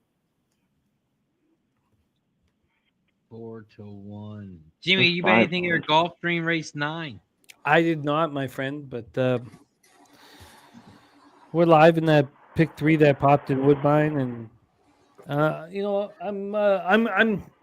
may look a little relaxed right now, but I'm ready for 5 hours of fucking glory. Let's go. We got Gulfstream heading towards the gate here in this 8.5 furlong race on the turf. Belmont at Saratoga Race 10 pops off in 6 minutes. We are 21 minutes away from Woodbine, 23 minutes away from Santa Anita, 24 minutes away from Churchill and Belmont. Who knows how long until they pop off for race 11? We're not sure yet. We're not sure how long of a delay they're going to be in between races. 10 and 11. They're popping off. They're popping off in 5 minutes. They're going to the gate. Yeah. Yeah, we got 5 minutes Saratoga. But I mean, until the big race 13, is there going to be an hour extra time here? I don't know, but this is a good bet. This is a good betting race too. There's some. I mean, going into the. I don't know. I like the 2 horse at 3-1. I'm just looking at Saratoga. Yeah, AP Kid. Oh, the 2. Okay. Kid, I'm just double checking something. At 3-1, the Kid. AP Kid.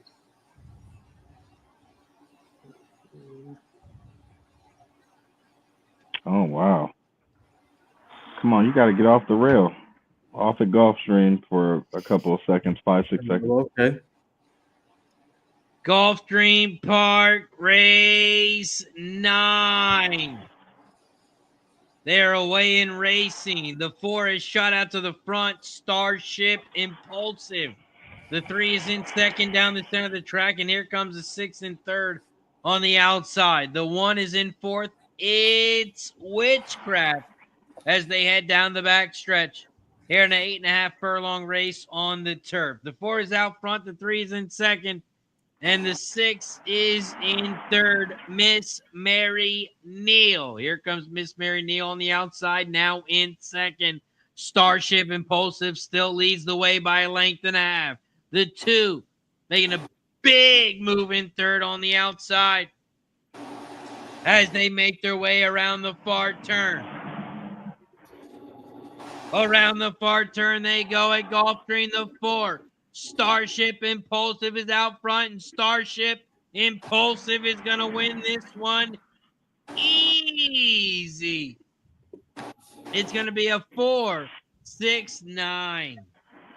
Ooh. Starship Impulsive, your winner, Miss Mary Neal in 2nd, and Olivia Valentina in 3rd.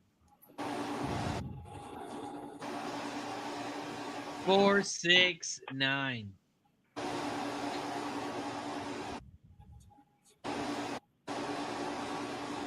Saratoga Race 10 pops off in 2 minutes.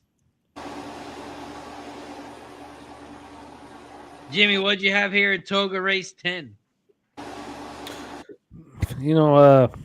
Nothing. I was so excited to watch Zulu Kingdom race. All I wanted to do was watch Zulu Kingdom. Right. I'm trying to figure out how much money we can make out of Zulu Kingdom as we move forward. And I understand why Zulu Kingdom's not racing, but this was the Zulu Kingdom race, and the other horses aren't fucking donkeys, but all I wanted to know about was Zulu Kingdom, and I can, the fun thing about what we do here is when you sit back and know you're going to be here for, 10 hours, you break down the amount of races that you can race. And as I get older, I'm better at just saying, okay, I can let go and just be a fan for a minute. So no Zulu Kingdom, no fucking money from me, man.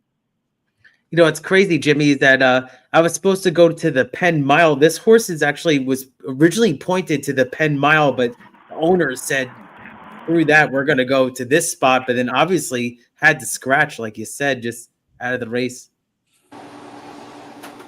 Yeah. It's going to be interesting to see where this horse goes next, though. I think a lot of talent for Zulu Kingdom. Oh, God, fucking beautiful. Beautiful equine athlete. But I don't mean to be, it's interesting.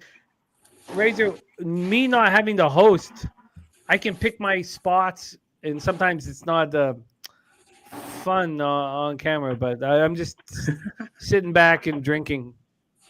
You're having a good time. That's it.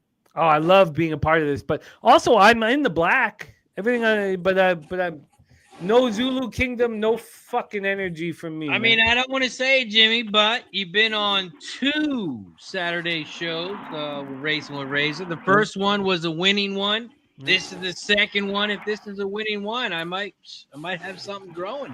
We might have something going, but we still have 5 hours to fucking figure this shit out.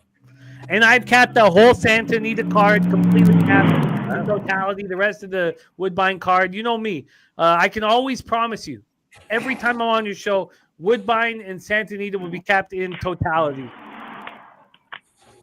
Let's go. Shout out to everybody in the chat. We got Saratoga popping off here in a minute, but I got some bills to pay. Let's give a shout out to our sponsor over at Dub Club.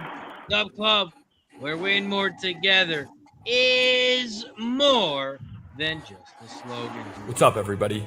This is Dash here, one of the co-founders at Dub Club, and I'm fired up to show you the future of play delivery. The new Dub Club Plays app sends plays to subscribers faster, more reliably, and more organized than ever before. If you are subscribed to a handicapper using Dub Club, you'll get their messages delivered straight to your phone. Time is money, and the new Dub Club Plays app delivers what you need with speed, so you can take action quickly. Stay organized. You can see all plays from every capper you're subscribed to in one clean view. Distinct alerts. You'll never miss a play again with Dub Club's custom push notification sound. We will always be obsessed with building the best service for handicappers to offer to their subscribers. Let's continue to win more together with Dub Club.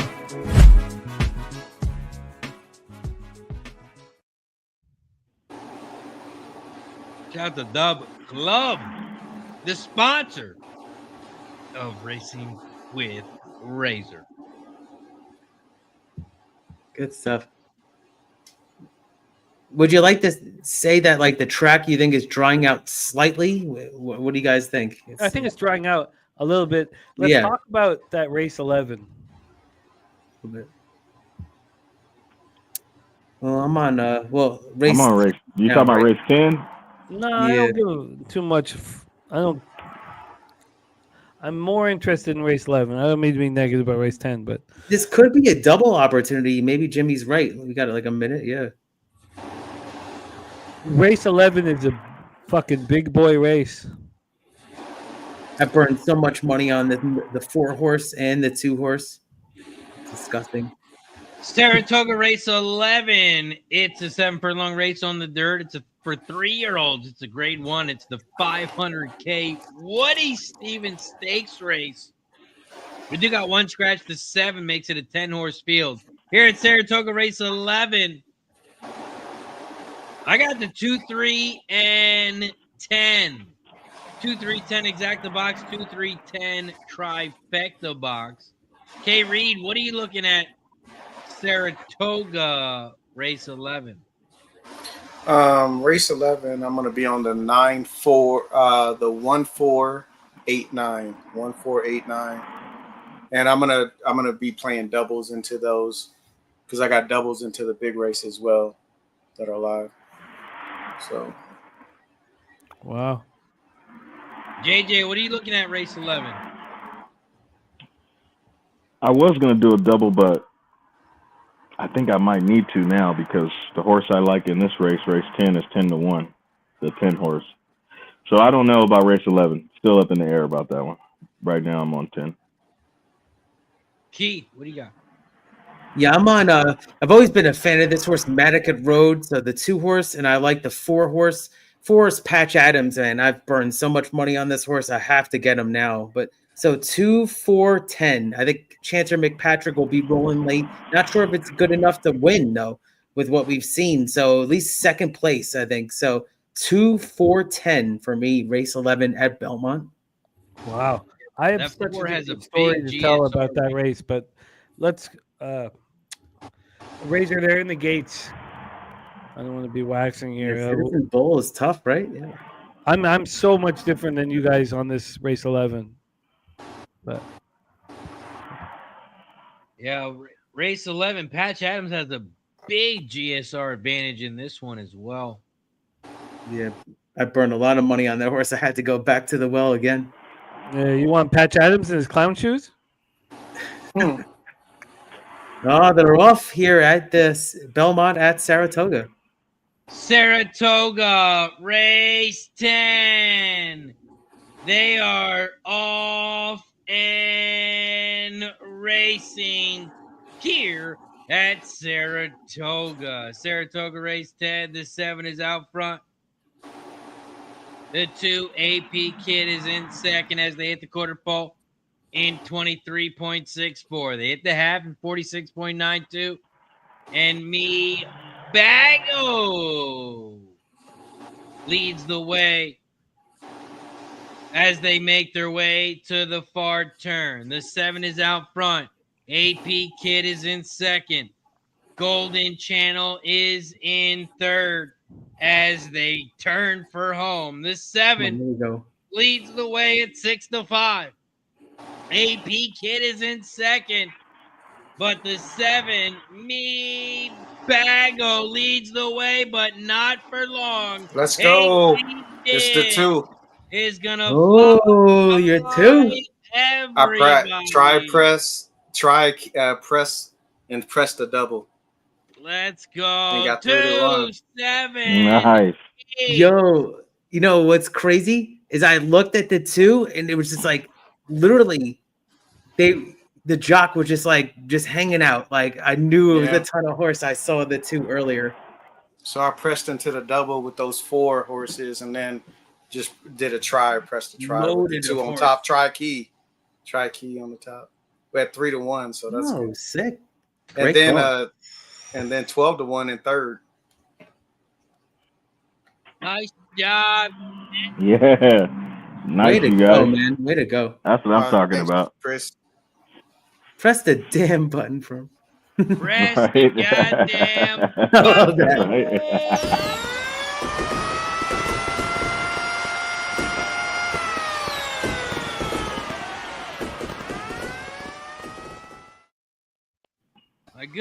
My good friend Johnny Velasquez.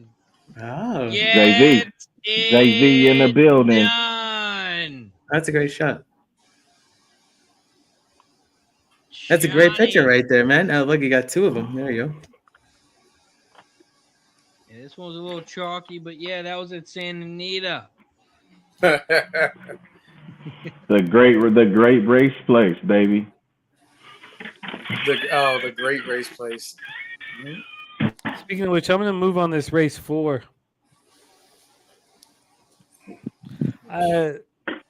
The horse of interest.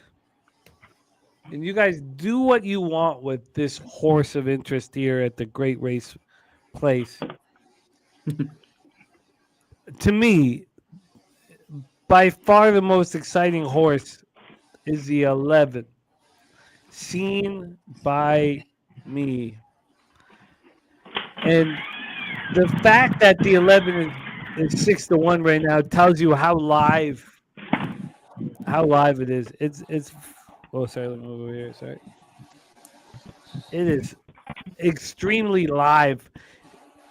Should not be at 6-1. We'll see what it ends up at, but it obviously the gamblers know how live Seen by Me is. It's a first-time starter out of the Mark Latt barn.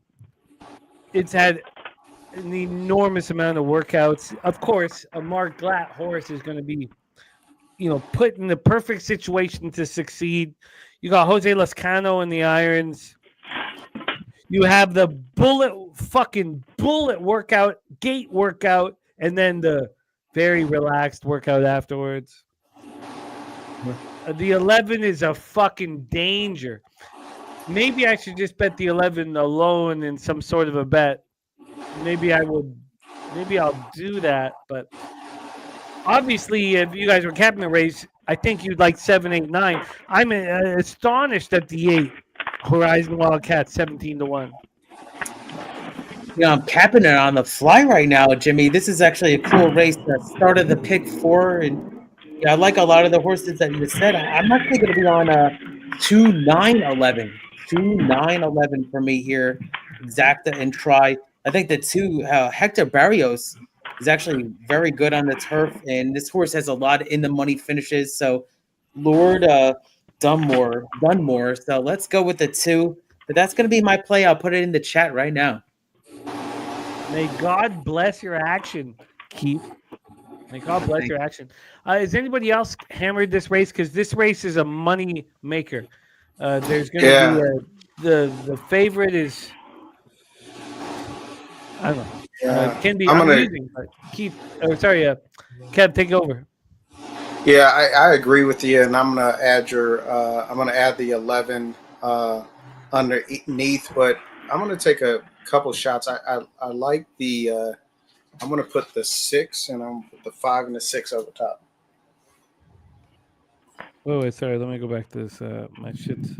Oh, good. We got 8 minutes still, so we're not rushing. Good.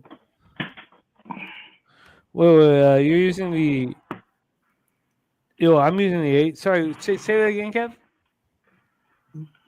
The 5 and 6, 5 and 6 on top, and then I'm gonna put the. I'm gonna go 5, 6 with the 5, 6, 7, 9, 11 underneath, and maybe I'll put another horse. Keith, which horses did you? I may put that 8 under there. Yeah, I just put it in the chat here. I just had to double check. I'm on 2-9-11 for Santa Anita race 4. I like the 2 at a price, and no, I definitely saw what Jimmy was talking about. This is a first-time starter on the outside. I actually cashed on a first-time starter on the outside at Woodbine the other night on Razor's channel here. It was a 5-1 in a huge maiden race, so it felt good. Win place bet. Instead of, I tried to make it $30 a race, and oftentimes we get to $50 a race or whatever, but that's fine. Instead of try boxing it, I'm going to double down on my 11. So I have I'll pop it in the chat. Sorry, I did the $3 exacta box. I know a lot of cappers that watch the show and gamblers, just like myself, have a difficulty of how much do you bet a race or whatever, and I try to keep it at $30 is what I do. And we all have our own, it's been $30 for me for forever. I hope if I succeed more in the business that it doesn't change, unless you're live at the track and you want to get a little, frisky. But, I usually just go with like $100 to the track and see what happens. And yeah, exactly. Oh, Well, I mean, obviously I have a backup from that, but yeah, you don't want to get those ATMs because they have the fees for sure. They're at the track. Well, no, we need to succeed, my friend. And the amount of money you bet each race has been always a very important part of my structure, because you need to have some structure with what we're doing. So instead of betting a try box, which I would do now, because I put in my chat what I'm doing with the 7, 8, 9, 11. Instead of now betting a try box, I'm going to only bet the 11 now. Okay. I think that what I'm seeing might be real. Obviously the tote is telling us that the betting public at the track is telling us that they agree with me. That can help and that cannot help, but. So again, it always comes down to how much money you want to risk. So I put the $36. I don't want to bet more than $50 a race. I put the $36 on the $3 exacta box. So, just for me here with the 11, that means there's no point in show betting. So I'll win place it, and a lot of people make fun of me for the win place, adding the win place. It's also a part of me being. I've struggled so much in my life, like. I respect the cappers that can put $50, $100 so just on win bets, but my life has not been easy. Nothing's been fucking easy. It's just not simple, and sometimes if my horse gets fucking sniped at the wire, I still want to get a little something out of it, and I'm still trying to figure that out. I'm 45 right now. Maybe when I'm 60, I'll stop win placing, but no win place on this bitch. Razor, we're in business here. Woodbine Race 2 pops off in. Woodbine Race 9 pops off in 2 minutes. Santa Anita, we're focused on right now, my man. What'd you say? Santa Anita, we're focused on right now. Santa Anita Race 4 pops off in 3 minutes. And Churchill Race 10 pops off in 4 minutes. Santa Anita Race 4. Did everyone go around the horn, get your bets in? I think we did. Did everybody accounted for? Yeah, we talked about it. We actually kind of hyped up this race, and it's cool. It's actually for Santa Anita a couple of scratches, but I like this could be the one to actually get a big price. So watch Santa Anita in 3 minutes, race 4. How long are we till Woodbine? Woodbine pops off. We've not talked about that one. 1 minute. We have not talked about that one, Razor. Oh, let's go. Woodbine Race 9 pops off in about a minute. I love this race. I can't believe Sela Hall's cut from this race. I wanted Sela Hall. But that makes, oh my God. And oh my God. And then Sav. Look, Sav's Thirsty Star is going to win this race easily. I don't want to bet $50 to win because I don't want to get on a slippery slope just because I'm winning in gambling over the last couple months. I don't want to. $50 race is too much. But I'll bet $40 to win on Sav here. I'll bet $40 to win on. Where the fuck is Sav? What am I doing wrong here? What race is this? 9? Santa Anita Race 4. No, I'm talking about Woodbine. Oh, yeah, Woodbine Race 9. I'll just say can I just say real quick because they're about to pop off? I'm going to go with an 8-2 double ice cold. So 8's going to hopefully win this one 6-5, but I like the 2 at a price, $10 double. So race 9 into 10. 8-2.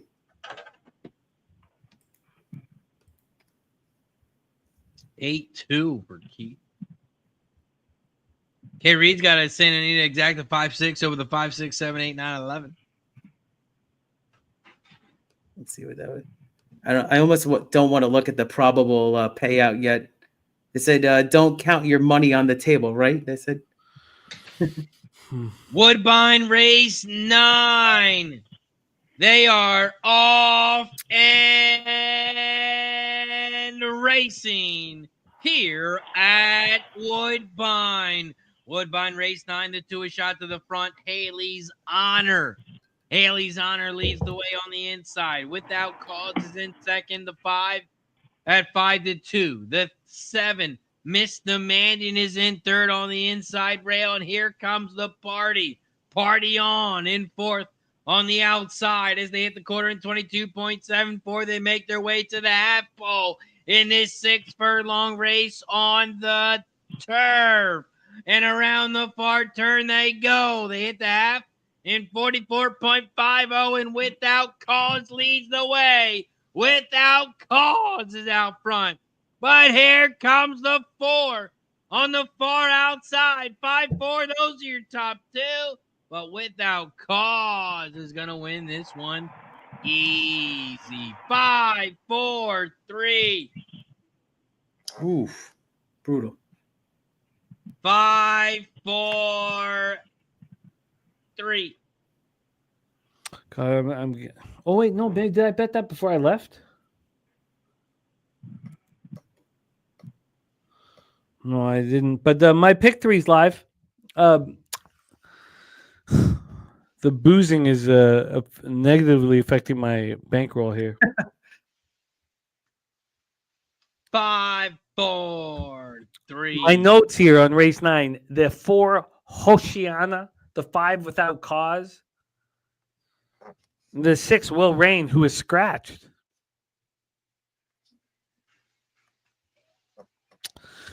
Okay, whatever. Yeah, it's that kind of day. I mean, it's just been, you had to adjust to the changes, especially at the Saratoga, the Belmont. It's been crazy. No, I think it's I haven't been doing this enough. I mean, because when you get in the use, for me, like, it's obviously the boozing gets involved, but I try to stay like a race ahead. Can I tell you what's wrong, Jim? Yeah, man. You switched it up today. I'm not going to lie. You ate the sandwich before we started. You got to booze a little bit and then eat the sandwich. Soak it up. That helps. I'm in the black though, Razor. That's true. That's true. And all that would have happened here was I'd be up a couple hundred more. That's true. And you've watched me lose my shirt. You're not watching that today. Back-to-back shows. Oh, come on. Back to back. I mean, it's just come on. But the work that I put into not being utilized, which often happens. But I'm going to make this money here in Santa Anita. And also the pick 3 I have live closing out at Woodbine. But let's get this money here at Santa Anita, man. Great race place. Santa Anita race 4. They are loading up in the gate. Over at Churchill Downs, around the far turn they go. The 7 is out front, Joe Shiesty. Here comes the 2, Arrest Me, red in second. Wow, this place is incredible. The 3 in third, and that's going to be your final.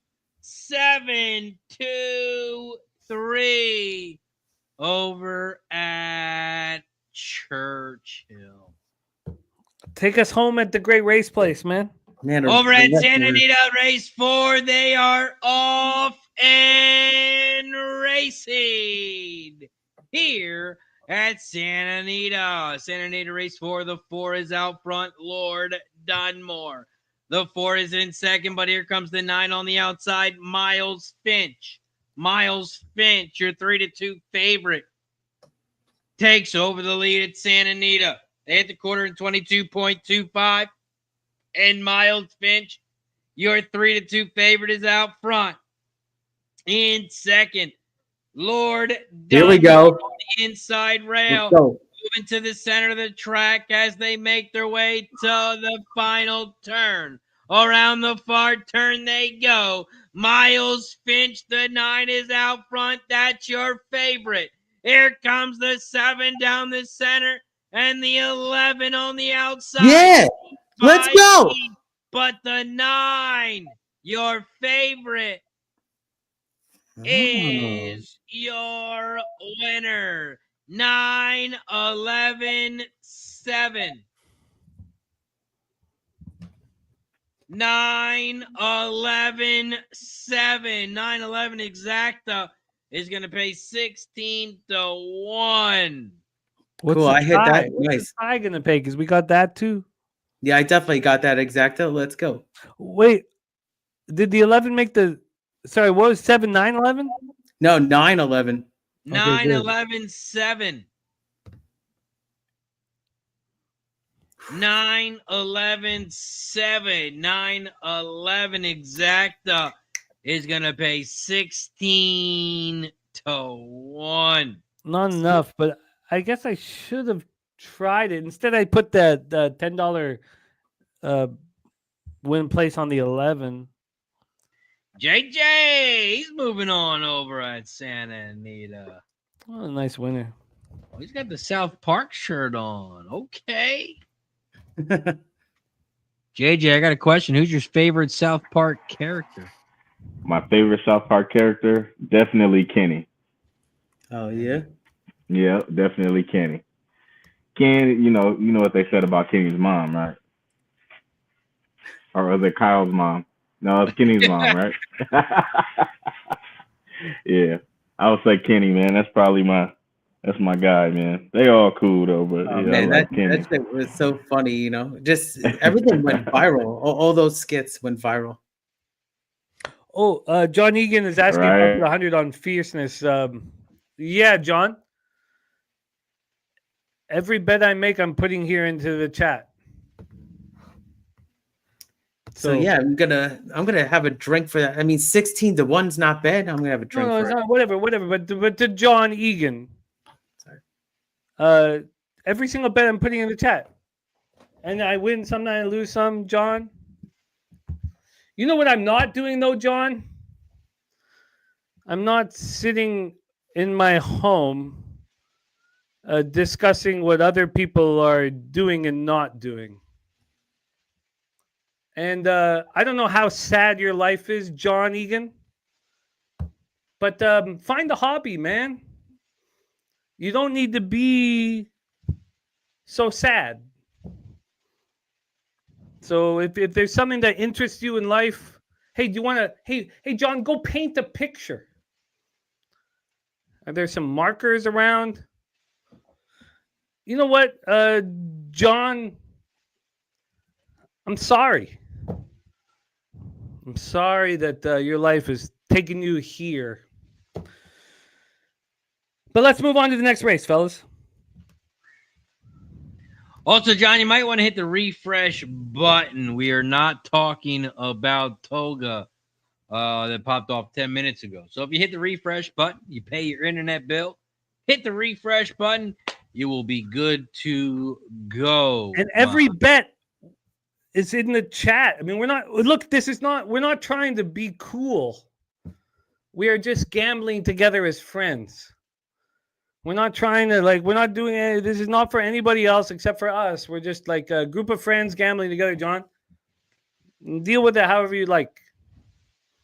And that is the whole point of this show. We all live in different parts of the world. We would love all to be at the same track, handicapping the races together, but we can't.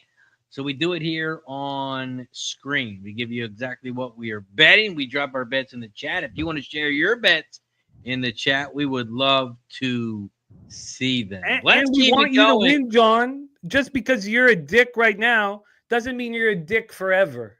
And we don't think you're just a fucking dick.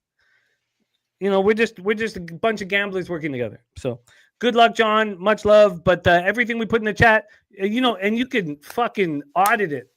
Fucking audit it. Because it's all right there in the chat. We drop all our bets in the chat. If you want to drop your bets in the chat, we would love to see them. Let's keep it going. Up next, we got Gulfstream Race 10. Gulfstream Park Race 10. We're about 1 minute away.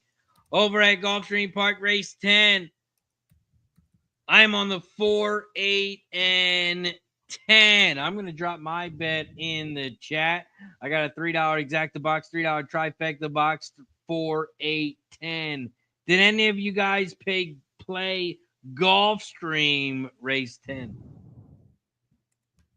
I did not. So you guys take over. Yeah, I'm just on the 8. I did 8, 10 over to 8, 9, 10 overall, just to try that. So 8, 10 is my top. Yeah, I'm gonna just go with 6, 8, 9 exacta box here. Those are the horses I like with the favorite. So 6, 8, 9.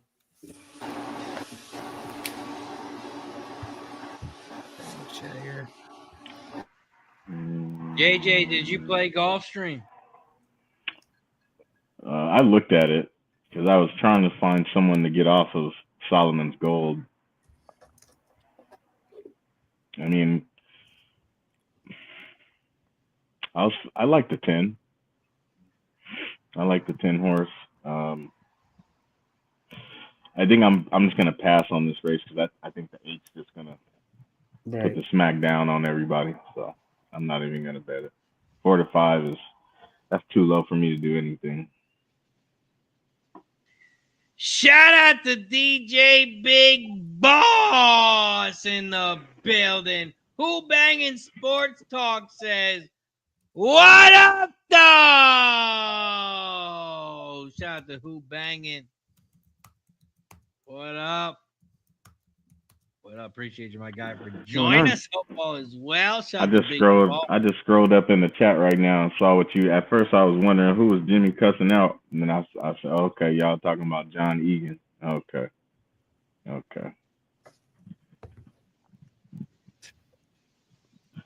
Yeah, he must have been tripping. What's going on with this dude? No, it's all good. I didn't mean to. I just, if you want to talk about accountability, let's go. No, the only thing I have is accountability. But let's get to work. What's next, Razor, my man?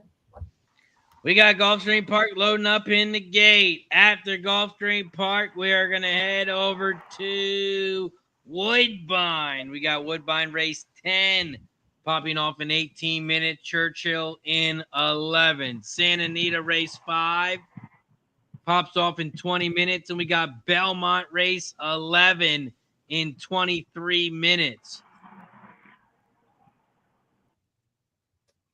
23 minutes away from Toga. Gulfstream Park Race 10, they're in the gate. They're all set. Away and racing here at Gulfstream. Gulfstream Park Race 10, the 7 is shot to the front. Cross Haste at 19-1. Madness, the 9 is in second down the center of the track as they head down the backstretch here at Gulfstream. Down the backstretch they go. I'm going to grab me a beer as they head around the far turn. Crack open your beer. Cheers. Cross Haste is out front at 19-1. The 9 Madness is in second, and here comes rolling on in third. Salomon's Gold is in fourth on the outside as they turn for home. Around the far turn they go at Gulfstream. The 7 is out front. Here comes the 8 on the outside, Solomon's Gold. And the 4 on the inside rail. The 4, Mayhem in the Palace. But not strong enough. It's going to be a 7-4 final. 7-4. Cross Haste at 19-1 is going to upset the field here at Gulfstream.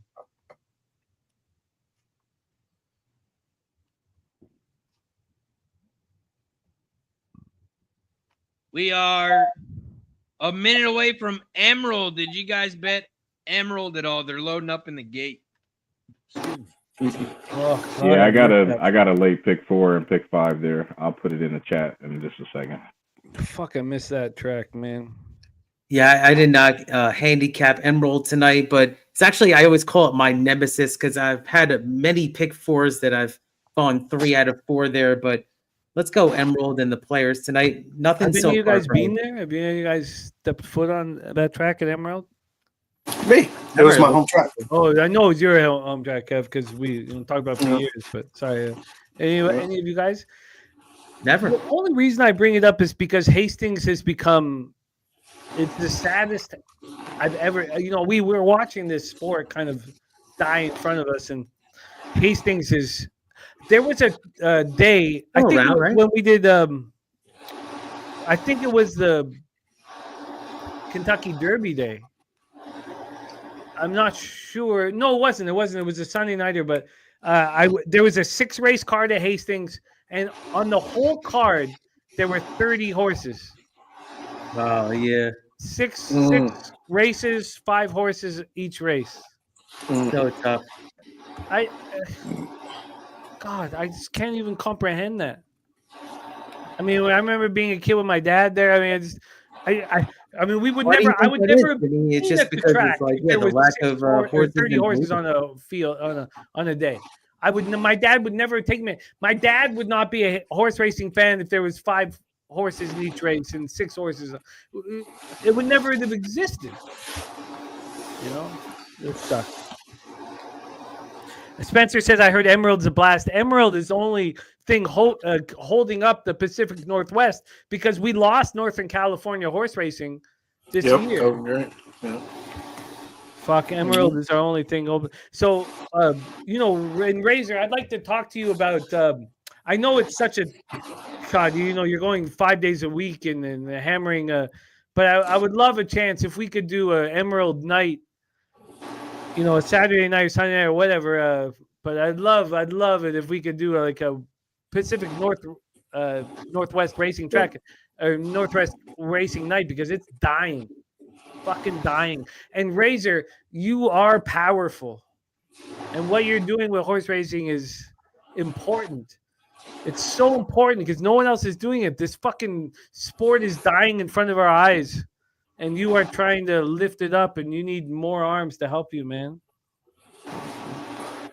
I appreciate it, man. Appreciate it. Trying to go every single day. But, man, thank you. I do appreciate that. Spencer says, why is it dying? I'd like to ask you, Kevin. Kevin, why do you think it's dying the way it is? Because I have many answers, but I'd like to hear from you. Well, I mean, I guess just the perspective that you look at it from.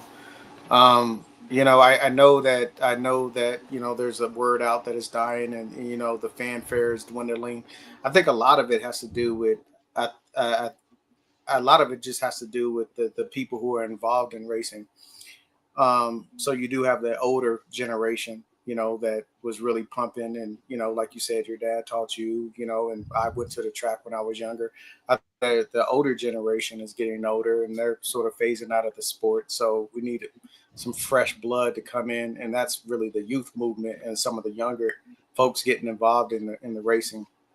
I think another part is now that you have a lot of the social media and you got a lot of those outlets, there's pros and cons to that. I think some of the black eyes that have been, stamped on horse racing has affected it, whereas in the past, a lot of that information was just, if you were a horse player, you only knew. So, you got the Baffert scandal, you got some horses dying, you got the doping, you got all this kind of stuff. So then you bring in a lot of the animal rights stuff and things like that. Is that why Golden Gate? Is that why there's no Golden Gate? Probably, I don't know, but that's just another bucket. And then you got the handicapper wagering bucket. You got the syndicates, and then you got the takeouts, and then you got all this other stuff. Where I think it should be more friendlier to your everyday cappers and people who are actually putting money into the sport.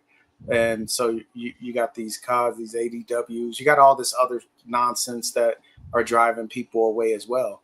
So I think it's like two or three different buckets. It's not just one singular thing. I think you got a lot of different things that are playing a factor into why you're seeing some of these tracks close and, things like that. But then on the flip side, I mean, you do still have a lot of, you got a lot of loyal horsemen, you got a lot of loyal cappers, and you guys can see just what you guys are doing with your kids.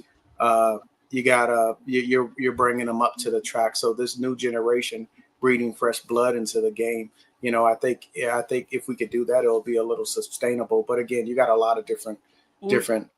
Kevin, things. Would you say this is the lowest point you've ever seen horse racing?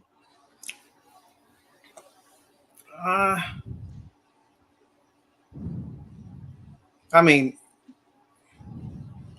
yeah, there's definitely been a drop off, but from I was even say like 10, 15 years ago, but I think there are some factors into that though. I think if you look at over the past 5 years, if you look at horse racing as a whole, and you look at the news and what's been happening over the last 5 years within our game, there's not a whole lot of positives. So, and I think that affects it as well. So, but journalism in the Preakness. I mean, who saw that? Nobody saw that because nobody cares about horse racing anymore.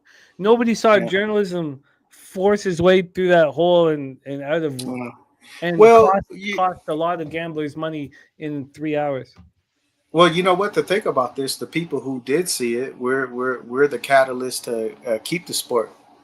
You know, we're the ones, right? So we're trying to find solutions on, like, who these people who are naysayers. We're trying to find solutions on how to change their minds or how to do that. I think the people who enjoy the sport, the people who watch that, we're the ones that need to share those stories. We're the ones that need to, you know, continue to boost this game. You know, because, you know, without us, it's going to continue to die. But you're not going to change people's minds, you know. I mean, but you know, even think about other sports that have went through it and then they had a pivot. I mean, you look at, and many of you guys are probably not, but you can look at NASCAR. NASCAR was huge, and then it took a tremendous hit, and now it's working its way back up. So I just think that, you know, it's ebbs and flows of a sport. And I think that, you know, when you have scandals and you have funny money and you have drugging, you have dying, you have all that stuff, it doesn't paint a good picture. I don't care what sport it is. And I think that, you know, there's a lot of factors involved with it, you know, not just one, you know, so. But, you know, I think it's going to be around for a long time. I just think that, you know, we're hitting a little bit of a low. So. No, it was great listening to you talk about it. You know, we know how close you are to the industry growing up in Louisville or growing up in Kentucky. And that was wonderful. And I would like to keep talking about it, but I want to make money on the last race at Woodbine. Yeah, I was just looking at that race. And I think I'm going to make money on the last race at Woodbine. So this is a conversation that we will continue, Kev. And your wisdom is not taken for granted. We're all really thankful to rock with you. Really thankful to rock with you. Appreciate it, Jimmy. But let's get to work here, Razor. Race 10 at Woodbine. Got a little maiden optional claimer, man. Take over and let's fucking make some money. Also, if you take a look at all sports, they all have commissioners, but horse racing does not. That's another one. Yep. That's a very Woodbine. Yeah. Supposedly, if you go on X on Twitter, we do have a commissioner, but who knows? You know, okay, but self-imposed commissioner. I want Michael. Race fucking now, and I capped it. Let's go. I had to say it. Woodbine Race 10. It's a 6-furlong race on synthetic. It's a maiden optional claim for $40K. Fillies and mares 3 and up, and the purse is $66K. We got one scratch, and that is the 8. So we now have a 8-horse field. Woodbine Race 10, the last race at Woodbine. I did not handicap Woodbine, but I'm going to take a look at it now as the fellas go through their bets here at Woodbine. Jimmy, Woodbine Race 10, what do you got? I got 3 horses. I know we got to go quick to get around to everybody, and I know, Razor, that you're looking at it now. This is a maiden optional claimer, which to me means make your fucking money. These are young horses that are questionable. Even the horses that are being cared for and taken care of. I'm on and I haven't bet this yet because we are 5 minutes to post. I haven't put my action in. I think my pick 3 is about to close out, but I'll look at I don't think the bets are much. The 1, M. Shamas. Obviously, if you talk about Woodbine Racing, you talk about Mark Casse. This is a Mark Casse, Patrick Husbands. I mean, very, very simple filly to support. $30,000 at the Ocala sale. I mean, pretty easy horse to support. So I'm using the 1. I'm using the. I'm leaving Satori out of it. I do not know who Kevin Whiteley is, and I'm not saying that you can't be a shrewd thoroughbred evaluator and claim a horse from Barbara Minshall. And he claimed Barbara Minshall's horse on May 18th. So who the fuck is Kevin Whiteley? I mean, this could be a huge mistake. Maybe Kevin Whiteley is a gambler just like us, claiming Satori. Maybe you guys should bet Satori. but to me, I'm like, who the I've never heard of this name in my life. So Kevin Whiteley right now, it's also 4-1 right now. No one's betting it. Morning line 5-1, but I cut the 2 out because who the fuck is Kevin Whiteley? And no, I'm not saying that he's not capable of, claiming or the 6 Just Pray out of the Martin Drexler barn. I know Drexler hasn't been quite as successful as late, but he's got Hernandez, the premier jockey of the track, although statistically not this year. First time started with Just Pray. I got to use Just Pray. So I'm using the 1M Shamas, the 6 Just Pray, and I'm using the 9. The 9 is supposed to be my cash cow. Now 7-2. I know there's a scratch, but the 9's live. Tino Attard. The Attard family is there's no the Gretzkys. What's the example? The Attard family is horse racing royalty here, and people don't talk about Tino. So you think Tino doesn't want to get his, doesn't want to suck a little titty?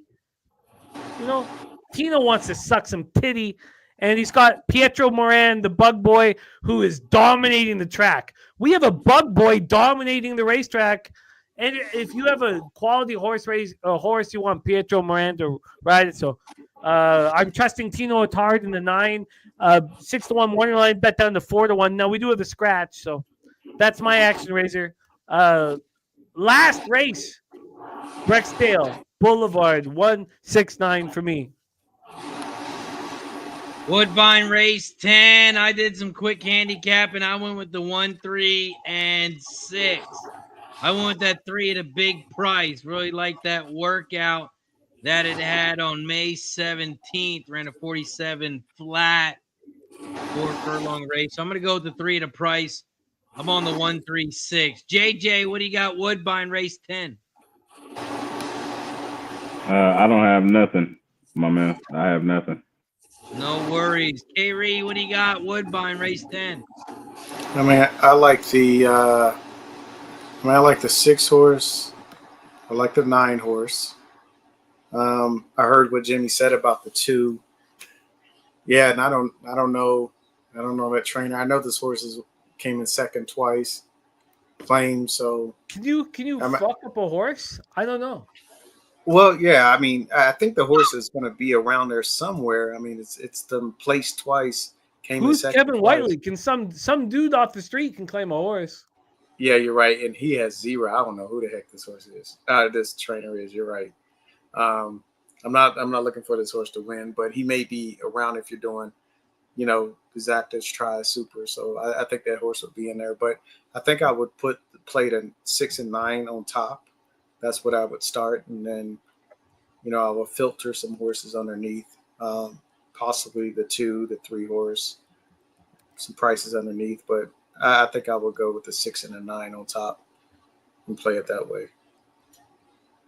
6 and the 9 on top for Kate Reed. Key, each and every stride. What do you got, Woodbine? They're loading up in the gate. Wow, I guess I'm on an island, guys, because I do like the 2. Win place here, Satori. I think that you guys kind of talked him into the winner's circle here. It's going to be, as long as they put bubble wrap around this horse, I think this horse is going to win for fun. So 7-2. Let's go. Okay, well, I'll add the 2 on top. How about that? I'll go 2, 6, 9. Just win place. Win place. Okay, win place. Okay, there we go. I think I have a pick 3 closing, but I'm not going to check. He said he wins for fun. Yeah, I would say at least a good place candidate. Yeah, he said your 6 is cute and all, Kev. The favorite is cute and all, but we have race 5 at Santa Anita popping up next, Razor, and then Belmont. Woodbine loading up in the gate. 1 minute away from Churchill, 2 minutes away from Santa, 5 minutes away from Belmont.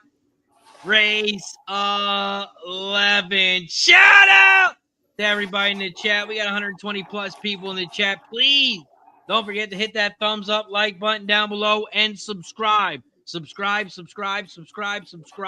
I'm trying to get to the big 10K, 10,000 subscribers. Hit that like button and subscribe down below.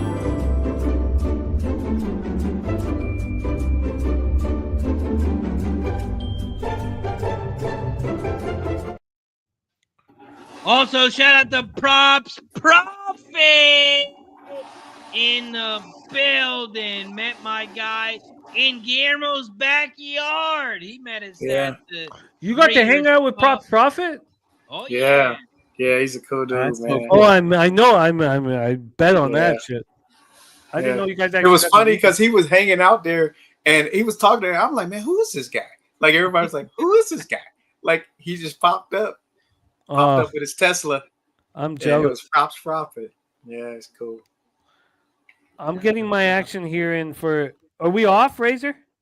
Woodbine Race 10 away and racing here in this 6 furlong race on synthetic. The 2, Keys 2, has shot out to the front like a bullet and leads by 2. The 9 is in second on the inside rail. And here comes Just Pray, the 6 in third on the outside. The 3 is in fourth on the inside rail.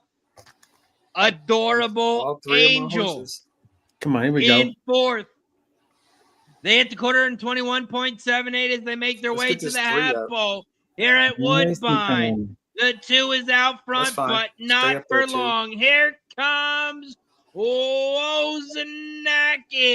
The 9 is going to fly by everybody. Oh. The 2 is in second on the outside. Here comes the 5 on the inside and the 7 down the center of the track. 9, 5, 7, but the 7 is going to get up for a second, and it's a 9, 7, 5.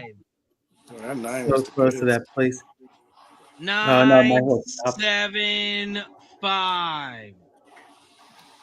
Okay, so what did the pick?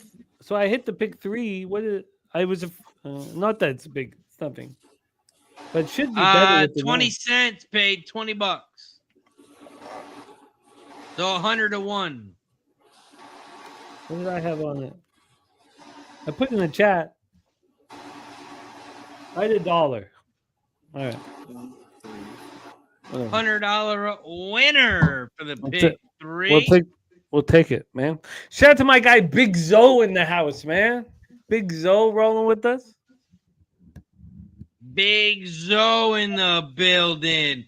Churchill Downs race 11. Around the far turn they go. And Daiquiri leads the way. The 4 is out front on the inside rail. And the 4 is going to open up on them here at Churchill. It's going to be a 4-7-9. 4-7-9 is your final. We got to keep it pushing. We head over to Santa Anita race 5. Let's get this fucking money, Razor. Take us home. They're loading up in the gate at Santa Anita. Anybody got any last second bets at Santa Anita that they didn't share? Not for me in this one. I'm 238, man. Let's get this fucking money. Good luck. Santa Anita race 5. JJ, what do you got? Let's see. Where am I at in the pick? I gotta check the chat. I do have a couple here though. Second leg of the pick 4. I don't know. I can't remember what they are. I'm on a whole nother track right now. No worries, my friend. Santa Anita race 5. They are off and racing. When you've been drinking Coors Light all day, you don't have to explain yourself, my friend. I get it. 1, 2, 3, 8. There we go. 1, 2, 3, 8. 1, 2, 3, 8 for JJ. 1, 2, 3, sometimes I'm right. Most of the time, he's right. Santa Anita race 5. The 4 is shot to the front. Sexy Blue. Sexy Blue is out front. Here comes Maya Pia. In second on the outside now, leads the way by a neck. The 8's in third. Little Boom Boom in third on the outside, and Elsa on the inside rail in fourth. As they turn for home. They hit the half in 46.02, and the 5 is out front. But here comes your favorite, Little Boom Boom on the outside. Little Boom Boom. Shock sponsor, your favorite, does it again. 843. 843.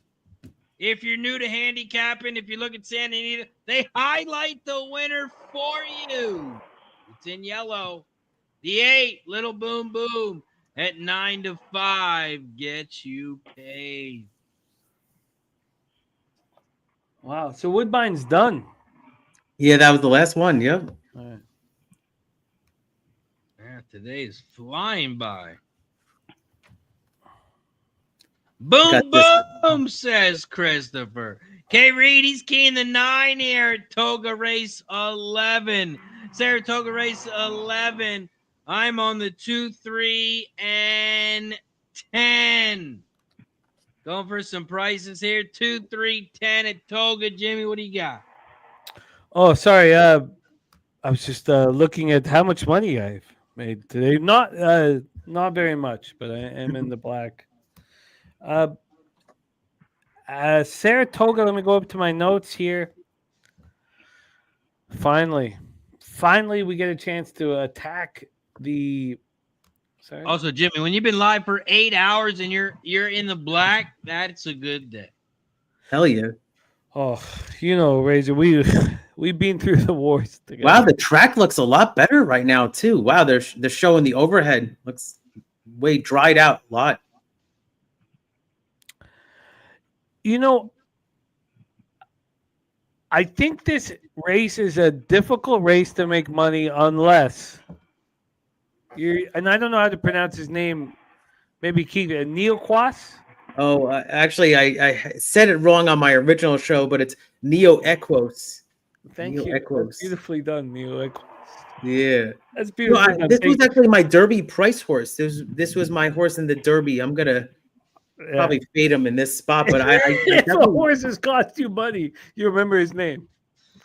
Yeah, good speed though. This horse could be at least a good, nice underplay though. Well, that's the only way I think I can make money in this race. So it's post time. Yeah, we're almost at the gate. Okay, so obviously, Macho Music, Citizen Bull, and Chancer Patrick. Those are the 3, 5, 10 for me. But I think that we need to use Neo Equos to make money. So I'm going to use the 4 in exacta and a trifecta Razor. 3, 5, 9, 10. Let's go. Anybody else got any action? Saratoga Race 11. Yeah, I was just saying, I put it just in the chat real quick. I got him on 4, 10, 11. Patch Adams actually burned a lot of money for me too. So, but this horse has got too much potential to run this bad for this long. I think now the current favorite, I think Saez is a perfect jockey for this horse. So I like the 4 and I like the 10, Chancer McPatrick coming on late as well. So it's going to be hopefully cash this exacta here. It's a wide open race. I see the track really dried out much better. K. Reed, what you got? Saratoga Race 11.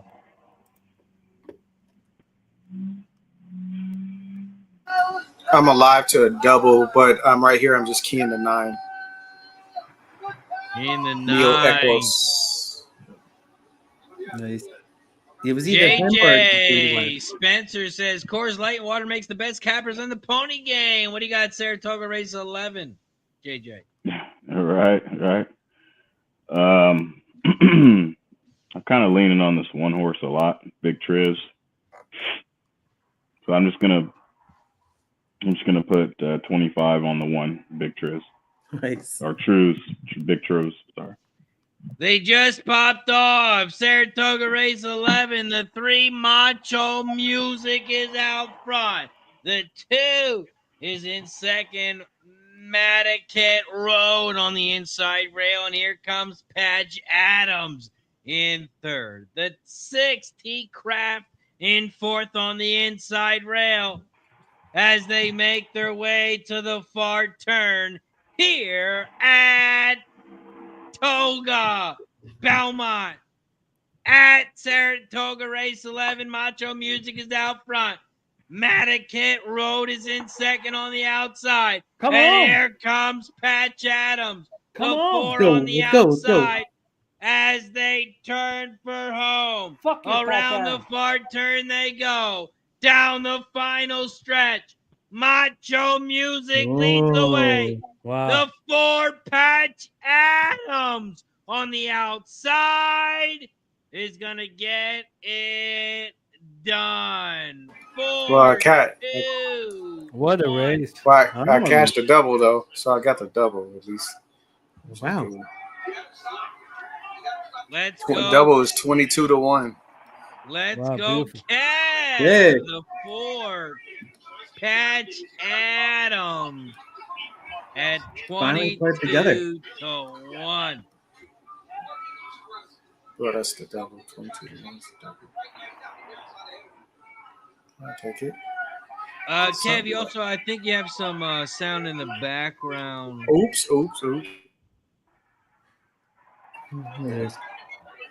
I have to say, I mean, good race by Madigan Road too. Yeah, He ran great. good horse. Oh, my guy Kev, he's watching some UFC. I heard. What you got? You got some UFC bets for us, Kev? What do you got for? I know you, Kev. I know you. You got some bets. What do you got for us?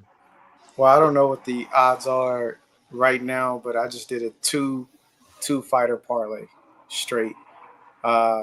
Juliana Pena and Sean O'Malley straight, because I was getting plus, I think 500 for her, and Sean, I think I got plus 200. Ooh, that's so 20 $20 gives you 3. You know, that's all I know. So I just did a bunch of $20 bet. You know, breaking $20 when you 300. You said, or something like that. Three and some change. So 40 gets you 60. 100 get you. You know, just do the math. You know. Let's go. Let's go, Kev. He's got a UFC bets in tonight. Well, the reason why we have to do it here, because in Montana, when you go to the little kiosk machine, like if you make over a certain amount, you got to go down to, so if you break them up, you know. Oh, gotcha. So you can't, like, I think it's over 600, then you got to go to the state or whatever. And so you got to break them up. So just, yeah. But yeah, this is a little two-legger. That's all. A little two-legger.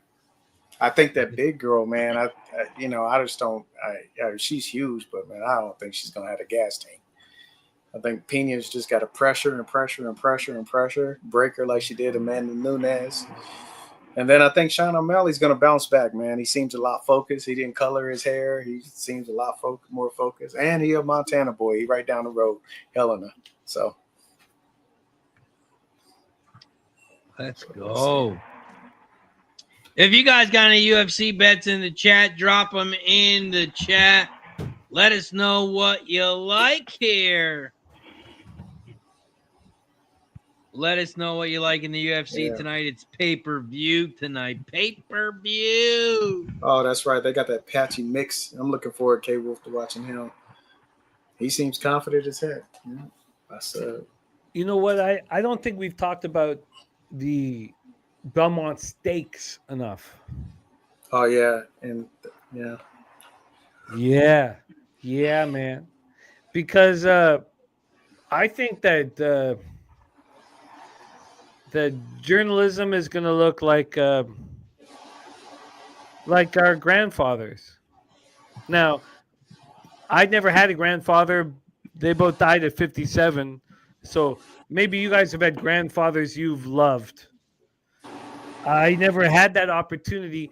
I think that journalism will look like whatever a grandfather is supposed to be. Tired, heartful, strong, and just not good enough. That's what I think journalism is going to be. How long do we have, Razor? How long until the Belmont Stakes?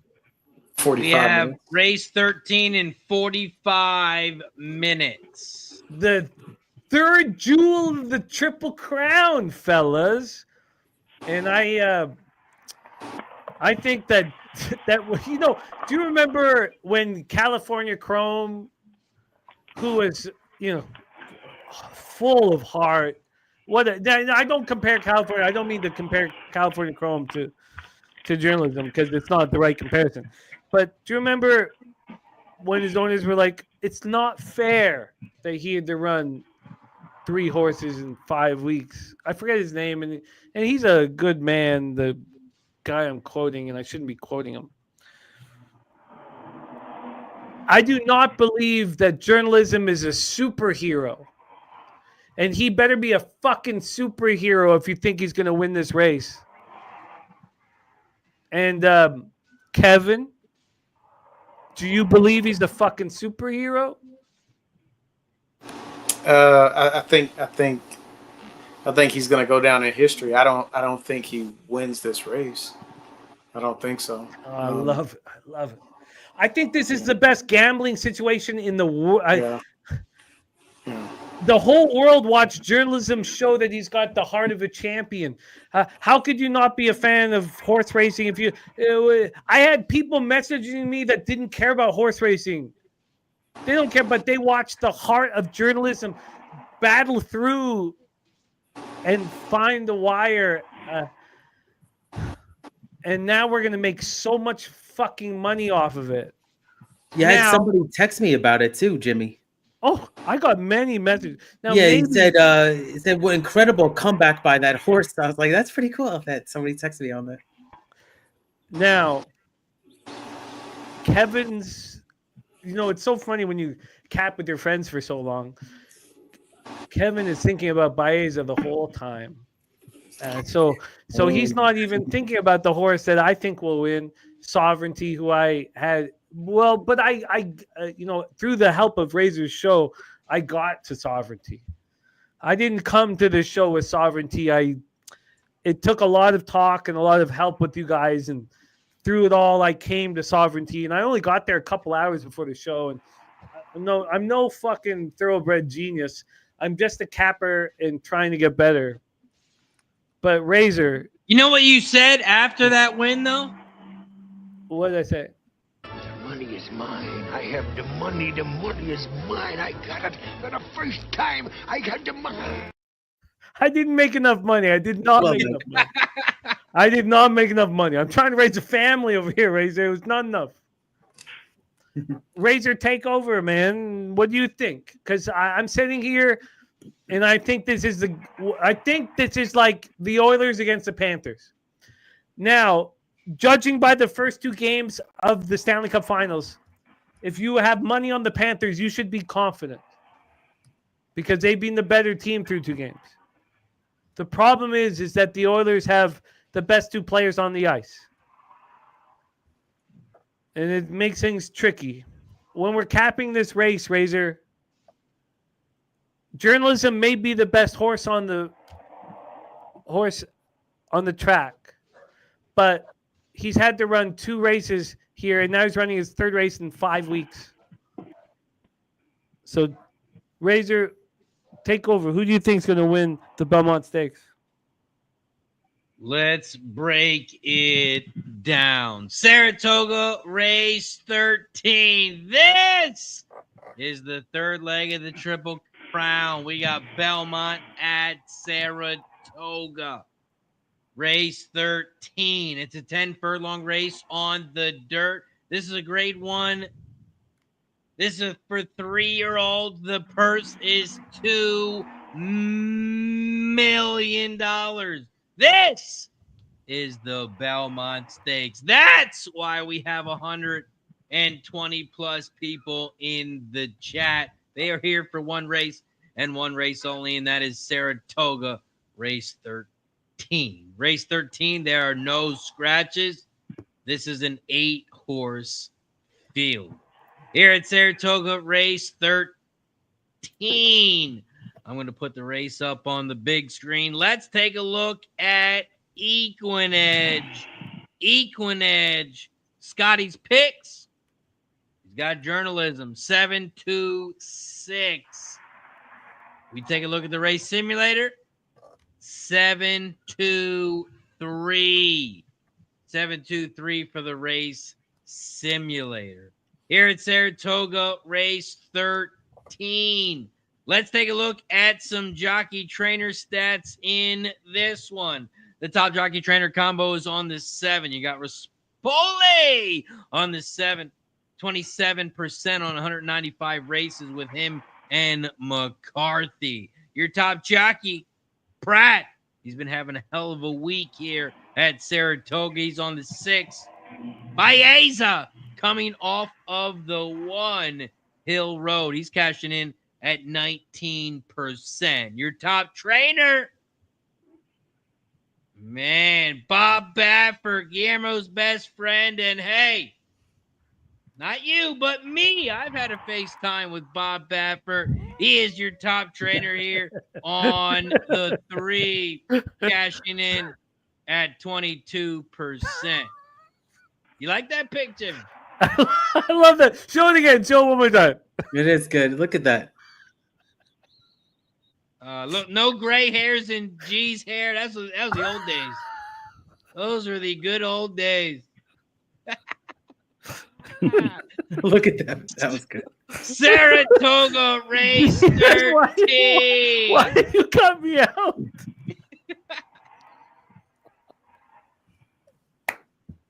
Hey, G, I just took a photo. That was you, my friend. That was you. Cut him out. We can show it again.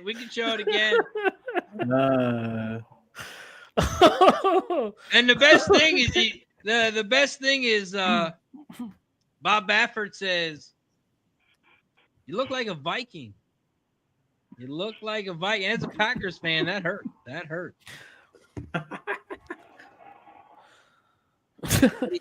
He made up for it. In this picture right here.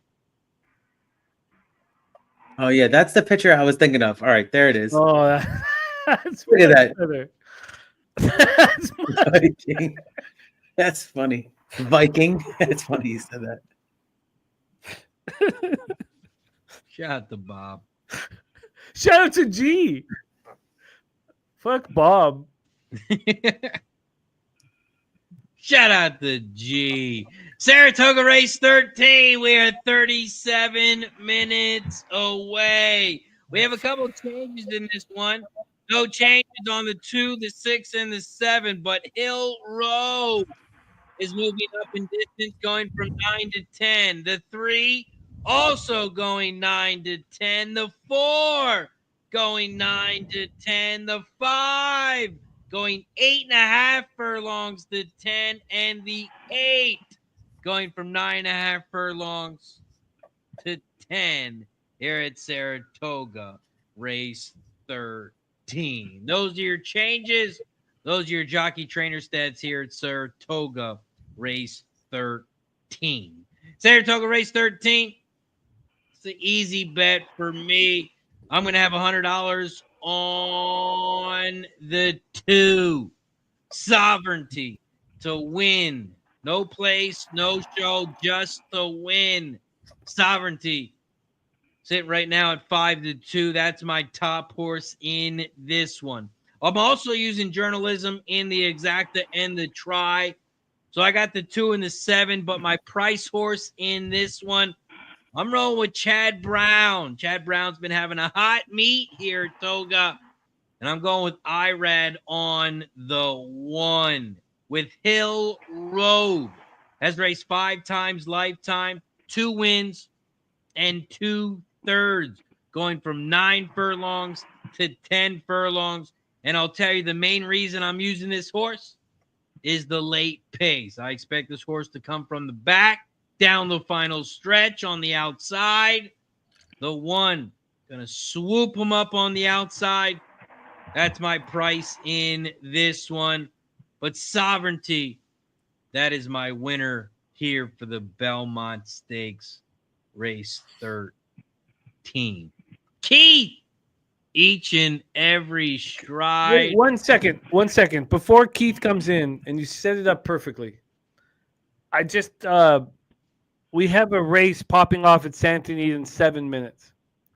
And there's a horse in this race that's being forgotten by the betting public because he's very fractious at the gate.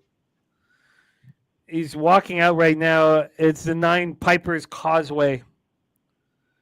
And if Piper's Causeway is comfortable, I think Piper's Causeway can win this race. But people are seeing the statistics and reading the statistics, and they're seeing how he's a fucking mess. The 5-year-old gelding is a fucking mess. You never know what you're going to get when he's at the gate. We're watching him come in right now. It's a complicated race. It's a very complicated race. It's 11 horse field. The 5 is scratch, and I'm not going to try and be cute. I'm just going to expect Piper's Causeway to be much better than the gambling public thinks that he is capable of being. So before Keith takes over, I'm going to figure out how to bet this. Maybe it's just a simple win place show. I'm not sure. 16-1 right now on the 9 Piper's Causeway, who's a fractious mess, but is already ran his race. Yeah. If Piper's Causeway can run comfortably, soundly, breathe clearly, Piper's Causeway is 3-1. And right now we're getting 16-1. So I just 5 minutes to post at Santa Anita. And Razor, as you go around, can you call the race? Go around here because we're still like 34, 33 minutes away from the Belmont. And I didn't mean to interrupt you, Keith, but I just oh no, you want to get your bet in, yeah, for sure. It's not just that. It's just I think that this could be. Well, we should go around the horn and go for Santa Anita because, like Jimmy says, we need to get paid here, and we still got time till Saratoga. Okay. And there's no better one to go else to than JJ. He's got Santa Anita in the back pocket. Yeah, JJ, what do you think about my 9 Piper's Causeway? I don't like him. I think I've bet on this horse a few times in the past. Good horse, got a lot of pace. It makes sense to include the 9 in any horizontal bet because he's going to do what he does best. He's going to float on the front. Now, if they were running in the downhill turf part of Santa Anita, then I would definitely have the 9 in my place. But because they're not, the last time he ran on the downhill course, he came 12th. I think he would run. There was a lot. You got to watch the replay. It was a bad ride. It wasn't a good ride. He had a lot. I'm afraid of Piper, man. That's all. Yeah, he had a lot going on. It wasn't really a good outing at all. In my first leg of the pick 5, was going between singling the 4 or the 7. The 7 has the class, deep closer, definitely going to run a great race. The 12 horse Bambino or whatever, that horse is also a deep closer, but stepping up in class today. So I'm between the 7 personally and the 4. That's going to be my first starting leg. But as far as your 9 goes, I wouldn't leave him off a horizontal, or I wouldn't leave him out of a trifecta. But I don't have him as the winner. No, I get it. K. Reed, Santa Anita race 6. What do you got?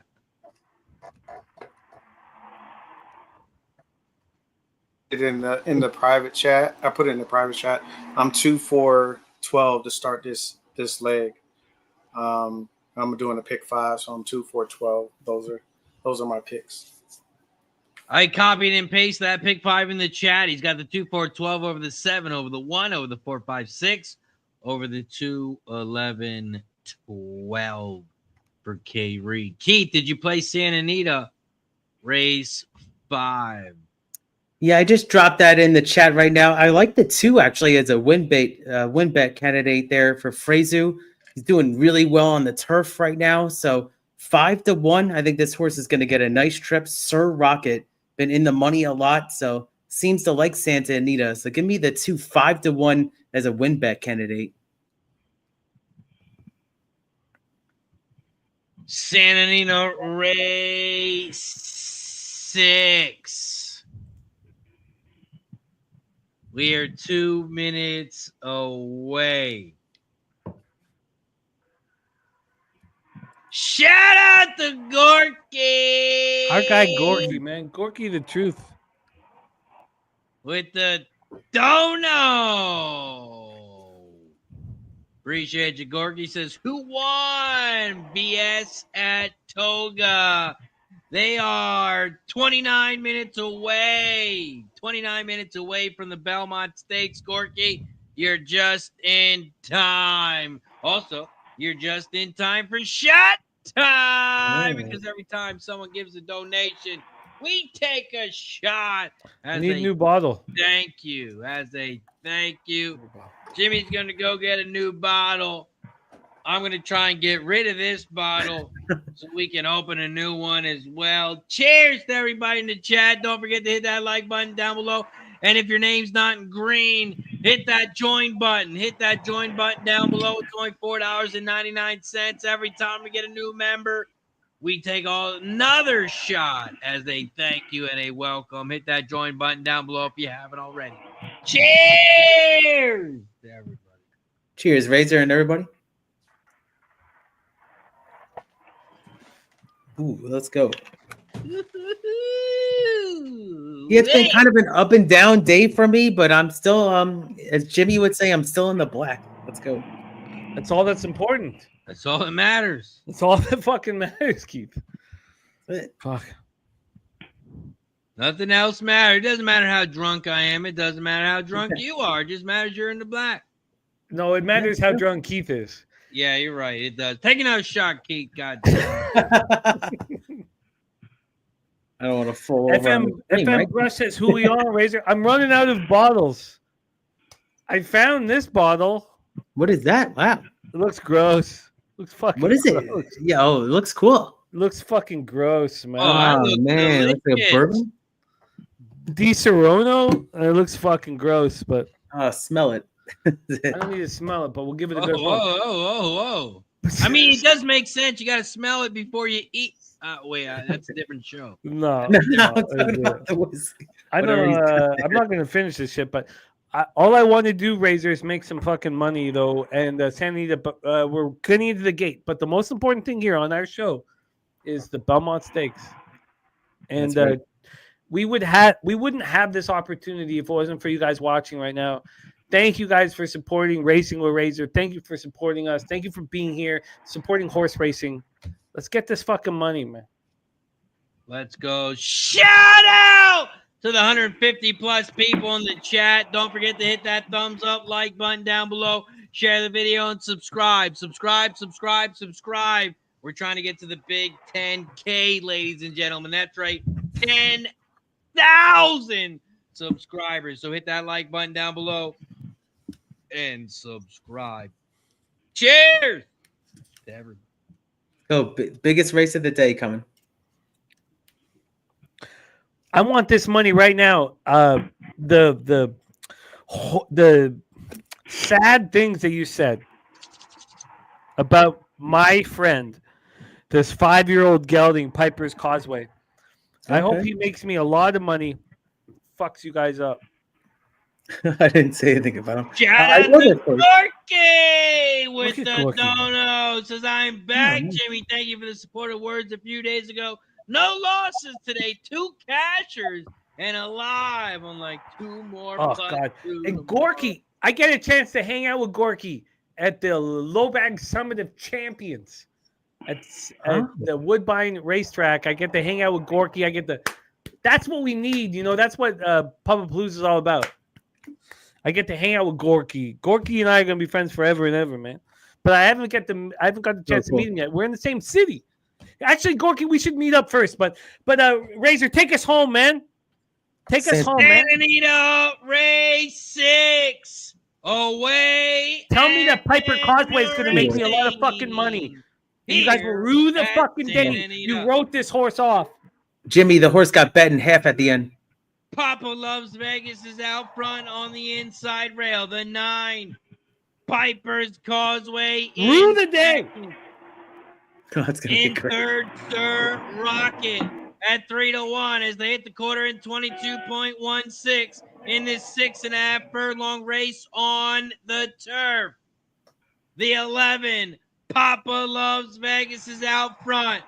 Piper's Causeway is in second as they make their way around the far turn. Come on with this 9 on the outside. That'd be awesome. There they go. Piper's Causeway leads the way on the outside. The 11 is you got shut off on the inside rail. 9-11, those are your top two. 11 on the inside. Come on! 9 on the outside. Come on, 9. Come on. Let's go! Push, push, push, push, push, push! 11-9.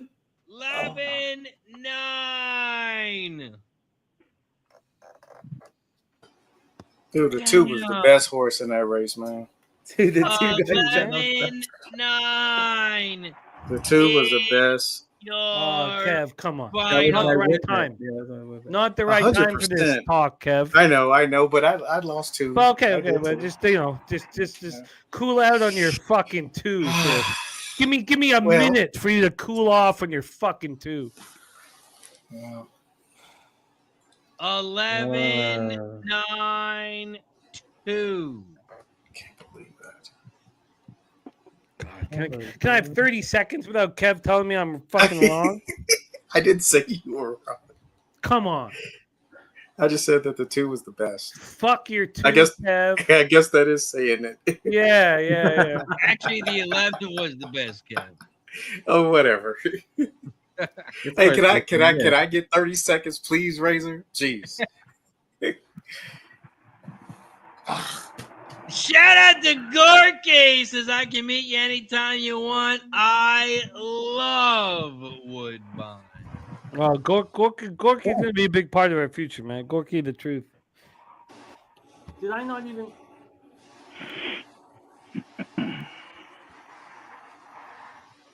Papa Loves Vegas.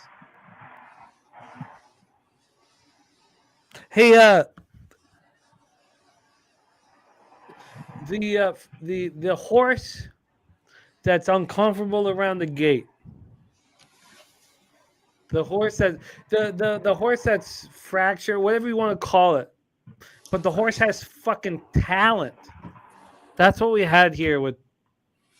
I don't want. I'll take the L here. I'll take the L and we'll move on to the next race. But we're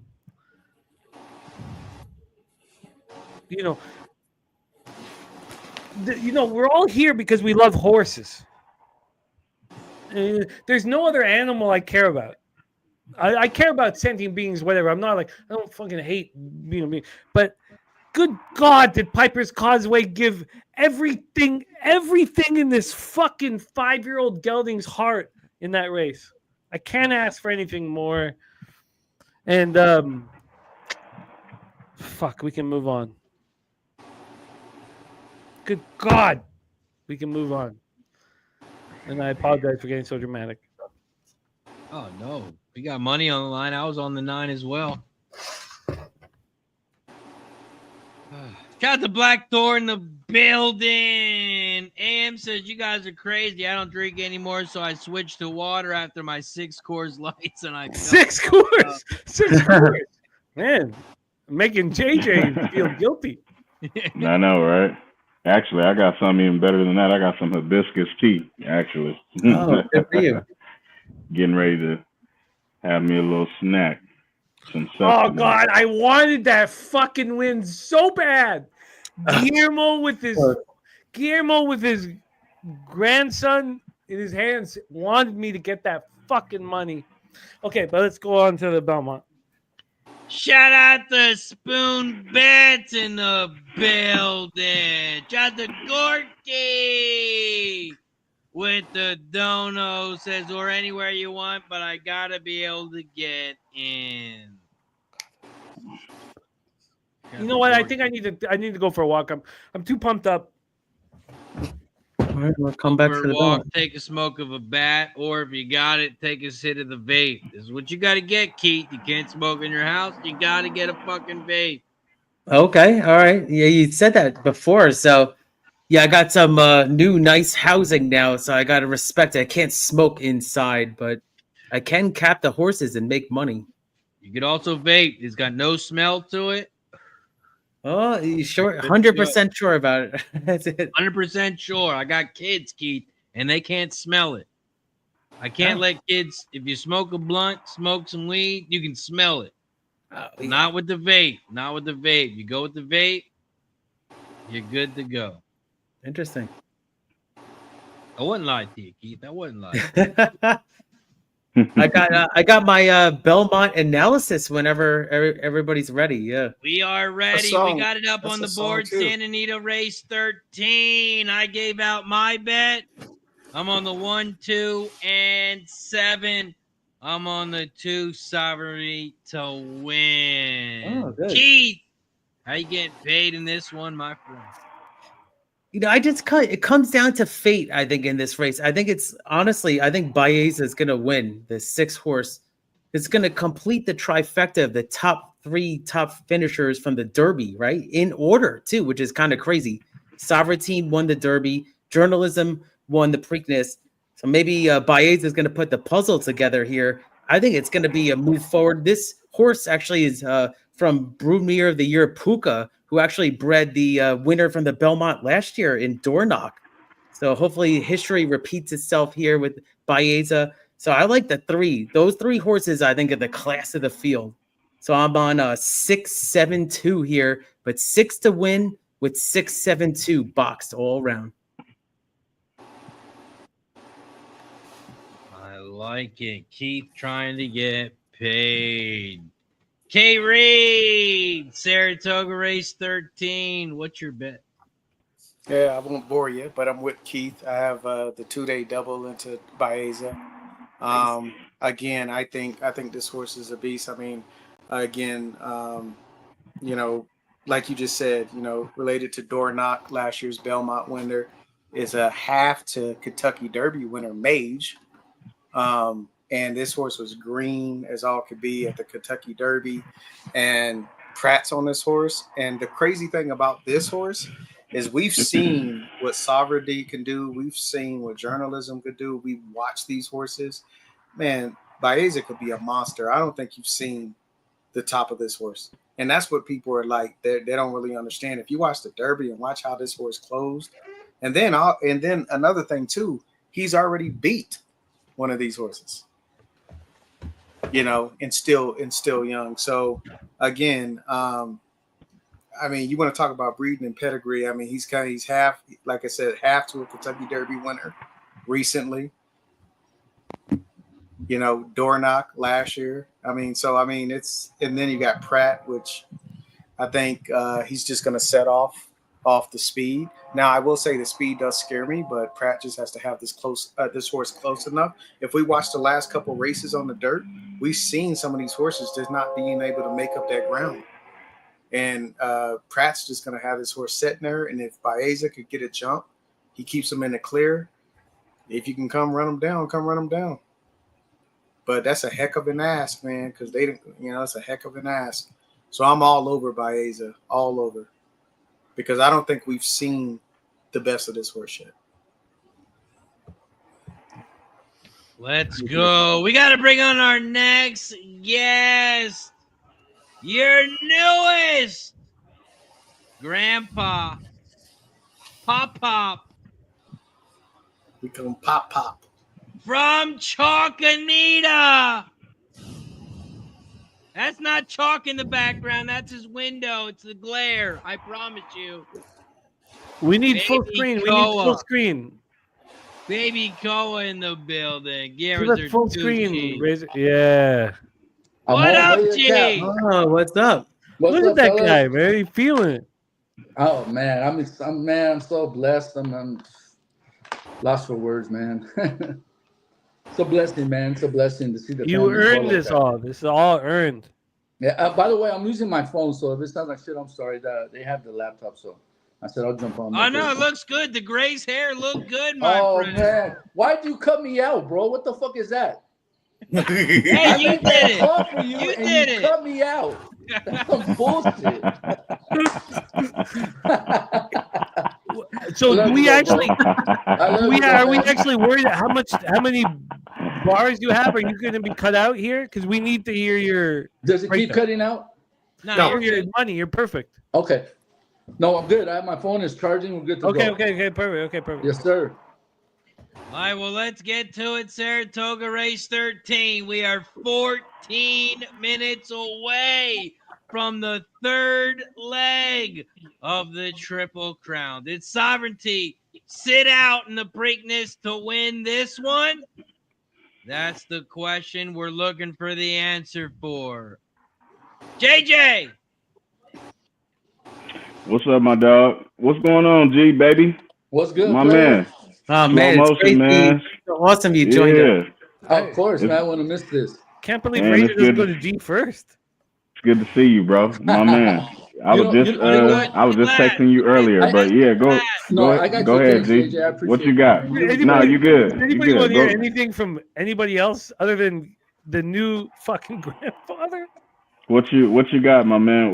G, how you feeling, G? Because you're the only one here that already know how I felt about Baez months ago. So I'm gonna just let you go ahead and go first. I was there with you. I can vouch. You was there. Absolutely.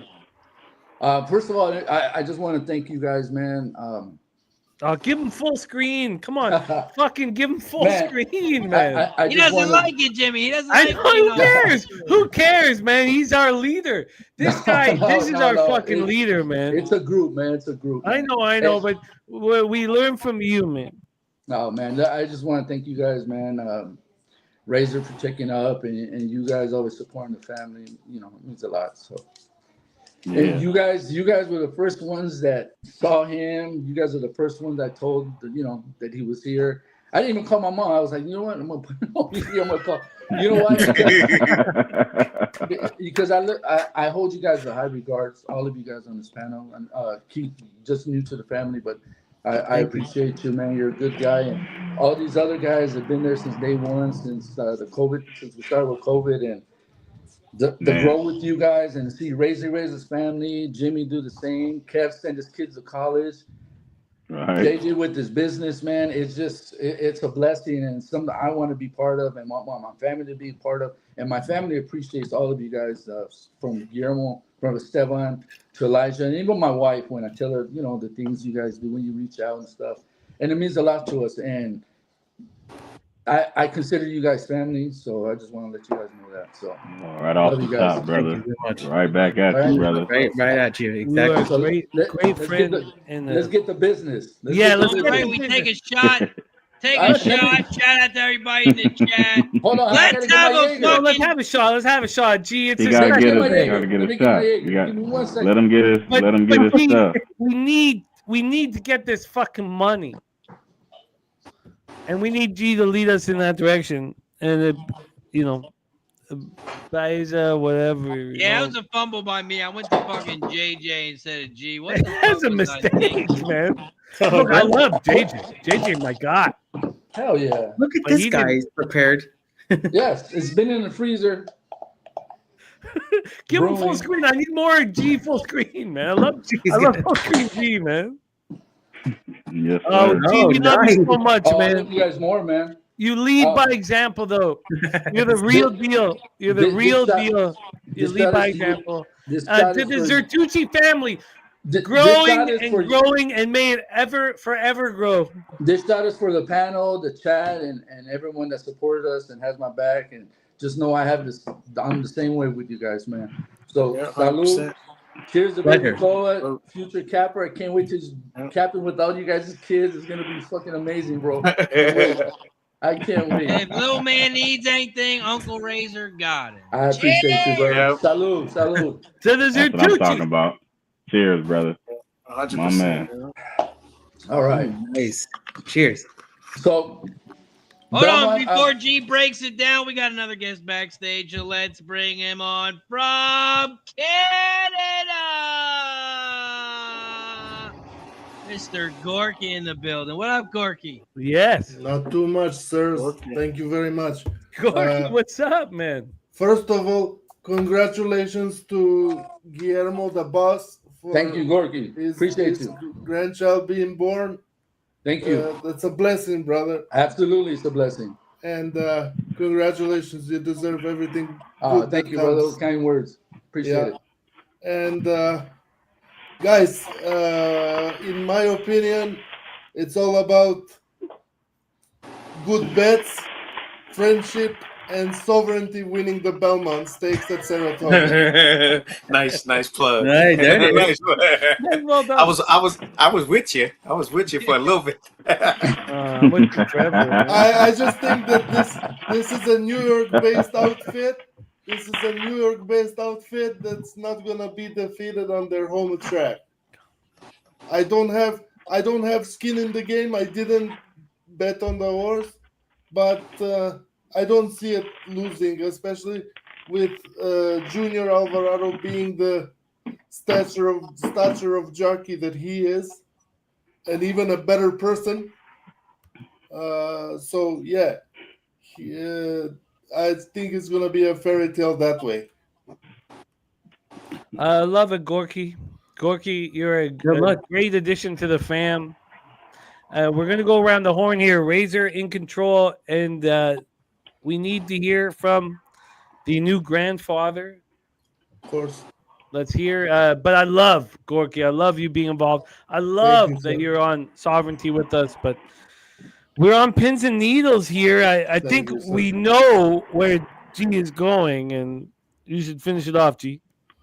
Shout out to Gorky. He joined us a couple Thursdays ago for our live stream, and now his first time on Racing with Razor. G is going to talk about his bet, but he wants to take another shot first. I got to catch up. He's ready to take another Let's go, brother.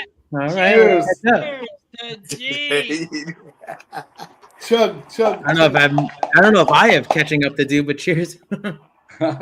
I got to catch up to G too. Let's go. Man, cheers. Break it down, G. Saratoga Race 13. This is the $2 million Belmont Stakes. You like to get money. You like to get paid. How you getting paid in this one? I'm following back the horse that I had in the Derby. I'm with Sovereignty. Journalism, a hell of a horse, man. This guy is a superstar. I don't know. I mean, it's 3 races in 5 weeks. It's tough. It's very tough. Like Jimmy said, he might be the best horse in the race, but the odds are against him right now. And I don't understand why he's a favorite. I get it because of the last race, and that's public money. But I got to go with the horse that beat him on the square, beat him over a wet track at the Derby. And I'm on Sovereignty. I think Belmont's a hell of a trainer by skipping the Preakness and saving them for this race. Close trainer, training back in New York. He knows what he has, and I believe in him. Journalism, I can see him running second. I'm a big fan of Michael McCarthy.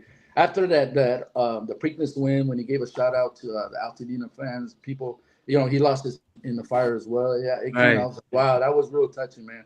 So I'm a big fan of his from here on now. I'm always going to support that guy. So I see a 2-7 exacta. And you know what? I think, I call me biased, but I think Rodriguez is going to run a big race. I know he's got a lot of speed to the outside with Crudo. He's been working like a monster. And I think Mike Smith is going to let him go and come catch me. And they're going to catch him. It's going to be those 2 horses. Baez was a hell of a horse. Going into the Derby, I also thought he'd be in the exacta trifecta. And he ran up to par. I just think, he's ran 4 straight big races. Being out of McKenzie was a horse that usually ran a mile. The furthest was a mile and 1/8, and it was always close. Whether he won at the wire or he got picked up. So I don't know. I'm kind of scared about the distance for him.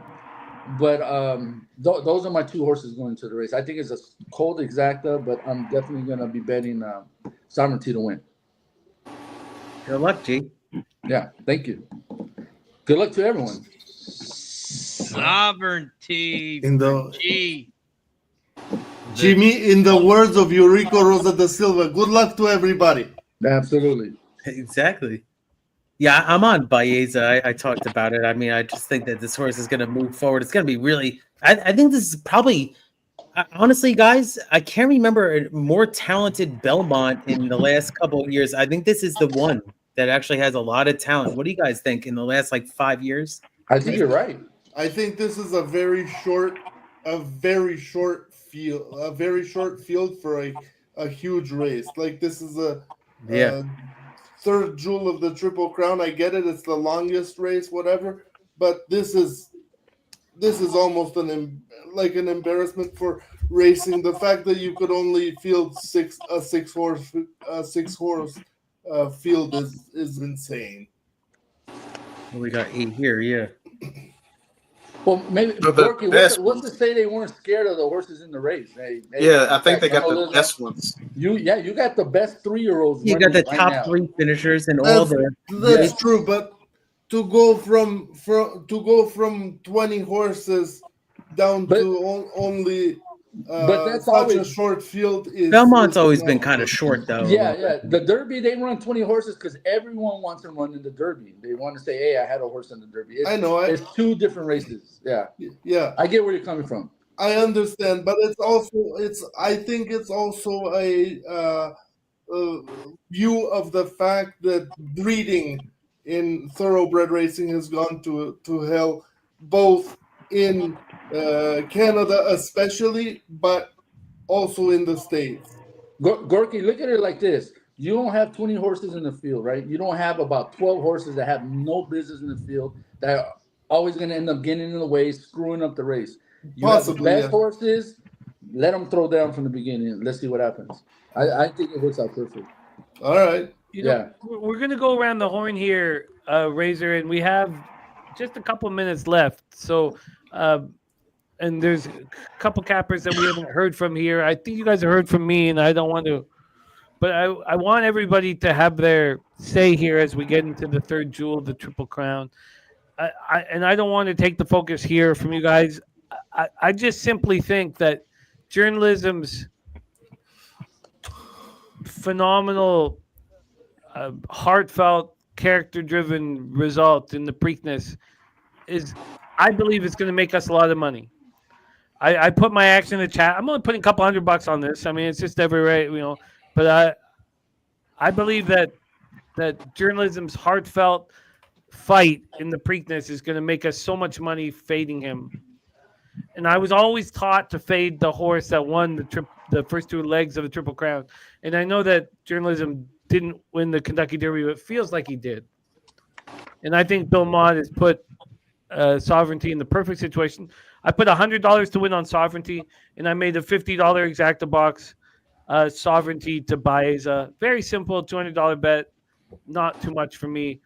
But let's go around the horn, Razor, and take over, my man. JJ, take it away. What do you got, Saratoga Race 13? How you getting paid, my friend? Well, it is simple. I have an outsider. I'm going for Crudo. I like everything about the Pletcher horse. I thought Justify, the sire, was exceptional. Lovely horse. My money is on Crudo, number 5. Nice. And then obviously Baeza. I bet on that horse before against journalism a couple months ago. Good horse. I think journalism is going to be there like he always is. I wouldn't be surprised if he wins by 3, but I think he'll be there for sure. So I'm going with the front runner. I want to see Crudo get to the front and not look back. So I'm on the 5. I'm going to put an exacta key on the 5 too, just because of that. You said it last time. And I ain't do it. Let me ask you guys, you think he's faster than Rodriguez? I don't know. The thing about Rodriguez is pretty cool is we know that Rodriguez is literally Bafford's B team horse, because that horse won the Wood while all the other motherfucking horses was racing over at he let Rodriguez go to the Wood B team, and he took all his other horses to the other stakes races that were happening at I can't remember where it was, just over a couple months ago. So I feel like Rodriguez is gonna be there with the 5 for sure. I don't know what happened to it at Santa Anita that day when we was there, G, but he looked awful. Baez and journalism left him behind by like 10 lengths. You know, it was pretty bad. So he was growing up a little bit, Rodriguez. There, but right? then he went to Oakland and won by 3 like it was for fun. You know, so maybe the horse runs better fresh. You know, we're gonna Jimmy, find out. Who's broadcasting the big day in Canada, brother? I only use HBI. I don't. Okay. All right. Yeah. Did I miss anyone? Did anyone not break down their bets? Very good. No, I think you're good, bro. So Razor, we need to hear from you. We are almost there. We have a few minutes, but we're heading towards the track, Razor, and I know that you've already sort of set up your plan, but why don't you walk us through it once more? Belmont at Saratoga. This is the big race. This is the $2 million Belmont Stakes race and race 13. The way I'm getting paid is I got $100 on the 2. Sovereignty to win. Nice. Sovereignty to win. That is my top bet in this one. I'm also playing the 1, 2, and 7. 1, 2, 7 exacta box. 1, 2, 7 try. I like Hill Road at a price. I think Hill Road's got a lot of late pace, and he's going to be coming here at the end.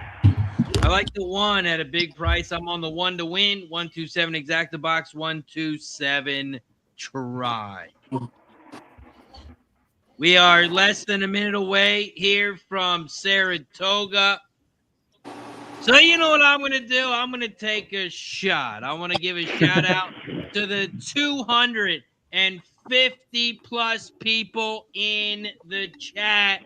I want to say thank you for joining us here on Racing with Razor, where we handicap every single track, every single race live on screen. We don't just do this on big days. We do this every single day. Not just Saratoga. We cover the small tracks as well. Mahoning Valley, Parx.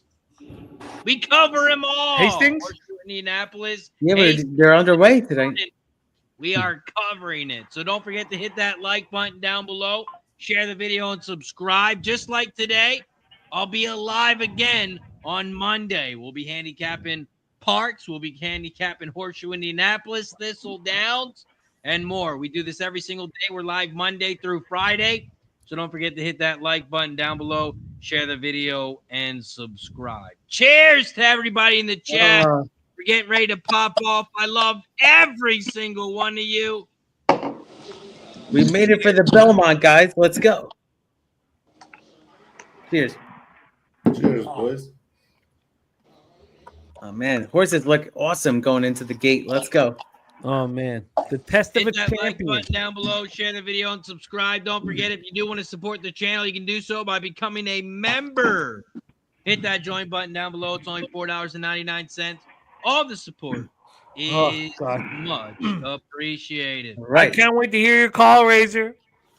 This is it, guys. Take us home, baby. Here we go. Belmont at Saratoga Race 13. They are loading up in the gate. They're in the gate.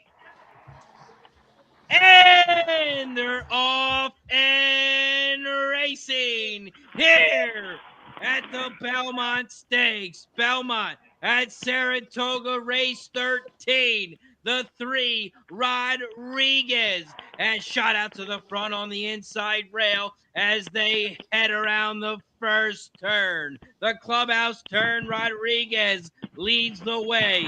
They are 3 wide in second. Crudo on the outside, Uncaged down the center, and Sovereignty in fourth on the inside rail. Here comes Journalism in fifth on the outside, now in fourth as they hit the quarter pole in 23.42, and down the backstretch they go here at the Belmont Stakes at Saratoga. They hit the half in 47.60, and Rodriguez leads the way by a length.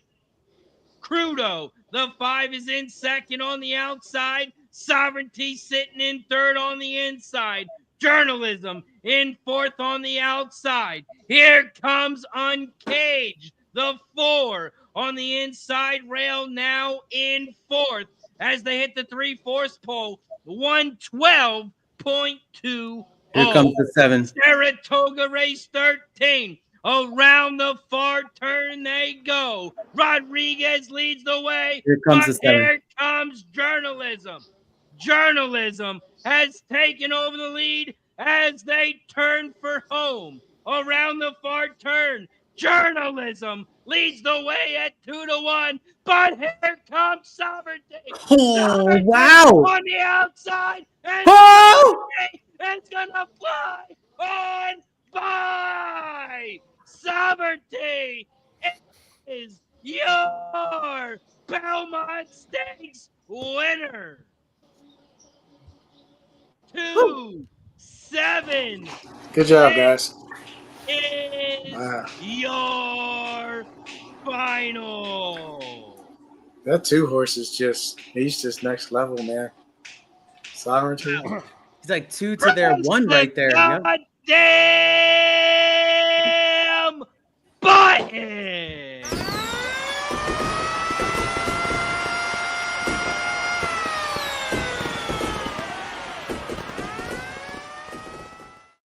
The best part of this is the money I made off my try.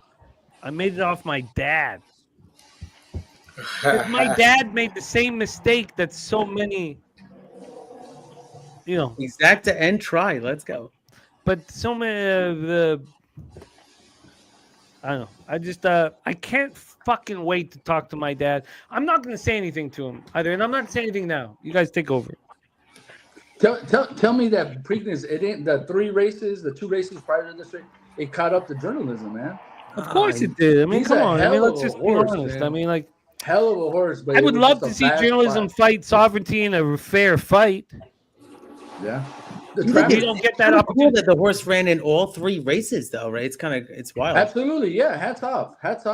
It's old school. That's a little old school. But yeah, it ended up catching up a little bit to him. No, Bill Mott is not going to be fucking. Look, I don't want to get. I shouldn't be the one talking now.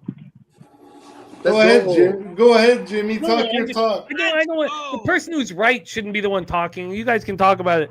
We're all right. We are. Bro, I came on here to tell you about this horse. Yeah. Guess what? Bill Mott. If it takes a fucking 80-year-old to not run your horse that won the Kentucky Derby and the Preakness. Now that Bill Mott's done this, I don't think any trainer should run their horse 2 weeks later after winning the Derby. Unless you're Bob Baffert. It's called kind of with the Triple Crown. But Bill Mott did what's best for this horse. Yeah. What I'm trying to figure out as we're doing this for a living. Look at Rodriguez. You showed my right eye, and that's all you show, bro. I made the call for you, and that's all you can do for me. Hey, it's not my fault you didn't want to show your face. I see his eye. I see his eyeball. Oh, yeah. I see a bit of his eyeball. But look, this is all about Bill Mott. Yes.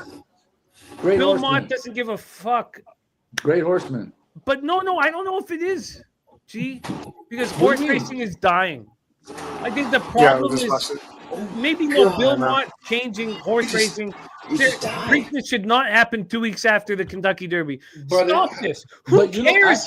I get it, Jimmy, but it's true. Who cares? I know. No, you're right. But okay. Let's say tradition was Germans killing Jews. That's tradition.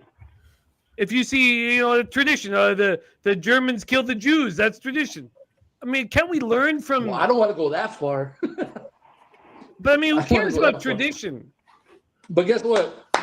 That money that I just put on fucking Sovereignty is going to start. That's amazing. Cole's College Fund. I'm going to give it to Eli and say, here, there you go. Let's start it right here. Oh yeah. But Jimmy, every Triple Crown is like within a month of itself. Let's stop it, Gorky. It's fucking terrible. So it's bad for horses. It's bad for horses. What should we do? Run it over 4 months? Well, I don't know. I don't know what the fuck, but they shouldn't run 2 weeks after the fucking Derby. And if you have a great trainer, he won't. You know, when Bill Mott didn't run him, and I knew. Look, my issue is that I'm not making $15,000-$20,000 off this. We all knew that Bill Mott was going to take sovereignty home. And the mistake was that I didn't put $10,000 on this. That's a mistake. You shouldn't run a race 2 weeks after the fucking Derby. Come on. We're horse racing fans. We care about the horses. We love horses. I don't care about an animal. Any animal other than horses. Dog, only horses I care about. They shouldn't run 2 weeks after the Derby. I even asked you guys after the Derby, do you think he's going to run in the Preakness? Everyone was like, yeah, you have to. No way. Belmont, and I should have made fucking $20,000 off of this shit. I hammered the Exacta and the Tri, though. I crushed it. It sucks. That payout is awful. But I literally hammered it. Those are the top 3 finishers of the Derby. So those are the most classiest horses I handicapped. The best horses. Who cares about? Why did they refund the daily double? No, who cares? I don't care. This is Bill Mott is old enough and wise enough to say there's a problem here. This is a fucking problem. You're not respecting the horses. Okay, if you got a speed horse like American Pharoah and Justified, those horses were the type of horses that run on. What's up? Why take a chance with them compared to Sovereignty, who came off the pace? It's a different type of horse. If I had a horse that was a speed horse that's going to be in front, this is archaic. This is ridiculous, Jimmy. It's been the way that it's been for years. It's tradition. It's been like that for 100 and some years. So stop it. Who cares? Why? I think everything will break if you stop it. Yeah. Come on, let's respect the animals. Yes, I get it. Stop this. And Bill Mott should be on the fucking poster of caring about these fucking equine athletes, because Sovereignty could have won this fucking Triple Crown with his eyes closed. Okay, Jimmy, let me counteract that, because I don't think so, Jimmy. Hold on, Gorky. Before they started Baffer won the Triple Crown, you had trainers that ran horses as a 2-year-old. They ran like 20 times, 50 times. So coming into the race, it's nothing to them. I mean, they're used to running. How do you feel about baseball pitchers? No, but what I'm saying is now you got horses that run Justified. What he ran as a 3-year-old 2 times before he won the Derby. I mean, it's a different time now. But yeah, no, but we're learning. Aren't we learning about the human body, the animal body? Aren't we learning? Aren't we trying to make the world a better place? Why the fuck are we running the best equine athletes in the world 2 weeks after the fucking Kentucky Derby? It's fucking nonsense. It's fucking nonsense. And Bill Mott was man enough to stand in the way of your fucking history and say you're not respecting the athlete. But Jimmy, just because he didn't care about the Triple Crown is why they won today. Okay, sure. Yeah, If he tried to run in the Preakness, they probably win, and he doesn't win today. Okay, but that's not what I'm talking about. But yes, you're right. You're right, Gorky, of course. But let's respect the athletes. They're not respecting the athletes. 14 days later, after the fucking most grueling test, you want to run them again? Come on. I mean, let's get back to capping, and I'll put my money and I'll take my money and whatever. But come on. Gee, come on. You've been watching this. You're older than me. You think a horse should run 2 weeks after winning the Kentucky Derby? I don't, but I don't agree with it. But it's been tradition for so long. Fuck history. History is fucking terrible. No, the history books are fucking awful. I tell that to my daughter all the time. I'm like, look, I'm sorry about history. Let's change it. Yeah. So Jimmy, what about this? So I think that I'm on board with you. I think this is why they say the Triple Crown is grueling and one of the hardest things to obtain, right? And the reason why it is, the reason why it is because of the spacing. because we know how hard it is. Okay, now I don't if they put space somebody through that, and but here's the thing. Now, if they go ahead and space that out, for 2 months, it's not as hard. I wouldn't say it's not as hard, but I think I know I get where I'm right with you. I want people to succeed in life. Animals to succeed in life. 100%. Fuck do I care about children? I want these. The first time I took Fong to the horse track, we watched the horse buckle in front of us. The very first time I walked down the driveway, watched the horse buckle. The fucking tarp came out. She said, So you got to understand this. It's like you're a hockey fan, right? We have football fans. We have and the cream de la creme, the Stanley Cup, the Super Bowl, the things like that. So you have these people that are in horse racing, the trainers, the jockeys, and everything. They understand the Triple Crown is like the Holy Grail. So I know that I get what you're talking about, but you got to understand there's people in there that probably care like you do, but they understand that the Triple Crown is the Holy Grail of racing. They know what they're getting into. And that's what they know what they're getting into. Yeah. And so it takes away how miraculous it is to win a Triple Crown when you space them out now you can give 4. I mean, so it's just, and then it loses its luster after a while. Because you run the Kentucky Derby and then 3 months later you got to wait for the so after a while you're just it's just if you could give us one extra fucking week. Yeah. I think 3 weeks until okay. Yeah, that's fair. Mitch Monroe disagrees with me. That's fine. Look, I was raised by my mom and my sister. Am I a little too compassionate? Am I a little too fucking compassionate about these horses? But I think you got a point. I think that's the reason why some of them don't run. But I do think if you put an extra week or 2 in between, I think you will get a bunch of those horses doing it. So I think you have a valid point. I think it would help. Yeah, it would help all the way around. Yeah. Jimmy, JJ, what do you think? Well, I think it's based on the fitness of the horse, because not all horses have the same fitness. So in the same sentence where he's saying that you need to care about the horse and shit like that, and you need to give the horse time off. Okay, yeah, that's fine. If the horse needs time off, give the horse time off. But if the horse is ready to go, then you have a Triple Crown potential winner. And everybody knows in U.S. racing, the 3 races that are most important of winning, it may not be in your world in Canada, but in the world of racing, all trainers are going after this Triple Crown shit. It's going after an MGA championship. It's like going after an NFL, going after the final championships. There's some kind of end goal for people. If you look at Justify, if you look at American Pharoah, if you look at the other Triple Crown winners that have come before today, they won convincingly with the same amount of time off. Different horses, different training. So I think it all boils down to the fitness of the horse. You never really know if the horse is ready until you put him in the fire. And once you put them in the fire, if they collapse and die, if they break a leg, and you notice I didn't mention Baffert. Right? See, the reason I didn't mention Baffert, even though I like him, is because of the drugs and shit. So now if you shooting a horse with some artificial shit, then you might get some artificial returns. They might run well. But JJ, everyone's doing that though. But this is my thing though. Even though everyone's doing it, 100 years ago. Let me ask you this honestly. Not saying it's right. Don't get me wrong. I got you, G. Let me hear Jimmy real quick. What do you think? Let me ask you this question. I'm sorry to interrupt, but do you think 100 years ago, and that's not that long ago, right? Right. 1925. Do you think they cared about these equine athletes? When you say they, specify who's they. The groomer, the trainer, the owner, who? All of them. Yeah. Fuck yeah, they cared. Well, they cared about them more than their fucking children because they love animals.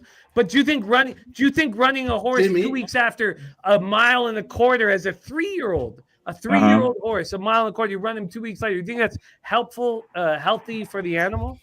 If the horse has the fitness. I don't think it's healthy, Jimmy. But like it's about. I'm focused. Look. I'm 2-year-olds that were running 10 times before they ran as a 3-year-old. Nowadays, it's 1 or 2 races, and then they get into the 3-year-old campaign. You're right about that. You're right about that, but I look at the fitness of the horse. You should know as the trainer if the horse is fit. If the horse is fit enough to do it, you're gonna know. You want to run. All you got to do is look at the times. You gonna know. Call the Belmont the test of a champion. Journalism, where would God damn, journalism as the heart of a fucking warrior. Yes. I'm so sad that he had to be put through this fucking test. It felt like the easiest try and exacta box of all time. Who had the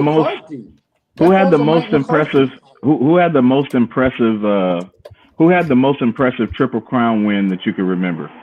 Oh, because we about the same age.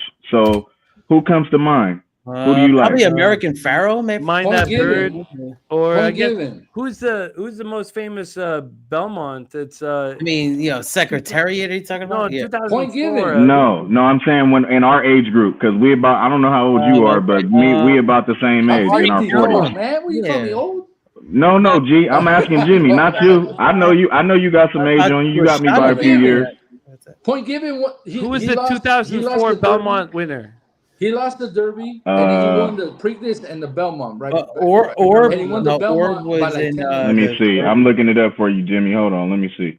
I have a point that I'm getting ready to arrive to here, and then I'm gonna let y'all continue. Jimmy, you're talking about the horse that went down to a knee. I know who you're talking about. Is it Mind That Bird?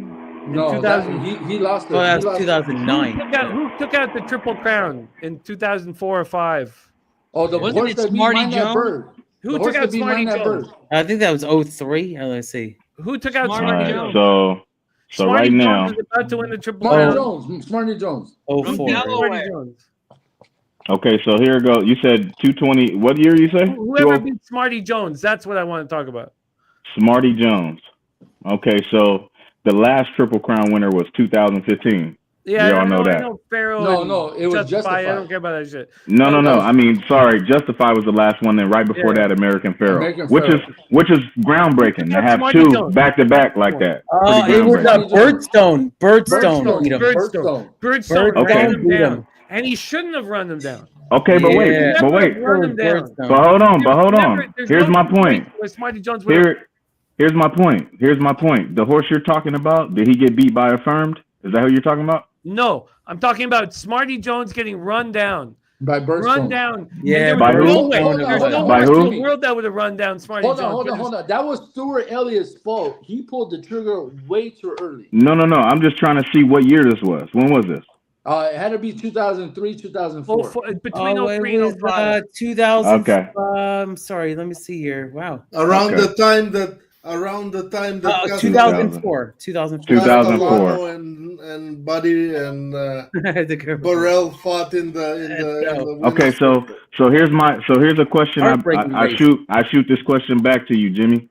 So out of American Pharaoh and Justify, do you think they should have ran back to back like that?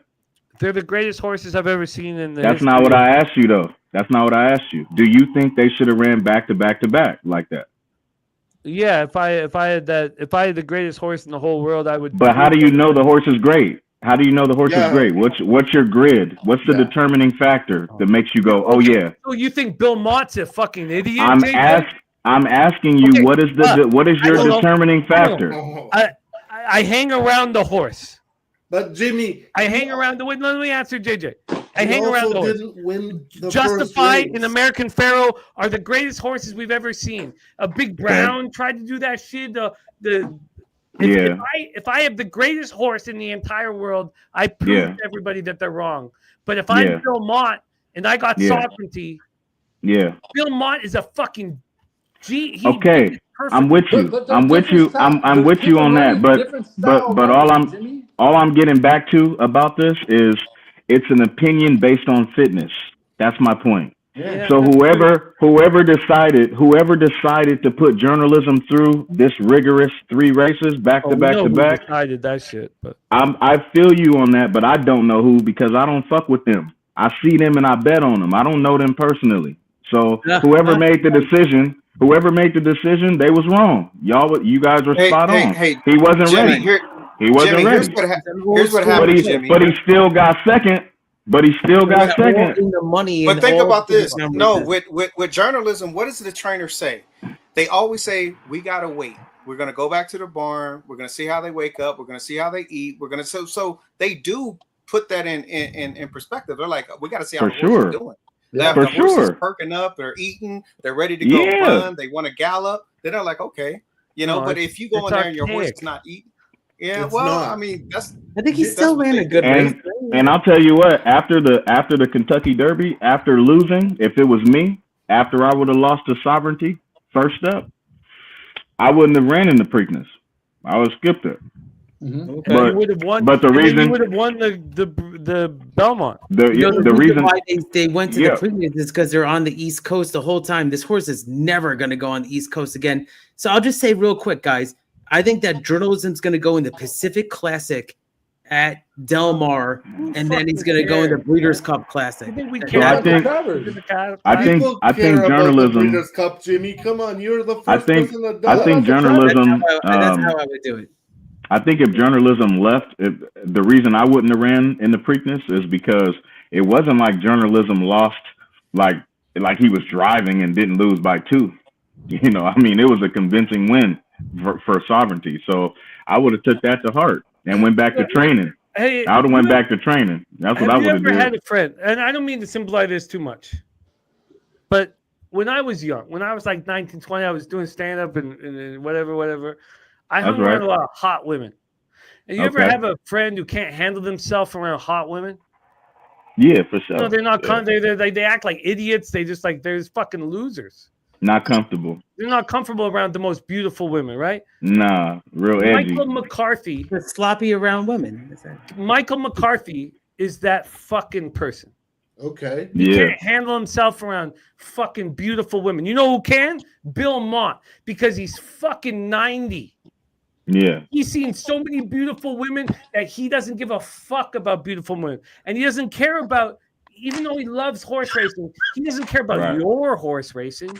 Right. Let me ask you this. He doesn't run fucking Sovereignty 2 weeks later, and then we all make the money. And my dad, I can't believe my dad was such a Jimmy. But think about this though. We always, as horse players, when we have these big days and these horses pull out, they don't come and run. They were like, man, why don't the best horses run against each other? Right? So there's a devil's advocate in that. So if they wouldn't have ran today, they would have pulled out, and now people would have been like, man, it would have been nice to see, So I mean, it's a double-edged sword too, because today we got Michael McCarthy's a fucking it's that fitness, Jimmy, you that can't fitness, that. man. Let me tell you why, Jimmy. His last workout, he ran 5. Who cares? Hold on. But the horse is showing you that he's ready to run. He ran 4 furlongs in 47 seconds. That horse is telling you he's fit. He's able to run. Had he ran a 50, 40, 50 or something. Right? It wasn't like he ran I disagree, G. I disagree. Bill Mott is old enough and wise enough to show us the future. And fucking McCarthy's a fucking child. So you're saying because of the age? You saying because of the age gap? So you're saying because of the age gap that's the problem? Is that where your problem lies? Who runs a horse 2 weeks after the Kentucky Derby? The Justify winners, the Justify American Pharaohs. 60% of the race, Jimmy. Hold on, if anyone's gonna think like you, that would be Bill Mott. But Michael McCarthy he's a younger generation. And he's a fucking loser. What's best for the horse. And what did he show today? That he's a fucking idiot. That he's a loser. That was a mistake. That was a problem. It was a mistake running in the Preakness. Running in the Preakness was a mistake. He did. He was the best horse. But McCarthy's a fucking idiot. He's Jimmy, and he can't handle the best horse in the world. Here's what you're talking about. You're acting like this horse got beat by 4 lengths. Yes. He lost by literally like a half a length, 2 strides. A first and a second in the triple crown. If journalism had not run in the Preakness, how much would he have won this race by? I agree. I totally agree. Come on. But he ran a hell of a race. Going to be in the Pacific Classic. You want to bet him again. There you go. Yeah, I get it.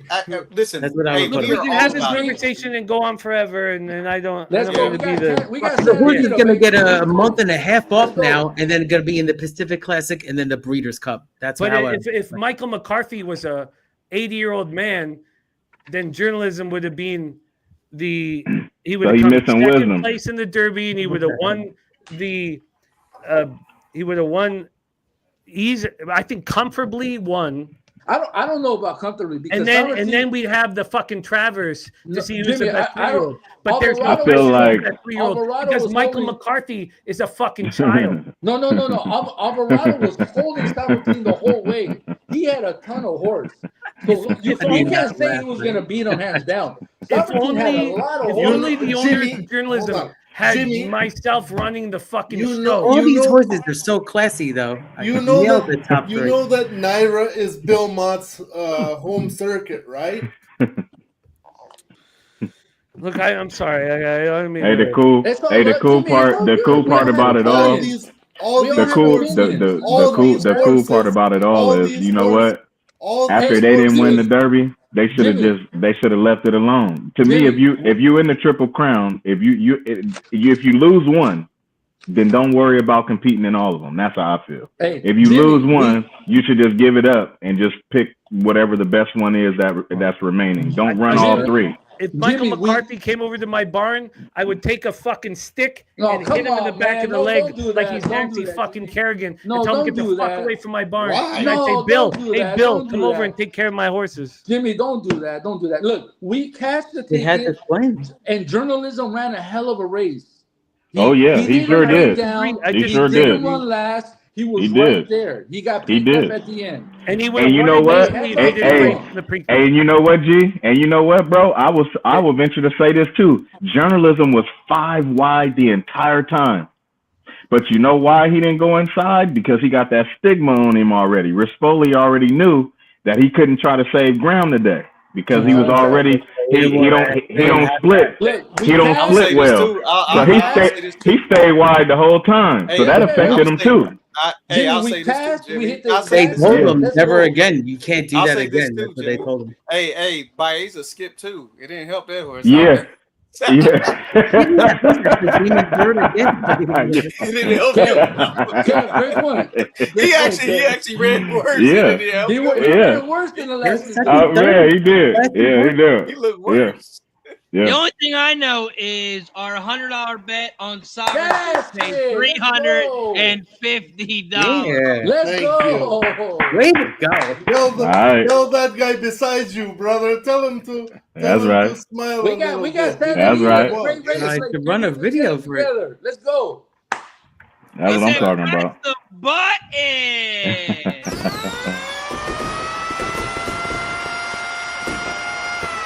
We're going to win so much, you may even get tired of winning. And you'll say, please, please, it's too much winning. Let's go. Much winning. Too much winning is the greatest thing. Let's get to anybody's the ever great race said. place. Let's do it. Hey, I'm ready to have fun. Let's have fun, Jimmy. Let's have fun. We can all It's all agree to fun. disagree. It's always. It's all You know love. what? This No, is but the no, beautiful thing about us. That's This the is best part beautiful about this. But I love. Look at I that love- boy. I'm watching a love replay. I'm watching a replay right now. That motherfucker was boy. He stayed he outside had the the whole. He stayed was outside holding the the whole horse the fucking whole time. way.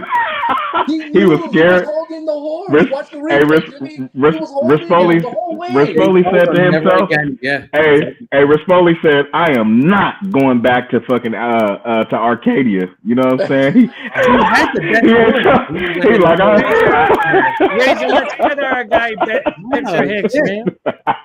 Shout out to Spencer Higgs with It was game. Look at that. 5 Yeah. gifted in there. membership. It goes to Roy Rude Boy, Steve, Ozan, Rob, DJ. Spencer Hicks wouldn't have run Marty. his horse 2 weeks later. No, I love my guy Spencer Hicks. I love you, Spencer Razor. Hicks. Cheers. can I just Cheers, say one more Lord thing? Scott, you gotta Can I just say catch one up. thing about that topic? One thing. Gee. Yeah, I'm right here. If the horse wasn't ready to run, he Cheers. wasn't Hold on, gonna hold finish. a length and a half behind the winner. Horses like to run. I mean, that's not the question. Horses run. Here's a cola.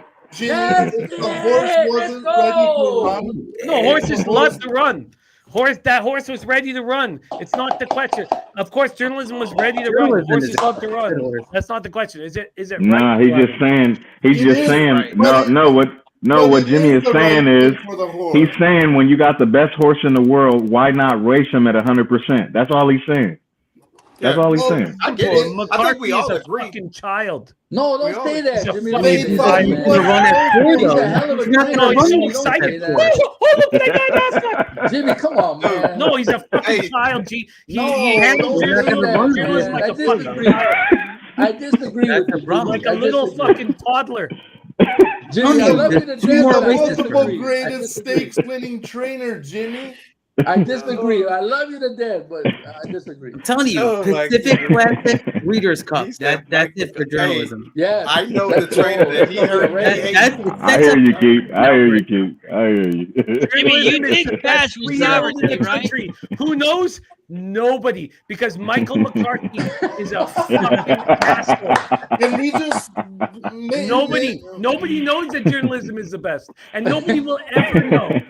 Nobody will ever know because Michael McCarthy is a fucking asshole. No, don't say that. Don't say that. Look, it's maybe he's just not. Don't say that, Jimmy. Maybe he's just not the best, though, Jimmy. Don't say that, Jimmy. Don't say that. He's a hell of a trainer, man.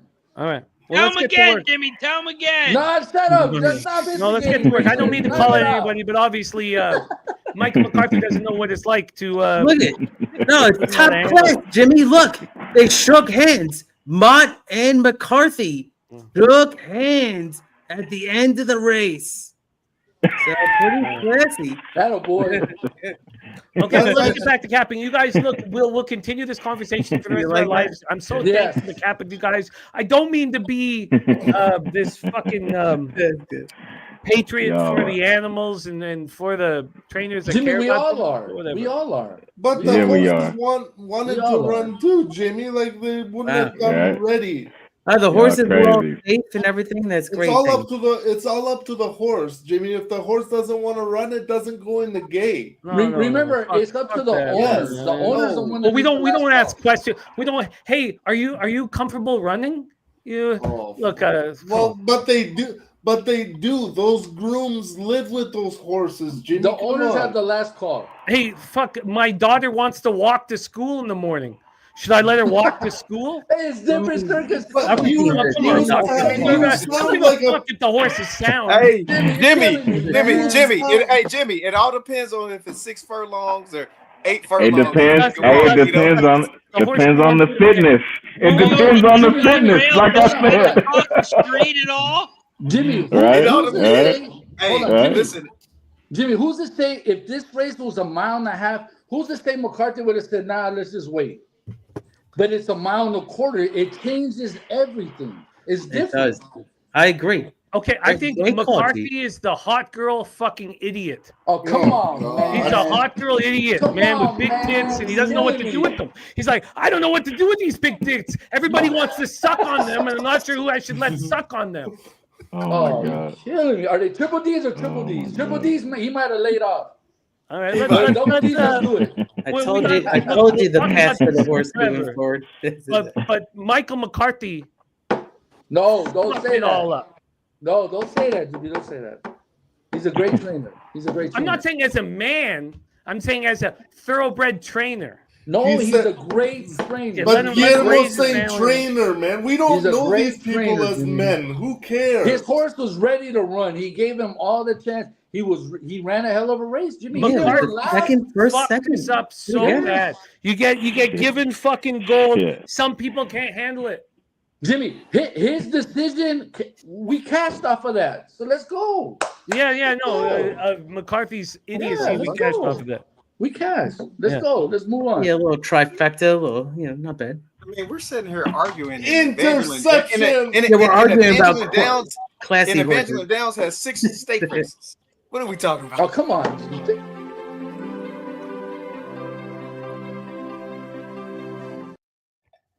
Kev, that's like talking your happy place. How many That wins? is the next race at Santa They're Anita. Arabian horses.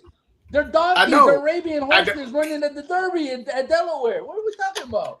How many wins? How many wins does Tim Thornton have today? And we'll see at him Evangeline? later. He might be a new grandpa. All of them. Give a damn. All of them. All of them? Oh, man. All of them. Okay, let's go back to Santa Anita, the great race place. We got 12 minutes to post, man. Also, who gave the name the Great Race? I don't know who gave him that name, but they should be banned from horse racing. Santa Anita Park Race 8, where they close the infield on the biggest day. We got Santa Anita Race 8. It's an 8 furlong race on the turf. We got a couple scratches here. The 2, 9, and 12. That makes this an 8-horse field. Is it a An allowance optional claim? serious 50K. question? Horses 3 and up, and the purse is $61K. Here at Santa Anita, this is the start of the pick 3 and the double. You can also bet win place, show exactly trifecta, and superfecta in this one. I handicapped this race on the fly, and I came up with the 7 Kings of Clubs. King of Clubs, I put $25 on the 7 to win. Jimmy, Santa Anita, they call it the great race place. What do you got? And I want to hear from Guillermo on this, because I think that this old fucking 4 Caisson can close on all of these horses. I don't think he can close enough probably to win. No. But he can close enough to make us some money. I really do. I'm on the 1 Ottoman Prince. I'm on the 8. 8. But I think that fucking Caisson can close. Can get this is so much. I'm trying to move my DRF over to it. There's so much pace in this race, and it's going to take. You're on the 11 because look who the trainer is, Jimmy. I don't want to. Oh, that's your I had to voice, say, Jimmy. your best friend right at the moment right now, Michael. For the comeback, I'm on 11. I'm on 11. Look, we've all had friends who can't hang out around hot women, right? He said we're all on that. We've all had friends who can't hang out around the hottest chicks, right? Come on, man, you're killing me. No, but we all have. I'm on 11. We all have, right? We all have. You got a hot friend. Your fucking buddies like telling jokes and shit. Look, I'm on 11. At Santa Anita, in 7 races, he's been in the money 5 times. At this distance, he's been in the money out of 8 times. He's been in the money 6 times. I'm on the 11 horse right here with Espinoza. I sell Espinoza. Let's go get this cash. Hot trainer of the moment. Yeah. Yes. I mean, look, Jewel Chalele is being. I'm not sure if I'm pronouncing it right. Is being in the money last 3 days, and coming off a hell of a workout. Okay, I'm on 8-11 exacta box. I like that 8 as well. That was my second horse, but I'm on Razor. Let's give Mike McCarthy a link to this live right now. Oh, he's in the chat actually, Gorky. He's in the chat. All right. Bring him on screen. Gee, tell me about this 4 Caisson. Tell me about Caisson. You do not think that he closes?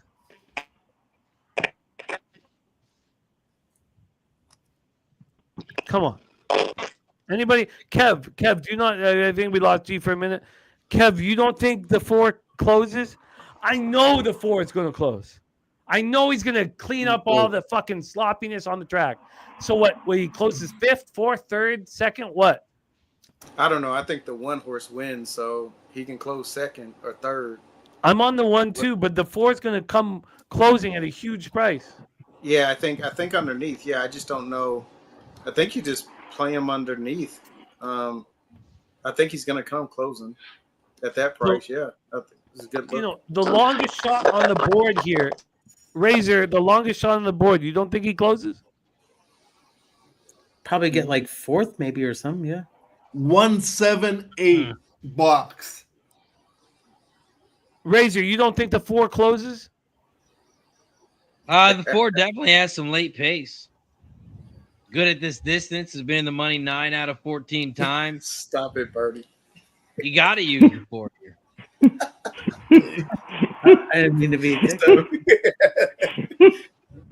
Tell your dad to stop instigating. Dad, stop! It's not the time, Dad. We're trying to make money here. No, it's nice. It's nice to see you guys enjoying each other's company. We just watched it. I wish you guys had made some money today. Oh man, we got a little. We got the Red Sox at the Yankees tonight, and it's a double in the gap already. So the Red Sox already got that gap. Nobody That's a gives good way to fuck try about to that gap. change it up, Keith. We're gambling horses right now, man. I know. San Anita Race 8 pops off in 7 minutes. JJ, sometimes I'm right. Most of the time he's right. This is your home track. Who's winning this one? I don't really see too many people really beating the one horse at all. Nice. I know somebody on panel likes the 1-2, so let's go. Real quick. The reason I broke off, Eli, just want to call and thank all of you guys for wishing. He's watching us right now. He's over in the Red Seas. And I gave my heads up. I told him, you know what? I'm bringing Baby Koa on. I'm breaking him in now. and he just wants to thank all of you guys. He said he loves you guys, and he appreciates. How excited must Eli be to come back home? And he's excited. He's excited, man. That guy was crying the whole time. He was. So they called him on. They used the WhatsApp, and they had a FaceTime with them. And he was online the whole time. He was on. The whole time the baby was born. So that's awesome. And I told him I was going to bring the baby online. He just wants to thank every single one of you guys for all the well wishes, and he wants to say he loves you guys. He can't wait to come back. Awesome. He'll be back August 4th, guys. So, man. And you said he's watching right now? What's that? You said he's watching right now? He's watching right now, bro. Yeah, go ahead and do it, Razor. Watching us. Shout out to Eli!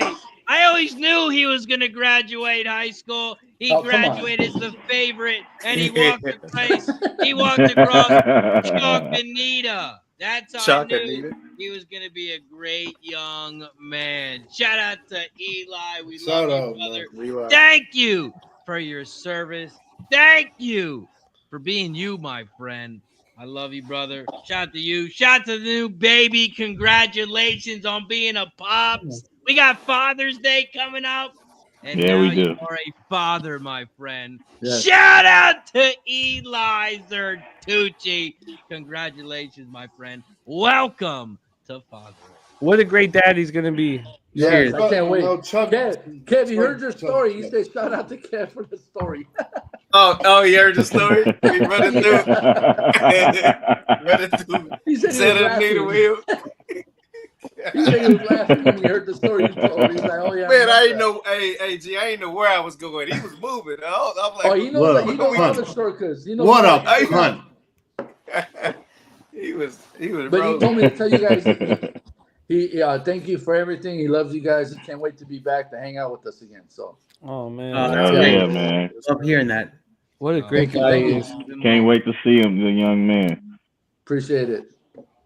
I'm covering all hockey equipment and all hockey. All right, I'm gonna hold you to that. I got you. Yeah, man. I figure it's good. It's expensive. I figure I would put $5,000 aside. Hockey equipment is expensive. Hey, hockey is an expensive sport, man. You know what, though? Man. We need our best men playing it. So let's fucking go. Yep. Guillermo, you have an iPhone, right? Yes, sir.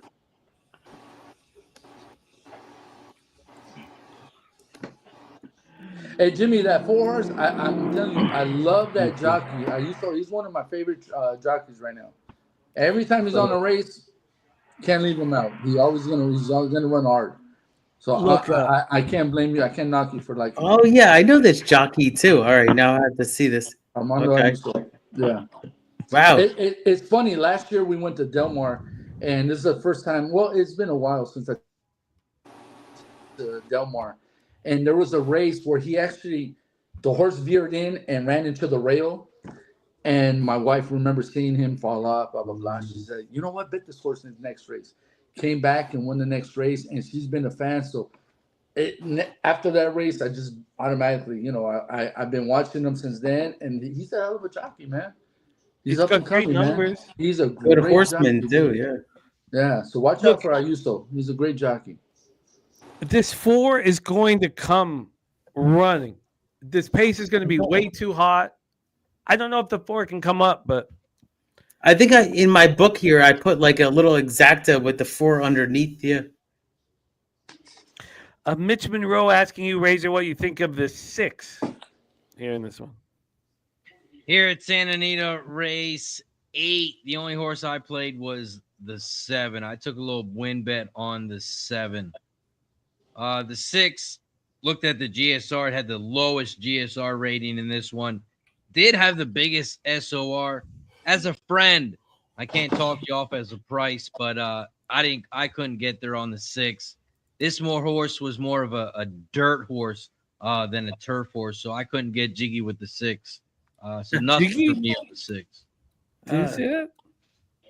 Yeah, shout out to Will Smith. Wow, Will Jesus Smith Christ. with the number 2 hit. Yeah. Jesus Christ.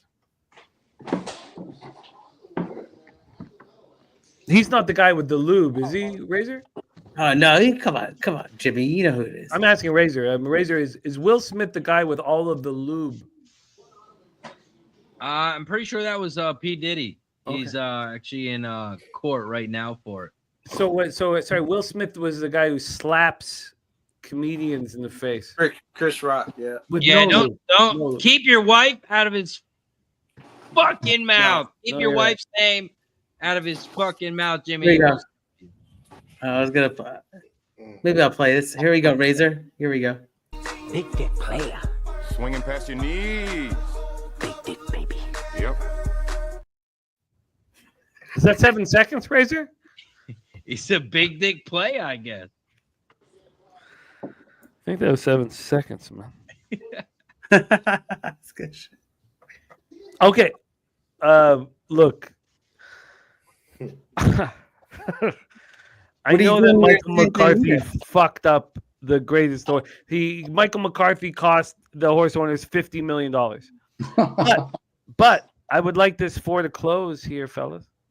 I can't believe he's still talking about this. McCarthy's horse is gonna win. McCarthy's horse is the 11. McCarthy's never been around hot chicks, man. He doesn't know how to handle himself. Hey, He's hanging around. He was an assistant for Pletcher. What are you talking about?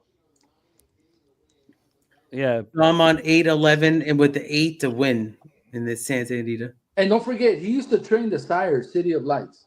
He won. I think he won the that big race in Gulfstream. What is it called? The Pegasus. With City of Light. When we wake up on Tuesday and go to your show with Loshak, are you still gonna tell us about how Mike McCarthy sucks? No, I'm trying to make money, Gorky. Let's go. Razor, take us home. Santa Anita, home of the chalk.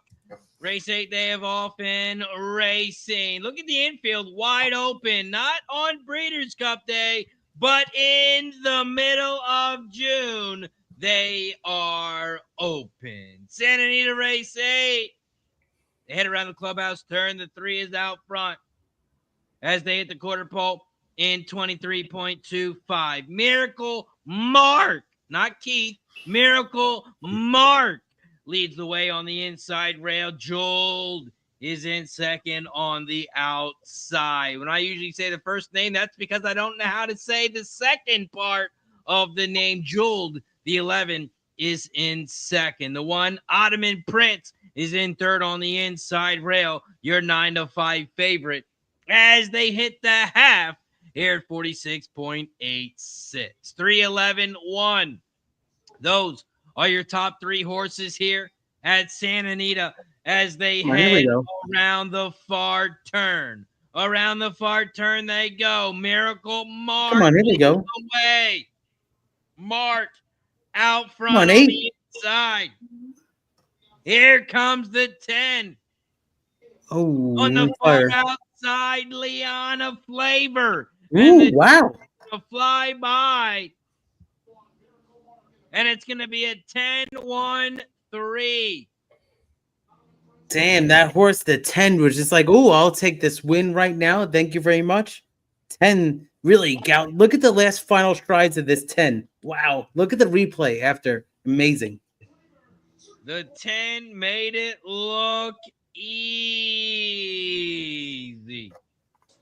Unbelievable last strides. Let me see this horse. I've been on that horse the last fucking 3 times and I get off. 18, unbelievable. 18 races. Yeah, I mean, this horse loves Santa Anita. Last win was that Santa Anita. He's a closer. You could probably see on the undercard of the Breeders' Cup. See, I always look at that like that way. It's maybe undercard of the Breeders' Cup at like 15-1. That horse right there. Yeah. Oh, gee. You know how I stir the pot a lot? Yeah. I learned from the best. Here we go. My dad, you know my dad in the chat. He's been in Absolutely. He's a G. He's a G. I know that guy. He just sent me a text message. And he says, I bought something for baby Koa. Oh, man. Can you take a guess what it is? Oh, Packers gear. You know what? It doesn't matter. It's welcome. It doesn't matter what it is. For Eagles? You know, he's an Eagles guy. If he's an Eagles fan, hey, you know what? Bring it. We're Raiders. It's got nothing to do with football. This is a Raider to do house, with football. but I accept it with open heart. Wow. It had nothing to do with football. Nothing to do with football. It's just He about to say something crazy, like it's gonna be a pack of chalk or some crazy shit. It's about to be some fucking like that you write on a board with and shit. It's about to be some crazy shit. For you. He's got some Yeah, I told you. I knew it was about to be some shit. Bernie, I knew we it. just had a long shot win this last race. Are you gonna send me chalk? Oh. Crazy. Bernie, shame on you. I thought he was. We just had a long shot win this last race. You gonna send me chalk? Unbelievable. I He thought sent he me was a gonna picture of say. some sidewalk chalk. He's gonna send it to you, G. Bernie, I love you anyways. I appreciate you. Thank you for the gesture. It's welcome. I'll take it. Only from you, not from your son. Only from you, not your son. I appreciate it. I thought he was gonna say. Thank you, Bernie. I appreciate it. Anything. I appreciate it. Thank you so much. Raise it. It's like telling the kids the Santa Claus ain't real. He's gonna find that kid and be like, "I'm gonna tell you a secret. It's chalk. I'm gonna tell you a secret. What you knew is not what you had." I thought he said he was gonna buy shares in the Mike McCarthy barn or something. You know? Oh man. We don't want to go there. Nah, I think we could leave that one where it was at. Nice. We got a 4-horse race coming up at Saratoga. Anybody bet Saratoga race 14? Are you guys alive to anything? No, it's some good. I mean, you know the horses. Right. Yeah, it's crazy. It's 4 of I them. just don't have a bet right now. I mean, maybe does the come 10 to me. just wire? Literally 4 of them. Like, I mean, if you don't get 10 wires. Yeah, it looks like the 10 is gonna wire. If you don't get that 15 in the first spot or the second spot, it ain't gonna be worth it. Yeah, I mean, unless you get the 15 exactly. 15 got to get the money. I don't really see it. I'm not. It's gotta get high up in the money too. It can't be in like third behind a even money favorite. I'm not betting this race. Sorry, guys. I can't bet it. Because I would want the 15. I want the 15 bed, but I'm not sold. Man, I left that. Keith can normally find some type of positive about a race, some type of horse. Okay. When he says I can't do it, then who's running in Watch, this race? I would bet it right now, maybe a couple bucks. What 4 horses are running? It's going to be the 10, Top Gun, 14, Rocket. 15, 16. Oh, wow. Street Swag, and I don't know what the other one, Equivoke or something. Yeah. They're also eligibles running in this race. Otherwise, Yeah, pretty much. That's what it is. It's an also eligible race. If I was alive in like a pick 5, pick 6, I would go crazy, but not for me on this one. Yeah. Yeah. Man, this track, this race reminds me of Santa Anita. Oh my lord! Yeah, Santa Anita on a daily. Yeah, it's a normal day. Santa Anita on a Wednesday. 3-run shot for the Yankees. Oh, I see it right here. Yeah. 3-run. Sorry, JJ. I didn't mean to say that. I didn't know. I didn't see you right there. I apologize. Austin Wells. It's all good. It's all good. You know, I know Santa Anita puts Delaware to bed. It's okay. It ain't no biggie. I bet Delaware too, but y'all be having just equal favorites, man. 1-9, 1-5. Y'all be having some crazy shit over there. Have you guys ever bet a show bet on one of those horses? I did actually one time. I'll tell you about it. It pays you. It was a 1-5, right? Oh my god! At Mountaineer, it was a quarter horse. So it was like one of the horses that was like I forget the name. She was like literally, it was a female. She was like literally like 1 for 19. So incredible. But she blew the start at the gate. It was a 2.5 furlong race, 2.5 furlong, and ended up getting third. But wow, I got my money back because it's 20 cents at Mountaineer. 20 cents. That's why I like it. Yeah. And $100. So I ended up getting $20. Not bad. Yeah. Yeah. I mean, blew the start and got third. Isn't that wild? At like 1-5. Hey man, I mean, truth be told, dude, Charlestown, Century Downs, Louisiana Downs, Emerald Downs, Evangeline Downs, where we at? Yeah, Boya, or however you say that. Man, them little tracks pay, man. You just gotta be sharp. You gotta be sharp. Yeah, the pool. They pay. You gotta watch the pool. You gotta be sharp, because if you ain't sharp, you will get beat by a 50-1. You know. 50-1. Yeah. It was crazy. It'll shut your whole your pick 4, pick 5 down in a heartbeat. It's kind of crazy. And then their stretch runs are all little. They're short, and then they all hit the turn wide. It'll be a horse on the rail. And they just all maximum security in the turn. It's crazy, man. Them little tracks is wild. That'd be wild. Speaking of little tracks, we got Emerald Downs Race 8 coming up. Emerald Downs Race 8 is a 6 furlong race on the dirt. This is a claiming 2.5K race. Fillies and mares, 3 and up. The purse is $9K. All the money Kev wins today, he can pay out the purse in this one. Emerald Downs Race 8. Did anybody make a bet on this one? I had a late pick 5 going on there until I saw Evangeline, and I was like, oh yeah, shit, it's all stake races over there. Yeah, it's all stake races, like 6 in a row. Bam, bam, bam. Wow. So I jumped out of it. They're over $100,000. Over $100,000 too. All back to back to back. Okay. I got a pick 5 going off over there. Then. Yeah, we need to go to Evangeline. Yeah, they got a late pick 5. That's a Louisiana Stakes night. Yeah. Yeah. It's looking lovely over there. Race 5 pops off in 11 minutes. We got a stakes race. 5.5 furlong race on the dirt. Fillies and mares 3 and up. The purse is $100K. This is the Louisiana Legends stakes race. Here at EVD Race 5. It's a 7-horse field, no scratches. This is the start of the pick. Yeah, next race is starting with pick 5. Yeah. Start the double. You can also bet win, play, show, exactly, trifecta. I did not handicap this race, but I'm going to look at it right now.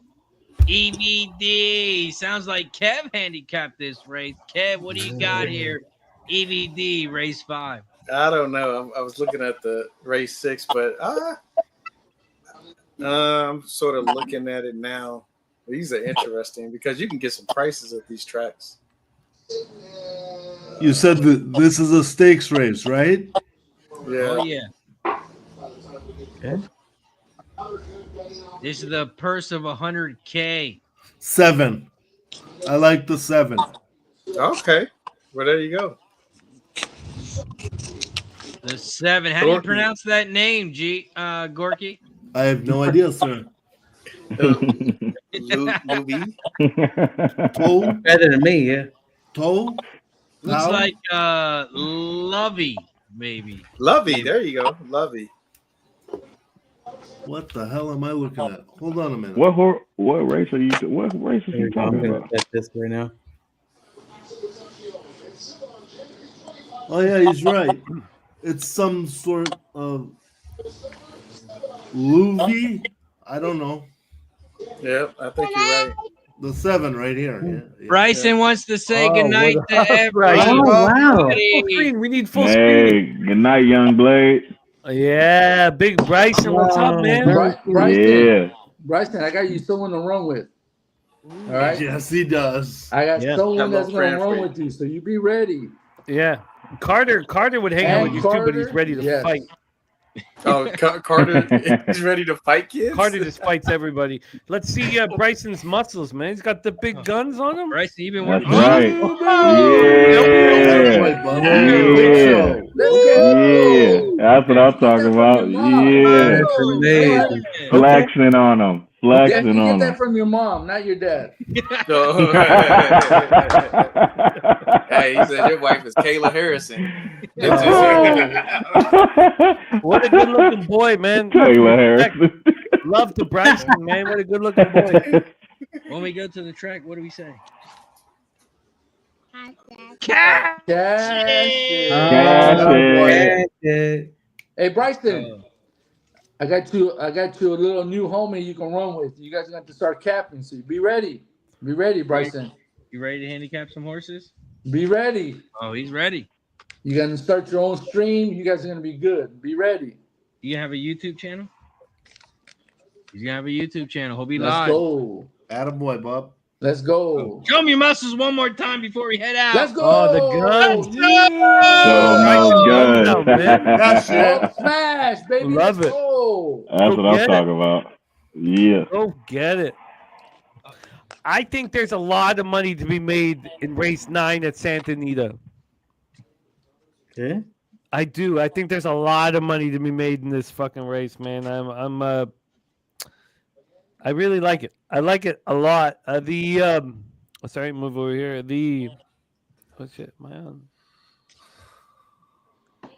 Oh yeah. Let's talk about it. Santa Anita race 9. They pop off in 13 minutes here. 13 minutes here. I thought it was 10, but they got to clear the chalk. That's going to take a little bit of extra time. 13 minutes away from Santa Anita. Santa Anita race 9. It's a 6 furlong race on the dirt. This is a maiden claim for 50K fillies and mares 3 to 5 year old, and the purse is $33K. We got an 8-horse field, no scratches. What chalk? They just had a bomb. What chalk are you talking about? I'm talking about race 9. Exactly. Who won race 8? We're on race 9, G. Okay, I'm trying to host the what show chalk are here. you talking about? Yeah. What chalk? Please, What tell chalk? me, JJ. What chalk? Who won the last race? Who won the last race? There you go. Who won the Let's talk about who won race 7. You're 1 to 2 favorite. Okay. What have you done for me lately? Thank right? you. Get out Come of on here. now. How much are those Delaware Park hats? Like $5? Are they even real fitteds like these? Oh shit! I'm just wondering. I'm just saying. Thank you, JJ. Hold on. We got Let me see the Delaware. Let me see that hat. Let me see that cheap ass hat. Let me see that cheap hat.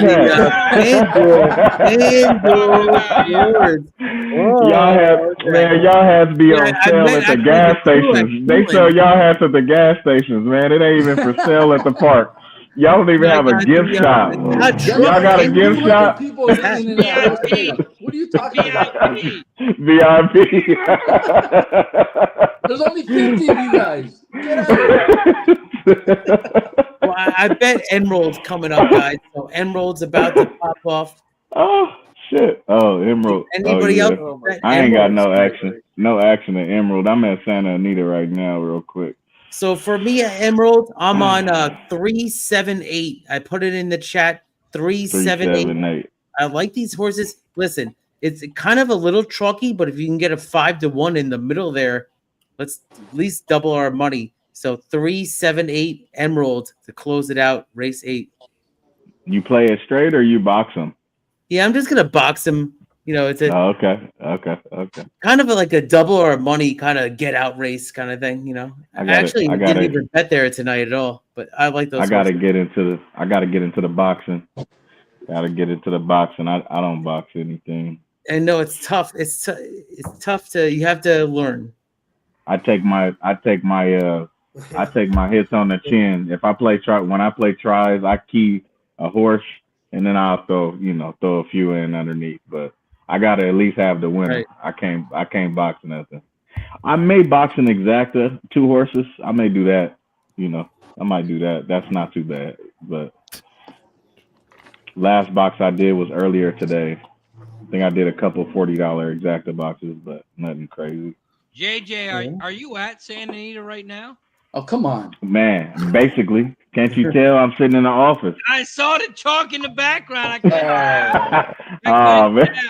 Hey, you looking at my shiplap wall. You looking at my shiplap wall behind my couch. That's all. That's all right. That's okay. Nah, hey, I can't wait to go to Delaware. They having the Derby. It's probably gonna be what Derby? 3. It's Arabian horses. Bro, it's gonna be 3 fantastic runners in that race. They race reindeer. They all gonna be like 1-2, 1-5. You know what I'm saying? You might have a 9-5 in there. It's gonna be the same shit, bro. Very dangerous reindeer racing. When a big trainer goes there, though, it's cool. Reindeer racing. Very dangerous reindeer racing. Very dangerous. You're right. Velasquez doesn't race there. He comes to Delaware Park. He got paid handsomely to be there that day. Oh my God, Scott Milanovich.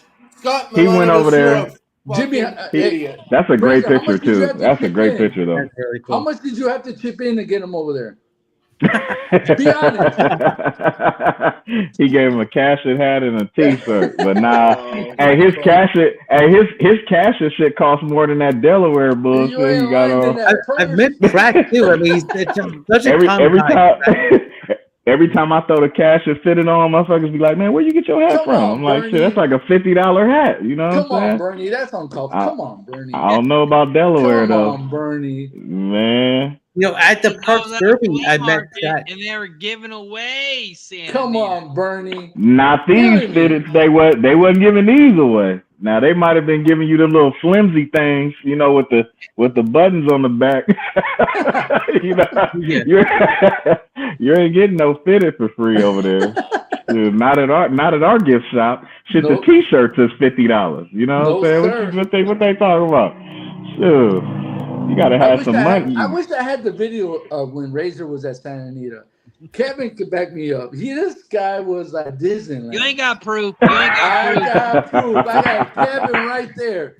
Kevin's my proof. He was VIP. Kevin, hey, it was so hot while we were hunting. We were in the circle. We were sharing a water bottle. He up there in the caviar.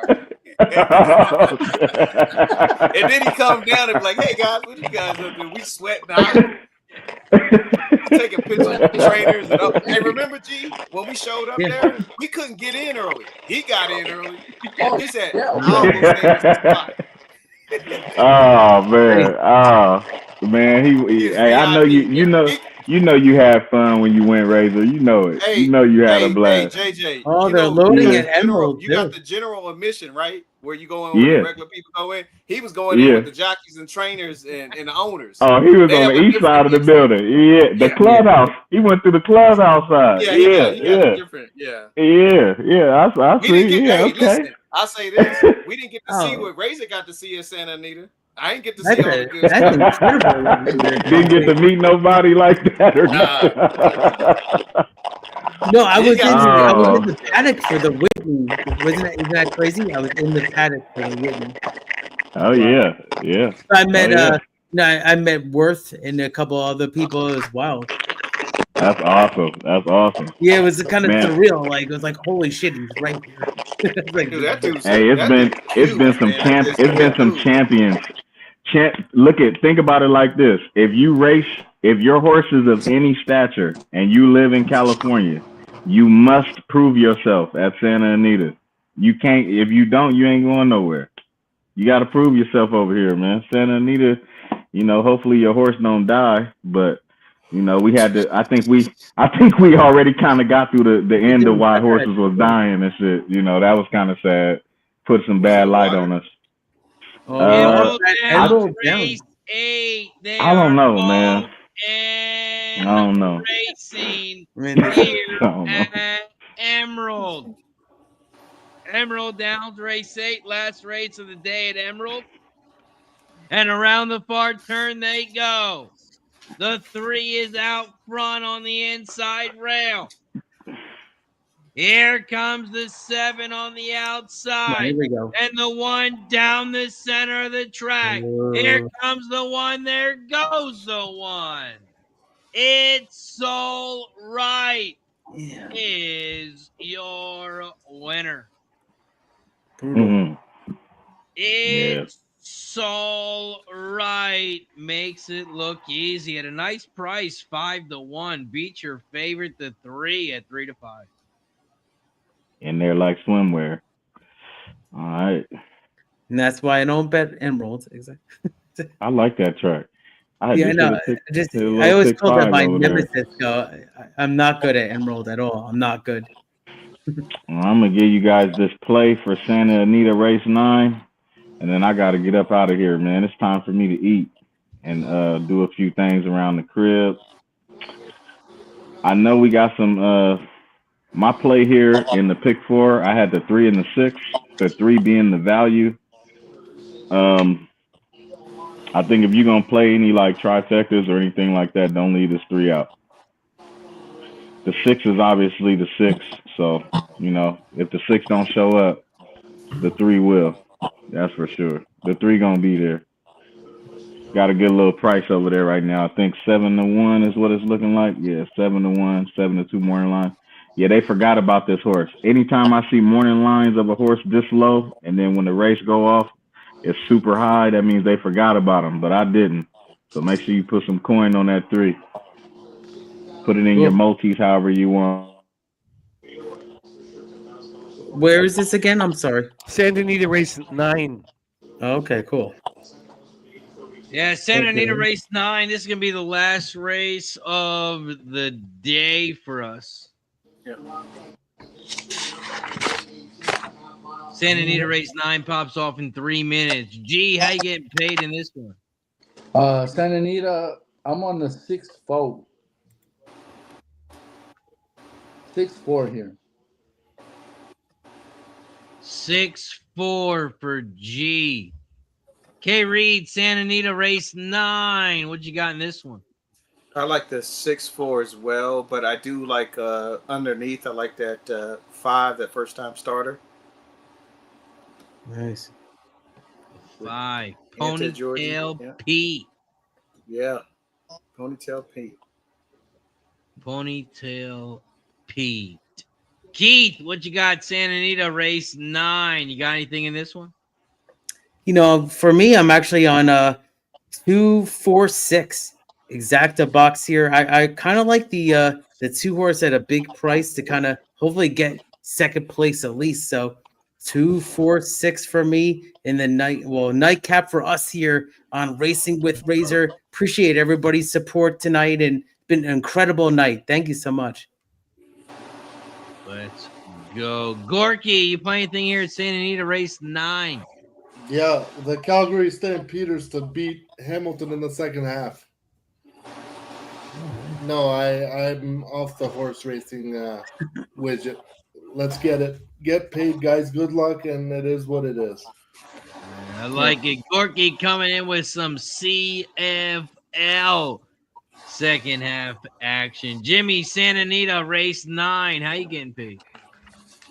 I think this is a huge money-making opportunity in this race. Huge. I really do. I'm not. Sela Hall should be the favorite. It's fine. It's 6-5. It's a lukewarm favorite. Very lukewarm, which means there's a ton of money to be made. So, pick the horse you think that could surprise. I think the 8 Sav's Thirsty Star, the 8 is very, very capable from the Brian Coroner barn, excuse me.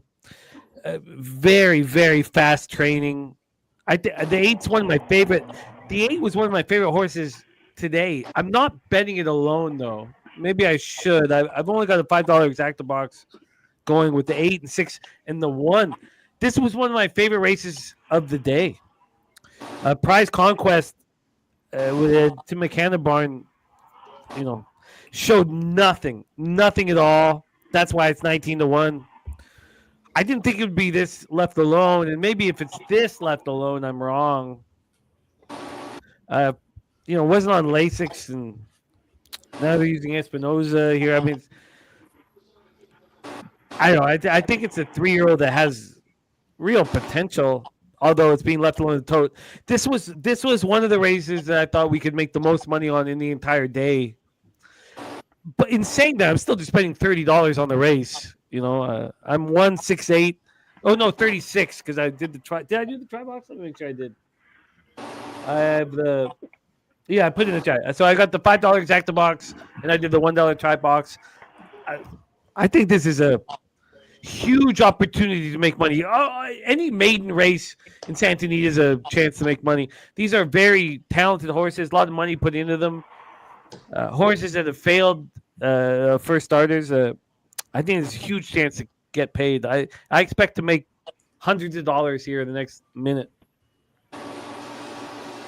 Santa Anita race 9. They are loading up in the gate. Santa Anita race 9. This is the last race of the day. I wouldn't want to end it at any other track besides this one. Your Santa favorite. Anita race 9.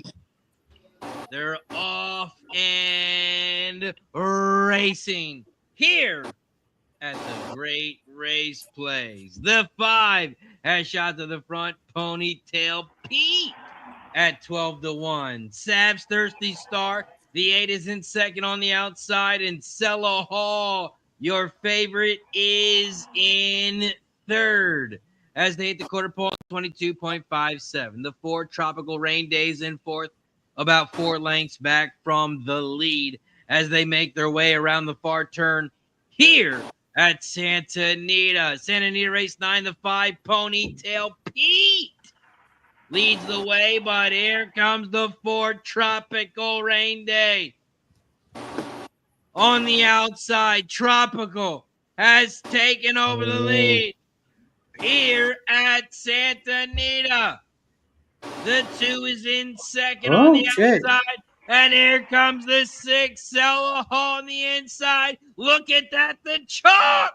No. Couldn't even tell. It does.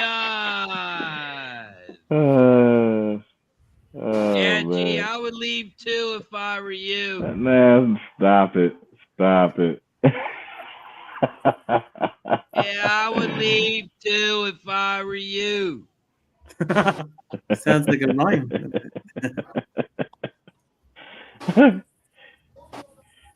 Oh, man.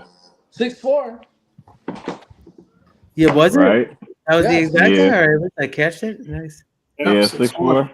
6'4". Yep. Okay. 6'4" exacta. It's gonna pay 10-1. All right, not bad. All right. All right, if you Not guys zero. want a long shot in the 10th It ain't race, gonna- just go with one of my favorite horses out of Arrogate for Arrogate number 5. Just in case you guys want to bet it. Whoa, are we talking last race in Right. Santa Anita? Yeah. I Yeah. capped the whole race. Okay. I had a very Arrogate. difficult time cutting horses. You're on 4 Arrogate to 5. Correct. I'm on 12-5, but I like the 5 to win. Okay. That's one of my favorite horses of all time. Of all the races I capped all day, It's a good this horse. was the toughest race to cut. Yeah. All of the races. I couldn't. I've got 7 horses here that I really struggled cutting. And then when Razor said that the day was over, I was like relieved that I didn't need to figure out how to. But it's the 4 Arrowgate, the 5 that you're looking at, and the 12 Church Lady, Edge of Molly on the outside. It's a fucked up race. It's such a fucked up race. The horse they're gonna have to beat is they need to watch out for Rehearsal. That's the horse that's gonna cause some problemos. Speaking of problemos, I wasn't able to start the day with Razor. I'd like to start capping at 10:30, 11 in the morning, like after all the work's been done, in the prep, and I wasn't able to do that because we had to do this Zoom call with my pops or whatever. Yeah, birthday for him today. My pops has been in 0 of our chats, and he's watched 0 of our shows and whatever. But he's still my pops, It is what it is, like. Razor's dad, Bernie's in our chat now. Was in our chat at the beginning. I don't mean to be like, I'm not gonna sit here and like wax and be like angry that my dad didn't love me the way Razor's dad loved him. But I will say this: I love being a part of racing with Razor. I love being a part of everything that this man does, Mr. RazorSharpPicks. Thank you for having me today, Razor, on your channel. And your channel is going to fucking blossom. Now, many people would say it's already blossomed, but it hasn't, Razor. Razor, the sport of horse racing is dying. And you are trying to change all of that shit. You're trying to change all of what's gone wrong in this industry. You're trying to breathe life. You're breathing life in it. And you're breathing life into this community. And watching our man Guillermo have his grandson born today, and he just wants to share it with us. I mean, this is just special. It's special. Whether we're talking about racing, the horse racing community, or just our sports gambling community. All I know is that I'm thankful and inspired. And thank you for having me, Razor, my man. All these cappers on screen, you guys are my, like, I have purpose. And there's so many cappers in the chat that also kind of fuel us and breathe oxygen into us. But Razor, thank you for hosting today's show. Thank you for allowing me to be a part of it. And winning day, man, this is back-to-back winning horse racing days. I'm not used to it, Razor. It's not used to it, but wonderful shit. And thank you to be a part of the community. And Razor, thank you for hosting this, and thank you for hosting me, and thank you to be a part of this, man. So, thank you, Razor. Hey, fellas. Shout out to everybody. It was good to see y'all, man. I'm out. I'm breaking up out of here. JJ, much love, man. I hope you guys have a good evening. I'm gonna just start at the top. Blade, it was good to see your kids on screen, man. Oh, you too again. You're a good daddy, man. That's cool. I had a good pops growing up, so I know him when I see him, man. You're a good pops. I salute you. Keep doing your thing on this show, man. I remember when it was only 2 people on this thing 5-6 years ago. Doing it during the weekdays too, with limited time. Look where you at now. Jimmy the Bags, I'm kind of mad you ain't showing your fitted hats, but you still my dude. You know what I'm saying? Fitted, man. Nah, on the wall. You remember your wall? Your wall. Yeah, we went Griffey on you. It's all right, though. Nah, it's all right. You still my dog. You a good dad, too, man. Keep taking care of your kids. It was good to cap with you today. Too bad Saratoga wasn't wasn't really our mojo today. My man, I don't know. Is it Gully? Gorky. Hey, nice to meet you, man. My name is JJ. Nice to meet you. You, brother. Nice to be on screen with all of you guys, and likewise. My man King. Keep doing hey, man. This ain't the first time I cap with you, so it's good to see you here, my man. I love it. Hearing some cool insight about with these win bets, man. You were on fire. Cheers to you, man. Always great capping with you. Thank you, man. I appreciate it. I can't wait till the next time. G, you my dog, man. It's always good to see you, brother. I got your as the young people say, I got your contact. I got your I call it a jack. I got your jack. So I hit you up. I'm old school. I got your jack. Creed, my broski, I got your jack too, man. It's always good capping with you, brother. All right. I'm out, man. I'll see y'all later. All right. Oh, everybody in the chat, my bad. I forgot. If I didn't give you no winners today, I apologize.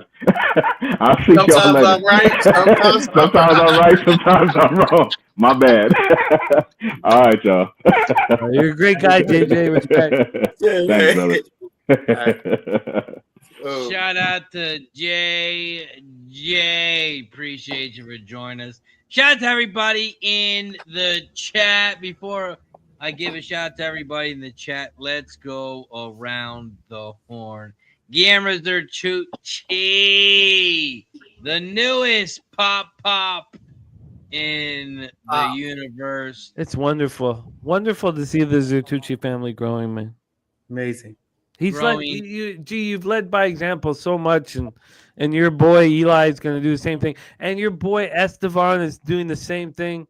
I don't mean we shine a lot of light on Eli just because he'd be more involved or whatever, but Esteban is a great boy, and you have a great family, and very proud. Love you, man.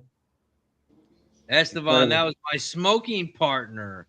Shout out to Esteban. He's a great guy. Shout out to Guillermo Zertucci. Let's take a shot. And then, G, let everyone know where they can find you. What do you got for the chat? Cheers to Baby Koa and the Zertucci. We can't hear you, G. No, I'm waiting for Razor to finish the shot. Oh man, dang! You said slow. You held that beautifully. My bad, G. We all know how he loves a deep throat, so I'm just letting him finish that shot, and then we'll go from there. Yeah, it's like ending my bottle right there. So there we go. he's gonna pop off in a minute. Yeah. No, I just want to thank everyone for all the support, all the love.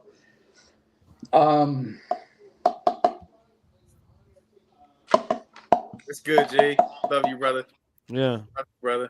Yeah, Nice. that's all. Cheers to you, my friend. Oh man, you've shined, and also I'm 45. I have a 7-year-old and a 4-year-old, and I know you're struggling for words right now, but I dig in a little deeper, and I try a little harder. I mean this. I try a little harder with my wife. I try a little harder because of you. I mean this. I try a little harder. I don't know. I mean, I'm a fucking gambler. I'm a fucking outlaw. And there's times where my wife is like, I can't do this anymore. Right. And I dig in a little more. I try a little harder, and you're guiding myself, you're guiding Razor, you're guiding guys, and you're not that much, you're barely older than me, right? But you're wise, and I've looked up to you, and I've watched you. I've watched how you've handled Eli on the ship, Eli not around to watch your grandson. So I don't mean to talk while you're kind of gathering your thoughts, but G, you are, and Razor will back this up, and Bernie in the chat back this up. You're like Bernie. You're showing us the way, and I'm trying my best, and I know that Razor's trying his best with his young kids to follow what you've created. So, being here today where your grandson's being born, it's special. Special. Special. This week has been a roller coaster.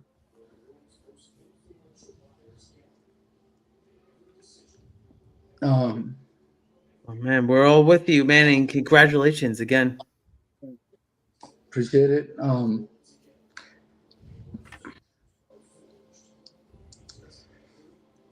Fuck, how do I say this? It's okay. Because you've led. You don't need to say anything. You just lead. No, I mean,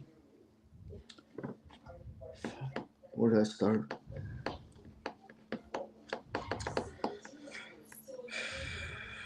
Found out Monday,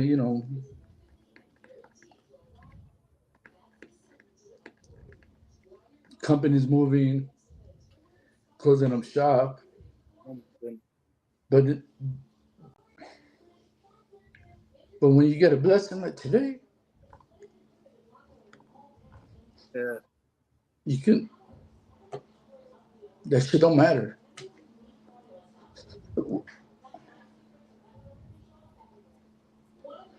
What matters is when you have support, family like you guys, and after today, it's like fuck everything that's happening. It is what it is. I got on my feet before, and I always land on my feet.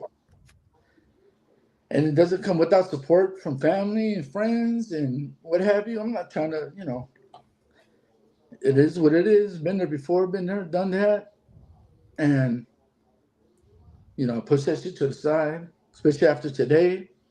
You just look forward with all the support, like I said, with all the support from my family, you guys, and friends. Everything happens for a reason, right? So that'll be good. And I appreciate you guys. You guys. Man, hear from you, G, man. Hit me up. No, I appreciate it. We got you forever and ever. Razor reaching out today and Jimmy as well. And you guys just being supportive. And, all that shit doesn't matter. Just material things. So I thank you. I thank Razor for keeping this going. Jimmy, since day one. Kev, since day one. Keith, just coming on. And thank you.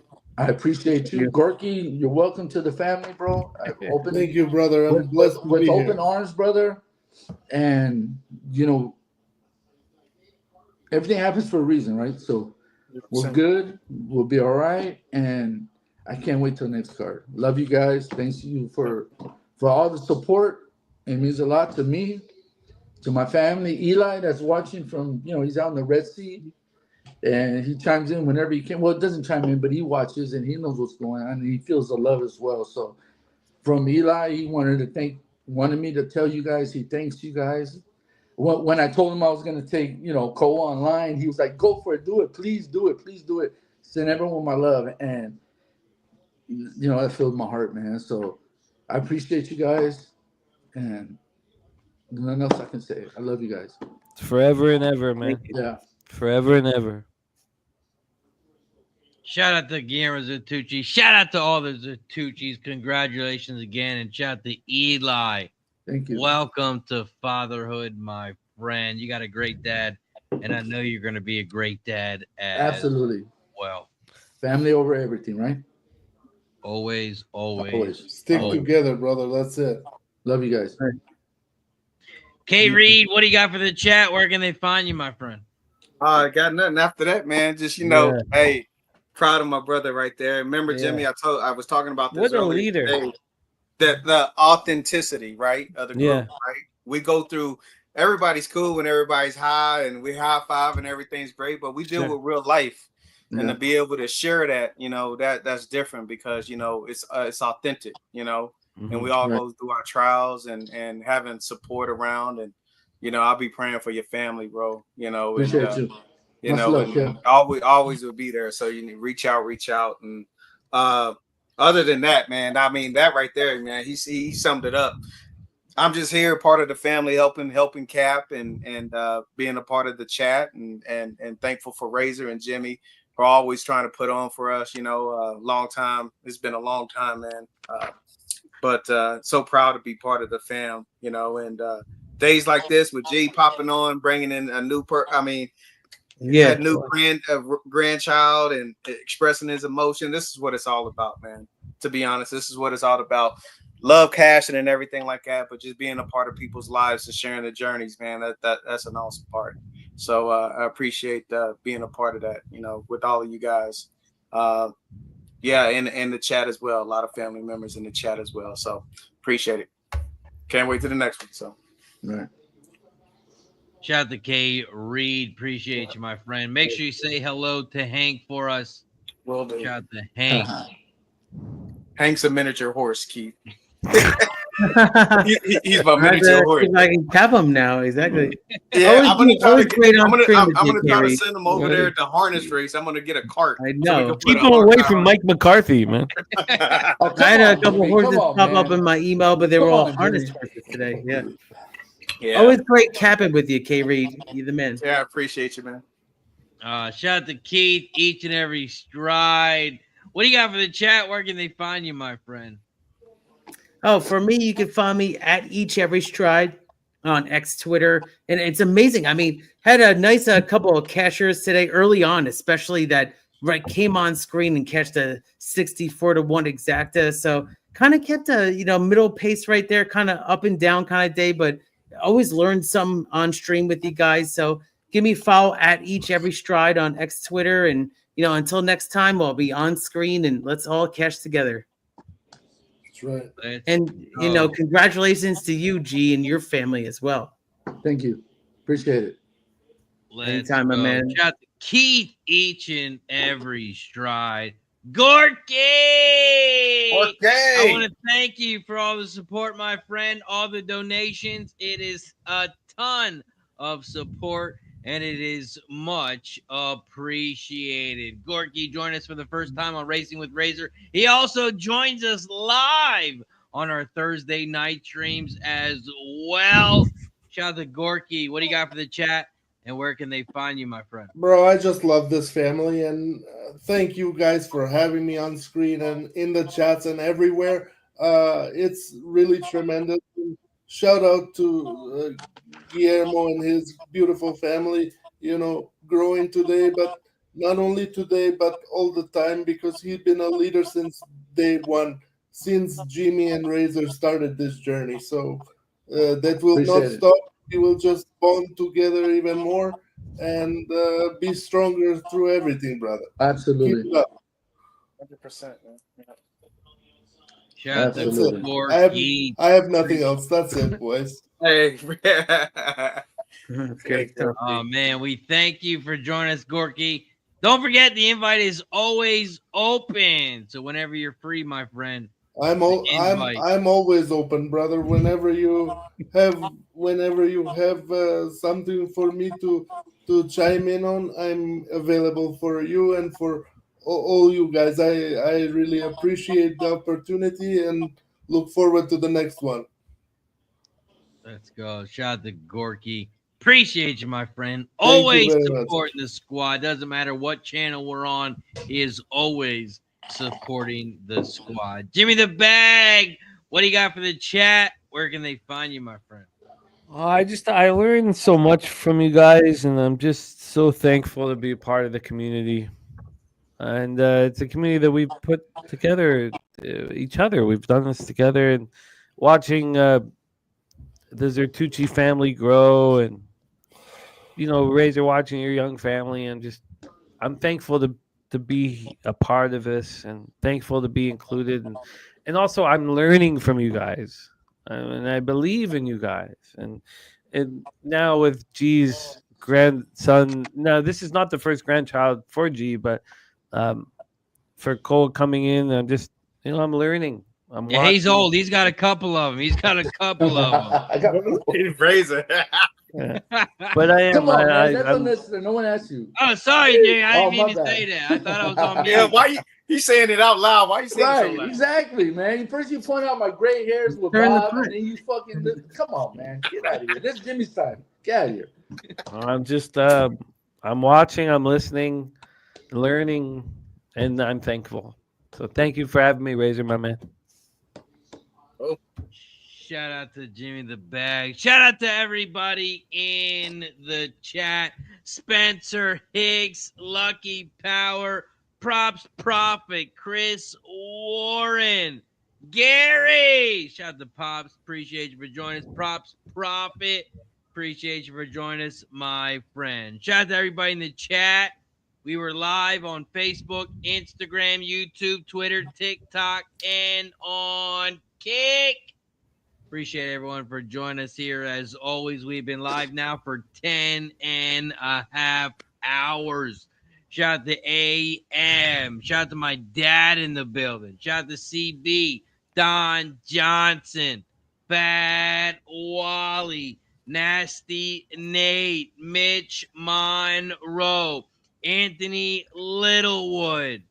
Man, we had the whole squad show up today. We had over 10,000 plus people tune in today for Racing with Razor. Don't forget, we do this shit every single day. That means we will be back live on Monday. Live on Monday, we got Finger Lakes, we got Parx, and we got Thistledown. That's how we're trying to get paid on Monday. Make sure you tune in here on Racing with Razor. Again, shout out to the Zertucci family. Man, shout out to baby Koa. We got to take a shot to end the stream. Shout out to everybody. Thank you for joining us here on Racing with Razor. For G, K. Reed, Keith, Each and Every Stride, Gorky, Jimmy the Bag. I'm RazorSharpPicks. You also have Fort Erie on Mondays and Tuesdays, Razor. Oh, Fort Erie. Yeah, can't forget Fort Erie. Don't forget about that track. That's where they pay. I bet you they pay more than Santa Anita, Jake. Don't go there. Don't go there. Don't go there. Don't go there. Quality, bro. Don't go there. Shout out to everybody in the Love chat. you guys, I'm man. RazorSharpPicks. Have a good night. Cheers, Cheers, everybody. in the chat. Great night.